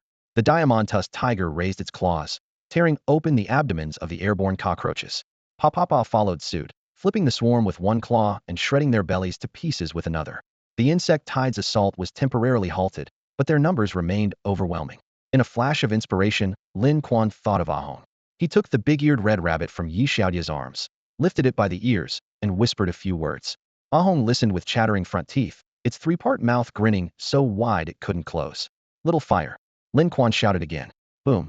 The abyssal fire dragon burst from the earth, flames swirling skyward, forcing even Dianwei and Yuan Haodong to step back. The dragon's tail swept, launching thousands of blood-sucking cockroaches into the sky with scorching air currents. Ahong rolled on the ground 10,000 needle blood strike. Its soft rabbit fur exploded into countless blood-red needles, shooting into the cockroaches' abdomens. The swarm fell like rain, stiffening upon impact. Excellent. Yuan Haodong couldn't help but cheer. Lin Quan couldn't be bothered to respond, letting Little Fire and Ahong continue their harvest. After a full half hour, the last blood-sucking cockroach was pinned to the ground, and the insect tide was finally cleared. Zhang Dali's side lost 2 servants, while Yuan's training ground fared worse. Aside from the Yuan brothers, all others perished. Blood-sucking cockroaches don't usually come to this area, unless something happened to their nest. After Yuan Haodong finished speaking with narrowed eyes, he suddenly launched himself into the air, taking Yuan Huaji as they charged toward the depths of the Chongqing mountain range. Lin Quan and Yi Xiaodai exchanged glances before putting away the wooden cabin. Get on the dragon. With Lin Quan's sharp command, Xiaohua spread its wings and soared upward, carrying everyone straight into the clouds. Just as they took flight, Lin Quan's pupils suddenly contracted hundreds of miles away. A massive column of green energy shot skyward, instantly forming the phantom of a spirit serpent with overwhelming presence. Its outline seemed strangely familiar to him. Even more shocking was that the entire area appeared to have been devastated by some terrifying force, with miles of mountainous terrain completely collapsed. Who could have done this? Which beast tamer in the city possessed such power? At the center of that enormous crater, Lin Yuban stood wearing slippers, picking her teeth, and casually pressed her foot down on the half-shattered head of the azure scale fire Jiao. How much did Zhao Yufang pay you? You could have remained a proper Jiao king, but instead you chose to help him ambush this refined lady. Refined lady? What do you have in common with being refined? The azure scale fire Jiao spat out a mouthful of bloody phlegm, its voice hoarse and gasping. You're not the only target. Several adventure teams are on the list. If you made it out this time, don't expect to make it back. Too bad you'll be taking the first step. Lin Yuban pressed down with her heel, and the Jiao's head exploded into bloody pulp. The green serpent behind her immediately opened its mouth and devoured the entire Jiao corpse. Sister, Lin Quan is coming. We should leave now. Lin Yuban casually tossed something, and the green serpent's body swelled into a giant python. She leisurely reclined on the snake's back as it carried her swiftly toward the depths of the mountain range. When Xiaohua landed, Lin Quan immediately sensed something was wrong. The muddy ground was stained crimson, yet there wasn't a single corpse to be found. The Long Shield Adventure Team's badge, and the Giant Axe Team's, the Night Fire Team's. Yi Xiaodai picked up several deformed badges, her voice trembling. Did they all meet with disaster? Xiaohua, take Xiaodai and Su Tang back. Old Dian, escort De Li and retreat first. Lin Quan's brow furrowed deeply. Any demonic beast capable of wiping out 3 adventure teams in one go was definitely beyond their ability to handle. What about you? Yi Xiaodai asked worriedly. I have Feng Feng, I'll be fine. Ning Jinxiao and the others remained motionless with stern faces. You should all leave together. Lin Quan urged again. We're not leaving. Ning Jinxiao lifted his chin. I'm not afraid. Wu Mingyang and Zheng Zihao also shook their heads. Finally, Xiaohua took flight carrying Yi Xiaodai and Su Tang, while Zhang Dali retreated under the escort of Dianwei and the others. Only then did Lin Quan say in a low voice, I have my own reasons for staying. The Chongqing mountain range is connected to my parents' death. You don't need to. We want to kill more demonic beasts for credits. Ning Jinxiao interrupted. What credits? Second-tier demonic beasts are worth 0.5 points. Third-tier ones are worth 3 points. Ning Jinxiao held up 3 fingers. We're just a few hundred points away from early graduation. Fine, stay close to me. Save it. Without your fire dragon, you should be the one being careful. Ning Jinxiao waved dismissively and led Wu Mingyang and Zheng Zihao away. Lin Quan grimly collected all the scattered badges when people died. Their badges had to be brought back. Ah! A piercing scream suddenly came from dozens of meters away. Lin Quan's hair stood on end as he immediately rushed through the grass with Feng Feng. Tan Jingjing lay disheveled among the bloody grass, trembling all over. It was a Jiao, a dragon-type demonic beast. It was too terrifying. Before she could finish speaking, she was already wailing. Lin Quan reached out to help her, but suddenly jerked his hand back, his eyes wide with shock. Tan Jingjing's entire body had split open. Holy crap! What the hell is that? Lin Quan jerked backward, retreating a full 5 meters, his eyes locked on the ground. There, Tan Jingjing's head had split right down the middle, followed by her neck, torso, and legs, her entire body cleanly sliced into 2 halves. Even more disturbing, there was barely any blood at the cut, just a few strands of pinkish membrane stretching between the pieces like taffy. So terrifying. That dragon is massive. He instinctively looked up at the enormous shadow looming in the distance, its presence suffocating. But then he realized the real problem wasn't the dragon, it was his companion who'd been split in half, right in front of him. Lin Quan looked around frantically. Even the city guards who usually handled corpse collection were nowhere to be seen. The silence was so complete that even a muffled fart would sound like thunder, but this extreme quiet only made his skin crawl worse. Lin Quan, save me. Tan Jingjing's voice wavered between high and low pitches, emanating from between her 2 body halves. Save you? How am I supposed to save you?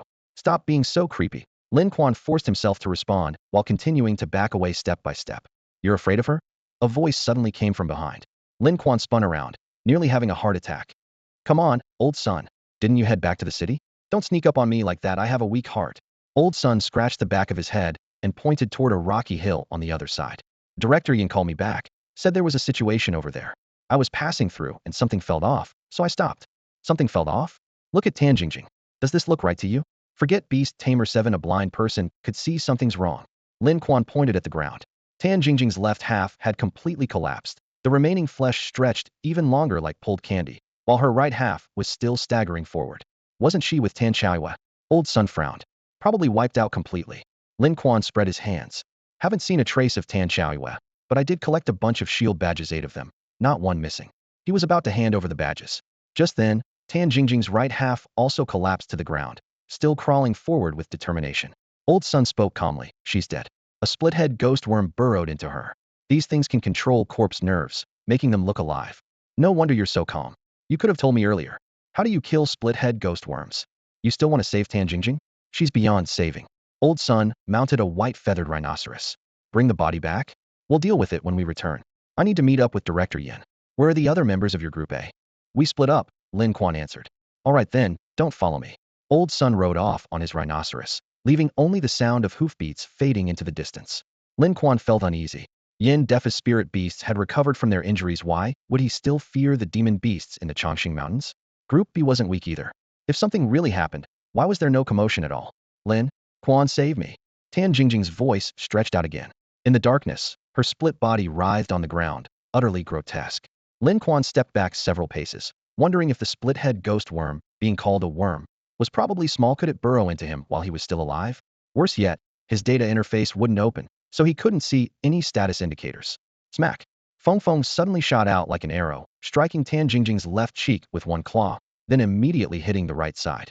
Seeing the head nearly flattened, Lin Quan quickly called out, "Gentle." But Feng Feng didn't stop. She lowered her head and bit down on a writhing gray-white worm that looked like a thick earthworm, then lifted her head and swallowed it whole. Splithead ghost worm species, insect class, 2nd tier combat power, 228 combat skill. Infiltrate the body and manipulate nerves. Combat adaptability, 99 enhancement inside corpses. Potential, none. Absolutely disgusting. Lin Quan crouched on the ground, staring at Tan Jingjing's corpse that was dead beyond dead. His stomach churned with nausea, and without any thought of giving her a proper burial, he yanked the storage pouch from her waist. As soon as he opened the pouch, cosmetics greeted his eyes. Lipstick, foundation, contouring palettes, one after another. Beneath those were outer garments, undergarments, pants, and skirts in various colors filling the entire bag. Seriously, senior? You came out here to eliminate demon beasts with a bag full of this stuff. Lin Quan muttered to himself as he rummaged through, suddenly feeling a hardcover diary. He flipped it open casually. The handwriting on the first page was very neat. Dad says this demon beast elimination mission is highly unusual. Some demon beasts in the Chongqing mountain range leave even 4th tier beast tamers helpless. Unless the city lord personally leads the team or Uncle Yi and the others step in, the adventure groups face certain death. Second page. Met Lin Quan during the day. That bastard is so annoying. Third page. In the evening, Dad gathered all members and said we should return to the city. But the city guard commander arrived and declared, no one leaves without completing the mission. Dad nearly fought with him. In the end, we didn't leave and joined forces with several adventure groups, heading to the vicinity of Qingling Forest. They say the demon beasts there don't exceed 3rd tier. Dad also said if we really encounter a 3rd tier beast, he'd help me capture one and take me to Director Zhao for 2 more cultivation sessions. I'm so happy. I must show Lin Quan that I, Tan Jingjing, am not the kind of person he thinks I am. 4th page. Under attack. It's a flood dragon. 4th tier demon beasts are terrifying. Uncle Liang was torn in half in a single encounter, and Uncle Chiu and Uncle Chin's divine beasts were too scared to even move. We retreated all the way to the vicinity of Rolling Stone Mountain. Dad says we might not be able to hold it off. He gave me the clone decoy curse and told me to escape first. I put everything on the decoy. Decoy. Lin Quan closed the diary, his gaze falling on the corpse's back. Indeed, there wasn't a trace of burns. Forbidden curse? Where did Tan Xiaowei get a forbidden curse? In other words, Tan Jingjing wasn't dead at all. After pocketing the diary, he hung the storage pouch back on his waist and looked down at the map. Qingling Forest was about 5 kilometers behind Rolling Stone Mountain, with Flame Ghost Mountain to the left and Stone Dragon Reservoir to the right. He traveled swiftly and soon reached Qingling Forest. Large swaths of trees had fallen, their trunks charred black. The ground was covered with blood that had congealed into dark fragments of ice. Just like at Rolling Stone Mountain there was blood, but not a single corpse. Does that flood dragon like to devour corpses? He frowned, but continued forward. I told you to be careful. You just contracted a new divine beast not long ago. It would be such a shame if something happened. At the forest's edge, Zhao Duo lowered his voice. Zhao Duo, shut up. Keep being a jinx, and I'll throw you into Stone Dragon Reservoir to feed the turtles. Lu Zhenzi glared at him. I'm just concerned about you. Can't you speak more nicely? Zhao Duo pouted. While the two bickered up front, Chu Tsuanfu and others emerged from behind, all teachers and students from Chifu Academy. As soon as Lin Quan stepped out of the shadows, everyone spotted him. Lin Quan! Lu Zhenzi exclaimed. More than 10 people simultaneously released their divine beasts, forming an iron wall in a semicircle. Ambushing us, a male student demanded. Ambush? Do I need to ambush you people? Lin Quan spread his hands. You were also sent by the city lord to eliminate demon beasts, right? Yes. Are you from the Sanqing Adventure Group? Where are your companions? Lin Quan's expression turned sorrowful. They're all dead. What? Lin Quan clutched his chest and said, we encountered a small beast tide composed of vampire cockroaches and were ambushed in the dead of night. By the time I came to my senses, almost no one was left alive. The teachers and students of Chifu Academy were all stunned. Everyone knew that Lin Quan had an abyssal fire dragon by his side, and even that meat chicken capable of sending 3rd-tier divine beasts flying was under his command. How could he possibly have been wiped out?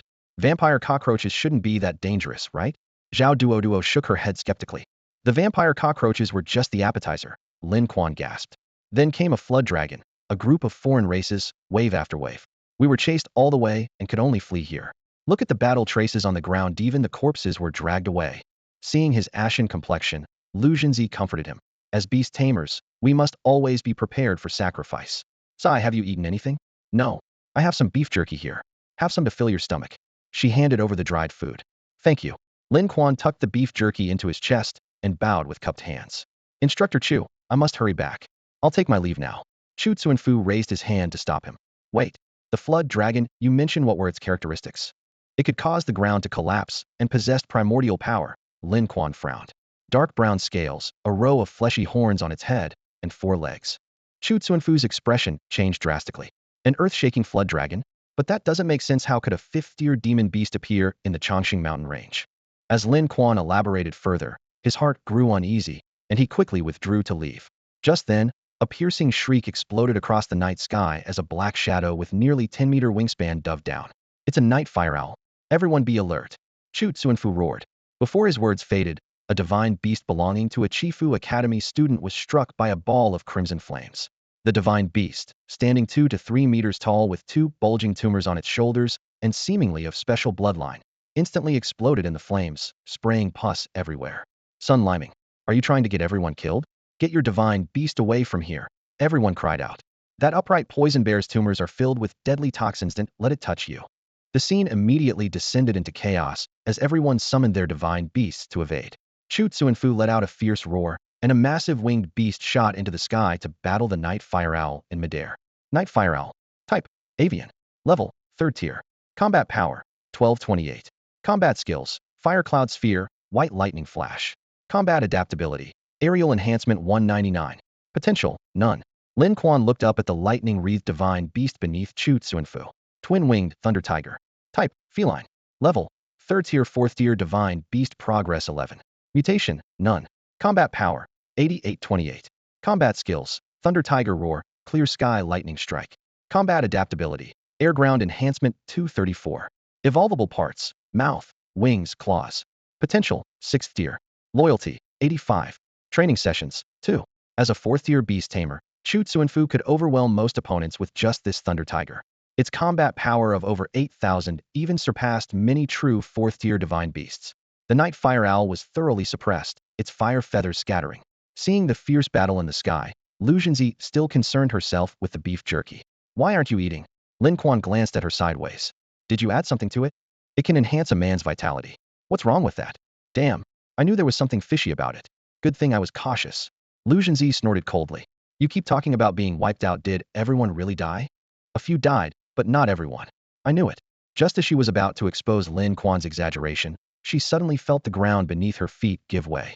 Looking down, her face turned instantly pale. Before she could cry for help, Lin Quan grabbed her and pulled her away. Foam Foam. Foam Foam opened her mouth and snatched up the split-head ghost worm from the ground, swallowing it in one gulp. What the hell? Zhao Duo stumbled backward, her face instantly turning deathly pale. Split-head ghost worms, those monsters that could tear corpses in half, but this one had burrowed into a living person. Ah! A blood-curdling scream suddenly erupted from the Chifu Academy group. Lin Quan looked toward the sound and saw a student's scalp beginning to split down the middle, blood slowly seeping through the crack, while his nearby classmates stood frozen in shock. Split-head ghost worm? No, it's a split-head clone worm. Lin Quan shouted in a low voice. Chu Tsuanfu reacted swiftly, pressing down on the student's head and forcibly shoving a calming pill into his mouth. The widening crack finally stopped, but a horrifying split of 1 to 2 centimeters remained visible on his scalp. Split-head clone worms are the evolved form of split-head ghost worms. They can tear living people in half too. Chu Tsuanfu explained while looking up. The night-flying fire owls in the sky were falling helplessly, and the twin-winged thunder tigers had also returned to the group's side. What about Peng Tong? Lu Zhenzi asked anxiously. Chu Tsuanfu frowned as he weighed their options. If they dragged him back to the city, the physicians there would be equally helpless against this type of worm. I have a way to expel the worm, but I need materials, Lin Quan said, pulling up a formula from his system that specifically countered insect-type demon beasts below the 3rd tier. What do you need? A crystal core from a 4th tier land-based demon beast, preferably Serpentine one, will suffice. Plus a few supplementary ingredients. Lin Quan immediately provided a list. Saving a life was urgent, so the teachers and students from Chifu Academy opened their storage bags, contributing bit by bit until they had gathered all the materials. Lin Quan set up an iron pot, first adding water then lighting a fire. As the bottom of the pot crackled, he chanted softly. From pot springs the pill. All things have spirit. One pill can resolve 10,000 sorrows. You're an alchemist? Chu Tsuanfu asked in surprise. When I was young, I fell from a mountain and encountered a white-bearded old man trapped in a cave. I fed him through a fist-sized opening, and he taught me alchemy in return, Lin Quan said matter-of-factly. Since then, I've been a qualified alchemist. Lu Zhenzi wondered aloud. No alchemy furnace? Iron pots contain iron, which can neutralize certain medicinal properties. Alchemy furnaces are mostly copper. They serve different purposes. I do have a furnace, but this particular pill requires a pot. His answer was flawless. Chu Tsuanfu and Lu Zhenzi exchanged glances and fell silent when it came to expert matters. They had nothing to add. Fortunately, he had brought along some 3rd-tier demon beast bones, or they wouldn't have been able to gather even the basic ingredients. Zhao Duo and the others built a campfire on the spot and posted guards on the perimeter, waiting for Lin Quan to complete his pill. Lu Zhenzi simply crouched nearby, watching with great interest. Adding salt is part of alchemy. She couldn't help but ask. Salt is the chief of all seasonings. Without salt, you risk low sodium levels. What about the chicken bouillon? It's about taste. When children take medicine, don't you sweeten it? As he spoke, Lin Quan dropped the 500,000 yuan worm-expelling pill into the pot, where it dissolved with the other medicines, turning the broth from green to gold. When the medicine was ready, he ladled out a bowl and handed it to Lu Zhenzi, while it's hot feed it to senior brother Peng. As soon as the medicine entered his mouth, Peng Tong's whole body shuddered, and he suddenly bent over and dry-heaved. Ugh! Along with the sickly sweet stomach fluid, a golden worm fell to the ground, writhing and struggling. Feng Feng pounced on it and swallowed it in one bite. Peng Tong's mind hadn't fully cleared yet, and he was still in a daze, though the crack on his head had closed up. I'm taking Peng Tong back. Don't wander off, stay put and wait for me. Lin Quan, look after them. Chu Tsuanfu dropped these words and, without waiting for Lin Quan's response, scooped up the unconscious Peng Tong, leaped onto his twin-winged thunder tiger, and soared into the sky, disappearing into the night in an instant. The firelight flickered, and among the remaining team members, All except Zhao Duoduo still fixed Lin Quan with cold stares. Though the hostility had faded somewhat since the beast fighting tournament, they were far from friendly. The atmosphere grew tense. Lu Zhenzi poked at the campfire and casually spoke up. Hey, let me tell you something. Ever heard the legend of Qingling Forest? Lin Quan shook his head. If Rui Xiaodai were here, she'd definitely know, but he truly had no idea. Qingling Forest is connected to the underground palace. The eternal underground palace. Right? What other palace could there be? Lu Zhenzi raised an eyebrow. Don't think it's just in the city. Within 100 kilometers of Nandi City, it's all considered part of the legendary palace grounds. Qingling Forest is supposedly where the palace guardians lived. There are palace guardians? Lin Quan's interest was piqued. The entrance guardian, nicknamed the Qingling Hermit, has always held the secret to the palace entrance and lived near this forest. Lin Quan followed her gesture into the dark woods, feeling a chill down his spine. Feng Feng nudged him with its head, urging for food, so he pulled out nutrient solution to feed it. Lu Zhenzi clicked her tongue. That chicken of yours sure can eat. It goes through several bottles of nutrient solution in an hour. It's growing. Growing creatures need to eat more during their development phase. Lin Quan shrugged. Lu Zhenzi steered the conversation back to the legend. The Qingling Hermit used to live in the city and had a childhood sweetheart. The girl fell from a nearby cliff and was badly injured, so he built a grass hut in the forest to care for her. Years passed, but he couldn't save her, and when she died, he never left Qingling Forest again. Zhao Duoduo chimed in. People have been searching for him, but no one's ever seen hide nor hair of the Qingling Hermit or his hut. Kifasheng, who had been listening intently, asked. It's been hundreds of years. Won't he be dead by now? Lu Zhenzi shook her head. Hard to say. The Qingling Hermit was a combat martial artist who perfected his physical techniques. His lifespan would be much longer than ordinary people. The food over the fire finished cooking, and she distributed the grilled fish and roasted meat to everyone. Lin Quan could tell that among this group of Kifasheng, she was the oldest and held the most authority. It seemed that after the devastating defeat of the 9 great warriors in the previous battle, with divine beasts dead or wounded, and people severely injured like Mo Qianshu, this adventure team had become a makeshift reserve squad. While she was distributing food and no one was paying attention, Zhao Duoduo whispered, Are Yi Xiaodai and Su Tang all right? They're fine. They went back to the city. Then why did you stay? I wanted to take another look. Before he could finish speaking, a thunderous crash echoed from the distance.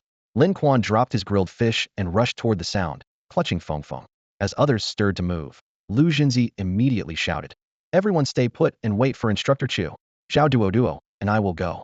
She charged ahead with her divine beast, Zhao Duoduo close behind. Based on sound travel and terrain, about 700 meters. Zhao Duoduo estimated as they ran. Lin Quan reached the scene first. Under the moonlight, a giant beast lay on the ground, and incredibly, it was Yuan Haodong who had been fighting the creature. Nightstalker leopard species, leopard family, rank, 3rd tier, combat power, 3,228, combat skills, lightning pounce, swift sprint, stealth approach, combat adaptability, land bonus 269, potential, none. A 3rd tier demon beast with over 3,000 combat power? Lin Quan's pupils contracted sharply. An untrained wild demon beast could actually be this powerful? He suspected the data before him was exaggerated, but the large bloody gashes on Yuan Haodong's shoulders served as a stark reminder the intelligence was likely 80% accurate. The opponent's stealth approach skill had clearly taken effect. Yuan Haodong had most likely been ambushed. Even so, the Nightstalker leopard was in equally dire straits, with a charred wound on its back where a palm strike had burned away a large patch of fur. Never thought I'd encounter a beast like you. I suppose I was too careless. Yuan Haodong roared and suddenly charged forward, his speed so fast that the naked eye could barely catch even his afterimage. Lu Zhenzi and Zhao Duoduo finally arrived, gasping for breath, only then realizing that the man before them was none other than the head instructor of Yuan Dojo. Boom. Yuan Haodong struck out with his palm, blue flames erupting from his palm like a fountain, directly hitting the Nightstalker leopard's skull. The demon leopard staggered backward and fell, and just as it tried to rise again, it was knocked down by a second palm strike. Is this the true strength of a combat martial master? Lin Quan thought in amazement. At his feet, Little Phoenix lazily stretched out her round belly, rubbing against his ankle and begging for food. The wounded Nightstalker leopard didn't retreat, but actually raised its claw to meet Yuan Haodong's palm strike heaten. With a dull thunderous sound, the leopard's claw burst into blue flames, causing it to let out a low growl of pain. At the same time, Yuan Haodong was also shaken, his whole body trembling, but he instantly steadied himself and pressed forward again. Zhao Duoduo muttered under his breath. If it can't win, why doesn't it run? What's the point of fighting like a cornered beast? Before his words had fully left his lips, Lin Quan felt a sudden chill in his heart and quickly pressed down on Lu Zhenzi. Get down. A lean figure shot out like a venomous snake from its den, silently gliding behind Yuan Haodong, and striking out with a seemingly effortless palm. Who? Yuan Haodong turned around in shock, but it was already too late. The first palm shattered all the meridians in his body, blood gushing from his mouth. The second palm struck his head, and his brain splattered. Thanks to Lin Quan's warning, Lu Zhenzi covered her mouth and didn't cry out, while Zhao Duoduo's face turned deathly pale as he lay on the ground, not daring to move. The mysterious figure wore a demon mask and bent down to pick up Yuan Haodong's adventurer's badge, then searched the corpse, pulling out a bounty hunter's badge and tearing off the storage pouch before vanishing into the night in the blink of an eye. How terrifying! Yuan Haodong was the head instructor of the 800,000 Imperial Guards, at least a fourth-tier combat martial master, and he was finished with just 2 palm strikes. Lin Quan felt a chill run down his spine, though he judged that this assassin's strength might not necessarily exceed Yuan Haodong's. It was just that his movement techniques were uncanny, and he excelled at stealth assassination. Thinking of Jin Shui, he nodded slightly. This was most likely a similar bounty hunter. Let's head back first. Just as he finished speaking, angry roars suddenly erupted from the Seven Fortunes camp in the distance. Lin Quan silently cursed their bad luck and immediately released little fire, pulling Lu Zhenzi and Zhao Duoduo as they rushed toward the Clearbell forest. As far as his eyes could see, the moonlit forest had become one massive ice crystal. Crack! Crack! The ice crystal fractured, and the entire area collapsed with a thunderous crash, burying the Seven Fortunes members within. Lu Zhenzi cried out in despair. Xiong Chao, Jiang Mengsheng, Li Changji, Wu Haitao, Lu Suisui. Xiaohua hovered in midair, revealing a masked man standing below with a snow-white fox by his side. The 7 Fortune disciples and their divine beasts all lay dead on the spot, their bodies frozen into solid ice blocks before being shattered into crystal-clear fragments scattered across the ground, impossible to piece back together. Fresh snowflakes and icicles still hung from the tree branches, indicating that what the attacker had unleashed was not ordinary frost, but snow mist of even lower temperatures. Green-eyed snow fox. Species, canine. Level, 3rd tier, 4th tier divine beast progress 10. Mutation, none. Loyalty, 73. Combat power, 4376. Combat skills, deep frost ice arrow, blizzard freeze. Combat adaptability, snow terrain boost 170. Potential, 5th tier. Loyalty, 68. Training sessions, 2. Lu Zhenji was anxious and about to leap down from the 20-meter high branch when Lin Quan pressed her back down. Are you insane? That's 20 meters high. Lin Quan hissed. Lu Zhenji gritted her teeth. Don't let that man escape. The masked beast tamer clearly knew he was exposed and immediately fled toward the depths of the mountain forest with his green-eyed snow fox. Xiaohua, flame splash. Lin Quan commanded tersely. Crimson fire streams dove from the sky like a burning whip lashing after the beast tamer. Fire type completely countered ice and snow types. The green-eyed snow fox was startled into frantic running, but its small frame couldn't carry its master at full speed, forcing the beast tamer to slow down. Xiao Xue, the beast tamer called softly. The green-eyed snow fox turned and blew fiercely, instantly dropping the air temperature by 20 degrees as a massive swirling snow mist rushed toward Lin Quan and the others. Before the snow mist even arrived, Zhao Duoduo was already shivering with her arms wrapped around herself. Lu Zhenji leaned against the tree trunk, her teeth chattering audibly. Flame coil, Lin Quan commanded, simultaneously leaping down from Xiaohua's back and diving after the beast tamer like a swift wind. Serpentine flames wrapped around the snow mist, instantly devouring and evaporating it. Lin Quan's toes touched the ground as he closed in on the beast tamer in the blink of an eye. Just as the green-eyed snow fox turned around, it saw Lin Quan's cold smile. Smack smack, Feng Feng swooped in with flapping wings, delivering 2 slaps that left the green-eyed snow fox dizzy and disoriented. Before it could react, Feng Feng had pinned its head with both wings, forcibly pressing it into the snow. The beast tamer's expression changed drastically as his hand reached into his storage pouch. Roar! Accompanied by a deafening beast's roar, a massive creature blocked Lin Quan's path. Ice Plains giant elephant. Species, elephant. Level, 3rd tier, 4th tier divine beast progress 17. Mutation, none. Loyalty, 78. Combat power, 5376. Combat skills, frost aurora, ground slam. Combat adaptability, snow terrain boost 190. Potential, 5th tier. Loyalty, 59. Training sessions, 2. Another ice and frost type. Lin Quan raised his fist and struck at the giant elephant, but his punch merely bounced off the elephant's hide without the creature budging an inch, not even a single hair fell. Immediately after, the elephant's trunk sprayed out a beam of cold light. Lin Quan didn't take it heed, dodging to the side while keeping his gaze locked on the fleeing beast tamer. Feng Feng, take it down, he commanded briefly. Smack! Feng Feng swept with its wings, actually knocking over the 7 to 8 meter tall, dozen-ton ice plains giant elephant. Lu Zhenji watched from the treetop in stunned amazement. This meat chicken was ridiculously powerful. Even more terrifying was how Feng Feng precisely pecked at the giant elephant's eyeballs with its sharp beak, causing the elephant to roll and wail as it repeatedly crushed deep pits into the snow. Feng Feng perched on the elephant's spine, wings flapping as it let out low, sinister chuckles. Lin Quan didn't turn back to confirm the outcome. Based on the combat power stats alone, he could tell the Ice Plains giant elephant was no match for Feng Feng. With wind beneath his feet, he continued pursuing the beast tamer. Because this night had been far too long, things weren't as simple as they seemed. First, they were ambushed, then several adventure teams from Longdun were wiped out, and Yuan Haodong was assassinated by a martial artist wearing a demon mask. This beast tamer wouldn't even spare the students from Chifu Academy. It was clear that someone was pulling the strings behind the scenes. At the time, Lin Quan left only one instruction: capture him alive. He finally caught up with the beast tamer and delivered a heavy punch to his back. Bones cracked with a dull sound, and the beast tamer let out a muffled ugh, staggering several steps before regaining his balance. He turned around with an arched back, and two streams of icy killing intent shot through his mask. You still won't let me go? What do the people from Chifu have to do with you? Instructor Chu entrusted them to me. I can't let them die in vain, Lin Quan replied. That country bumpkin Chu? He's dead too. Why do you still care about him? Lin Quan's heart skipped a beat. Instructor Chu is dead too? Just how many of you are there? The beast tamer laughed eerily. Haha. All I know is that our people theory everywhere. Before he finished speaking, alarm bells exploded in Lin Quan's mind, and he instantly shifted half a step. Whoosh. A palm strike grazed past the back of his head, the tremendous force making his eardrums ache and nearly causing him to cough up blood. He turned around to see the demon-masked martial artist had closed in, another palm strike coming his way. Foam foam, Lin Quan shouted, dropping and rolling with the momentum. The first palm missed, and the second struck empty air as well.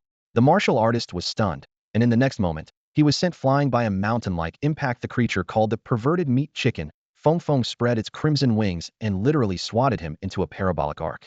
The beast tamer's heart turned cold. He knew this meat chicken was abnormal, but he hadn't expected one wing flap to send the martial artist flying.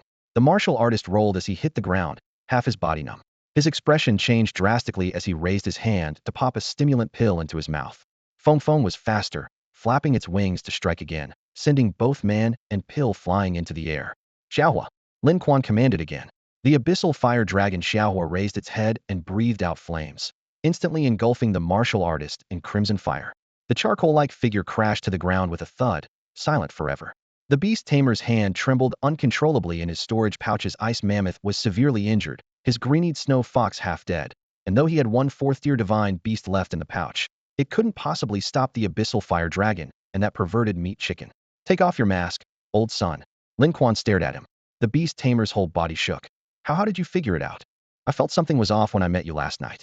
Why would you return to the city for no reason, then inexplicably follow us here, claiming old Yin asked you to help?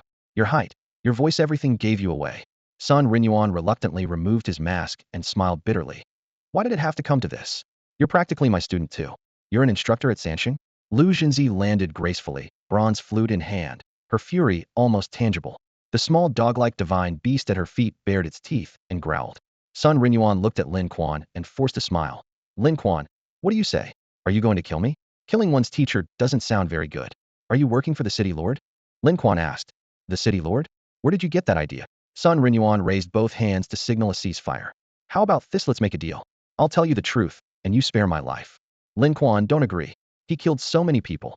Lu Jinzi shouted angrily. I agree. Speak. Lin Quan's gaze was sharp as a blade.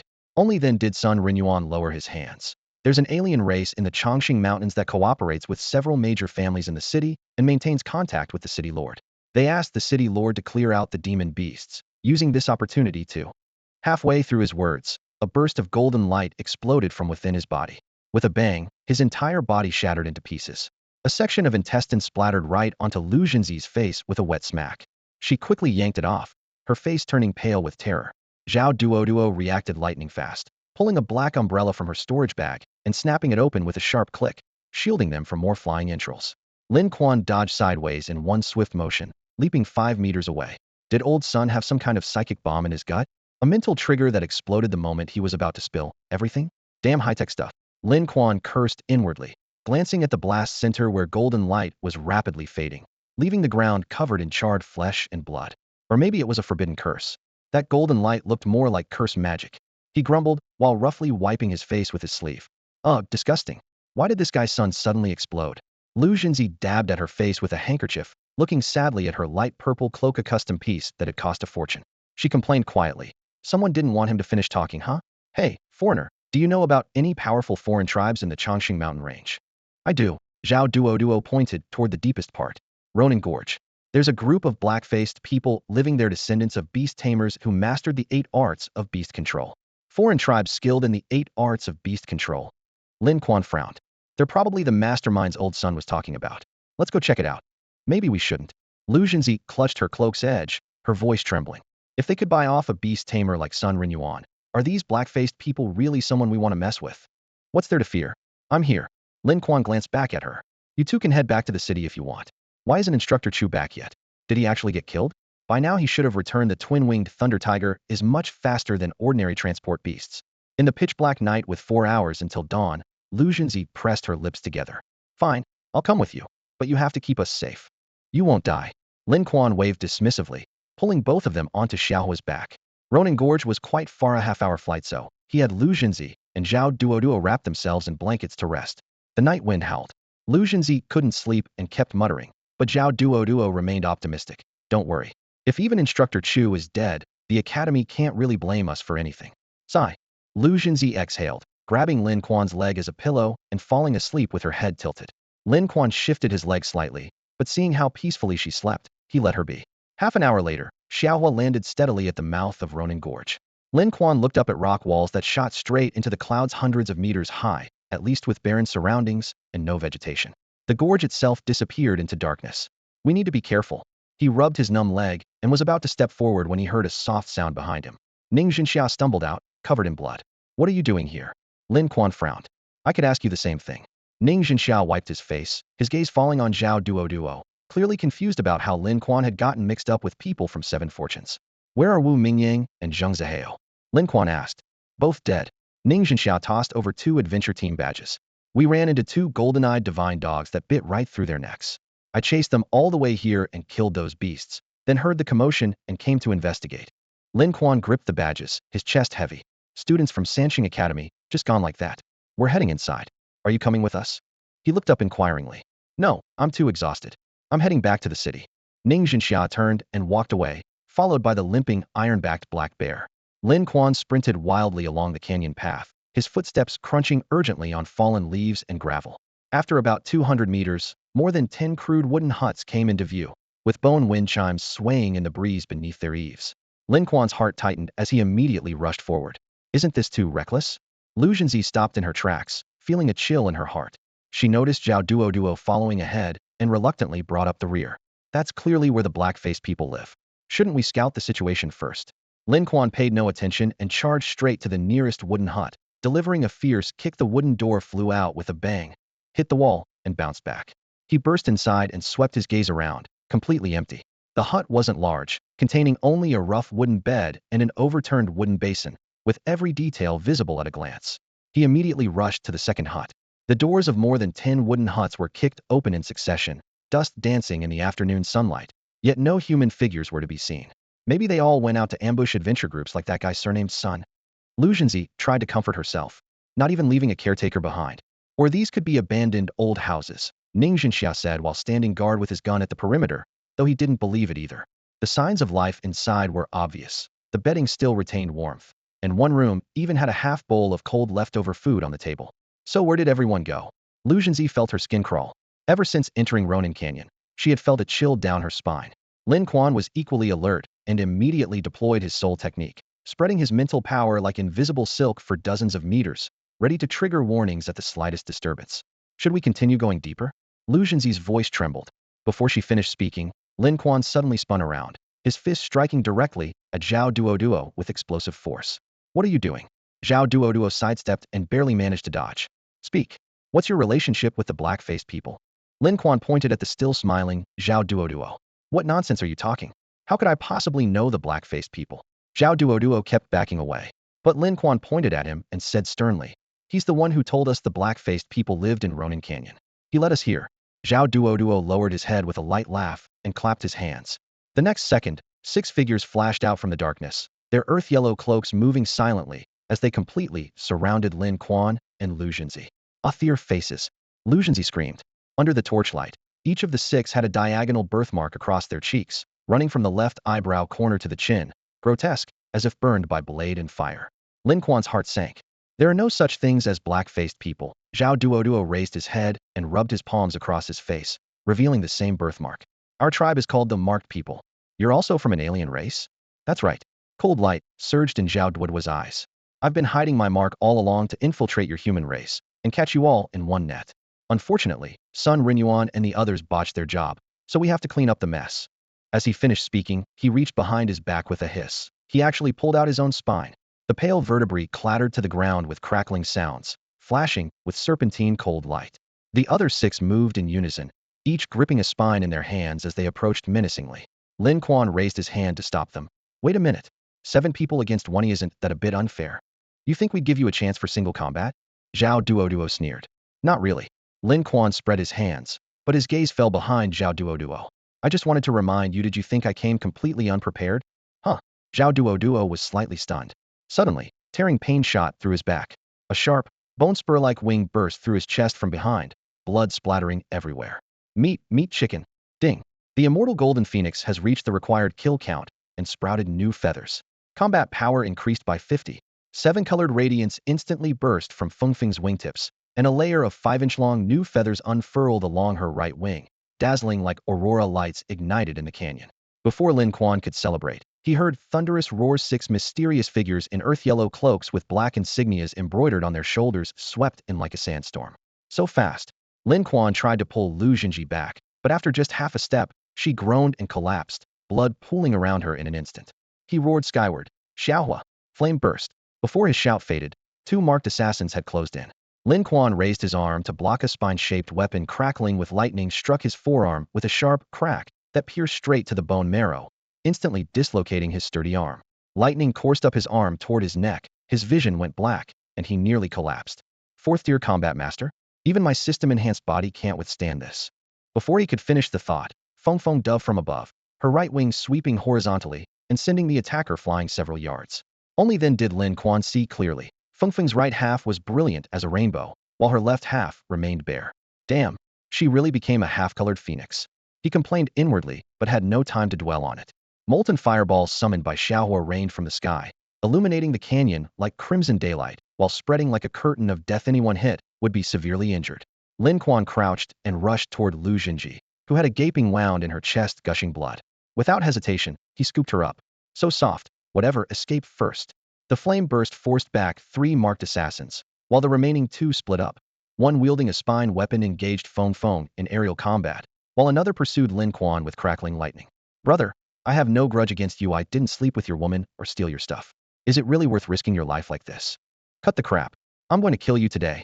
Though Lin Quan talked tough, his steps were swift, knowing that carrying an injured person would eventually get him caught. Crawley. A sweet shout pierced the air. He looked up in delight to see Su Tang perched on rocks ahead, clutching a bag of spicy strips with oil glistening at the corners of her mouth. Her ghost fire lizard, Crawley, raised its head and sprayed a ball of emerald poison at the approaching enemy. Caught off guard, the marked assassin was enveloped by the toxic fluid and stumbled a few steps before collapsing. Didn't you go back with Xiaodai? Going back is so boring. Su Tang licked her spicy strip and glanced at Lu Jinji in Lin Quan's arms. Why are you with her? Don't you love Xiaodai anymore? Now's the time to discuss relationships. Lin Quan laid Lu Jinji flat and pulled out healing powder. Tearing open her clothing, he applied the powder with practiced motions, white mist settling on the gaping wound. There's quite a lot inside, and it's quite spacious. He muttered self-deprecatingly, then took bandages and wrapped them tightly around her chest. Su Tang frowned. 2 Taichuvi bandaged her like a man. Need to compress and stop the bleeding. Not my fault the flesh grew in the wrong places. Lin Quan bit through the bandage knot. After treating the wound, Fengfeng was still locked in combat with the spine wielder. Xiaohua, having gained distance, unleashed full power, raining flames that consumed the remaining marked assassins. Amid the cracking sounds, the last enemy stumbled and rolled to Lin Quan's feet. Keep him alive. Before Lin Quan could finish, golden light exploded from within the man's body, and he burst into a spray of blood with a boom. Self-destruct curse. Su Tang, still munching her spicy strip, hopped over and began rummaging through the remains with her hands. Lin Quan couldn't stand it anymore. Isn't that disgusting? Wait, Lin Quan, look at this bone. Su Tang held a piece of rib between her fingers, with bits of flesh still clinging to it, waving it back and forth. Could you be a little more refined? You're a girl, after all, Lin Quan muttered, tearing a piece of cloth from Zhao Duoduo's tattered clothes to wrap up the rib. There are characters carved on it. Foreign script? No, it's ancient script. For forbidden curses, they have to be carved directly onto the rib for the self-destruction curse to work. Thinking about the carving process made him shudder. They'd have to cut open the belly, wouldn't they? That guy's son Lin Yuan. Did he have it carved on his ribs too? Hey, you two, are you scavengers? You even eat foreign races? Show some restraint, will you? Xiao Hua and Feng Feng were busy gnawing on the corpses of the marked ones, the sound of crunching bones echoing loudly. Papa had already fled far away, not even daring to look. Foreign races rarely used forbidden curses. Those who mastered them were mostly forbidden curse masters, even more terrifying than ninth-tier beast tamers. The thought sent a chill through Su Tang's heart. Lin Quan, we should leave quickly. The mastermind behind this is too powerful. Leave. A cold voice echoed from above, reverberating through the empty canyon. The two looked up to see a figure plummeting from hundreds of meters high, landing heavily on the ground. You killed all these marked ones? Abyssal fire dragon, immortal golden phoenix, not bad kid. Young but capable, traveling with divine beasts from both dragon and phoenix clans. No wonder you dare to roam freely in the Longevity Mountains. The newcomer wore a golden robe with a high collar. He was tall and imposing with handsome features, but his eyes were dead and cold, radiating an aura that warned others to keep their distance. Lin Quan sensed trouble. This person could see through Xiaohua and Feng Feng's origins at a glance, and remained so composed, clearly confident he could suppress them. You're an odd little girl too, carrying a ghost fire lizard and wrapped in several layers of forbidden curses. Do any of your family elders know forbidden curses? The golden-robed man narrowed his eyes. Lin Quan was equally curious. Su Tang could use forbidden curses to contract the ghost fire lizard beyond her level and even cast defensive forbidden curses at the pet battle tournament. Her background was definitely not simple. Wearing gold robes and acting so arrogant, you wouldn't happen to be that guy who betrayed his sect, would you? The golden-robed man's expression froze, a cold glint flashing in his eyes. I'll give you one chance. Lin Quan suddenly spoke up. Surrender with your hands up, and we might still be friends. Are you out of your mind? Telling me to surrender? The golden-robed man sneered. Give it up. We have people everywhere out City surrounded. Didn't you know? Lin Quan shrugged. Haha. I've roamed the world for decades and never seen a kid as crazy as you. What people? Just you two? Trying to bluff me? You're still green behind the ears. The golden-robed man threw back his head and laughed wildly. Lin Quan pointed behind him. If there's no one there, then who's that? The golden-robed man didn't even bother turning around, snorting coldly. Trying to escape while I'm distracted? Let me tell you, both of you will die today, and I'm taking that dragon and phoenix. Boom. A thunderous crash erupted as a fist slammed into the golden-robed man's back. Blinding golden light shot skyward as an invisible golden shield instantly expanded, only to shatter at a visible rate. A white-haired old man threw another punch, striking at the golden-robed man once more. Lin Quan, we need to go now. But what about old Bai? Su Tang shouted urgently while looking back over her shoulder. The aftershocks of the battle had already sent rocks flying throughout the canyon. This was a collision between forces with hundreds of thousands of combat power points. Staying any longer would be suicide. Lin Quan hesitated no more. He scooped up both Su Tang and Lu Jinzi in his arms and threw them onto the back of the red-feathered eagle, Xiaohua. Carry them and get out of here immediately. Xiaohua. Su Tang clutched the eagle's neck tightly, her mind in chaos, but she could only let the giant eagle spread its wings and soar into the sky. Deep in the canyon, a pale blue streak of forbidden magic shot up like an arrow, scraping against the cliff wall and striking Ning Jinxia squarely in the back. The burly man didn't even have time to scream before his entire body instantly turned into a churning cloud of blood mist. Immediately after, a massive arrow-shaped forbidden spell hovered in the air for several seconds before transforming into countless arrows that rained down. Every beast tamer and martial artist was struck without exception. Another lightning-type forbidden spell was even more terrifying, splitting into dozens of thunderbolts that turned half of the Chongqing mountain range into a sea of flames. At the center of the battlefield, Old Bai stepped forward, cracking the ground beneath his feet, and threw a punch that transformed into rippling waves of force, causing the golden-robed man to stagger backward through the violent surges. Your martial arts are water-based? The golden-robed man asked with a dark expression. I'll tell you after I kill you. Old Bai pressed forward instead of retreating. The golden-robed man sneered coldly. If that old fool hadn't sealed away more than half of your forbidden spells, you'd already be a corpse. Lin Quan retreated along the rock wall, his ears filled with the roars of the two combatants, his heart growing cold. Su Tang had said that a forbidden spell master's combat power could overwhelm a 9th-tier beast tamer, but Old Bai was only at the legendary 6th tier. How had he managed to hold out this long? It seemed the golden-robed man's words about sealing weren't empty. The mountain wind was fierce, causing Feng Feng to sway unsteadily, yet she still puffed out her chest, and held her head high, posing like she was performing a golden rooster standing on one leg. Lin Quan glanced down and saw a wet puddle on the ground. Stop pretending. He grabbed Feng Feng and continued retreating along the wall. That boy is trying to escapade and you want to kill him? Old Bai taunted coldly. I'll kill you first, old bastard, then go after him, the golden-robed man roared. Before his words had finished, dozens of golden wheels shot up from above his head, tearing the night sky into a dazzling golden curtain. Lin Quan cursed himself for meddling and was about to turn around when Old Bai suddenly warned, watch out. A scorching wave rushed toward him. Acting on instinct, Lin Quan threw Feng Feng out as a shield. The golden wheel struck Feng Feng, causing her to roll on the ground in pain before trembling as she jumped back onto Lin Xuan's back, angrily pecking at his head. All right, I won't throw you next time. Lin Quan protected his head with one hand while using the other to leap onto the returning Xiaohua. Let's go. Boom! Hundreds of thunderclaps exploded across the sky, and the canyon seemed ready to collapse as massive rocks tumbled down. Lin Quan looked back to see blood trickling from the corner of Old Bai's mouth. Old bastard, let's see how much longer you can last. The golden-robed man was panting like a broken bellows, his golden robe already torn to shreds.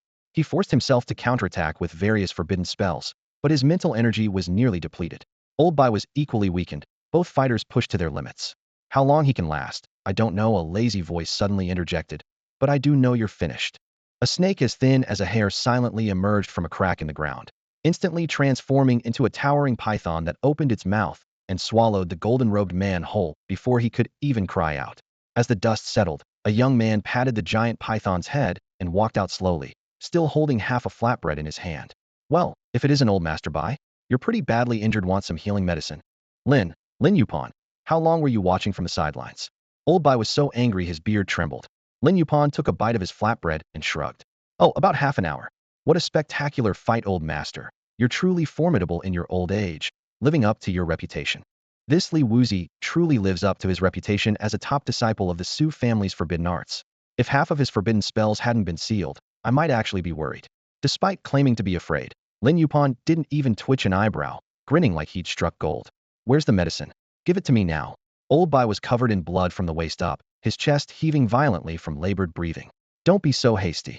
Lin Yupan toyed with a miniature porcelain bottle, shaking it until the powder inside rustled against the walls. I was originally planning to wait for you to kick the bucket, then adopt your granddaughter as a child bride for my little brother. You bastard. Old Bai's veins bulged with rage. Lin Yupan chuckled and tossed the porcelain bottle over. Tong family's time-honored hemostatic powder 10 million alliance coins. Come settle the bill at the dock later. Shameless. Old Bai cursed fiercely, but his hands didn't hesitate for a second. He tilted his head back and swallowed half the bottle, then pressed the remaining powder firmly against his mangled wounds. Not far away, green light flickered. The green serpent swallowed Li Wuzi whole, then spat out a pair of shoes with a tui, licking the corner of its mouth pitifully. Sister, he tasted awful, all those forbidden spells. I'm worried about indigestion. Just dissolve all those forbidden spells. Lin Yupan wolfed down the flatbread in his hands in a few bites, then raised his eyes that sparkled like the night sky. Clean up and head back to the city. Something big is about to happen. After speaking, he glanced at Old Bai again. Old man, if you're not going to die yet, hurry back to the city and take a look. It might be your last chance. Last chance. Old Bai's heart skipped a beat. What do you mean by that? 2 days later, Lin Quan lay sprawled on his bed like a dried-up dead dog, too lazy to even roll over. The afterimages of that battle flooded back every time he closed his eyes, fear occasionally gripping his chest. If Yin Defa hadn't repeatedly urged him, saying the school needed him to write a summary report, he wouldn't have left his room at all. The meeting room was brightly lit. Zheng Zihao, Su Xinran, Wu Mingyang, Ning Zhenxia. Yin Defa flipped through the roster. Half of Group A is dead. Lin Quan's head shot up. Ning Zhenxiao is dead too. Yin Defa sighed. The fighting in the canyon direction stopped 2 days ago. When the city guard went to clean up, they only found Ning Zhenxiao's adventurer's badge next to a puddle of yellow liquid. Must have been killed in action. I sent messages telling Group A to retreat. Didn't you receive it? I didn't receive it. Lin Quan shook his head, his voice hoarse. Su Xinran died too quickly. I had Xiaohua lead the others in retreat, but Ning Zhenxiao, Wu Mingyang, and Zheng Zihao insisted on staying to earn credits. At the table, an instructor slammed his report shut with a snap and stared coldly at Lin Quan. He was the supervising instructor for Ning Zhenxiao's class, his eyes blazing with fury. Are you saying their deaths have nothing to do with you? What do you think? Lin Quan met his gaze. Could I have tied him up and dragged him back? You were Group A's leader. You had the responsibility to bring everyone back. The instructor shot to his feet. Lin Quan didn't back down. Easy to say. If you'd faced that situation, you probably would have wet yourself. What kind of attitude is that? What kind of attitude is yours? You're not my instructor. Who are you trying to impress? The instructor's face turned ashen with rage. Fine. Look at today's students. Dean, I suggest we turn Lin Quan's case over to the tribunal and let the city lord judge. The tribunal?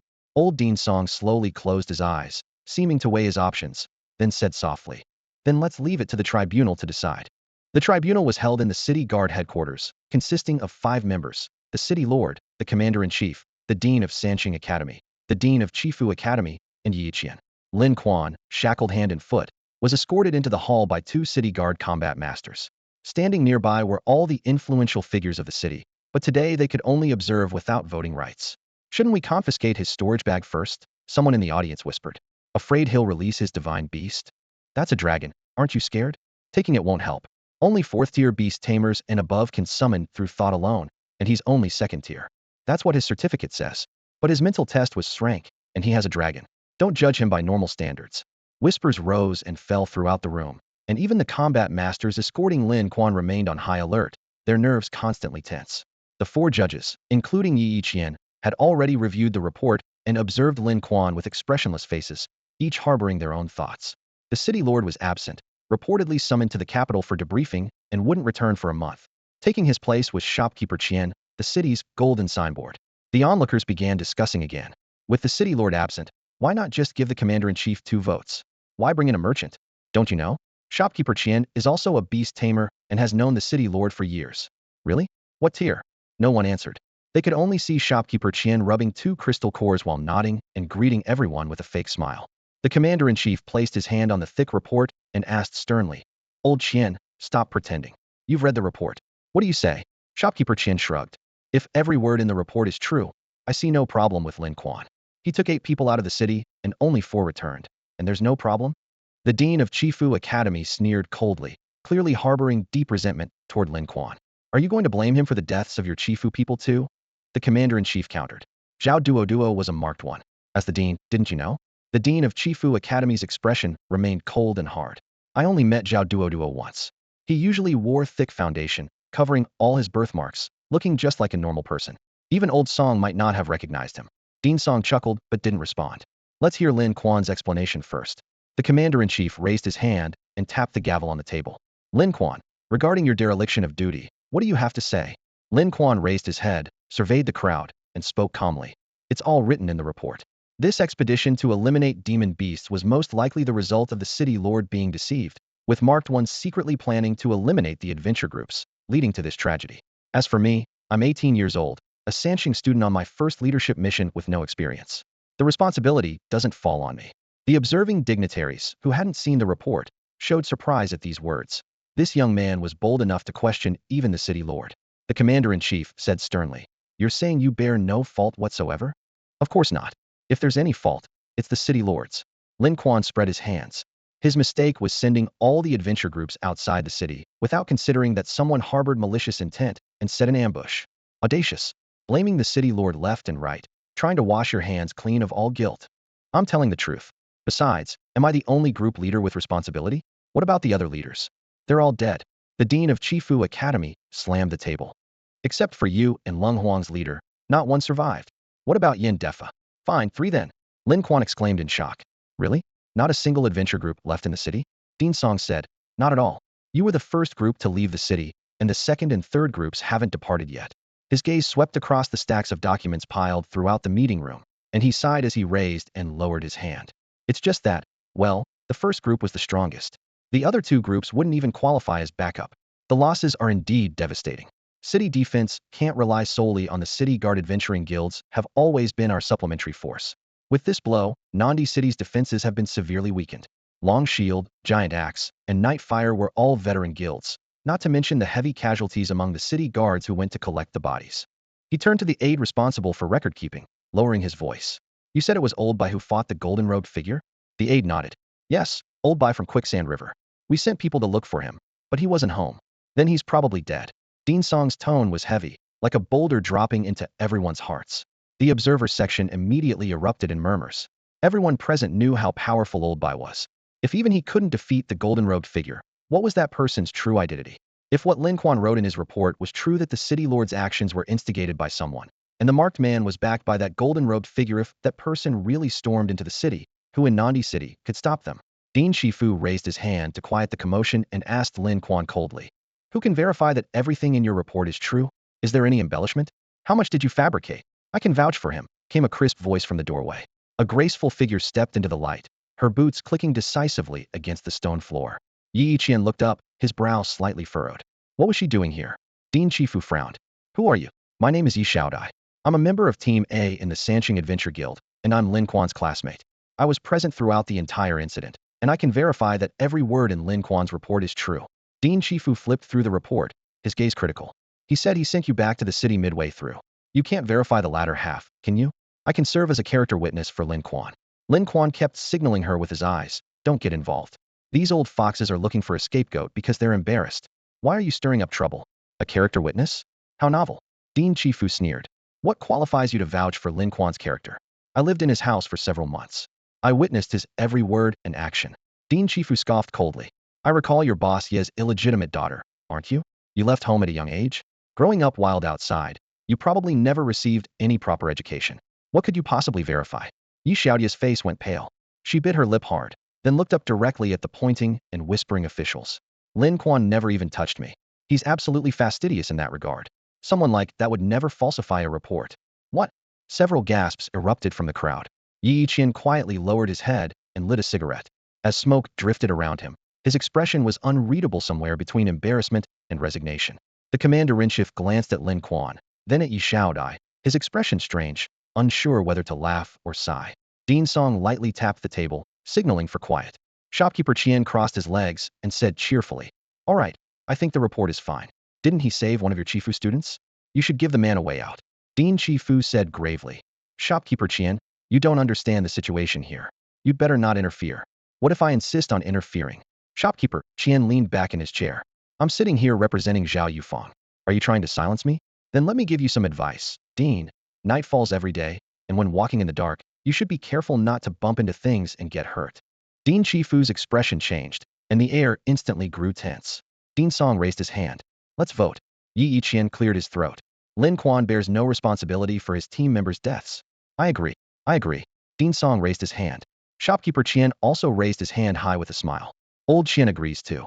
Dean Shifu roared angrily under his breath. You bastards. You love me too deeply. In the living room, Lin Quan reclined against the sofa back, his fingers unconsciously rubbing the armrest as he said with emotion. Running to the tribunal to testify for me, without regard for your safety. Weren't you afraid the city guard would throw you out? Cut it out.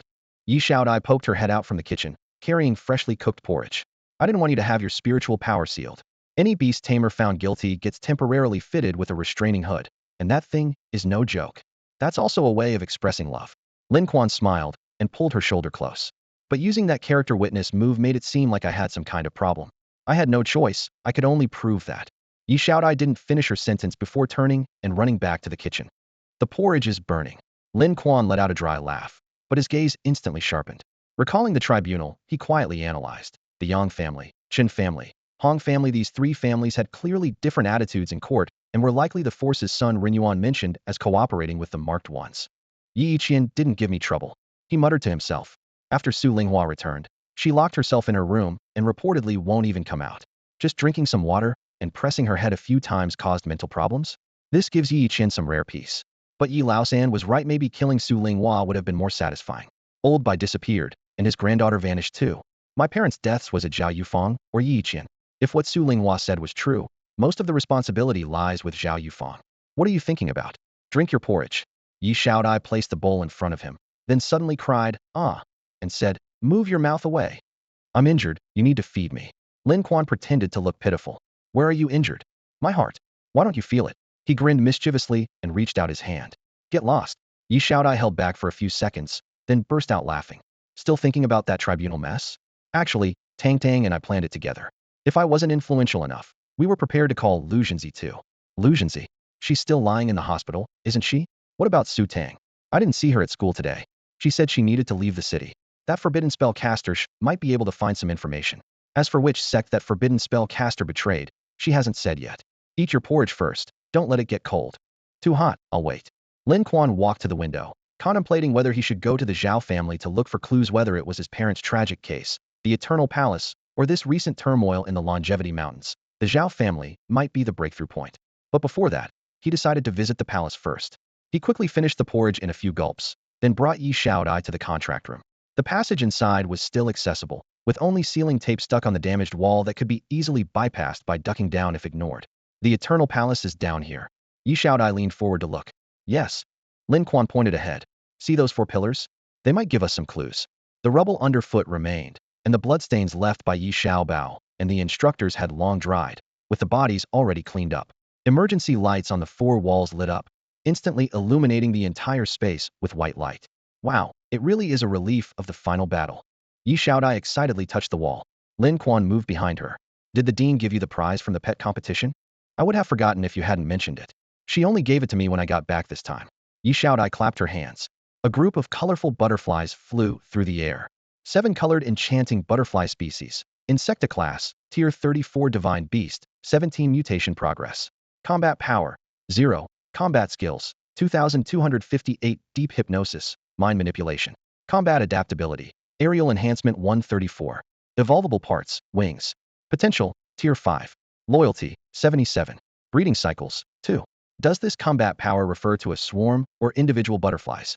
If it's per individual, that's terrifying. There are already 20 to 30 of them here. Lin Quan counted the data on the 7 colored enchanting butterflies before him and couldn't help muttering under his breath. They've actually been bred before, and there are 20 to 30 of them? If that's individual combat power, it's absolutely frightening. He recalled the dean's expression when handing over these butterflies, and that comment about them being more suitable than bringing a flood dragon. He felt like he'd either struck a bargain or gotten the short end of the stick. The dean wouldn't be that kind of person, would he? He consoled himself. But watching the flickering butterfly wings in the air, he still felt somewhat reluctant about not getting a flood dragon from the dragon clan. What are you doing? Stop touching my leg. Yi Xiaodai suddenly shrieked. Lin Quan was startled and looked down to see a pair of wooden hands extending from the base of the wall. It wasn't me, look, he quickly defended himself. Oh my god, what is that thing? Yi Xiaodai crouched down to get a better look, but the hands quickly retracted. They felt around the wall's relief carvings, and the wooden hands emerged again, their touch distinctly hard like a puppet's. Did we trigger some mechanism just now? Yi Xiaodai frowned. I just touched the carved patterns, Lin Quan said thoughtfully, testing again.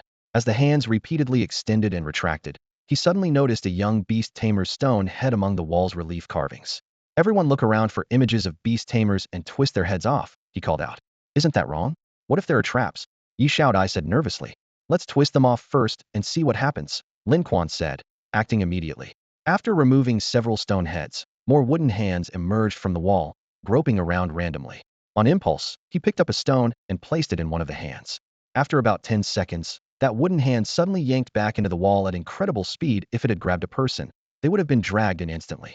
Yi Xiaodai gasped. If there are hands everywhere and no secret passage. Creak. Both turned toward the sound to see the palace floor suddenly split open in the center, with a stone coffin rising along with the stone slabs. They looked at each other, not daring to approach rashly, worried about delayed mechanisms. After nearly 2 minutes of silence, Lin Quan finally mustered the courage to rush forward and push open the coffin lid with both hands. Cough, cough. Thick dust hit him in the face, making his lungs ache from the choking. Yi Xiaodai peered over. Ah, it's a dead person. Obviously, what else would be in a coffin? Someone alive. Lin Quan rolled his eyes. But isn't this the Eternal Palace? Logically, it should be the Southern Emperor's sarcophagus. Yi Xiaodai muttered. Lin Quan leaned in for a closer look. Inside the coffin lay a man in a black cloak, around 40 years old, with an iron-cast lilac flower pinned to his chest, hands crossed over his chest, and eyes tightly closed. A corpse from hundreds of years ago that hasn't decayed, Lin Quan whispered. Maybe it was salt-cured? But the face hasn't shrunken at all, Yi Xiaodai suspected. There's probably something stuffed in his mouth, and he might have treasures on him. I'll go down and check. Don't scream, Lin Quan said, already vaulting into the coffin before finishing his sentence and beginning to search. Before long, he pulled out something and tossed it outside the coffin, a stone tablet. Xiaodai helped keep watch. Yi Xiaodai shook her head like a windmill, frowning as she muttered.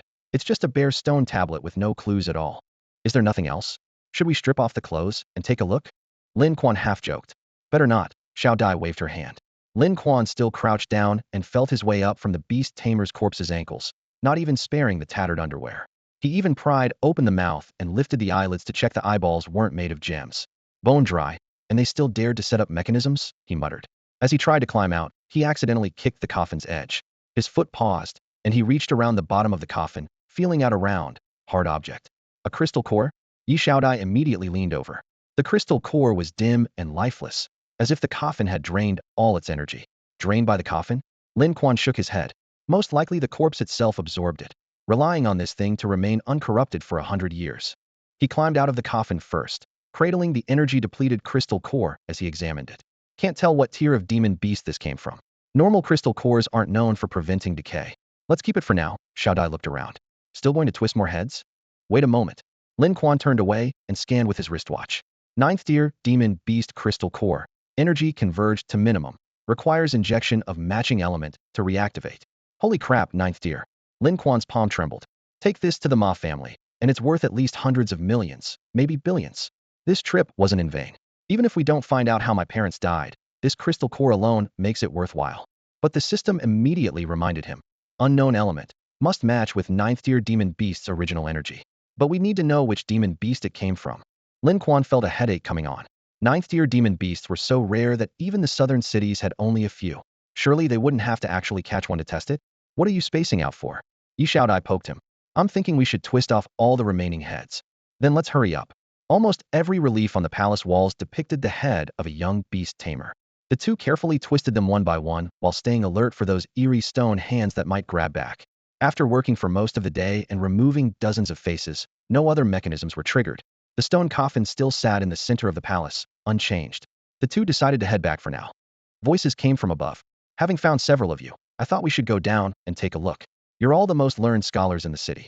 Elder Zhou is a veteran beast tamer, and Boss Yi needs no introduction. Yi Iqian's voice echoed in the corridor. I thought Dean Song wanted to take the secrets of the Eternal Palace to his grave. Dean Song chuckled. Boss Yi jokes. The place is too important if something goes wrong. I can't bear the responsibility. With the city lord away, we should go down and see for ourselves. Hearing footsteps, Lin Quan and Yi Xiaodai mounted little fire and nervously hid in the dark corners of the palace ceiling. Everyone coming down was a big shot on Yi Iqian's level. If they were discovered, they'd be in serious trouble. Huh, where did this stone coffin come from? I didn't see it last time I came down. Did someone sneak in? Not sure. I'll check first. Everyone else look around. Yi Iqian stood with his hands behind his back, stopping before a stone pillar and gazing at the 4 divine beasts' totems carved on it. Too bad they're only images. No one knows their whereabouts to this day. Someone sighed. Even if we found them, what then? Who could control the 4 divine beasts? Even this Master Lin was consumed by the divine beast's backlash after fighting the final battle. Master Lin was young and promising in his early days. Without him, the entire human race would have perished. Later generations only knew that he disappeared after the Great War, and after hundreds of years, he had long been buried in the yellow earth. Beside the stone coffin, Lin Quan and Yi Xiaodai stood holding their breath, not daring to make a sound. Yi Iqian crouched by the coffin, examining the badge half hidden in the stone crevice, and judged in a low voice. This isn't Master Lin. The pattern belongs to the Ding family ancestor. Ding Xiaodong. Lin Quan drew a sharp breath. Legend had it that Ding Xiaodong once took thousands of disciples under his wing, but they were all for show alone upheld the entire facade. This man had a sinister nature. He first served under the Southern Emperor, then attempted to betray him during the final battle, only to be slapped into a bloody mist by the Southern Emperor's palm. Yi Iqian frowned as he recalled. Rumors claimed he reached the saint level, but in reality, he was only 9th tier. That divine beast said to blot out the sun and sky, with a wingspan spanning dozens of miles, was called the water-drawing rocket, water attribute 9th tier divine beast. Lin Quan's gaze fell on the crystal core. This is the water-drawing rock's crystal core?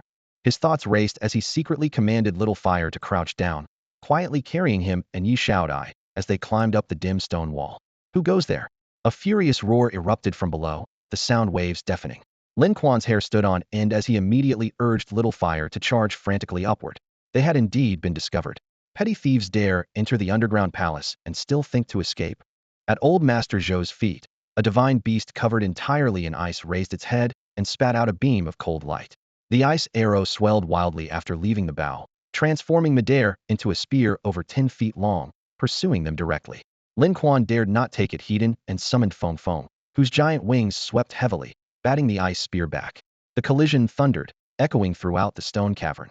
The next instant, dozens of ice arrows, fire arrows, and water columns fired simultaneously from below, the cavern illuminated bright as snow by the colorful spiritual light. Lin Quan's face turned deathly pale. What level of divine beasts are these big shots carrying? Yi Iqian's heavy-armored giant python went without saying, But what was that creature at old Master Zhou's feet? Lin Quan's identification panel instantly displayed the information. Ice Crystal Spirit Hound.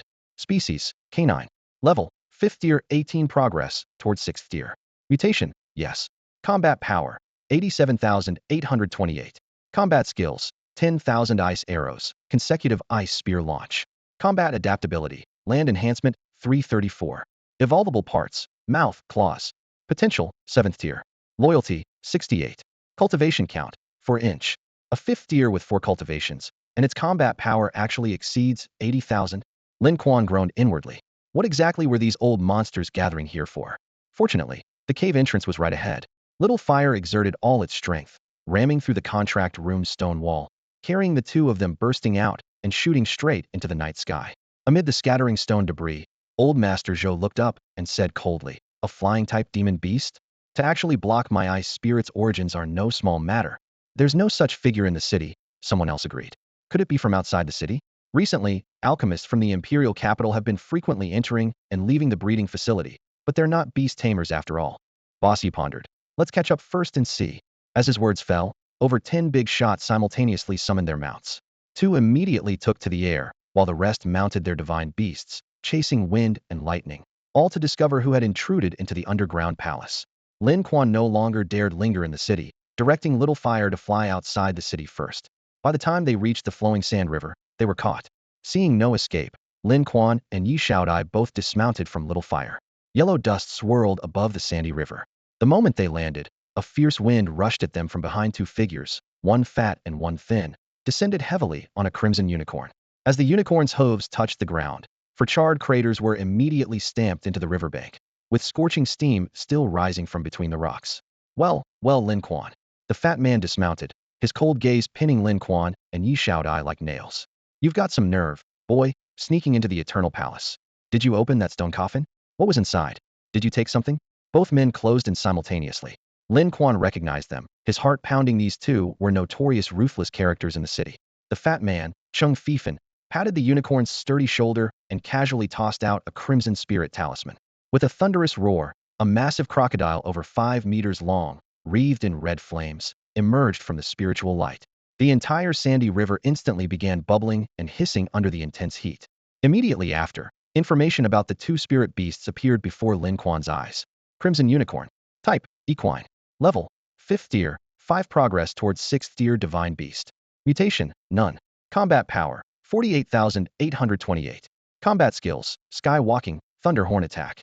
Combat adaptability, ground and air enhancement, 544. Evolvable parts, wings, horn. Loyalty, 78. Potential, 6th tier. Training sessions, 3. Stone Fire Diamond Crocodile. Type, amphibian. Level, 5th tier, 8 progress towards 6th tier divine beast. Mutation, none. Combat power, 48,889. Combat skills, flame field, stone skin. Combat adaptability, ground and air enhancement, 534. Evolvable parts, mouth, claws. Potential, 7th tier. Loyalty, 68. Training sessions, 3. 2 5th tier divine beasts with combat power exceeding 40,000. Lin Quan's heart went numb. If it came to a fight, he wouldn't even know how he died. Chung Fifan squinted with a cold smile. Scared? If you're scared, hand over what you took and come back with us. Don't tell me you found nothing in that palace. If there really was nothing, why would you run? Lin Quan forced a smile. I was afraid you big shots would catch me red-handed and get me expelled from the Beast Tamer Association. I just got back from the tribunal. You know you just came from the tribunal? Chung Fifan extended his thick palm. Where are the items? Hand them over, and we can let bygones be bygones. There really isn't anything, Lin Quan said while quietly pulling Yi Shaodai backward. Chung Fifan snorted coldly. That old fool Ding Xiaodong would bury himself without taking anything valuable. He glanced at Yi Shaodai with a greasy smile. No items? Fine, leave her behind. Isn't she Boss Ye's illegitimate daughter? I saw her mother when she was young. TSK, the #1 beauty in Nandi City. Since I never got my hands on her mother back then, I can't miss out on the daughter too. Yi Xiaodia's palms were slick with cold sweat, her body trembling slightly. Lin Quan was afraid, but she was even more terrified. The tall, thin Ma Jingwei stood to the side with crossed arms, his voice hoarse. I'm different from old Ching Em, not interested in women. I only want money. If you can come up with 100 million, I'll let you go today. 100 million? You might as well rob a bank. Lin Quan laughed bitterly in anger. Gentlemen, 100 million is a bit much, don't you think? How about 1 million? Chung Fifan's expression instantly darkened. Lin Quan, You may be a genius, but Nandi City is full of geniuses. Didn't Ningxia die? It's quite common for geniuses to meet their end before they can fully mature. Cheng Fifan let out a sinister laugh and patted the crimson unicorn's back, saying, last chance handed over or not. Otherwise, I'll take both the treasure and the girl. Lin Quan quickly pulled Yi Xiaodai behind him, his gaze cold as a blade. You two bosses, are you really going to fight to the death? That dragon of yours is indeed fierce, but I'm not afraid. Cheng Fifan narrowed his eyes. Really?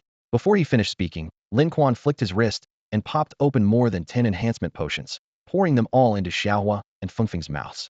The bottles clattered to the ground as he snarled back. You want me to fight for my life? Fine. I wouldn't mind giving up the treasure, but since you dare to threaten Yi Xiaodai and blame me for being ruthless. Boom. The sky was instantly filled with blazing red flames. The fire on Xiaohua's body surged more than double in size, his massive dragon body rolling through the air, eyes gleaming with murderous intent as they locked onto the crimson unicorn and the stone fire diamond crocodile.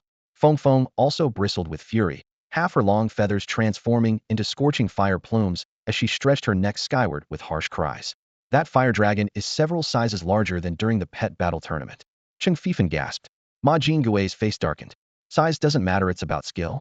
Attack! The stone fire diamond crocodile roared and leaped toward Feng. Lin Quan and Yi Xiaodai quickly retreated dozens of meters. With a loud bang, Feng struck the giant crocodile's head with her wing, sending it tumbling. But the beast remained fierce and immediately bit down on a section of Feng's wing. The two divine beasts clashed heat-in, tearing at each other with blood and flesh flying. In the air, the crimson unicorn spewed fireballs wildly while Xiaohua showed no weakness, breathing flames in return. Blazing fire scattered everywhere, dyeing the sky like sunset clouds. After several breaths of flame, Xiaohua suddenly dove down, his massive body crashing hard into the unicorn. The unicorn didn't retreat, lowering its head to charge its sharp horn piercing into Xiaohua's neck.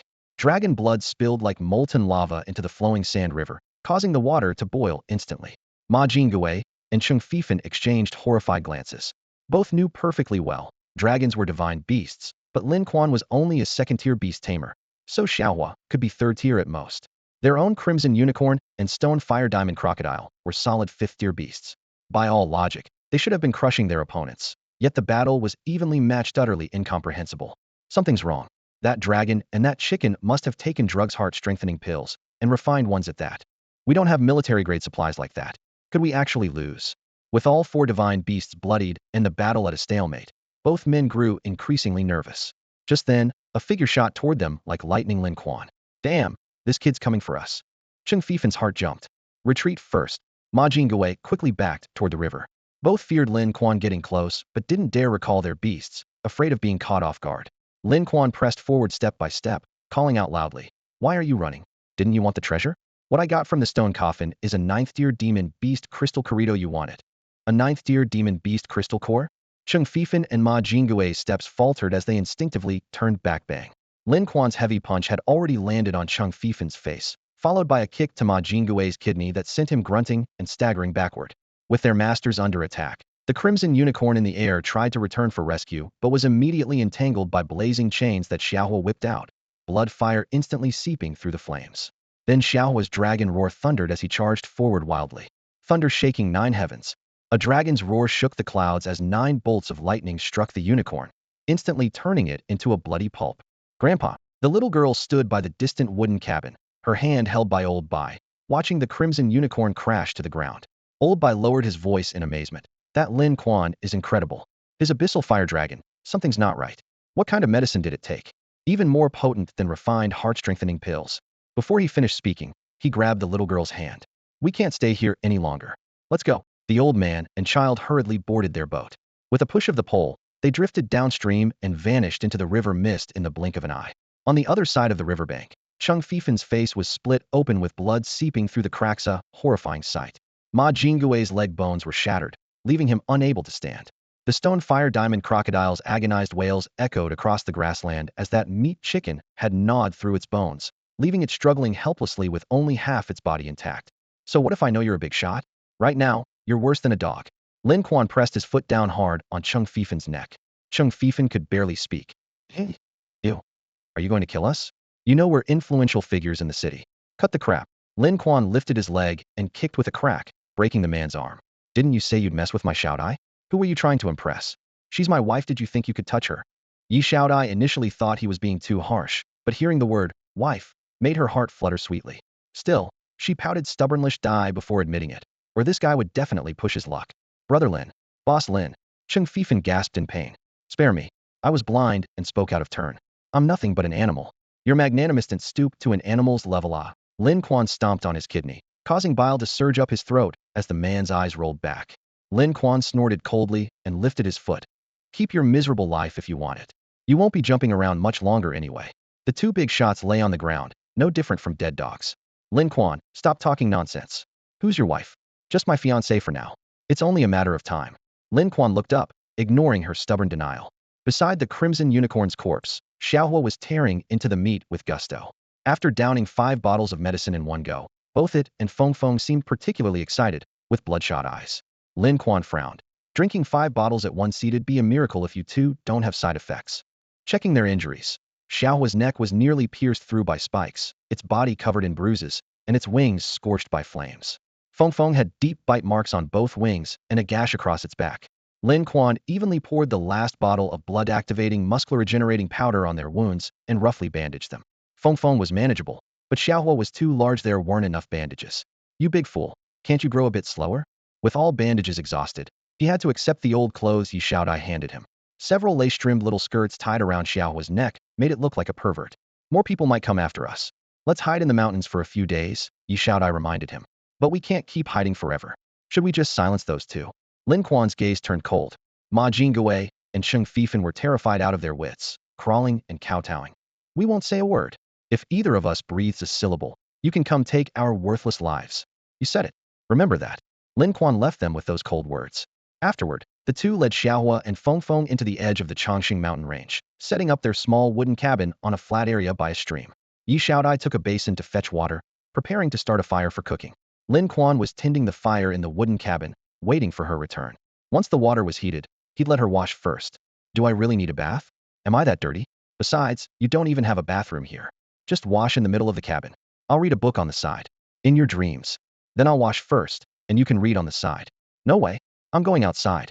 He brought over a wooden tub half as tall as a person, filled it with hot water, and settled in. Steam rose around him, droplets rolling down his hair. Amid the sounds of water and crackling fire, his mind kept working. If Ding Xiaodong truly made an enemy of the Southern Emperor and was killed by him, why would the body be placed in a stone coffin? Too convoluted. And then there's this stone tablet. He reached into the storage pouch hanging on the tub's edge and pulled out the stone tablet. As his fingertips felt its weight, he casually dipped it in the water. When he lifted it out, a line of fine characters suddenly appeared on the surface. So that's how it is. It turned out the Southern Emperor had mastered the method of contracting with foreign races long ago, but only passed part of it to the Yi family, which is how Yi Yiqian learned it. However, what he obtained was clearly an incomplete version, which explained his relentless pursuit of the underground palace. His parents' journey to the Longevity Mountain Range was likely to the Silver Bell Forest to meet the Silver Bell Hermit. Their unexpected deaths were probably Yi Yiqian's doing. Su Linghua claimed Yi Yiqian was by her side the entire time, and no one could match his parents in combat. But what about outside Southern Emperor City? That golden-robed figure definitely had the ability to easily kill his parents. The truth was about to surface. He gripped the stone tablet tightly, his hand trembling. The tablet cracked into several pieces, and a parchment scroll slipped into the water. What are you doing in there? Making noise while bathing. I've made a major discovery. Want to come in and see? Disgusting. The parchment recorded the true secrets of contracting with foreign races. 1. Foreign races have partial demon beast bloodlines within them. Contracts must target that half on a spiritual level. The denser the demon beast bloodline, the easier the contract. 2. Once contracted, like divine beasts, they also vary in loyalty levels. 3. The key difference lies in the casting method. It must be completed within half a second, and besides blood, tears must serve as the medium. In other words, tears must fall within the spell's range during casting. Too profound, he murmured, carefully tucking the parchment back into the storage pouch. You can come in now, I'm done washing. You tricked me. Yi Xiaodai covered her eyes and rushed out the door. I never said I was dressed, did I? You were too eager. He casually threw on his cloak and walked outside, seeing Yi Xiaodai cupping water to wash her eyes. He laughed. You'll see it sooner or later anyway. What are you afraid of? You scoundrel. She leaped up with a spinning kick. Lin Quan caught her calf with his hand, grinning. Already learning to hit your husband? Want to play combat techniques with me? Let go. If you don't let go, I won't cook. He simply scooped her up in his arms. Fine, don't cook. We'll eat something else. Put me down. What else is there to eat? I'll eat you, and you eat me. Ugh, shameless. Put me down. I won't, I'll just wait. Lin Quan's expression suddenly turned serious as he slowly set Yi Xiaodai down. Seeing her about to struggle, he covered her mouth with his hand and gestured toward the opposite bank of the stream with his eyes. Yi Xiaodai looked in that direction, her face instantly turning pale. Lin Quan's soul technique remained active, though he'd reduced its range to 20 meters. The creature was lurking right at the edge.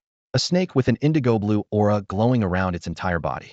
Blue water viper species, serpent class, 3rd tier combat power, 1528 combat skills, cardiac arrest, and omnipresent combat adaptability, aquatic enhancement 199 potential. None. Was that a blue water viper? Yi Xiaodai immediately recognized the serpent with its deep blue body and scales gleaming with cold light, her heart skipping a beat. This creature was highly venomous. A single spray could turn several meters into a toxic fog, and even one breath would be enough to knock someone unconscious. Unfortunately, Little Fire and Foam were already asleep, temporarily unsummonable due to an overdose of enhancement potions. What should we do? She nervously pressed close to Lin Quan's side. Lin Quan naturally wrapped his arm around her shoulder, but didn't move immediately. Blue water vipers had a peculiar habit: as long as no one approached, they were usually too lazy to attack proactively. Lin Quan whispered a reminder. Don't move. Wait for it to leave on its own. Yi Xiaodai nodded frantically, allowing him to hold her even tighter. Lin Quan lowered his voice teasingly. You smell more and more fragrant, even better than roasted chicken. Yi Xiaodai felt both embarrassed and annoyed, reaching out to pinch him, but worried about startling the viper, she didn't dare use force. Inside the cabin, the crackling of firewood continued, the kettle bubbled, and suddenly there were several thud sounds as the pot lid bounced. The blue water viper raised its head, its triangular eyes gleaming with cold, eerie light. Yi Xiaodai almost held her breath.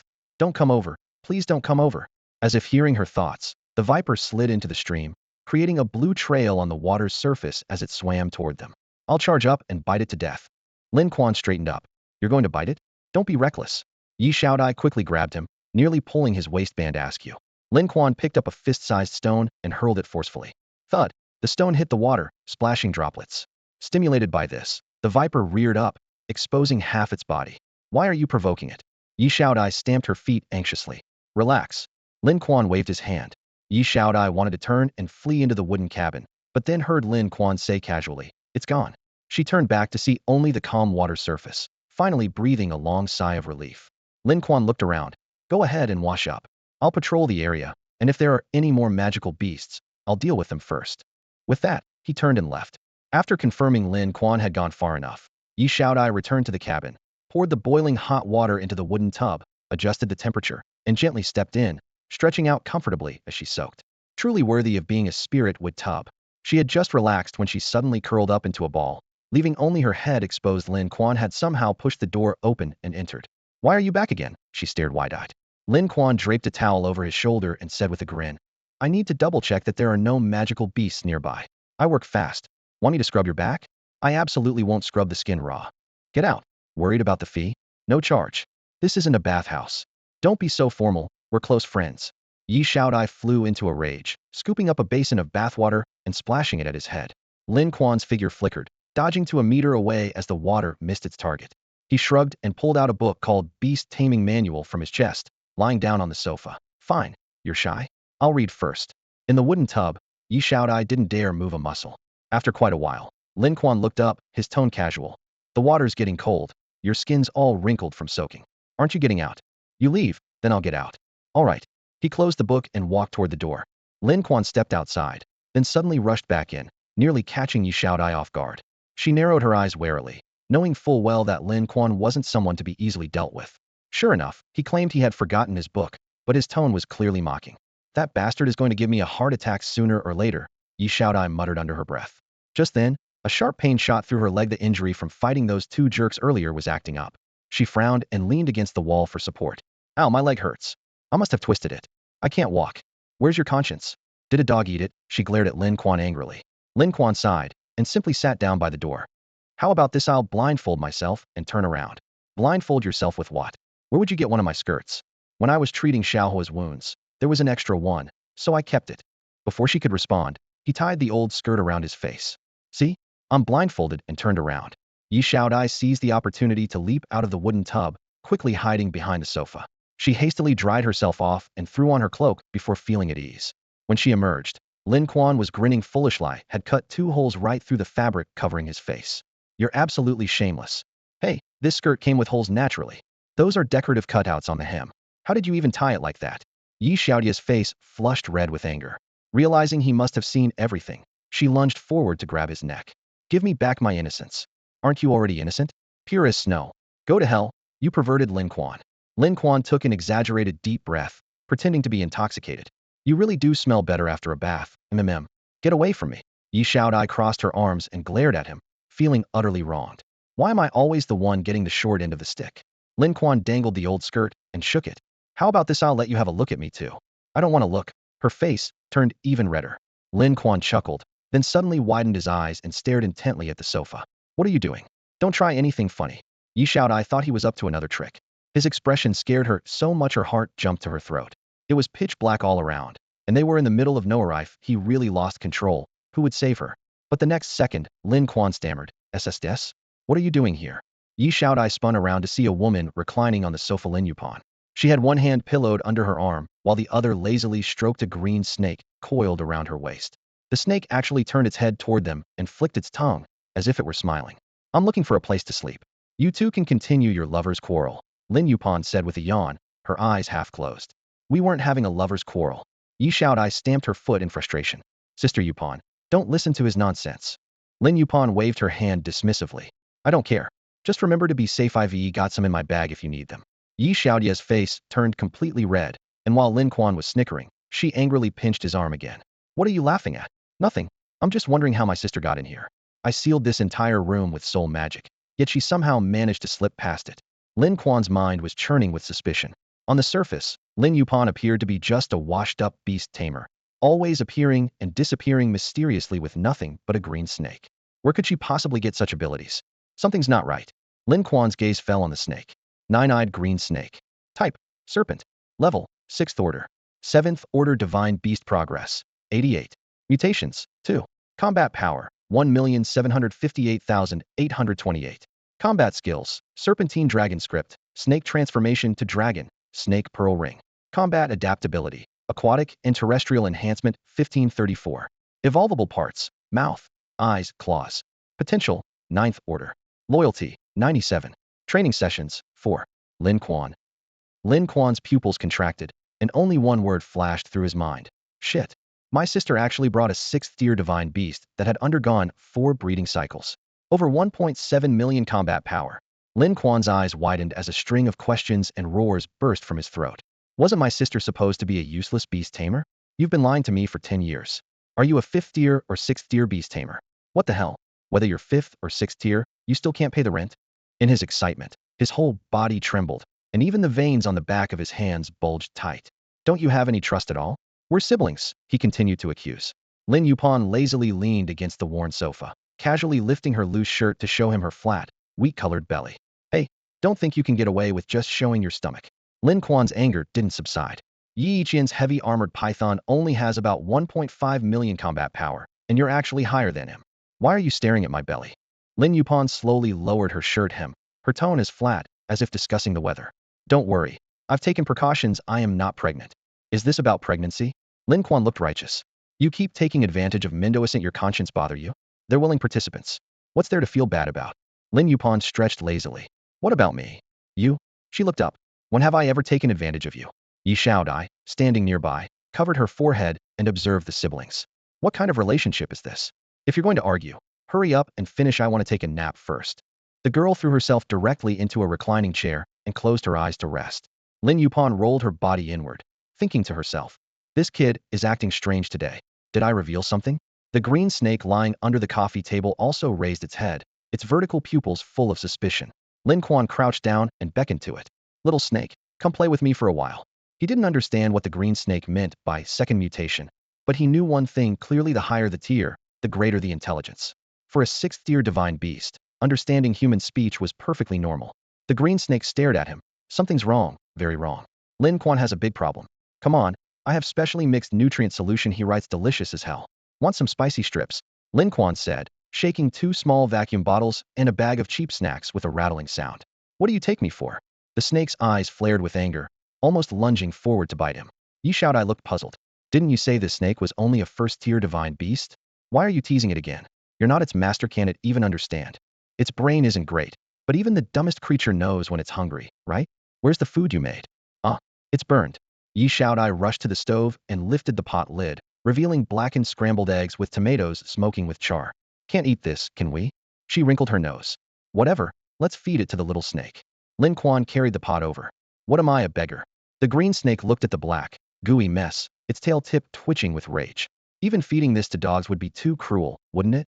You pair of scoundrels, how dare you not take me seriously? Lin Yupan reached out and tugged the snake's tail, and only then did the green snake suppress its ferocity. Will it eat or not? She asked impatiently. A first-tier divine beast is just slightly better than a wild animal. It has to take whatever it gets. Lin Quan said, dumping the scrambled eggs on the ground with a splat. Little snake, eat up. You need to eat well to have strength. The green snake's two fangs gleamed coldly, wanting nothing more than to bite him to death. Yi Xiaodai crossed her arms. I told you it wouldn't eat it. Who says it won't? Look, Lin Yupan tugged the snake's tail 3 times. The green snake was forced to slither to the black mess and symbolically licked it once. Damn, is this fit for human consumption? Don't want to eat? Then I'll feed you. Lin Quan reached out to grab the green snake's jaw, signaling Yi Xiaodai to stuff the burned food into the snake's mouth. Enough. When will this end? The green snake suddenly spoke, its voice clear. Holy shit. Lin Quan and Yi Xiaodai both froze. This little snake can talk. Since the cat was out of the bag, the green snake simply raised its head proudly, eyes blazing with menace. You two have gone too far. You want me to eat this garbage? Especially you. Lin Quan, can you act like a human being? Yi Xiaodai exclaimed and reached out to grab it. A talking divine beast? And it's female? How adorable. It's a snake. What's adorable about it? Lin Quan rolled his eyes, but a triumphant smile emerged from the depths of his gaze. If I don't push you, you'll just keep pretending, won't you? I thought you'd go berserk, bite someone, or spit water or something. Lin Quan propped himself up on the ground, glaring at the emerald green snake before him, his words coming out fast and sharp. Lin Yupan had just closed her eyes when she heard the commotion. She turned over and sat up, staring at him blankly. What are you talking about? I just fell asleep. What happened? Damn it. Still pretending. How can this snake speak human language? Oh, that? It was born with the ability to speak. It's a mutant. Lin Yupan crossed her arms and raised her hand to her chin. First-tier demon beasts can mutate too. Is that so strange? Don't be so ignorant. Lin Quan was left speechless for a long moment, cursing inwardly. The Lin family's shamelessness is truly hereditary. Then suddenly, he struck out with his palm toward the green snake. Boy, you want to mess with me? The green snake twisted like lightning, rearing up half airborne, its cold serpentine eyes fixed deadly on Lin Quan. Lin Quan stepped back half a pace but still stubbornly insisted. Sister, let's stop beating around the bush. This little snake is clearly a 6th-tier divine beast. Yi Xiaodai shuddered at the words. A 6th-tier divine beast? Lin Yupan raised an eyebrow, first stunned, then her mouth twitched. What's gotten into you? If I could really command a 6th-tier divine beast, would I be in such a sorry state? Fine, you still won't admit it? I'll have little fire breathe on it. Lin Quan flicked his wrist, summoning the fire dragon from his sleeve. The green snake flicked its tongue with a cold laugh. That fire dragon? Believe it or not, I could swallow it in one gulp. Lin Quan patted the small fire dragon circling beside him and defiantly declared, my little fire is a 2nd-tier divine beast with strength approaching 3rd-tier cultivation level. It could even fight a 4th-tier divine beast.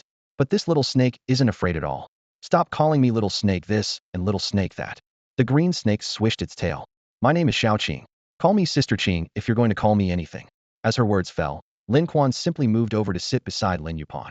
Sister, there's no point hiding it anymore. Lin Yupan stared at him for a long while, then suddenly smiled with narrowed eyes. All right. You actually recognize that Xiao Qing is a 6th-tier divine beast. Not bad. Then let the others come in too. Creak, the wooden door was pushed open, and the night wind carried in a faint grassy scent. 5 people filed in one after another. The first was built like a small giant with a massive axe strapped across his back. He grinned first. Big sister, I told you this kid was sharp. Lin Quan, I'm De Zhuang, a combat warrior. The second was short and thin like he was malnourished, with a white feathered eagle perched on his shoulder. He yawned. Xiao Dao, beast tamer.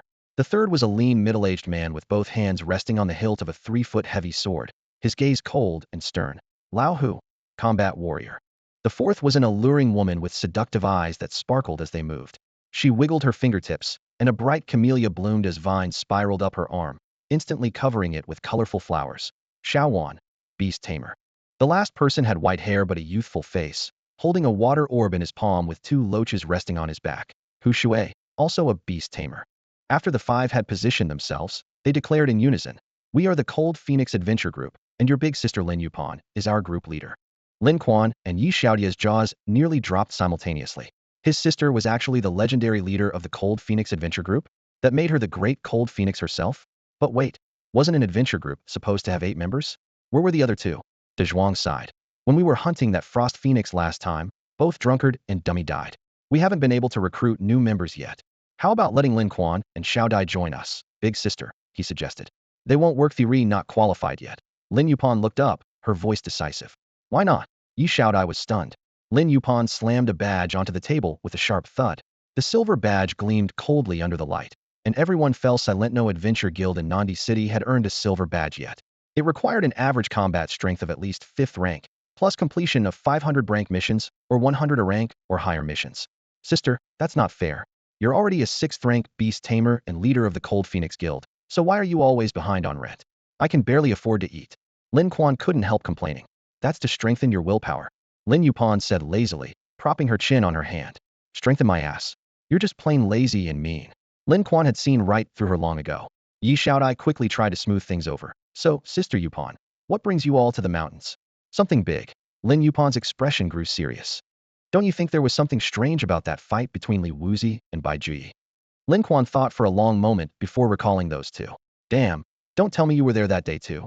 If I wasn't there, what would happen if something went wrong with you? Then why didn't you come out earlier? Bai Jui wanted to play hero and save you. I had to give him a chance to show off. You damn. Lin Quan managed to get out a curse. Lin Yupan couldn't be bothered with him and raised her hand with a smile. My grandmother is your grandmother too. Why curse your own grandmother? Lin Quan rolled his eyes in frustration, thinking that having this sister was worse than having a block of tofu. At least tofu could be eaten. Yi Xiaodai, De Zhuang, and the others watched quietly from the sidelines, not daring to interrupt. Do you know about Yi Yiqian contracting with foreign races? Lin Yupan suddenly asked. I know, Lin Quan nodded. Do you know that our parents died because of this very matter? I know that too. Then why haven't you killed Yi Yiqian? Because I haven't figured out who's behind Yi Yiqian yet. Lin Yupan's weary expression vanished in that moment. While Yi Yiqian bears responsibility for our parents' deaths, the one who actually killed them was a thousand-whisker fox. A 6th-rank demon beast thousand-whisker fox. Yi Xiaodai gasped. What the hell? Lin Quan was also stunned. De Zhuang explained. Among 6th-rank demon beasts, the thousand-whisker fox has intelligence closest to humans. It's the most cunning and troublesome. Big sister called us to the Chongqing mountain range this time because she discovered its tracks. It's here? Lin Quan exclaimed. If Xiaowan's calculations are correct, its lair recently appeared near Blackwood Cliff. Blackwood Cliff? Then I'm coming with you. Thousand-whisker foxes are hard to approach. I'm afraid if you go. Big sister, Lin Quan insisted. Lin Yupan stood up and made the decision. Bring him along. It'll save me from his constant nagging when we get back. Leave now. De Zhuang started packing. There's a forbidden curse over Blackwood Cliff, so we can't fly. We'll have to walk. We should arrive just as dawn breaks. Lin Quan stored the small cabin in his storage bag. Xiaowan watched with amusement. Little brother Quan really knows how to enjoy himself. Instead of bringing tents and sleeping bags, he brings a whole cabin. Work-life balance, you know. If Sister Wan likes it, I'll give you one when we get back. Forget the cabin. How about giving me one of those storage bags instead? In your dreams. The team set off. Lin Quan and Yi Xiaodai walked at the rear as he looked up toward distant Blackwood Cliff still over 10 kilometers away. De Zhuang and Tiger maintained steady strides while the other members rode their divine beasts. Most eye-catching was the green snake, now massively enlarged, resembling a jade-colored dragon, with Lin Yupan lying lazily on its back in luxurious sleeping posture. Lin Quan watched with gritted teeth but could do nothing about her. Sister Yupan really is looking out for you. What a load of crap. I've been scraping by, picking up severed limbs from the contract chambers to sell, just to put food on the table. Been doing this for years. You think that's living the good life? Well, I guess it builds character. You're not even married to me yet, and you're already taking her side? Lin Quan muttered. Who said I want to marry you? Yi Xiaodai blushed with indignation, her fingers pinching hard at his waist. Despite the playful banter, everyone eventually steered the conversation back to business. Lin Quan recalled, last time I went to Blackwood Cliff, I was hunting for Cyclops tears to synthesize nutrient solutions. That place always gave me the creeps. Your instincts were right, Xiaowan replied, turning back to face them. The area has been crawling with mid to high-tier demon beasts. We've been monitoring it, but we never expected the target to be a thousand-whisker fox. All eyes turned to Xiaowan. De Zhuang praised her. If she hadn't scattered those flower seeds and used the sumaru flowers for detection, the thousand-whisker fox would have vanished without a trace. A plant-type divine beast? Now that's rare. Lin Quan raised an eyebrow. Don't listen to his exaggerations. The sensing range is 100 kilometers at most. Xiaowan waved dismissively, though she couldn't hide her pride. Even 100 kilometers is pretty impressive, Yi Xiaodai marveled. The team reached Blackwood Cliff. Lin Yuban sat down at the base of the cliff, staring intently at the air before suddenly raising her palm. A resonant hum filled the air as an invisible barrier exploded outward, forbidden spell light rippling like water. De Zhuang whispered in explanation. This thing can make even flying-type divine beasts dizzy and disoriented. But Lin Yuban's brow furrowed deeply. Something's wrong, it wasn't this strong last time. Has someone enhanced this forbidden spell? Anyone capable of casting something this large-scale would have to be a master-level spellcaster. Lin Quan felt a chill run down his spine. If this is really meant as a warning, maybe we should wait? De Zhuang suggested quietly. We can't wait. Lin Yuban shook her head, scratching her palm with her nail until blood droplets splattered against the barrier, dark red spreading rapidly. Beast Mastery 8 Arts, Heart Corruption Technique. Lin Quan's pupils contracted slightly. This technique was originally designed to weaken demon beasts' willpower to facilitate contracts, but Yuban was using it to corrupt the forbidden spell. I can't break it completely, but I can open a small gap, Lin Yuban said as a thin crack appeared. Let's go. After passing through the fissure, the group continued on foot with Lin Yuban leading the way. After walking several hundred meters, she suddenly called out. Xiaowan. Ahead, beneath that pile of rocks, the thousand-whisker fox has built a stone den there.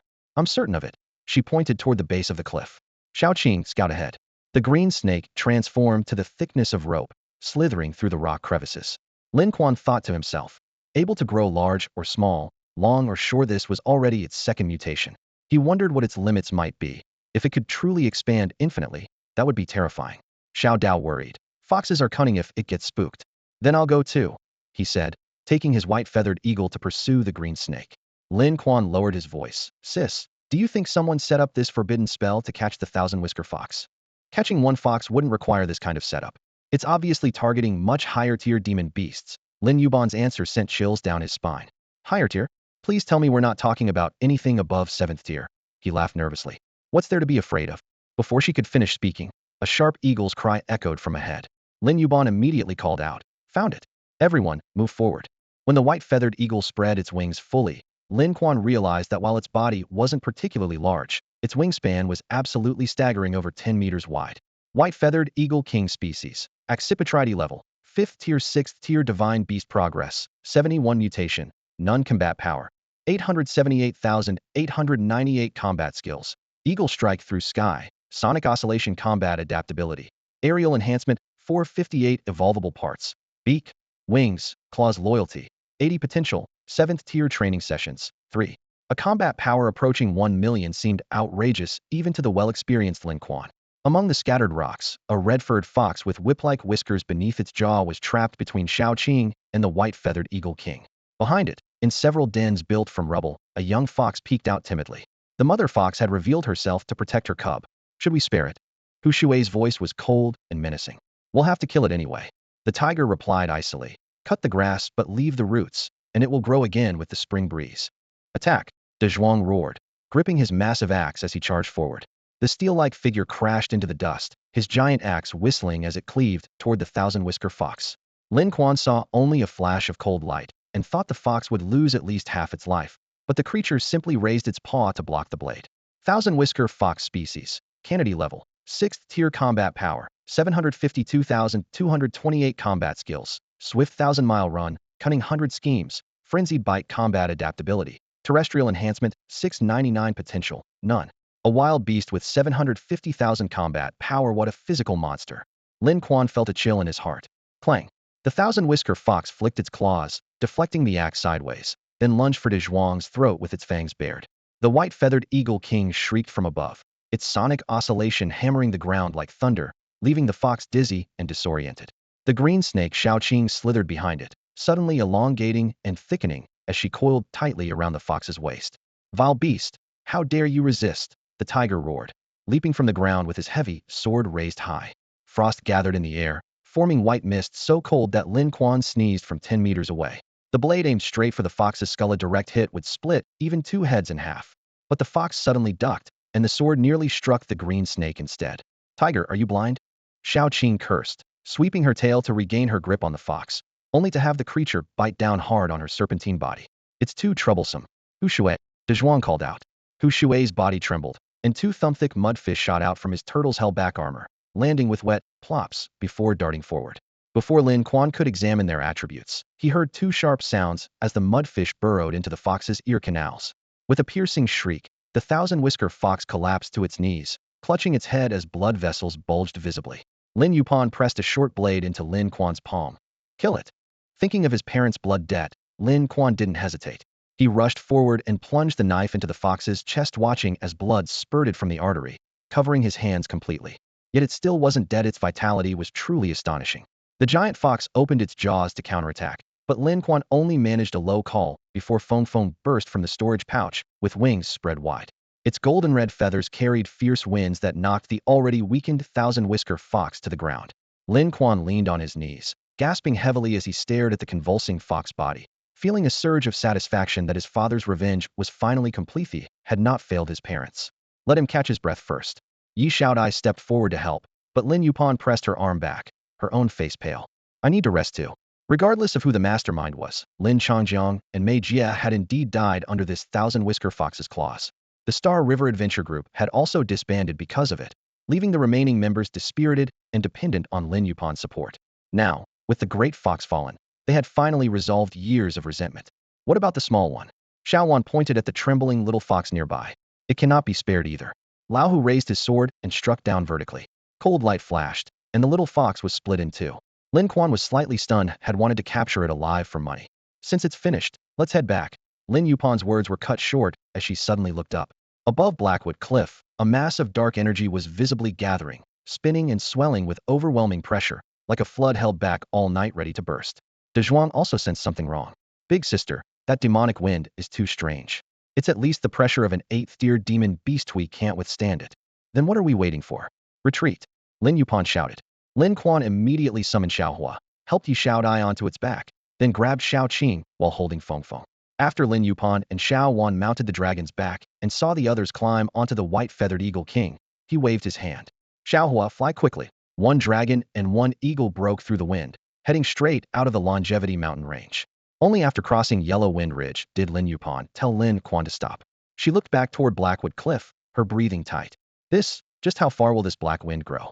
The distant sky was completely shrouded by the black, demonic wind, like a pitch-black curtain forcibly dragged across it. Everyone felt an ominous tremor in their hearts. Xiaowan, what about your sumaru flowers? Do you sense anything? Nothing, they're all dead. Xiaowan's face was ashen. Even an 8th-tier demon beast's pressure shouldn't be able to kill all the flower seeds with just its aura, right? 9th tier. Everyone exchanged shocked glances. If the black wind just stayed there it would be one thing, but if it spread outward. I understand what the forbidden curse is for now. Lin Quan suddenly exclaimed. Lin Yupan also realized it instantly. Sister, you used the corruption technique to crack open the forbidden curse. The power can't be contained, so that demon beast is about to escape. Where's the forbidden curse master? He should be nearby suppressing it, right? What if he's not? Cold wind swept past, sending chills down everyone's spines. Oh no. Outside Blackwood Cliff, hordes of demon beasts came rushing like a tide. Xiao Dao suddenly remembered something from the past. The Longevity Mountain, Rangito, you know what it was called before. Speak quickly. Hundreds of years ago, this place was called the Demon Beast Jungle, one of the 7 great demon beast origins. During the final war, multiple grand forbidden curse masters used ancient spells to forcibly seal it, which is why there have been no major beast disasters for these past few centuries. Lin Quan felt numb from his neck to his toes. Lin Yupan was no longer joking as she pulled out an object and threw it into the air. With a sharp crack, a flame shot up, forming a phoenix-shaped signal flare. In Nandi City, the morning light was bright, and the city guard's shift change horn had not yet finished sounding when they were startled by the phoenix flame in the sky and looked up in unison. Commander-in-Chief, trouble. The city lord's warning flare for Lung Huang has been launched. All the city's bigwigs rushed to the walls. The last 2nd-tier beast wave had seemed like nothing more than a farce to these powerful figures, but now the lingering smoke and fire in the sky pressed down on everyone's hearts like a massive stone. Are you sure that thing was given to her by the city lord? Isn't it supposed to be used only for catastrophic disasters? Someone frowned and whispered. Do you think I'd lie to you all at a time like this? Another bigwig waved his hand irritably. Stop wasting time and get all the adventure teams here. Don't leave out a single fighter. Logically, there should be a period of peace after a beast wave, one of the wealthy magnates said with a shaky voice. Good God, another person stared at the rolling smoke to the north. Don't you trust the city lord yet? It's not that we don't trust the city lord, we don't trust that cold phoenix. The crowd chattered. No one has ever seen her. Her adventure team operates alone, always staying underground. Yi Qian coldly interrupted. I know who she is, Lin Changjiang's daughter, Lin Quan's sister, a sixth-tier beast master no less capable than myself. The crowd turned to look at him in unison, their faces full of shock. What? She's the A-grade genius who refused to enter the academy back then, Lin Yupan? It's her. Can we trust her word? Then what do you make of those dark clouds over there? Black mist swirled in the sky, growing thicker and taking on strange shapes. Before anyone could continue arguing, beast herds from the direction of Quicksand River burst into view. That's not. Wait, how can there be so many demonic beasts? Second tier, third tier, even fourth tier? Countless demonic beasts stampeded along the river, instantly filling the waterway. Lower tier, slower beasts were trampled into pulp by their own kind behind them. Even more terrifying, flocks of flying demonic beasts had already abandoned their companions and were diving toward Nandi City. Set up the cannons. Ready the bows. Bring up all the missiles from the warehouse. The wall commander screamed himself hoarse, nearly going mad. Too many. There are just too many. It was as if Silver Dragon Mountain and the Longevity Mountain Range had emptied out completely. This was far beyond what Nandi City could handle. Several of the fastest flying beasts approached first. A figure leaped forward with blade in hand, the sword light tearing through the air as two fourth-tier dark fire birds crashed to the ground. Fourth Master Yi, all the fighters from our Yi family are here. What about the Zhou and Yang families? I'll have them come immediately, Old Master Zhou replied gravely. This was no longer the time for their usual scheming and rivalry, but a matter of life and death for the entire city. Alarm bells rang throughout the city, yet old Dean Song still sat in his courtyard brewing tea, the fragrance wafting through the air. Yin Defa paced anxiously. Old Dean, aren't you going to the walls? What use is panic? We can't stop them anyway. Old Dean Song took a light sip of tea. Can't stop them? What tier are these demonic beasts? Yin Defa's voice trembled. You'll know when they arrive. Gather the students immediately and evacuate them through the south gate to the capital at Taiwu Imperial Palace. What? Abandon the city? Yin Defa's eyes widened. What about you? I'm going to activate the bait curse hidden underground. Meanwhile, Seven Blessings Academy was equally chaotic. Dean Shifu stood on the high platform, making the final decision. These are high-tier demonic beasts. You may not have much ability, but this is the Academy's most glorious moment. We've studied for so long precisely to protect the city's people and our families. This time, even if we die on the city walls. Yes, the students' voices thundered as they rushed toward the walls. Too many. Big sister. Lin Quan had already retreated to the cemetery line, with no time even for Xiaohua to breathe fire. The ground littered with the charred remains of demonic beast corpses.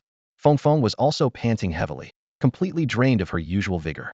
What made matters worse was that both divine beasts were already injured and had consumed excessive enhancement potions, still struggling to recover.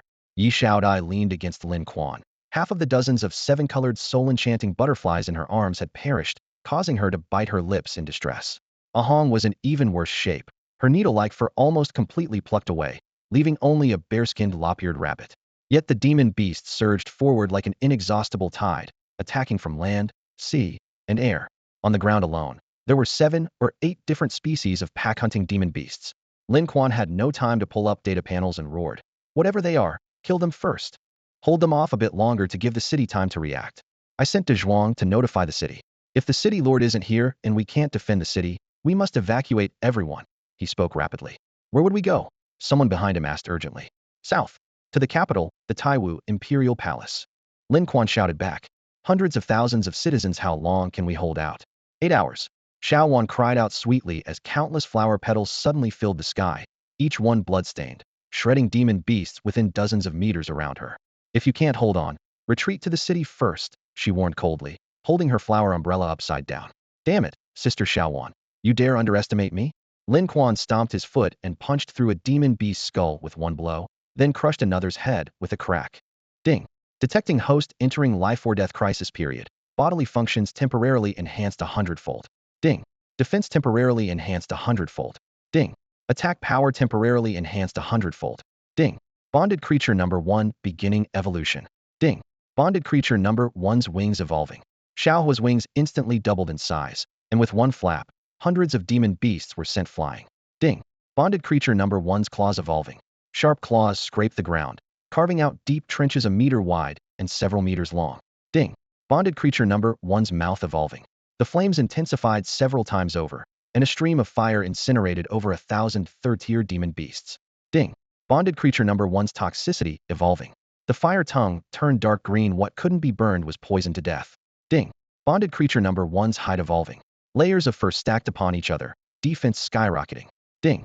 Bonded creature number 1 linking with bonded creature number 2, restoring all stamina and healing all injuries.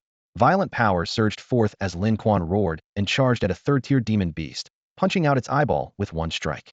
Big sister, Lin Quan is so strong. Xiaowan exclaimed with delight. Lin Yupan frowned and murmured, this kid can actually grow stronger during battle?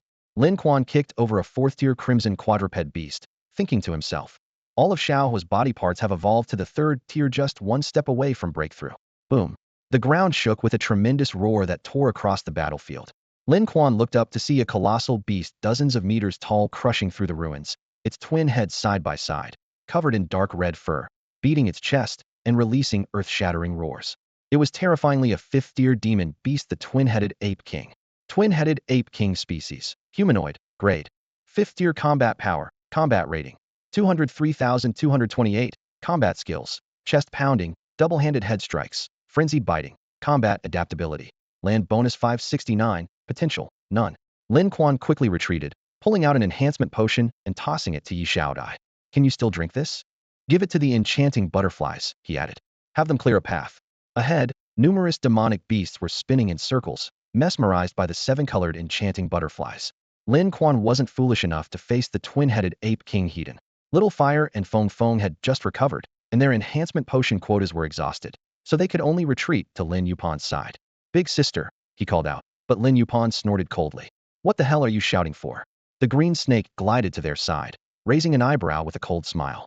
Lin Quan, you need my help again? Sister Qing is the best. You've watched me grow up since I was little, how could you not help? I'll find you a male snake to mate with later. Bah, smooth talker.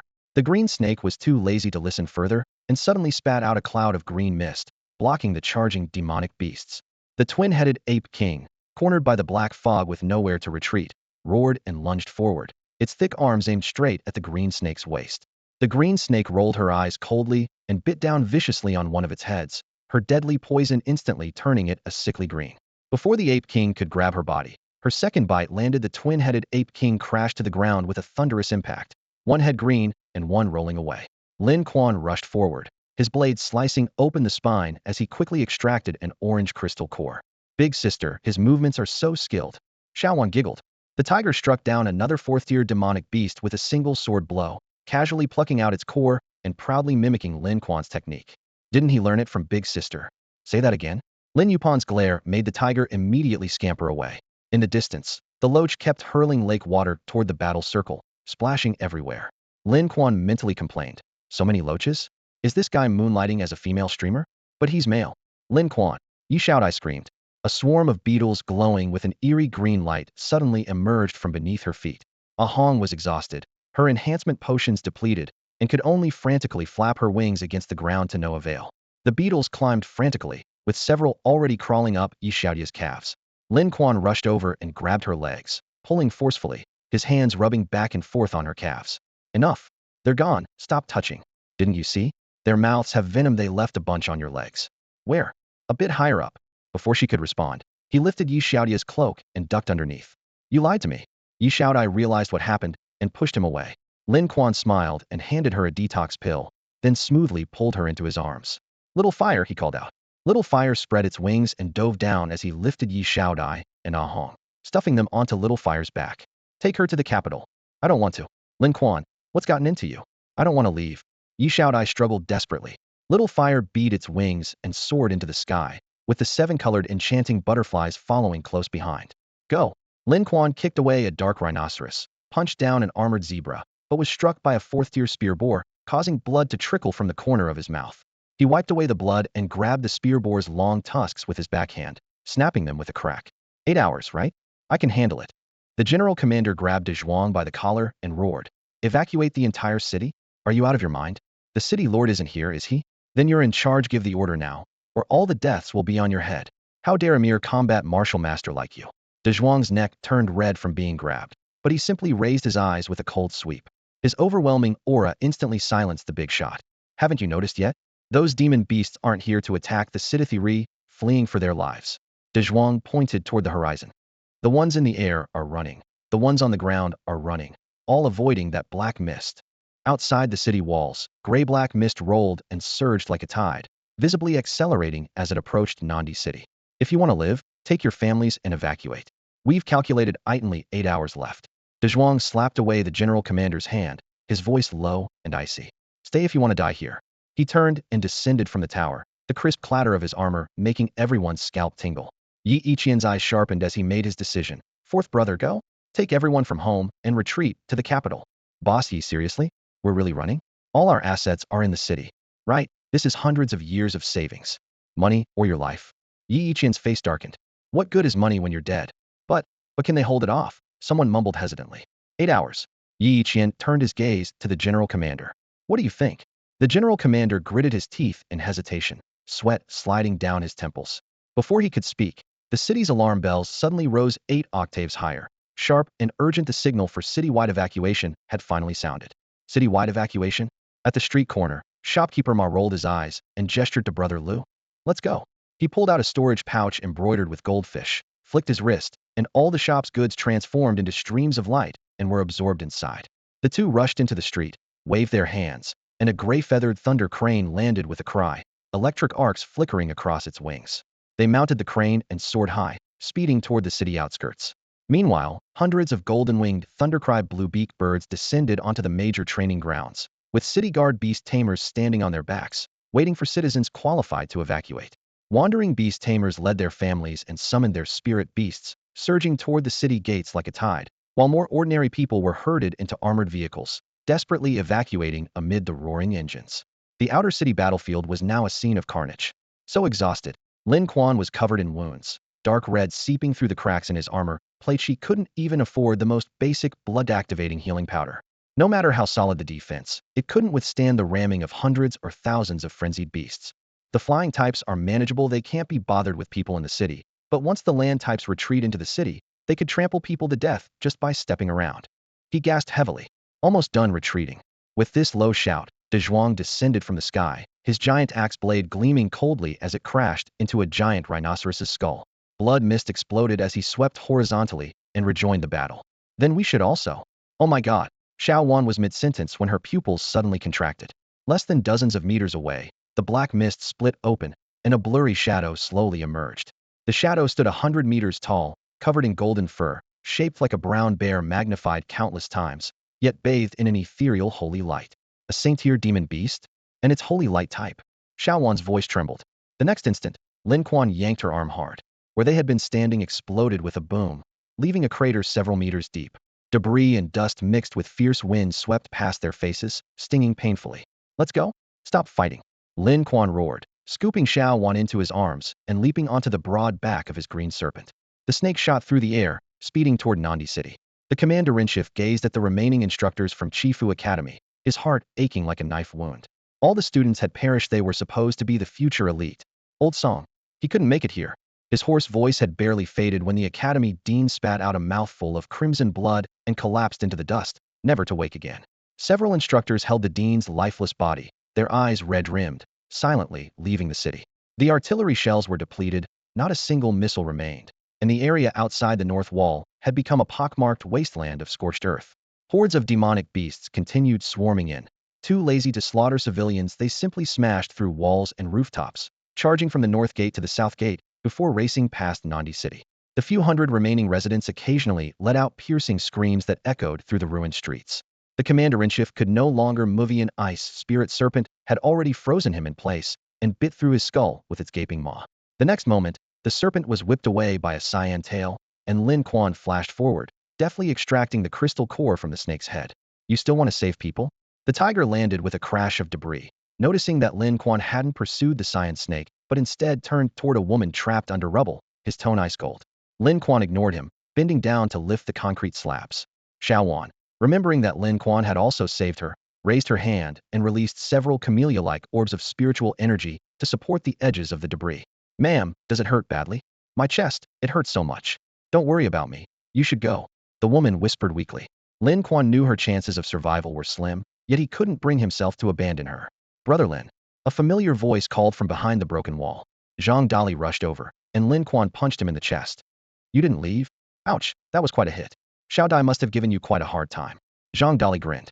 Everyone's at Kuaihua Inn. We're evacuating immediately. Take this lady with us. Lin Quan ordered. Old Dian. Zhang Dali called out. Dian Wei, carrying an elderly woman on his back, came over and hoisted up the injured woman. How far is Kuai in? About 100 meters. Brother Lin, don't tell me you've forgotten the way. Got my head knocked around. Lin Quan smiled bitterly. Lin Yupan gestured to him and led the Lunghuang group away first. How many people are still left in the city? Including those at Kuai Inn, about a few hundred all commoners whose spiritual power couldn't pass the test. The city guard wouldn't let them evacuate with the others. Aren't commoners human too? Lin Quan's anger flared. They're capable of such things.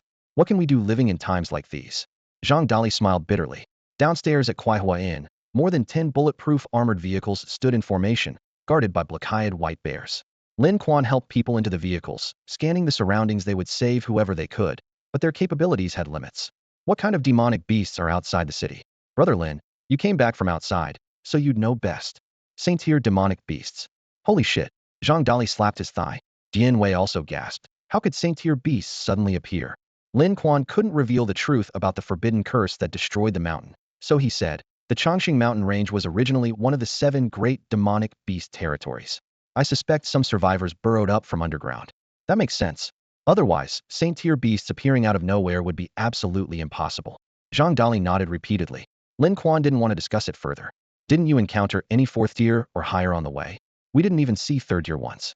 We came down late and only spotted some 2nd tier trash that weren't worth bothering with. Lin Quan calculated in his mind. The 3rd, 4th, and 5th tier beasts ran fast, while the 2nd and 1st tier ones were left behind. No wonder. Stop the car. Zhang Dali suddenly shouted.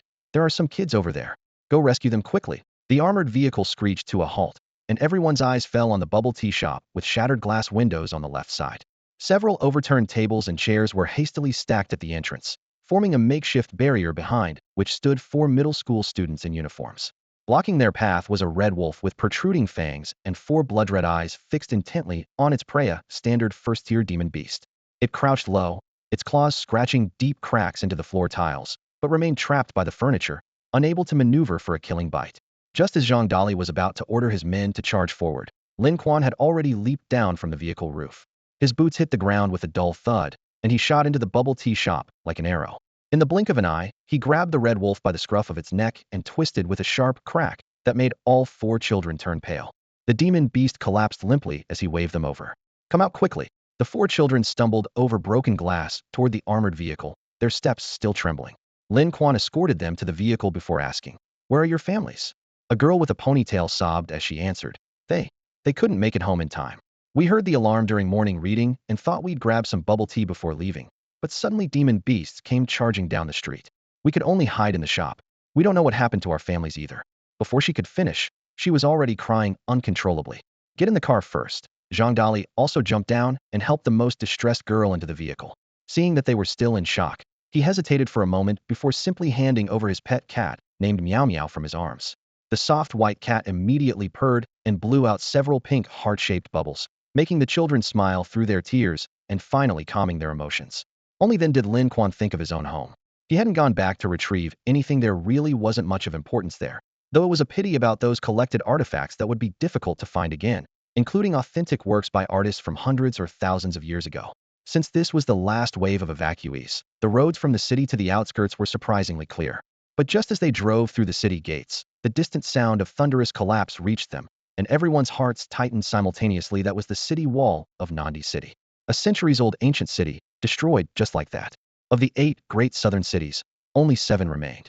Someone in the vehicle murmured quietly, "If the city lord were still here, maybe he could have saved us." "Saved us?"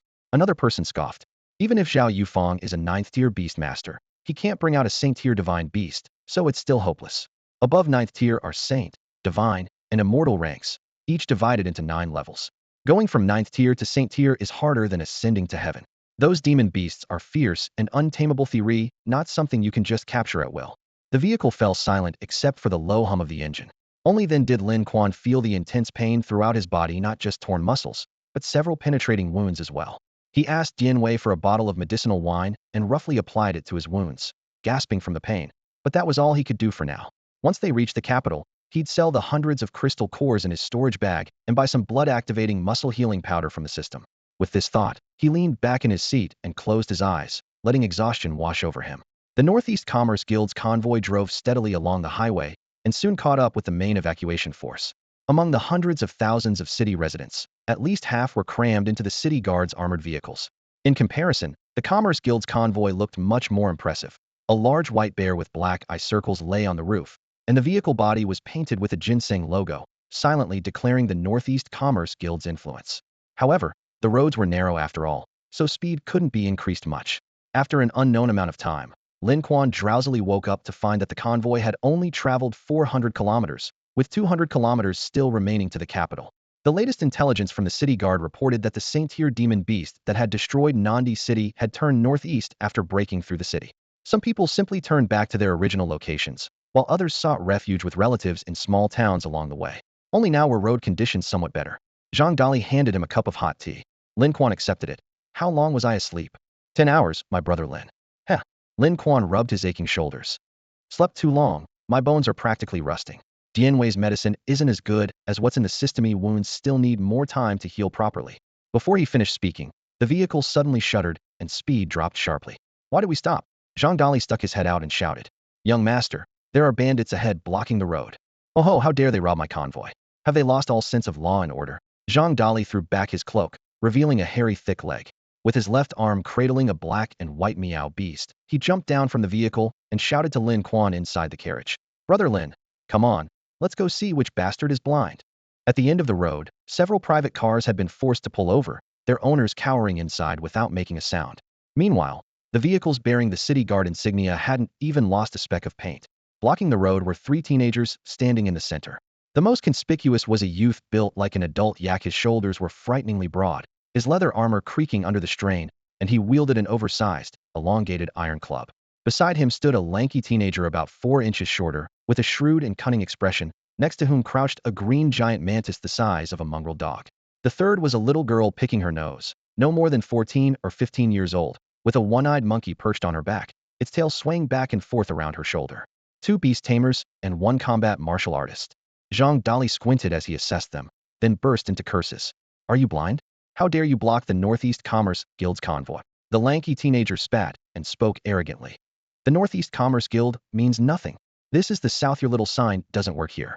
If you're smart, leave the goods and you can pass through. Zhang Dali shook his head dramatically. Oh my, such cocky little brats. Where are your adults? Tell them to come out and talk. No adults, just us 3 siblings. The little girl flicked away the booger she'd extracted and snorted. You fat pig, you want to negotiate with us? The swagger gang doesn't negotiate to only talk money. Zhang Dali turned back to Dianwei with a grin. Old Dian, should you handle this personally? Or shall we have the brothers gang up on them? Dianwei bared his teeth in a wide grin, showing pearly whites. Just these unweaned brats? Why gang up? It wouldn't look good if we hurt them. I alone am enough. He gripped his short halberd and stepped forward. Lin Quan stood with arms crossed, saying only. Old Diane's been cooped up too long. Go ahead and let loose. Dianwei walked up to the 3 and beckoned with his finger. Come on, all together or one by one for your beating? The lanky teenager snorted coldly. Looking down on us? Iron, get him. The big guy roared and charged forward, crushing gravel underfoot. His iron club swung up with a whooshing sound and crashed down overhead. Zhang Dali dismissively said to Lin Quan from behind. Brother Lin, with this level of skill, I could slap them away with one palm. But Lin Quan's eyebrows shot off keenly caught how Dianwei's form hesitated slightly as the club fell. Good, Dianwei roared, drawing his short halberd and raising it with both hands to block. Clang! A dull crash rang out as the short halberd was actually bent by the blow, and Dianwei was shaken to one knee, veins bulging. Zhang Dali's heart skipped. Damn, old Dian really? Continue. The lanky teenager's lips curved upward. Iron, smash this arrogant fool. The second strike fell with tremendous force. Dianwei simply didn't block this time, rolling away in retreat. The iron club thundered into the road, sending asphalt and debris flying as it blasted a crater the size of a millstone into the ground. Men, surround them. Seeing things going wrong, Zhang Dali quickly rallied the accompanying servants. Led by a second-tier white bear tamer with dark circles under his eyes, they instantly formed a complete circle of encirclement. But the lanky teenager's lips curved into a crescent moon, showing not a trace of fear, while the little girl cut apple pieces, feeding them one by one to the one-eyed monkey. This is troublesome. Though Zhang Dali was usually carefree, he'd traveled north and south with his father since childhood and had seen many formidable people. He could tell at a glance that they were in big trouble. Taking a deep breath, he suddenly turned and shouted, Dali, let's see what Dianwei can do first.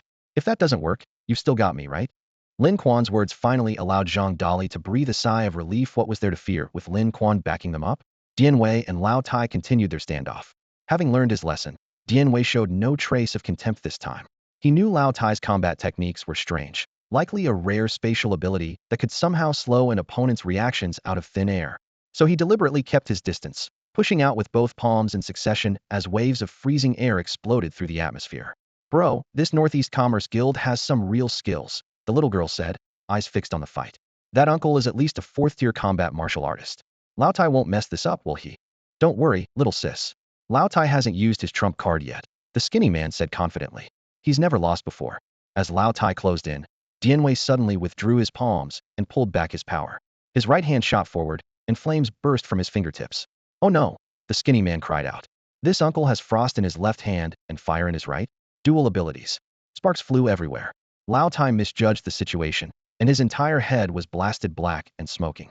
Wei pressed his advantage, moving in close with his short halberd aimed straight at Lao Tai's chest. Rending slash. A wild roar accompanied a whirlwind that came slashing from the side. Wei was forced to pull back his halberd to block, and the weapon was immediately cut in half by the sharp edge, clattering to the ground. A giant mantis came charging forward. Only in the reflection of the broken blade could everyone see clearly an iron-armed cockroach, a fourth-tier demon beast. Zhang Dali's face darkened like storm clouds. Damn bastards, ganging up on him now. He'd completely forgotten Wei's earlier sarcastic invitation for the young men to all come at him together. The iron-armed cockroach spread its scythe-like arms, sending wave after wave of blade energy toward Wei like endless ocean tides.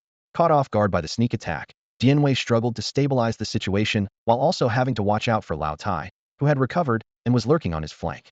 He could only split his attention to deal with both threats. After deflecting several rending slashes, the blade energy in front of him suddenly split in two, shooting straight for his chest. In that critical moment, bang! Lin Quan appeared like a shadow, grabbing Wei and pulling him away just in time to avoid the fatal strike. Then he pushed Wei toward Zhang Dali. Go protect Dali. Leave the rest to me. Switching players? You'll die just the same. The skinny man sneered. Then his expression suddenly changed. Lin Quan ignored the incoming rending slash and became a blur as he charged straight at the man's face. Little sis, the skinny man cried out. The iron-armed cockroach tried to return and help, but it was already a moment too late. The little girl's shoulder twitched, and the one-eyed monkey leaped into the air. Its single eye blazed with blinding red light as a beam of fire shot toward Lin Quan's back. Are you kidding me? Lin Quan didn't even bother turning around, taking the fire attack head-on without so much as a spark catching on his clothes. The next moment, he had grabbed the skinny man's head, his 5 fingers tightening slightly. Ready to stop now? The iron-armed cockroach was about to pounce when Lin Quan's grip tightened another half-inch. The skinny man's face went deathly pale as he shouted repeatedly. Everyone stop! Stop fighting! The iron-armed cockroach, Lao Tai, the little girl, and the one-eyed monkey in the air all froze in place. That's more like it. All of you, come with me. Lin Quan released his grip and gave the skinny man a push forward. The little girl's eyes went wide, her voice full of admiration. Uncle, you're so amazing. You're not even afraid of the monkey's focused beam. Who are you calling uncle? Call me big brother. I'm only 18. Lin Quan irritably pinched the little girl's cheek. The three were brought before Zhang Dali's convoy, heads hanging low in complete dejection. Lin Quan stood with arms crossed under the truck's headlights, his voice calm and measured. What are your names? Where are you from? The youngsters timidly raised their heads. He asked questions, they answered, and within 10 minutes, their entire background was laid bare. Zhou Ziyue, from Zujiadu, 16 years old, grade in first assessment, a grade in Secunda rare genius in the countryside. Unfortunately, his family was too poor to afford tuition at Nandi City's Beast Taming Academy, so he could only stay home and learn beast taming through online tutorials. Zhou Ziyu, his younger sister, a full 10 years his junior, had shown a great talent in her first assessment. Though people wanted to adopt her, the family refused, so the siblings became self-taught, wildcard, beast tamers together. Tai Shinan, son of a security guard from some residential complex in Zijadu, also 16, had created his own combat technique and always hung around with the siblings. Zhang Dali studied Tai Shinan's weather-beaten face and shook his head muttering, "You're 16? People would believe you if you said 36.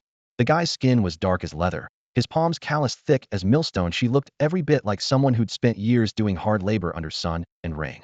Haha. Tai Shinan just grinned foolishly. Zhang Dali rolled his eyes. Damn, not too bright either? Is that combat technique of your spatial type? Zhou Ziyue immediately defended his friend. He practices magnetism. He can freeze people for a few tenths of a second. His tone carried stubborn defiance. Lin Quan changed the subject, his tone casual. You too, with fourth-tier divine beasts, must be doing pretty well around these parts. The Zhou siblings' eyes went wide simultaneously. Your mental power isn't strong enough yet, Otherwise your divine beasts would have had a chance to break through to 5th tier already. How do you know? Zhou Ziyue nearly jumped up, as if he'd seen a ghost. Lin Quan waved dismissively. I'm not bragging, I can tell at a glance. His pupils glowed faintly, and 2 rows of data seemed to appear before him. One-eyed divine monkey. Species, humanoid. Level, 4th tier, 95 progress to 5th tier. Mutation, none. Combat skills, focus beam, ruthless X-ray vision. Total combat power 8,828. Combat adaptability, forest bonus 433. Evolvable parts, claws, eyes. Potential, 7th tier. Loyalty, 88. Training sessions, none. Ironarm mantis. Species, insectoid. Level, 4th tier, 98 progress to 5th tier. Mutation, none. Combat skills, rending slash, cross whirlwind slash. Total combat power 9,828. Combat adaptability, forest bonus 483. Evolvable parts, forearms, back. Potential, 7th tier. Loyalty, 92. Training sessions, none. Zhou Ziyue's scalp tingled. That's incredible, uncle. Call me big brother. Lin Quan scowled as he ruffled Zhou Ziyue's hair. Do I look that old? Uncle, brother. Hey, I have a big brother now. The little girl hugged his leg and acted cute, her eyes bright as 2 little light bulbs. Lin Quan felt a headache coming on. He paused, his tone softening. Want to improve your mental power and break through to the next level? Only an idiot wouldn't want to. But we don't have anyone to teach us. Zhou Ziyue clenched his fists. Zhang Dali seized the moment and slapped Lin Quan's shoulder hard, his voice booming. Young ones, this here is a master teacher. A guiding light. My brother Lin here is a genius beast tamer from Nandi Sidian. He's got a dragon. Wow, a dragon. Zhou Ziyue's eyes lit up. Big brother, where's your dragon? Can I see it please? You're still too young to be looking at dragons and snakes. When you're older, then I'll let you see. Lin Quan spoke half seriously, half teasingly, leaving her completely confused. Zhou Ziyue's mind raced. Then suddenly he dropped to his knees with a thud, his forehead hitting the ground with a loud knock. Please take me as your disciple. Big brother. Ziyue, you kneel down too. Zhou Ziyue didn't understand why her brother wanted her to kneel, but she had always obeyed him since childhood. After the siblings dropped to their knees with a thud, Tai Shinan followed suit. The 3 of them knocked their foreheads against the ground so hard it nearly cracked the floor, not waiting for Lin Quan's response. Get up, all of you. Lin Quan raised his hand to stop them. Just kowtowing won't do it, need to serve tea properly. Come on, brother Lin. Zhang Dali tried to smooth things over. Why don't you just take them in? Lin Quan thought about the resources on his system panel and nodded after a moment's consideration. Fine. You'll follow me from now on. Thank you, master. Zhou Ziyue clapped her little hands and grabbed onto Lin Quan's sleeve with a beaming smile, refusing to let go. Zhou Ziyue straightened his chest proudly, his heart leaping with joy from today on. He finally had a teacher too. Tai Shinan was still grinning foolishly, clearly a beat behind everyone else. Lin Quan pulled up the mental assessment panel. Come here, let's test you. 2 crystals lit up in sequence. Both a grade. Zhang Dali leaned over. Brother Lin, 3rd tier panel? That's right, 3rd tier beast tamer. Zhang Dali clicked his tongue. Doesn't that make them stronger than me? I'm only 1st tier, and I had to pull strings just to sneak into the 2nd tier class. Lin Quan rolled his eyes. Give me a break. What about the loot? How much did you guys grab? Not much really. Zhou Ziyue emptied his storage bag. We saw the convoy heading this way, so we ran out from home and grabbed some stuff. Out rolled a worn bank book, a dented wash basin, a mop head worn down to nothing, and scattered jewelry. Zhang Dali nearly burst out laughing. Couldn't you be more selective? Why steal a bank book? You should grab gold. A wash basin? Even a mop. Old Tai smashed a hole in our wash basin at home. Didn't we need a new one? And the mop really was broken. Zhou Ziyue spoke matter-of-factly. Lin Quan rummaged through the items and picked out a badge with crossed swords and camellia flowers. Qingxia Adventure Group, bronze rank. Zhang Dali recognized it at a glance. Lin Quan rubbed the camellia with his fingertip as the name, Xiao Wan, flashed through his mind. Hoped they were all safe. What about your family? Our parents died a few years ago. It's just me and my sister now. Old Tai's situation is similar. Need to go back home for anything else? Everything we need is in the storage bag. Nothing else worth taking. All right, get in the vehicle. Lin Quan waved his hand. With limited space in the carriage, Zhang Dali assigned the group to another vehicle. Lin Quan noticed several fully enclosed RVs in the convoy, even their windshields covered with dark tinting. What's that about? Brother Lin, those are the girls from Kuaihua Forest. Zhang Dali lowered his voice. Some are from other race, can't let people see them. Didn't you say you were into that sort of thing last time? Once we reach the capital, I'll have them serve you. Fox people. Lin Quan coughed. Yes, and the cat-eared girl you mentioned. Zhang Dali winked. I had her change into a maid outfit. What's a cat-eared girl? Zhou Ziyue blinked with wide eyes. Don't ask. Zhou Ziyue quickly covered her ears. Zhang Dali grinned mischievously. The capital has Kuaihua Forest too. Once we get there, we can. Young master, A Zhang family servant came running over. Zhang Dali frowned. Bandits again? Deal with it quickly so we can keep moving. No. The servant reported breathlessly. There are Imperial guards from the capital ahead with a message. The convoy from Nandi City is forbidden from entering the capital. Everyone must detour to Guamin Town. Guamin Town? That means heading southeast. Zhang Dali's face darkened. What's the capital trying to pull? Lin Quan was in a relatively good position worst-case scenario. He could just take Zhou Ziyue and the others and walk through. But Zhang Dali's cartloads of belongings couldn't possibly escape the eyes of the Imperial Guard scouts. He stomped his feet in frustration. Didn't you already speak with Commander Liu? Our merchant guild has been doing business with him all along. I asked. Lin Quan pulled his cap brim lower. Commander Liu said the palace issued a direct death order, no exceptions for anyone. Even major families are stuck outside. Damn it. Zhang Dali lost his temper, clutching his hair and groaning. Apart from the leadership, only that old man in the palace has any real influence over the 8 southern cities. Many families have already turned back toward Ghost Gate Town. Should we go too? Dianwei leaned over and whispered. I just asked around if Arion's retreating that way. Should we go take a look? Let's go first. We'll figure it out if things don't work out. Zhang Dali turned back to complain. Brother Lin, what kind of nonsense is this? Fine, we can't enter the city, but they won't even let us camp in the open land dozens of kilometers south of the capital? Lin Quan shook his head. How the hell should I know? I'm not that old bastard. Remembering the devastation when Nandi City was destroyed by the Saint-Tier demon beast, his expression darkened. A Saint-Tier demon beast just destroyed a city, and the capital is only 600 kilometers away. Those Council of Elders didn't even make a move. Rescue would have been completely feasible. It's not like they don't have Saint-Tier beast tamers. God knows what they're thinking. The carriage fell silent. Zhou Ziyue rubbed his hands together. Master Lin, Ghost Gate Town covers quite a large area. It's called a town, but it's actually a city. Just how bad is it exactly? Lin Quan looked up. Once night falls, no one dares go out on the streets. Night markets and barbecue stalls all close. Legend says night demons patrol after dark, catching anyone they see, especially women. Once taken, they vanish without a trace. For over 100 years, no one's ever been found. Lin Quan frowned. The night demons are male? They specifically target women. They take men too, but mainly pick women. Anyway, once it gets dark, no one dares step outside. Zhang Dali was puzzled. Don't the beast tamers do anything about it?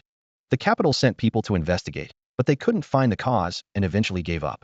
It's safe during the day, so everyone just got used to returning home before sunset. Basically, there's no nightlife. Zhang Dali clicked his tongue and shook his head. No one's ever been bold enough to try? There were all the bold ones disappeared.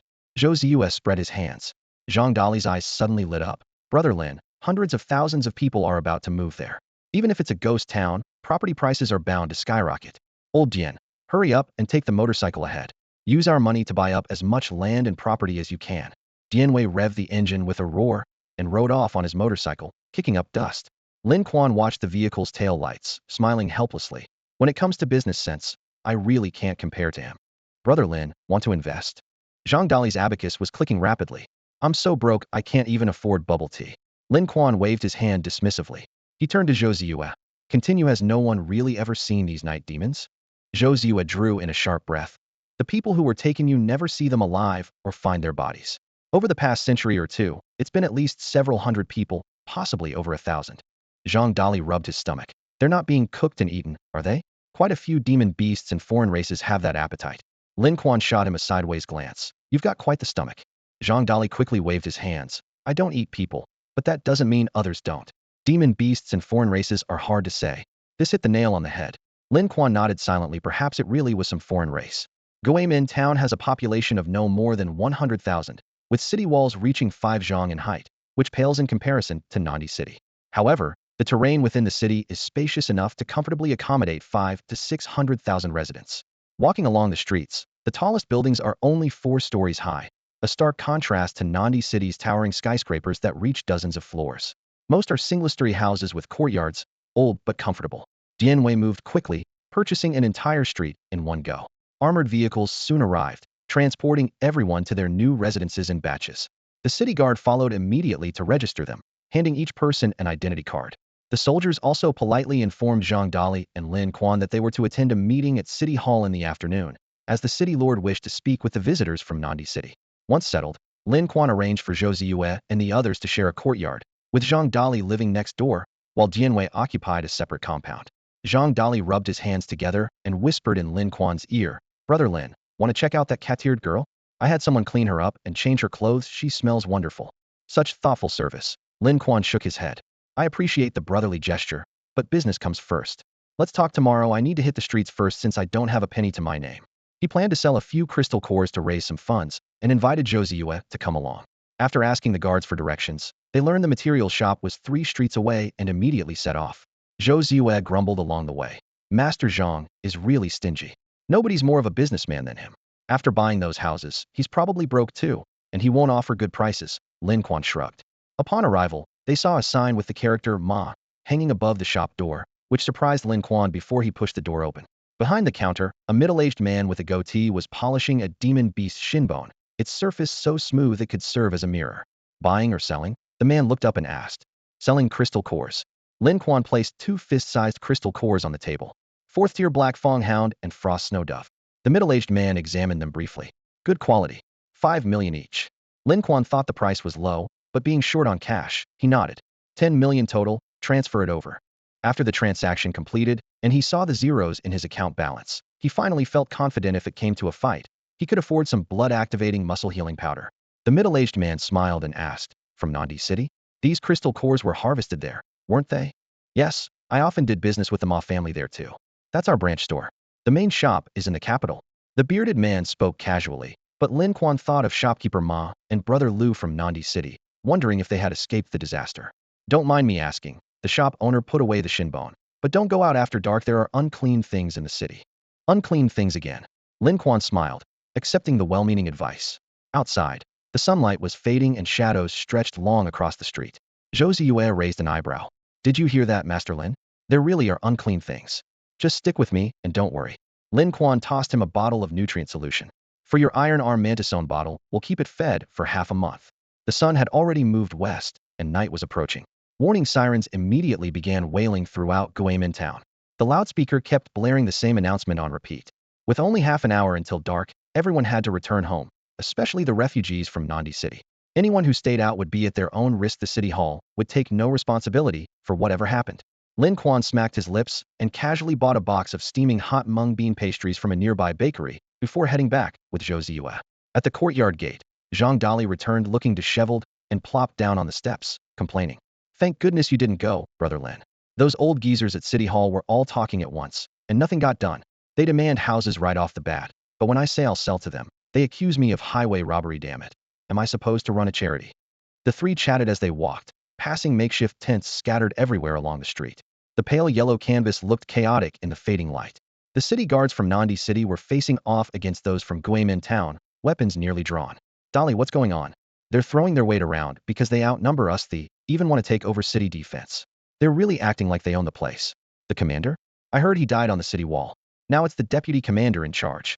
Zhang Dali lowered his voice. I also spotted some people from the Yi family. Yi Qian? Lin Quan raised an eyebrow. Didn't see Yi Qian, just the 3rd and 4th sons of the Yi family, plus shopkeeper Qian and old master Zhou. The other big shots are nowhere to be seen. Oh, and our old dean ran off with his students pretty fast, got into the city before the capital's orders came down. Dean Song really keeps his cards close to his chest. Lin Quan felt a stir of interest, but his stomach protested more urgently. The aroma of dinner was already wafting from the courtyard. A cat-eared girl wearing an apron emerged from the kitchen carrying an iron pot, set it over the fire pit, then turned to give Lin Quan a shy smile, her tail swaying gently. Brother Lin, this is the service I was telling you about. Come sit down. Zhang Dali beckoned. The cat-eared girl sat close beside Lin Quan, her soft tail brushing against the back of his legs. Zhou Ziyue and Tai Shinan's eyes went wide, and when Zhou Ziyu reached out to touch the tail, his brother's glare made him quickly pull his hand back. Brother Lin, have more tripe. Brother Lin, this is Kuaihua Forest's special wine. You only get happy after drinking plenty. Brother Lin, here, let me feed you some beef tongue. Lin Quan was bewildered by all the attention. This service is a bit too fit for an emperor, isn't it? Hey, don't put your tail on my tickles. Seeing his ears turn red, the cat-eared girl giggled and slowly let her tail slide away. Once she left, Lin Quan finally let himself eat heartily. But within 10 minutes, she was back with hot water. Brother Lin, I've warmed your bed. When would you like to rest? I'll help you bathe. Puffed. Lin Quan sprayed wine all over the ground. Zhang Dali wiped his face with his sleeve. Brother Lin, is the service not up to par? All our girls at Kuaihua Forest have professional training, satisfaction guaranteed. I'm too full. Need to walk it off, or I'll feel sick lying down. Lin Quan wiped his sweat and, ignoring the cat-eared girl's resentful gaze, made a hasty escape from the courtyard. After walking several streets, he suddenly remembered the warning from that filthy thing, but the streets were still bustling with lights and voices. The refugees from Nandi City completely ignored Guamin Town's curfew, wandering around everywhere. Along the streets, some vendors who had fled from Nandi City had set up stalls, putting up tents, setting up pots and grills, selling snacks. No one bothered to manage them anyway. Even the city guards wouldn't venture out at night, and there wasn't a soul on the city walls, let alone patrolling the streets. Lin Quan huddled in the shadows, cursing under his breath. I finally managed to escape and just wanted to make a living in the capital, only to be driven to this godforsaken place. That old bastard Su Hongya must have lived too long. His brain's gone soft, living in the palace as nothing more than a lord, yet he actually thinks he's an emperor. He complained in a low voice to someone beside him. Haven't you heard Su Hongya's old nickname? The Beast Emperor. Then, with a self-mocking turn, he spat. Damn it, more like the Animal Emperor. In this desolate town, they could freely badmouth Su Changsheng, the lord of the capital. If they were back in the capital at Emperor Taiwu's residence, they'd have been thrown into the dungeons long ago. His belly was stuffed full thanks to that cat-eared girl, so Lin Quan couldn't be bothered to buy more food and just wandered the streets aimlessly. After passing through several alleys, he witnessed firsthand the heated arguments between refugees from Nandi City and the original residents of Guamin Town. The refugees wanted to borrow empty houses, but no one paid them any attention. While the city guards would intervene during the day, they were nowhere to be seen at night. So some people simply climbed over walls and broke into courtyards, leading to physical altercations. Lin Quan had wanted to watch the excitement, but seeing the fighting getting too violent, he was about to step forward to break it up when he suddenly heard distant screams. Something's wrong. There really are evil spirits. Run. Puffed. Who are you trying to scare? Lin Quan crossed his arms and spoke boldly. What bullshit evil spirits? If you've got the guts, come at me. Before he could finish his words, several people came running in panic, only to vanish like vapor before his very eyes. Lin Quan rubbed his eyes as a chill shot up his spine. He hadn't seen wrong. They really had disappeared into thin air. A cold wind swept through, and the air seemed to freeze. The people around him had witnessed the same strange occurrence and immediately screamed and scattered. Lin Quan leaped onto a rooftop. You dogs from Nandi City deserve this. Better if you all die. The Guamin Town residents who had been fighting earlier cursed while pressing their bleeding faces, then quickly locked their doors. Lin Quan watched helplessly as entire rows of street vendors and refugees in tents were swept away by some invisible hand, disappearing one after another with a hiss. The street that had been bustling just 2 minutes ago fell into deathly silence. His heart turned cold, but he judged that the evil spirit seemed unable to reach the rooftops and only targeted living things on the ground. No, dear God, what the hell is this? Several wandering beast tamers frantically released their divine beasts, only to have them wander around in confusion. Martial artists threw punches at thin air with no effect. Fear spread like a plague with the refugees' cries for help and screams. Some people desperately kicked down the doors of Guamin Town residents to escape into their courtyards, while even more were silently dragged away. Lin Quan turned around to see a man quietly approaching and quickly made a gesture for silence. It can't get onto roofs, didn't make a sound. The man nodded and waved toward a street corner, where a graceful figure flipped onto the eaves. Mo Qianshou and Lu Zhenzi landed on the tiles one after another, their injuries mostly healed. Lin Quan grumbled to himself. These two were useless even with their divine beasts, worse than street thugs. Lu Zhenzi lowered her voice. Is that evil spirit going to sweep through everything and take everyone away? Probably. Mo Qianshou surveyed the surroundings and estimated quietly. Sister Lu, look, there were originally 10 or 20,000 people on this street, and it's already taken away nearly 10,000. Suddenly, a burst of energy exploded in the distance, and all of them turned to look. Oh, old Master Zhou is making his move. Boom. The entire street shook violently. The steel-hearted, iron-boned, red-tailed tiger summoned by old Master Zhou thrashed its blazing red tail wildly, slamming it heavily onto the stone-paved road. With each strike of its tail, finger-wide cracks split across the ground. Steel-hearted, iron-boned, red-tailed tiger. Species, feline. Rank, 5th tier, 6th tier, divine beast, progress 13. Mutation, none. Combat power, 288,858.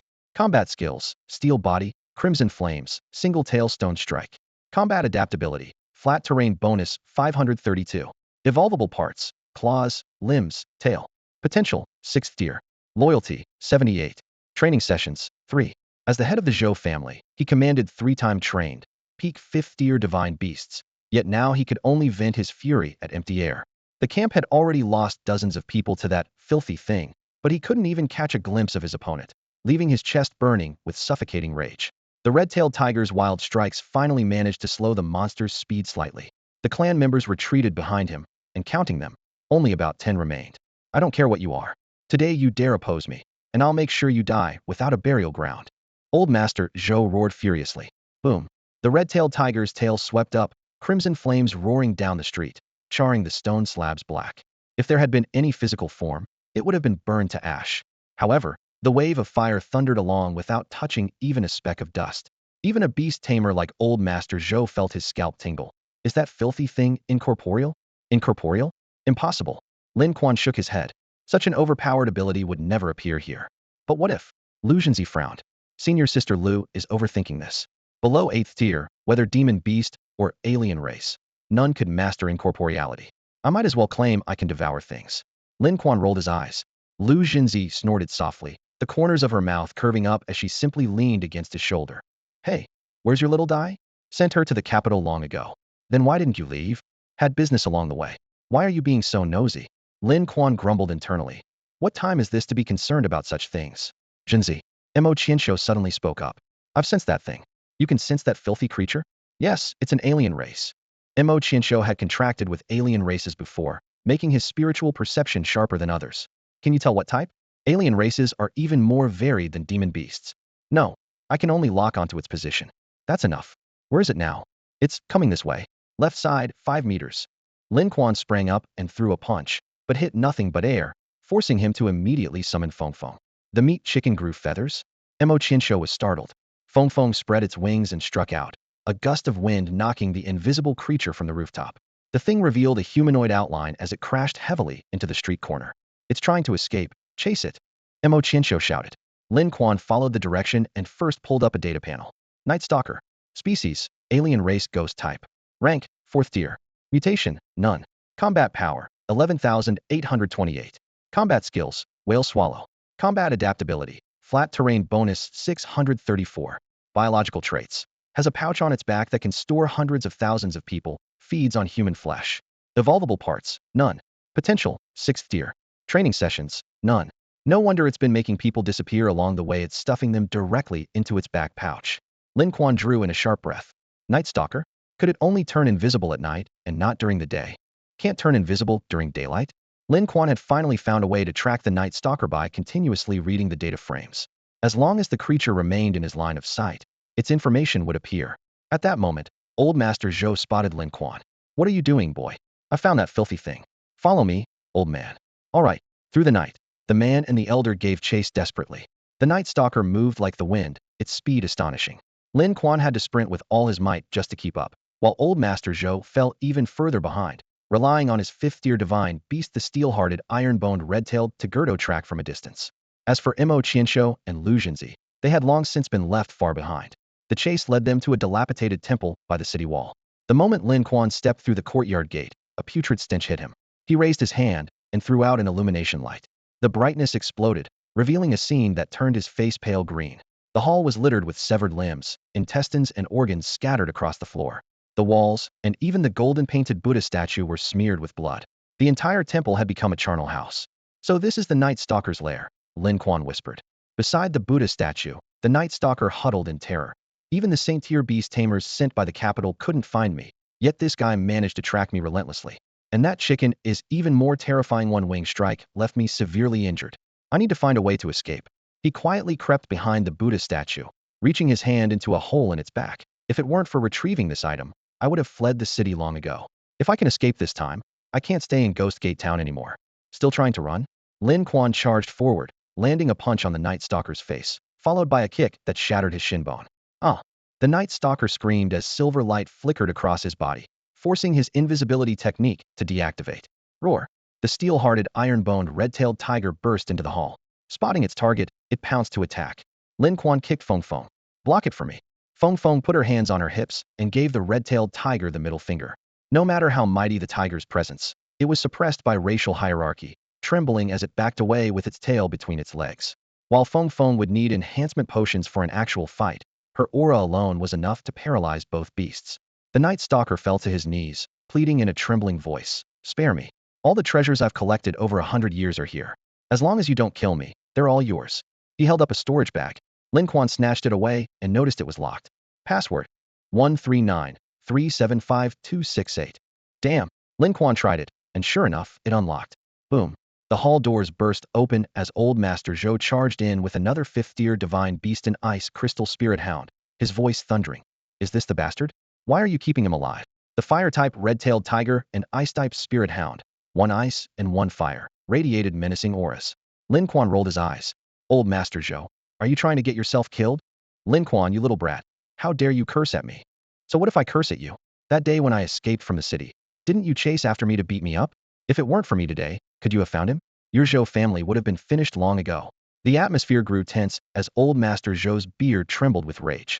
The ice crystal spirit hound and red-tailed tiger crouched before the Buddha statue, while Feng Feng gestured at them dismissively, head held high in pride. Even though Feng Feng would need potions for actual combat, her natural racial suppression left the two divine beasts too intimidated to move. Old Master Zhou took a deep breath. Fine, fine. I owe you one. But should this bastard die or not? Do you know what he is? An alien race. Bah. Anyone can see he's an alien race. Which type? Old Master Zhou frowned for a long while, but couldn't figure it out. Lin Quan sneered. Let me educate Yoha's a night stalker. He has a pouch on his back, and everyone he devoured tonight is inside it. What? Old Master Zhou gasped. I'm not letting you kill him because I want him to release those people. Lin Quan stepped forward, casting a cold glance at the old man. And you're still putting on airs with me? Don't think I'll go easy on you just because you're old. I'm telling you, when my temper flares, I'll beat up old people too. The Night Stalker tried to bargain, but Lin Quan immediately knocked his teeth out with a single punch. If you kill me, they'll all die with me. After 1 hour, they won't survive. The Night Stalker spat blood from the corner of his mouth, still roaring threats. Ah! A scream suddenly rang out this time. It was Elder Zhou who struck. The ice crystal hound pounced beside the Night Stalker, breathing a blast of cold air that instantly froze both his legs. Frost spread from his ankles to his knees, freezing him so thoroughly that even his exhaled breath contained tiny ice crystals. Release them if you want to live, or I'll make sure you die a miserable death. Elder Zhou had been ruthless in his youth, and now, desperate to save his clansmen, his eyes held nothing but murderous intent. Huh. Kill me, and those people will be buried with me. The Night Stalker remained defiant. Lu Zhenzi and Mo Qinshu burst through the temple gates just then. Lin Quan's eyes flashed with inspiration. What if we don't kill you? Don't kill me. The Night Stalker looked suspicious. Lin Quan pointed at Mo Qinshu. This friend of mine can contract foreign races as divine beasts. Want to give it a try? What did you say? The Night Stalker's face changed dramatically. Qinshu, Lin Quan commanded. Mo Qinshu took a deep breath, bit his finger, and let blood drip onto the dust-covered temple bricks, quickly sketching a crimson magic circle. Contract art. The ring surged with brilliant light patterns, rising from the ground and closing in on the Night Stalker. Do you want to become his divine beast? Then you won't even be able to die when you want to. Lin Quan's voice was ice cold. I. The Night Stalker completely panicked.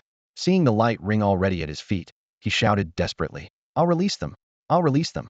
He slapped his back hard, and his pack split open with a blood-red gash. Blinding red light burst out like firecrackers. Where am I? Damn, where are my grilled chicken wings? I just finished eating grilled kidneys and was about to go home to deal with my nagging wife. What's going on? One figure after another tumbled out of the pack. In moments, the once ruined temple was crowded with people and their confused cries. Lin Quan simply dragged the Night Stalker to the street entrance. More rescued civilians continued to appear, all looking bewildered. Lu Zhenzi quickly explained what had happened, and the crowd immediately erupted in fury. Kill him. Foreign scum. The crowd surged forward, gratefully bowing to Lin Quan while spitting on the Night Stalker's face and cursing him. Within minutes, his face looked like it had just been fished out of a spittoon, wet and sticky. After a while, the city guard finally arrived. He's the one who caused all this trouble? The commanding officer pointed his blade at the Night Stalker. Yes, Lin Quan explained. He can turn invisible at night, and his pack can hold tens of thousands of people, capturing them as food. Food. The commander flew into a rage. Have all the people been released? Almost. It took another full half-hour before the pack was completely emptied. After Lin Quan confirmed no one was left behind, he handed the Night Stalker over to the city guard. With such crimes, he probably wouldn't live to see tomorrow. The excited refugees came forward to kowtow in gratitude. Zhang Dali helped them up and announced loudly, Stop bowing. This Lin Quan is a top student from Sanqing Academy, and level genius in mental testing, and my good brother. He's always been low-key and doesn't like to show off. Just remember his name. He's the only level genius in Nandi City in hundreds of years. I heard he's a natural beast tamer with a dragon as his divine beast. On both sides of the street, the refugees of Nandi City looked at him with awe and gratitude. Without Lin Quan, they would have all been devoured by the Night Stalker. In a quiet moment, Zhou Ziyue quietly approached his master and whispered, Master, that filthy creature is a Night Stalker. They always come in pairs, with mates. Mates?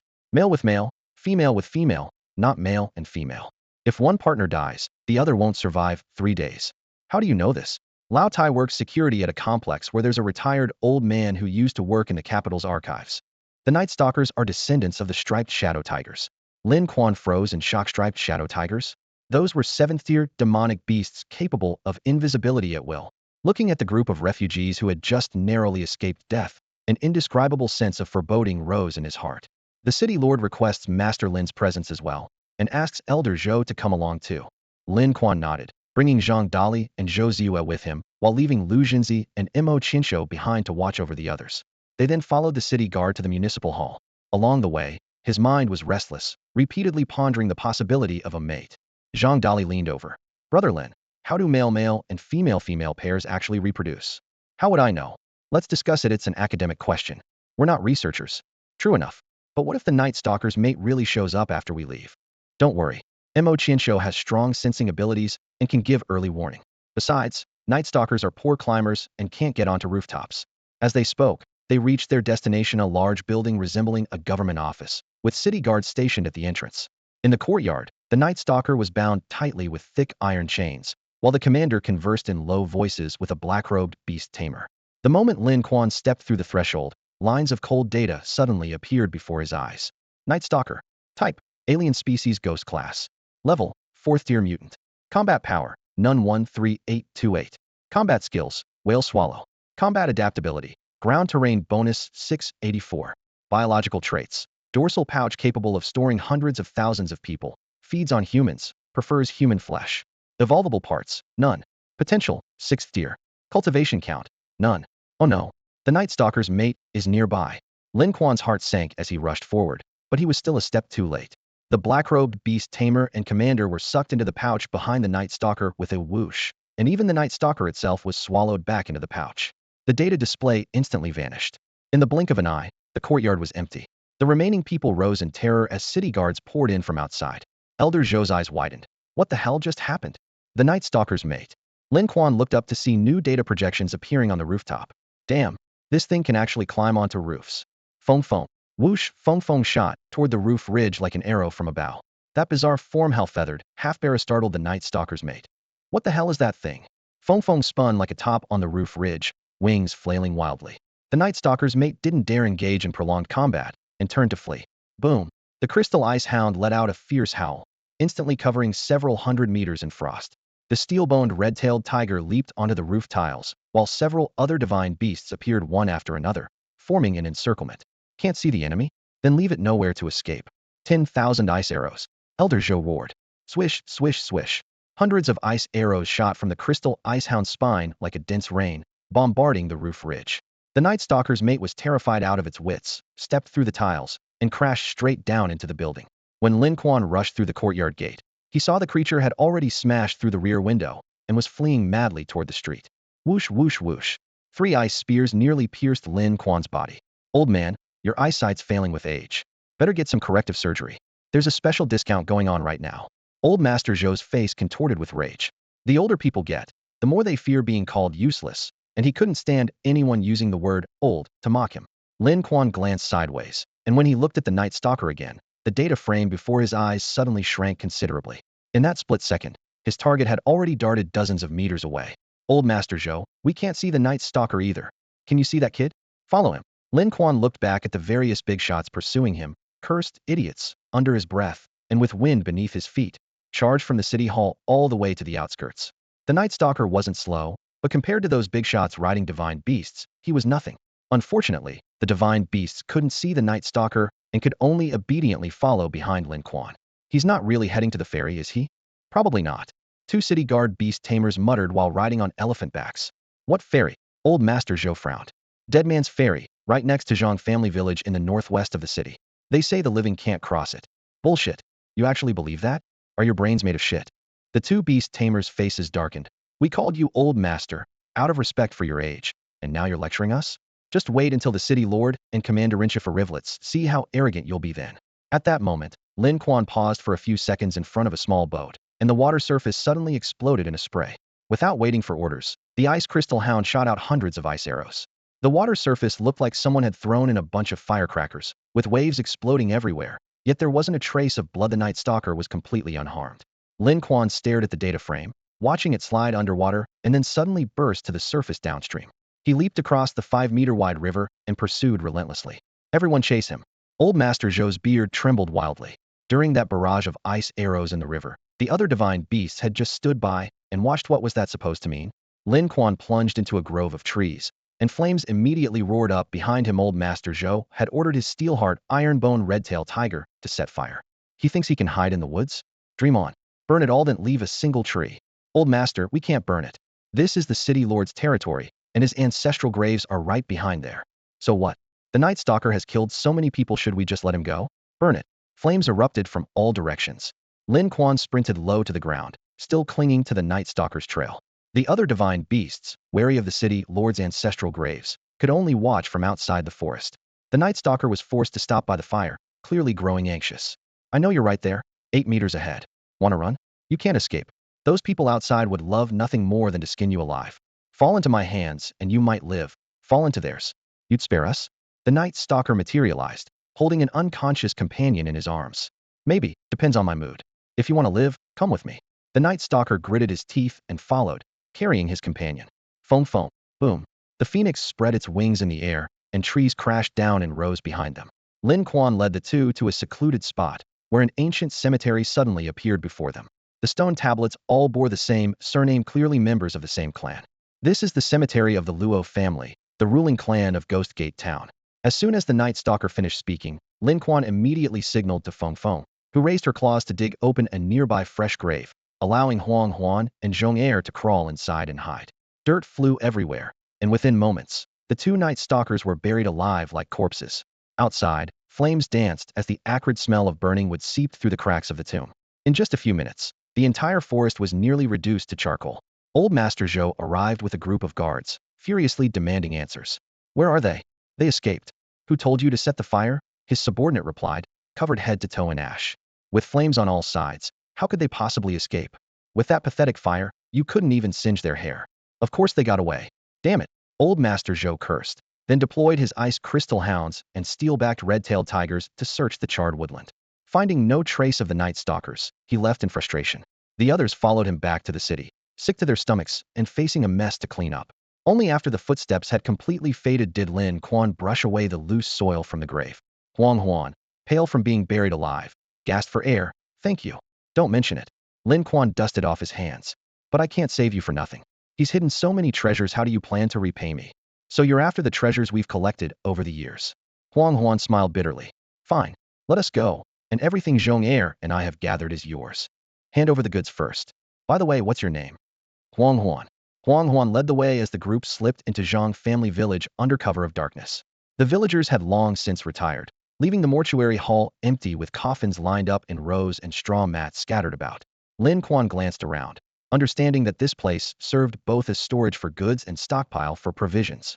Huang Huan pried open a coffin and pulled out 2 storage bags, tossing them to Lin Quan. There. We're even now. Can we go? Wait a moment.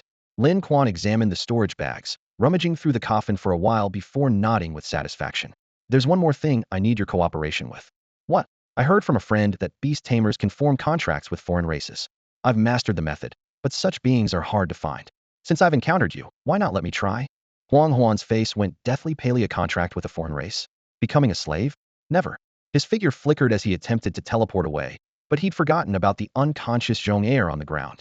Lin Quan stepped on Zhong Er's chest, saying coldly, "Wanna leave? Abandoning him? I've heard you Night Stalkers are attracted to your own kind. If I kill him, won't you suffer for the rest of your life? You're despicable.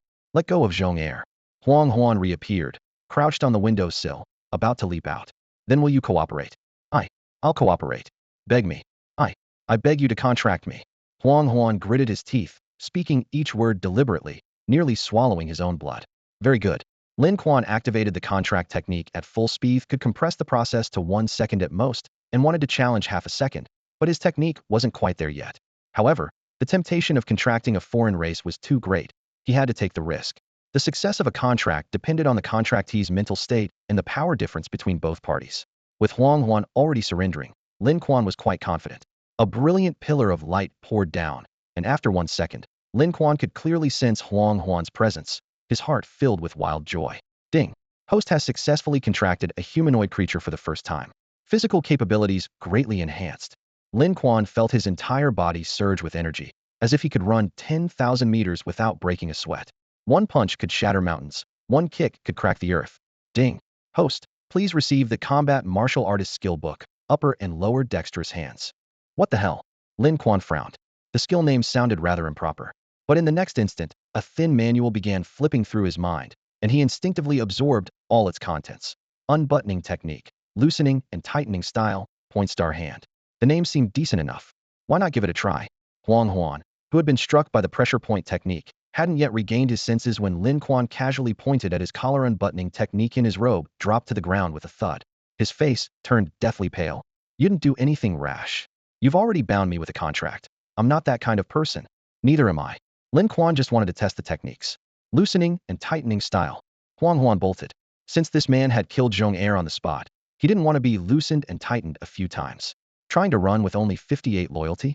Lin Quan grabbed him and pulled him back, testing point star hand and eagle claw in succession. Huang Huan was instantly battered black and blue, looking like cured meat hanging on a rack. That's all you can take. Lin Quan withdrew his hands. Boss, I'm made of flesh and blood too. Huang Huan said with a miserable expression. Lin Quan waved his hand to release the contract, then summoned Feng Feng. Kill them. Didn't you say you'd spare us?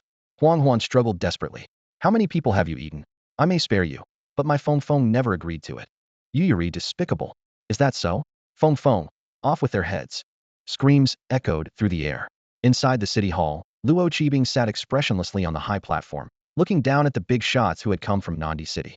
In front of the platform, the commander's corpse lay with a straw mat beneath and a blanket half covering it, cold and stark. I, Luo, am also a beast tamer and have seen much in managing city affairs, he said in a low voice.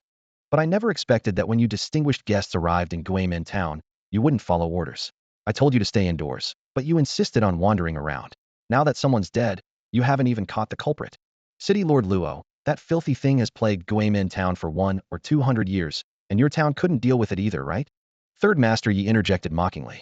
Luo Qibing's gaze turned icy. Third Master Yi, are you saying I'm incompetent? That would mean the capital is incompetent. Why don't you go argue with Emperor Su about it? Third Master Yi snorted but fell silent. Luo Qibing continued. This time we finally identified the culprit, but let it escape again the Night Shadow people. He slammed the table and stood up. The snow leopard at his feet yawned and exhaled a puff of cold air. It would be best if you could catch them, but if you can't and still dare to burn my Luo family's ancestral graves? I won't pursue it this time, but when those two aberrant species recover and return, how many civilians in Guimen town will die? City Lord Luo, if there's real trouble, it was our people from Nandi City who were affected first, someone argued. The Night Shadow people devour humans like it's nothing we can't just sit by and watch. If you want to act, you should investigate thoroughly first and strike with certainty. Acting recklessly like you ditto, you even deserve to be called beast tamers or combat martial artists. Luo Qibing sneered. You're worse than 3-year-old children. Old Master Zhou slammed the table in anger. Luo Qibing, what do you intend? Want to fight? Let me tell you something, Luo Qibing said, pushing back his chair with force, his voice echoing through the council hall. The moment your Nandi City guards arrived, they started multiple fights with our people. What's next? Are you planning to kill me too? Shopkeeper Qian smiled gently and raised his hand in a calming gesture. City Lord Luo, you're overthinking this. When everyone first entered the city, the guards were in a rush to settle their families and acted rashly. The deputy commander and I have already reprimanded them, and I guarantee it won't happen again. Please don't speak in anger, City Lord Luo. We're all part of the alliance. The 8 southern cities stand united, honoring Emperor Su and following his commands. We mustn't have internal conflicts at such a critical time. Luo Qibing cooled down slightly at these words and nodded in agreement. Shopkeeper Qian is right. The most urgent matter now is finding those 2 Night Shadow assassins. Otherwise, when they return for revenge, we'll face endless trouble. Revenge my ass. I already killed them both, came a young voice from the doorway. Everyone turned to see Lin Quan walking into the hall, carrying 2 bloody heads. He dropped them on the floor with a loud thud. Fresh blood spread across the ground, and the sharp metallic smell instantly filled the air with tension. Everyone froze. Elder Zhou rushed forward to examine the corpses. He recognized Zhong Air's face, and though the other head was unfamiliar, his fingers detected the fine ridges that were characteristic of Night Shadow people, undoubtedly Huang Huan. You killed them? Young man, Luo Qibing exclaimed, both shocked and delighted. You did this alone? Elder Zhou quickly explained. He was also the one who first discovered the Night Shadow Assassins. He's a genius student from our Nandi city's Sanxing Academy, with level mental assessment, currently a second-tier Beastmaster. Second tier. Luo Qibing raised an eyebrow. Night Shadow Assassins were at least fourth tier. Could a second tier really kill them? Lin Quan didn't seem concerned and answered casually. City Lord Luo, the tier difference isn't the most important thing. What matters most is the method. He held up one finger. To kill someone, you must catch them off guard and act decisively. The opportunity often lasts only an instant. You must seize it immediately. He recounted the events. I saw these two enter the mortuary at Zhang family village. Zhang Er, who had devoured many refugees, was severely injured at the time, and Huang Huan was examining his wounds. I crept close, killed Huang Huan with one strike, and then Zhang Er was easy to handle. Luo Qibing listened with amazement, though he wondered inwardly. This kid is clearly a beast master, not a combat warrior. Lin Quan seemed to read his confusion and added, I've also learned some combat warrior techniques, like the 18 strikes and shadow dancing. He spoke with modest demeanor. The big shots in the hall tactfully avoided mentioning that dragon, and looked up, suppressing their laughter. Lin Quan was probably spouting nonsense again. Luo Qibing remained enthusiastic. Excellent. Young hero, by eliminating these criminals who have plagued the city, you are a benefactor to Ghost Gate Town. His tone suddenly shifted. But Zhong Er and Huang Huan have been killing and cannibalizing people for over a century, accumulating considerable ill-gotten wealth. Lin Quan, did you find nothing? Lin Quan raised an eyebrow. Are you suggesting I pocketed their stolen goods, City Lord Luo? That I found their ill-gotten gains but didn't turn them in? Luo Qibing, Yi Laosan, and Elder Zhou all gave him looks that said, what do you think? You're wronging an innocent man. Lin Quan protested. I struck so quickly and didn't have time to interrogate them. Once their heads hit the ground, how could I ask where they hid their treasure? That does make sense. Luo Qibing stroked his beard. Lin Quan stood tall and proud. Besides, I am someone who has transcended vulgar interests and wouldn't stoop to such unconscionable and immoral acts.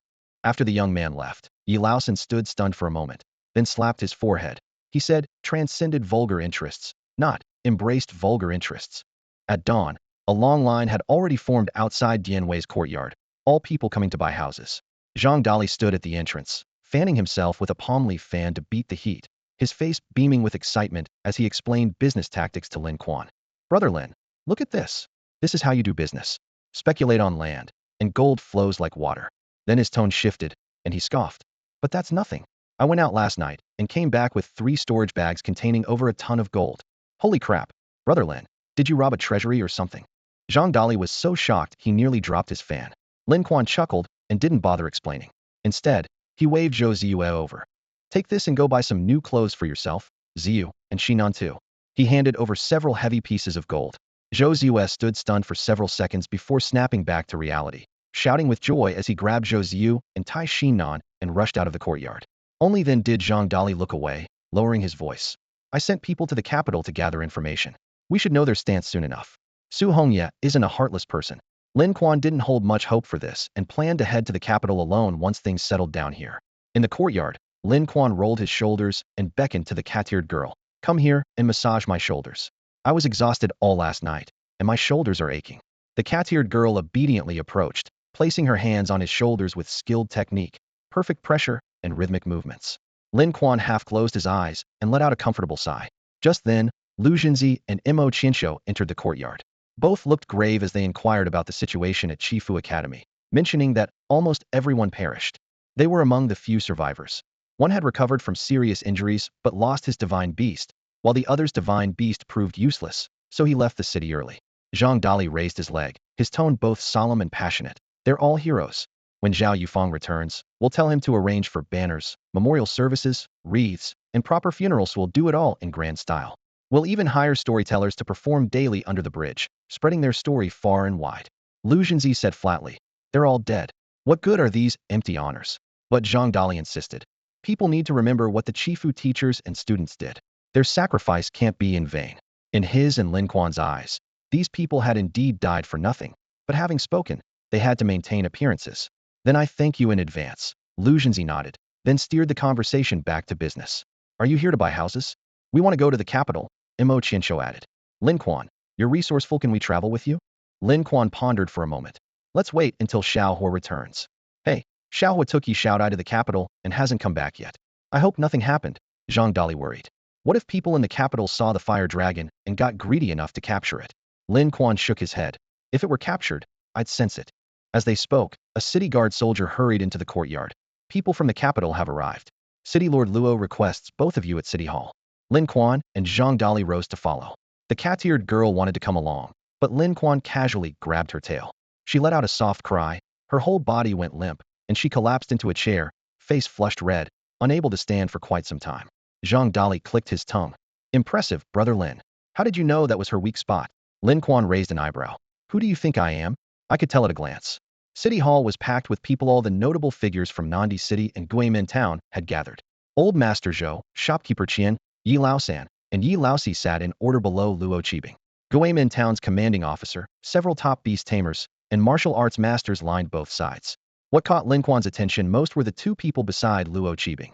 On the left sat Zhao Yufang, with Zhao Juzi standing respectfully behind him, and on the right was an elderly man in red robes, clearly an alchemist. Zhao Yufang smiled warmly, clapping his hands in praise. Lin Quan, such promise at such a young age. City Lord Luo has told me everything. Well done. Lin Quan nodded and quietly took a seat in the lowest chair. Nandi City was not only one of the 8 southern cities, but also among the most important. Its destruction by a saint-level demonic beast was truly unexpected. The red-robed alchemist cleared his throat and said that the hundreds of thousands of refugees now crowding into Ghost Gate Town was merely a temporary arrangement. The hall was brightly lit, and everyone held their breath to listen. The red-robed alchemist continued. Emperor Su has made proper plans to build new settlement sites near the 1,000-mile mirror corridor, south of the capital. City Lord Luo, you can rest assured. Luo Qibing's previously tense nerves relaxed slightly, a smile playing at the corners of his mouth. Master Jiang, your words make it sound as if I don't welcome the folks from Nandi City. The truth is, Ghost Gate Town has limited space and simply cannot accommodate so many people temporarily. Jiang Tiansheng waved his hand dismissively. Trying to resettle everyone at once is indeed unrealistic. We plan to relocate in batches, first 10,000 people, then 100,000 after 1 year, completing the entire process in 3 to 5 years. Only 100,000 people in 1 year. Luo Qibing's smile froze on his face. Jiang Tiansheng added another statement. Since the people of Nandi City will remain in Ghost Gate Town for another 5 years, Emperor Su has decided to have Master Zhao share administrative duties with you. What? 2 rulers for 1 city? Luo Qibing shot to his feet, his chair scraping harshly against the floor. How can we coordinate anything this way? It's merely a temporary measure, Jiang Tiansheng said calmly. After 5 years, when the 1,000-mile mirror corridor is completed, you'll still be the city lord of Ghost Gate Town. As these words settled, everyone secretly shook their heads, feeling that Luo Qibing's authority had been instantly cut in half. In another corner of the hall, Zhang Dali, who made his living in real estate, looked ashen. Property prices plummet to rock bottom next? Thinking of those stacks of gleaming alliance coins, his heart bled. Seeing Luo Qibing's grim expression, Jiang Tiansheng said softly, City Lord Luo, don't worry. I'll only manage the refugees from Nandi City. We're old acquaintances, please bear with me this time. Luo Qibing stormed out with a flourish of his sleeves. Jiang Tiansheng watched his retreating figure and said quietly to Zhao Yufang, he'll come around soon enough. Don't take it to heart. I'll go talk to him later. Zhao Yufang nodded. Very well. Shortly after, everyone crowded around Jiang Tiansheng to see him off at the door. The red-robed alchemist swept his gaze across the crowd, finally settling on the young Lin Quan. I heard from several students that they saw a self-taught young alchemist at the Nandi City Pet Battle Tournament. Seeing you today, you're indeed extraordinary. You must be Lin Quan. Lin Quan quickly waved his hands. I don't deserve such praise. I was just fooling around on my own. Fooling around can produce pills stronger than refined heart-strengthening pills. Everyone around gasped in unison. Lin Quan scratched his head and laughed. When I was little, I met an old man with a white beard who claimed to be an alchemist. I didn't understand the trade then, but he forced me to memorize several formulas. I only regretted it when I grew up, but I did remember the formulas. Jiang Tiansheng's eyes lit up. Could you share those formulas for this old man to examine? I'm afraid they're too low grade and would offend your eyes, master, Lin Quan said with feigned modesty. Jiang Tiansheng laughed heartily. You little rascal. If you ever go to the capital, just mention my name, Jiang Tiansheng. Others cast envious glances his way. Lin Quan thought for a moment and asked quietly, could I bring a few more people with me? How many do you want to bring? Just a few hundred. Jiang Tiansheng was stunned for a moment. Fine, just say you're Jiang Tiansheng's student. Student? Wouldn't that be taking advantage of you, master? Never mind. Lin Quan shook his head. Understanding his meaning, Jiang Tiansheng smiled and corrected himself. Then just say you're Jiang Tiansheng's friend. How's that? Thank you, Master Jiang. When I reach the capital, I'll treat you to hot pot. You little rascal. Jiang Tiansheng chuckled and gestured for everyone to stop seeing him off. Outside the door, an eagle crackling with lightning spread its wings and landed on the steps. Jiang Tianxing leaped onto the eagle's back, gently patted its feathers, and his figure shot through the night sky with a flash of lightning, disappearing beyond everyone's sight. Everything's packed up. Brother Lin is taking us to the capital. Zhang Dali's shout instantly mobilized everyone in the courtyard. He arranged for several trusted men to stay behind and continue selling the houses and land, while the rest hurriedly loaded their luggage onto the vehicles. Over a dozen brand-new bulletproof armored cars lined up in the morning light, their black paint gleaming with an ominous chill. Lu Jinji and Mo Qinsho were specifically chosen to accompany them, along with Zhou Ziyue and others in the convoy. Brother Lin, let me give her to you as a servant, Zhang Dali said, pushing the cat-eared girl forward. Lin Quan glanced at the girl and waved his hand dismissively. What do I need a servant for? Forget it, keep her with you for now. I'll come find her for massages when I have time. No problem. From now on, she's your personal property, Zhang Dali readily agreed. Neighbors stood in the distance, watching enviously as the convoy rumbled out through the city gates. Just as they were about to close the doors, a large blue-feathered goose came honking toward them. Little Zhao Juzi was riding on its back, slapping open the car door and squeezing into the compartment. What are you following us for? Everyone asked in surprise. I don't want to stay in this dump. My uncle's in the capital. She squeezed next to Lin Quan, blinking her eyes. You killed those night shadow people, didn't you really get anything? What thing? The pouch. Zhao Juzi lowered her voice. My grandfather says that thing can be modified into the best storage badge, can even hold 9th-tier demon beasts. Lin Quan's expression remained unchanged. What nonsense, I've never heard of such a thing. Of course you haven't heard of it with your limited knowledge. So with your vast knowledge, do you know who can modify it? I bet you don't know either. Who says I don't? You've met Master Jiang, his wife is a master at modifying magical items. Just find her. Zhao Juzi was speechless, but Lu Jinji quietly glanced at Lin Quan, certain in her heart that the pouch was definitely in this guy's possession. The convoy headed north along the wide, unobstructed highway. Occasionally a few vehicles passed by heading toward Ghost Gate Town, but otherwise the road was deserted. Among the vehicles leaving Ghost Gate Town, aside from the town's merchants, there was no one else. 2 days later, magnificent city walls and dense high-rises appeared on the horizon. The capital, also known as Taiwu Imperial City.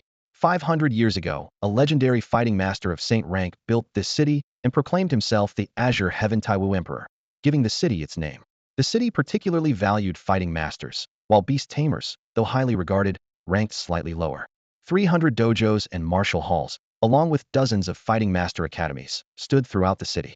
There were only 4 beast tamer academies, but Imperial Academy was the crown jewel, offering courses in beast taming, combat, alchemy, and other disciplines. With 8 million inhabitants, this was the most densely populated city among the 8 southern cities. Over 100 buildings of dozens of stories crowded the skyline, with the tallest, Azure Heaven residence, piercing the clouds. This was Su Huang's palace and the symbol left behind by the Taiwu Emperor. Its prosperity, the power of its noble families, and even the scale of its pleasure districts were several times greater than South Imperial City. The top 8 floors are all pleasure district territory. Third uncle runs a thriving business here, Zhang Dali said proudly. I'm going to find Xiao Dai first, we'll talk later. Lu Jinji and Mo Qinsho took their leave early to visit relatives and friends. At the street corner, Lin Quan tilted his head back and let out a long howl that echoed through the street. Scorching airwaves swept over the rooftops as a massive fire dragon dove down from the clouds, its wingtips scraping the eaves and sending tiles flying.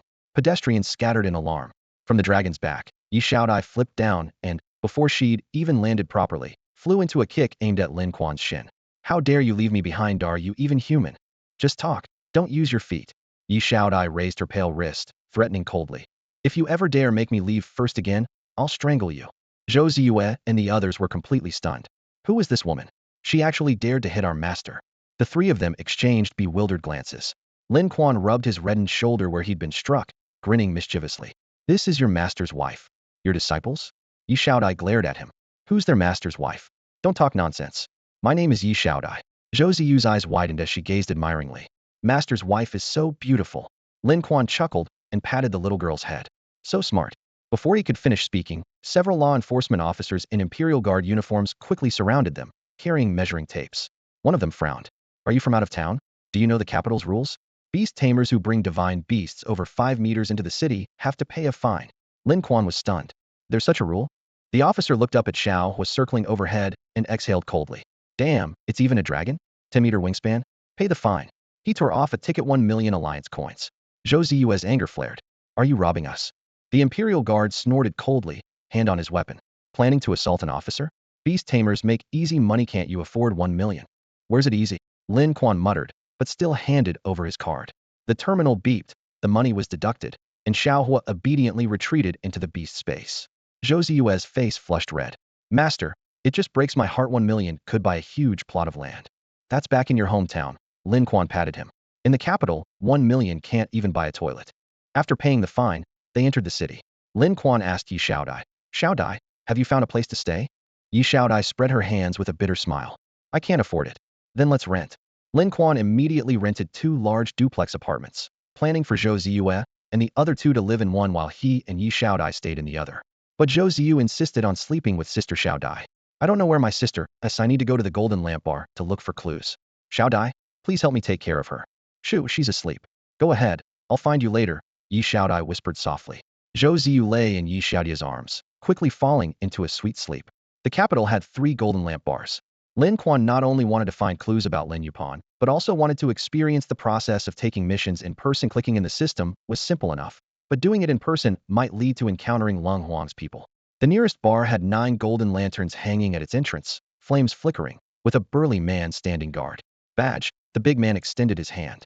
Lin Quan searched for a while and handed over the 3 Lives Adventure Group badge. Bronze rank. You're not qualified to enter. Are you discriminating? The big man sighed. Kid, this is for your own good. Everyone inside is from Iron Rank Adventure Group's 3 big shots. If something happens, I won't be responsible. Don't need you to be. Lin Quan snorted and walked right in. The bar was pitch black inside, with the only light coming from the stage where several girls danced around poles, their sweat glistening but lacking any real grace. He walked to the bar, and the bartender barely bothered to look up, pointing toward a colorful curtain. Missions are in there. All right. Lin Quan pushed through the curtain. Behind the curtain was a spacious hall with LCD screens covering all 4 walls. Mission information scrolling and flashing while dozens of sweaty men stared at the screens, frantically refreshing. I'm taking mission 1052, someone shouted. The staff quickly stopped the screen and registered the mission, and the man excitedly rushed out with his small token. Lin Quan shook his head silently compared to taking missions through the system. This was really troublesome. Just as he was thinking this, his gaze suddenly froze. Huh, isn't that Yin Defa?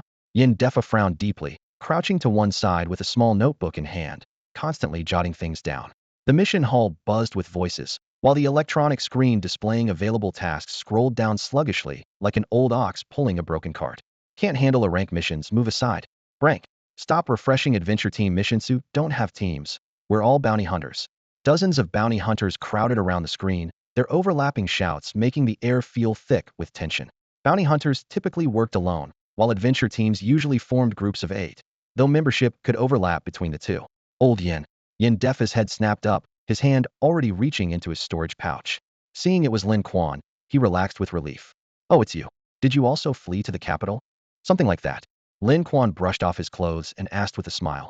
Old Yin, are you looking to take on missions? Ah, I fled in such a hurry that I barely brought anything, just what little savings I had in my storage pouch. Yin Defa smiled bitterly.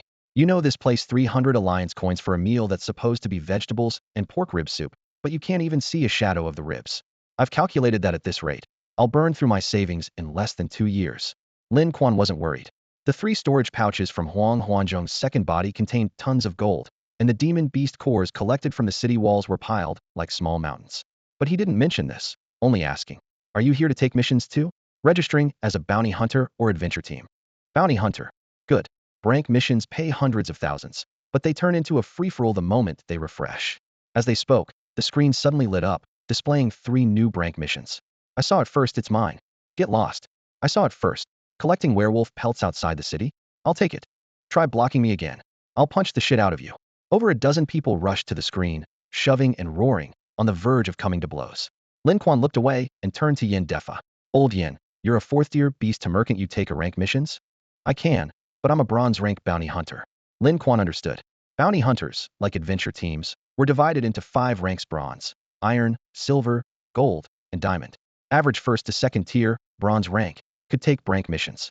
3rd to 4th tier, iron rank, could take a rank missions.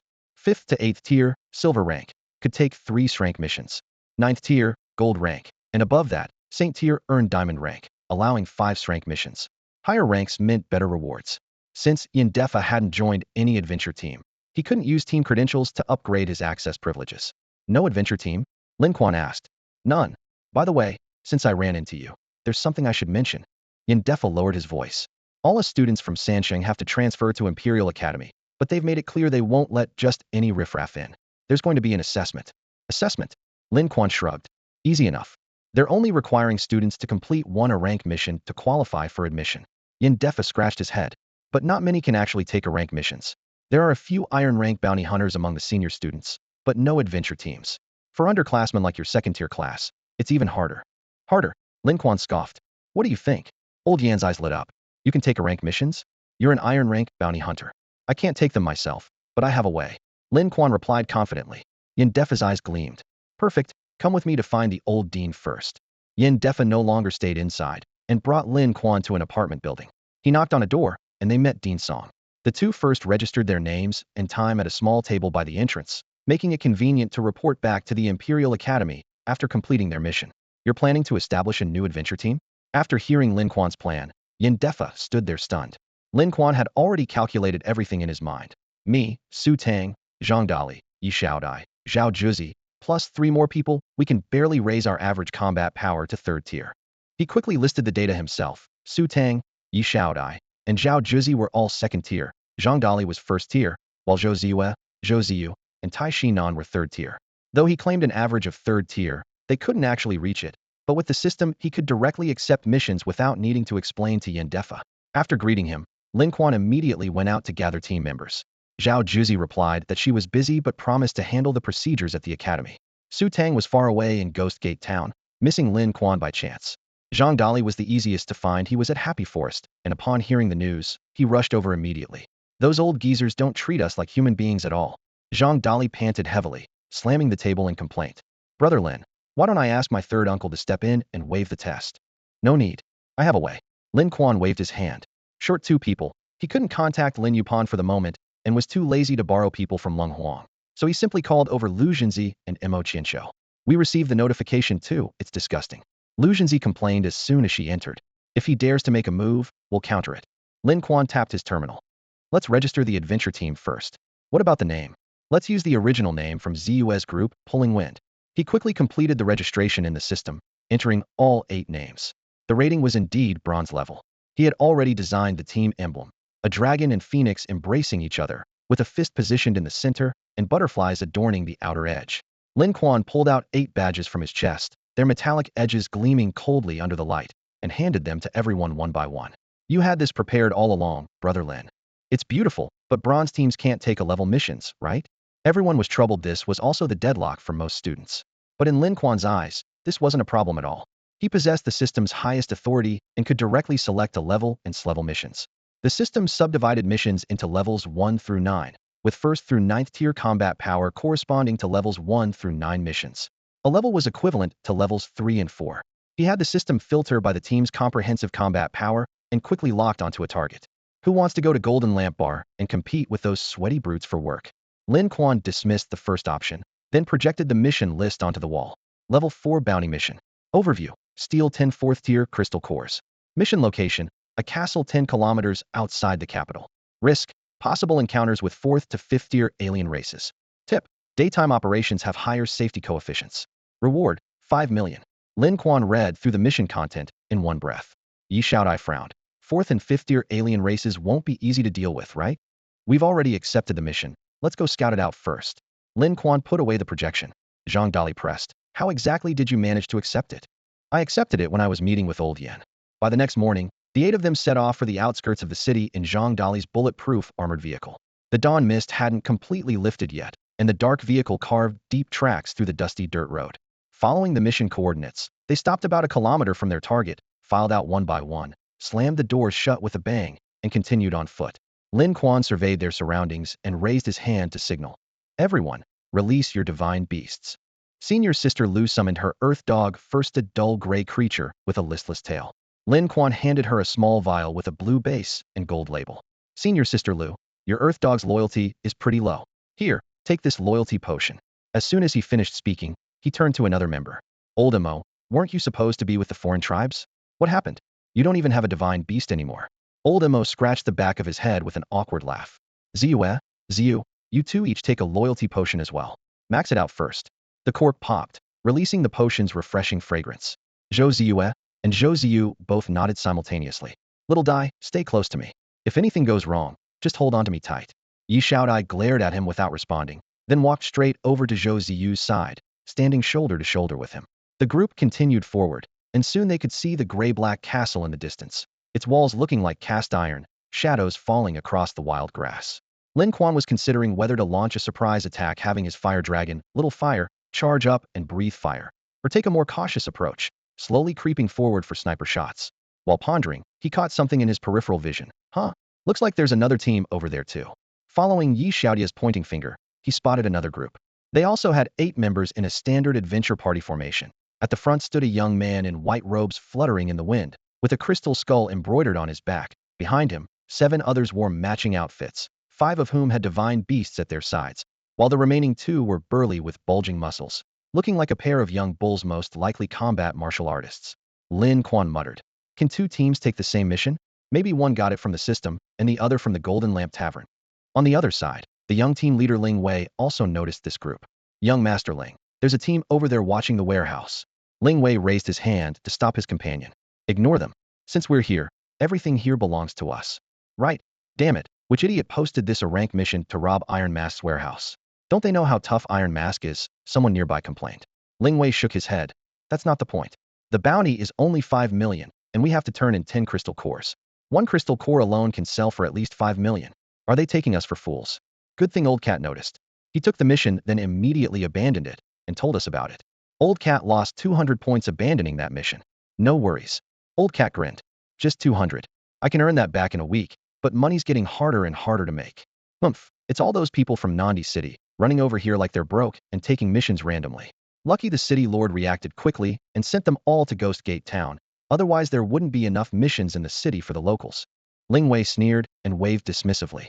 "Look at their mismatched outfits, probably just scraped their way to iron rank without much skill.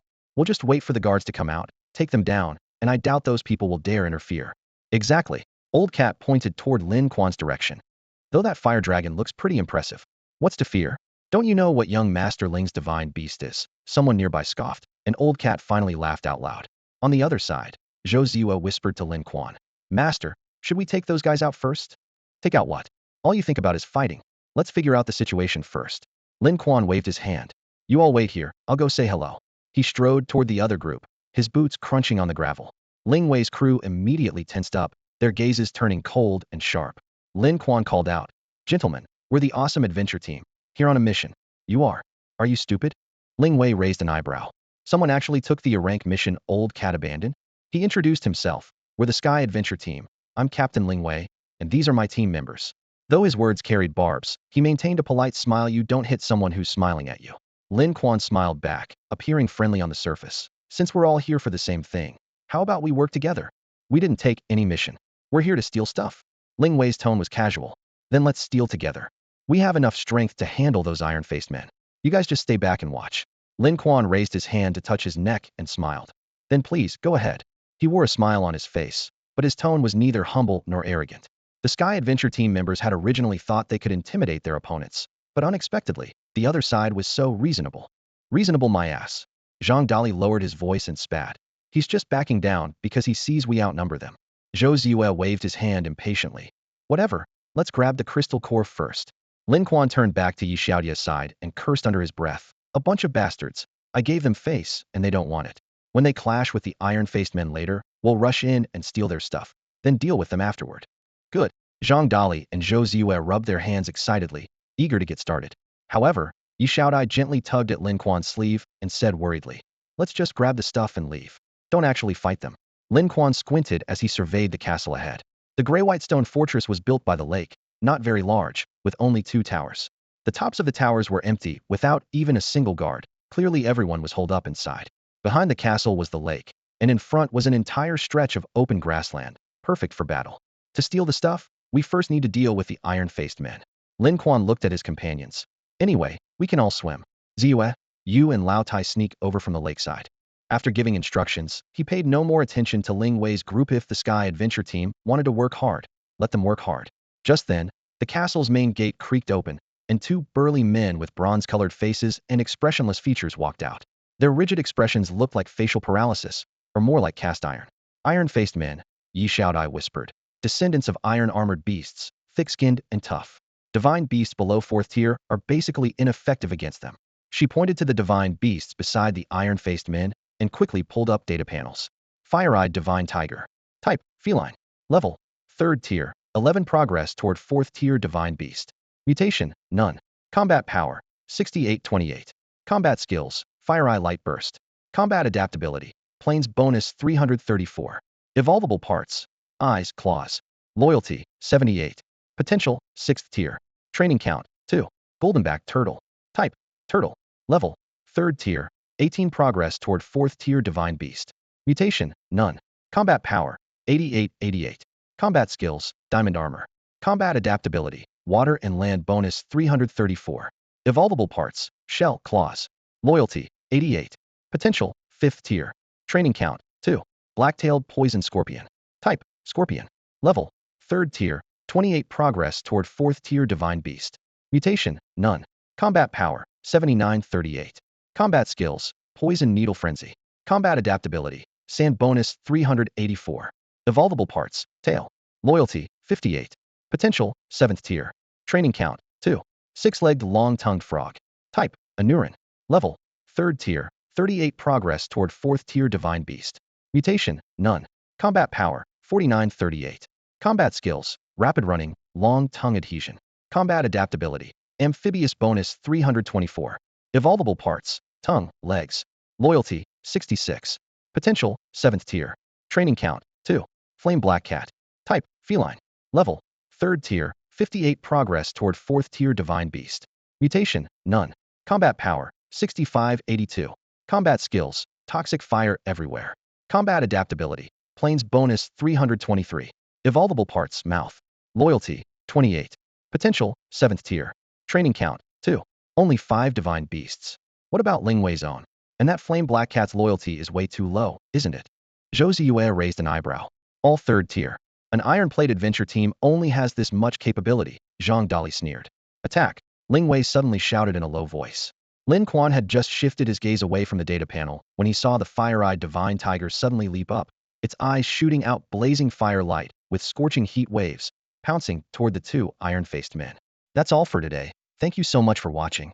I hope you guys enjoyed. If you wish to have another part of this recap, please give us at least 1,000 likes. Please don't forget to comment and subscribe to our channel for more content like this. Until next time.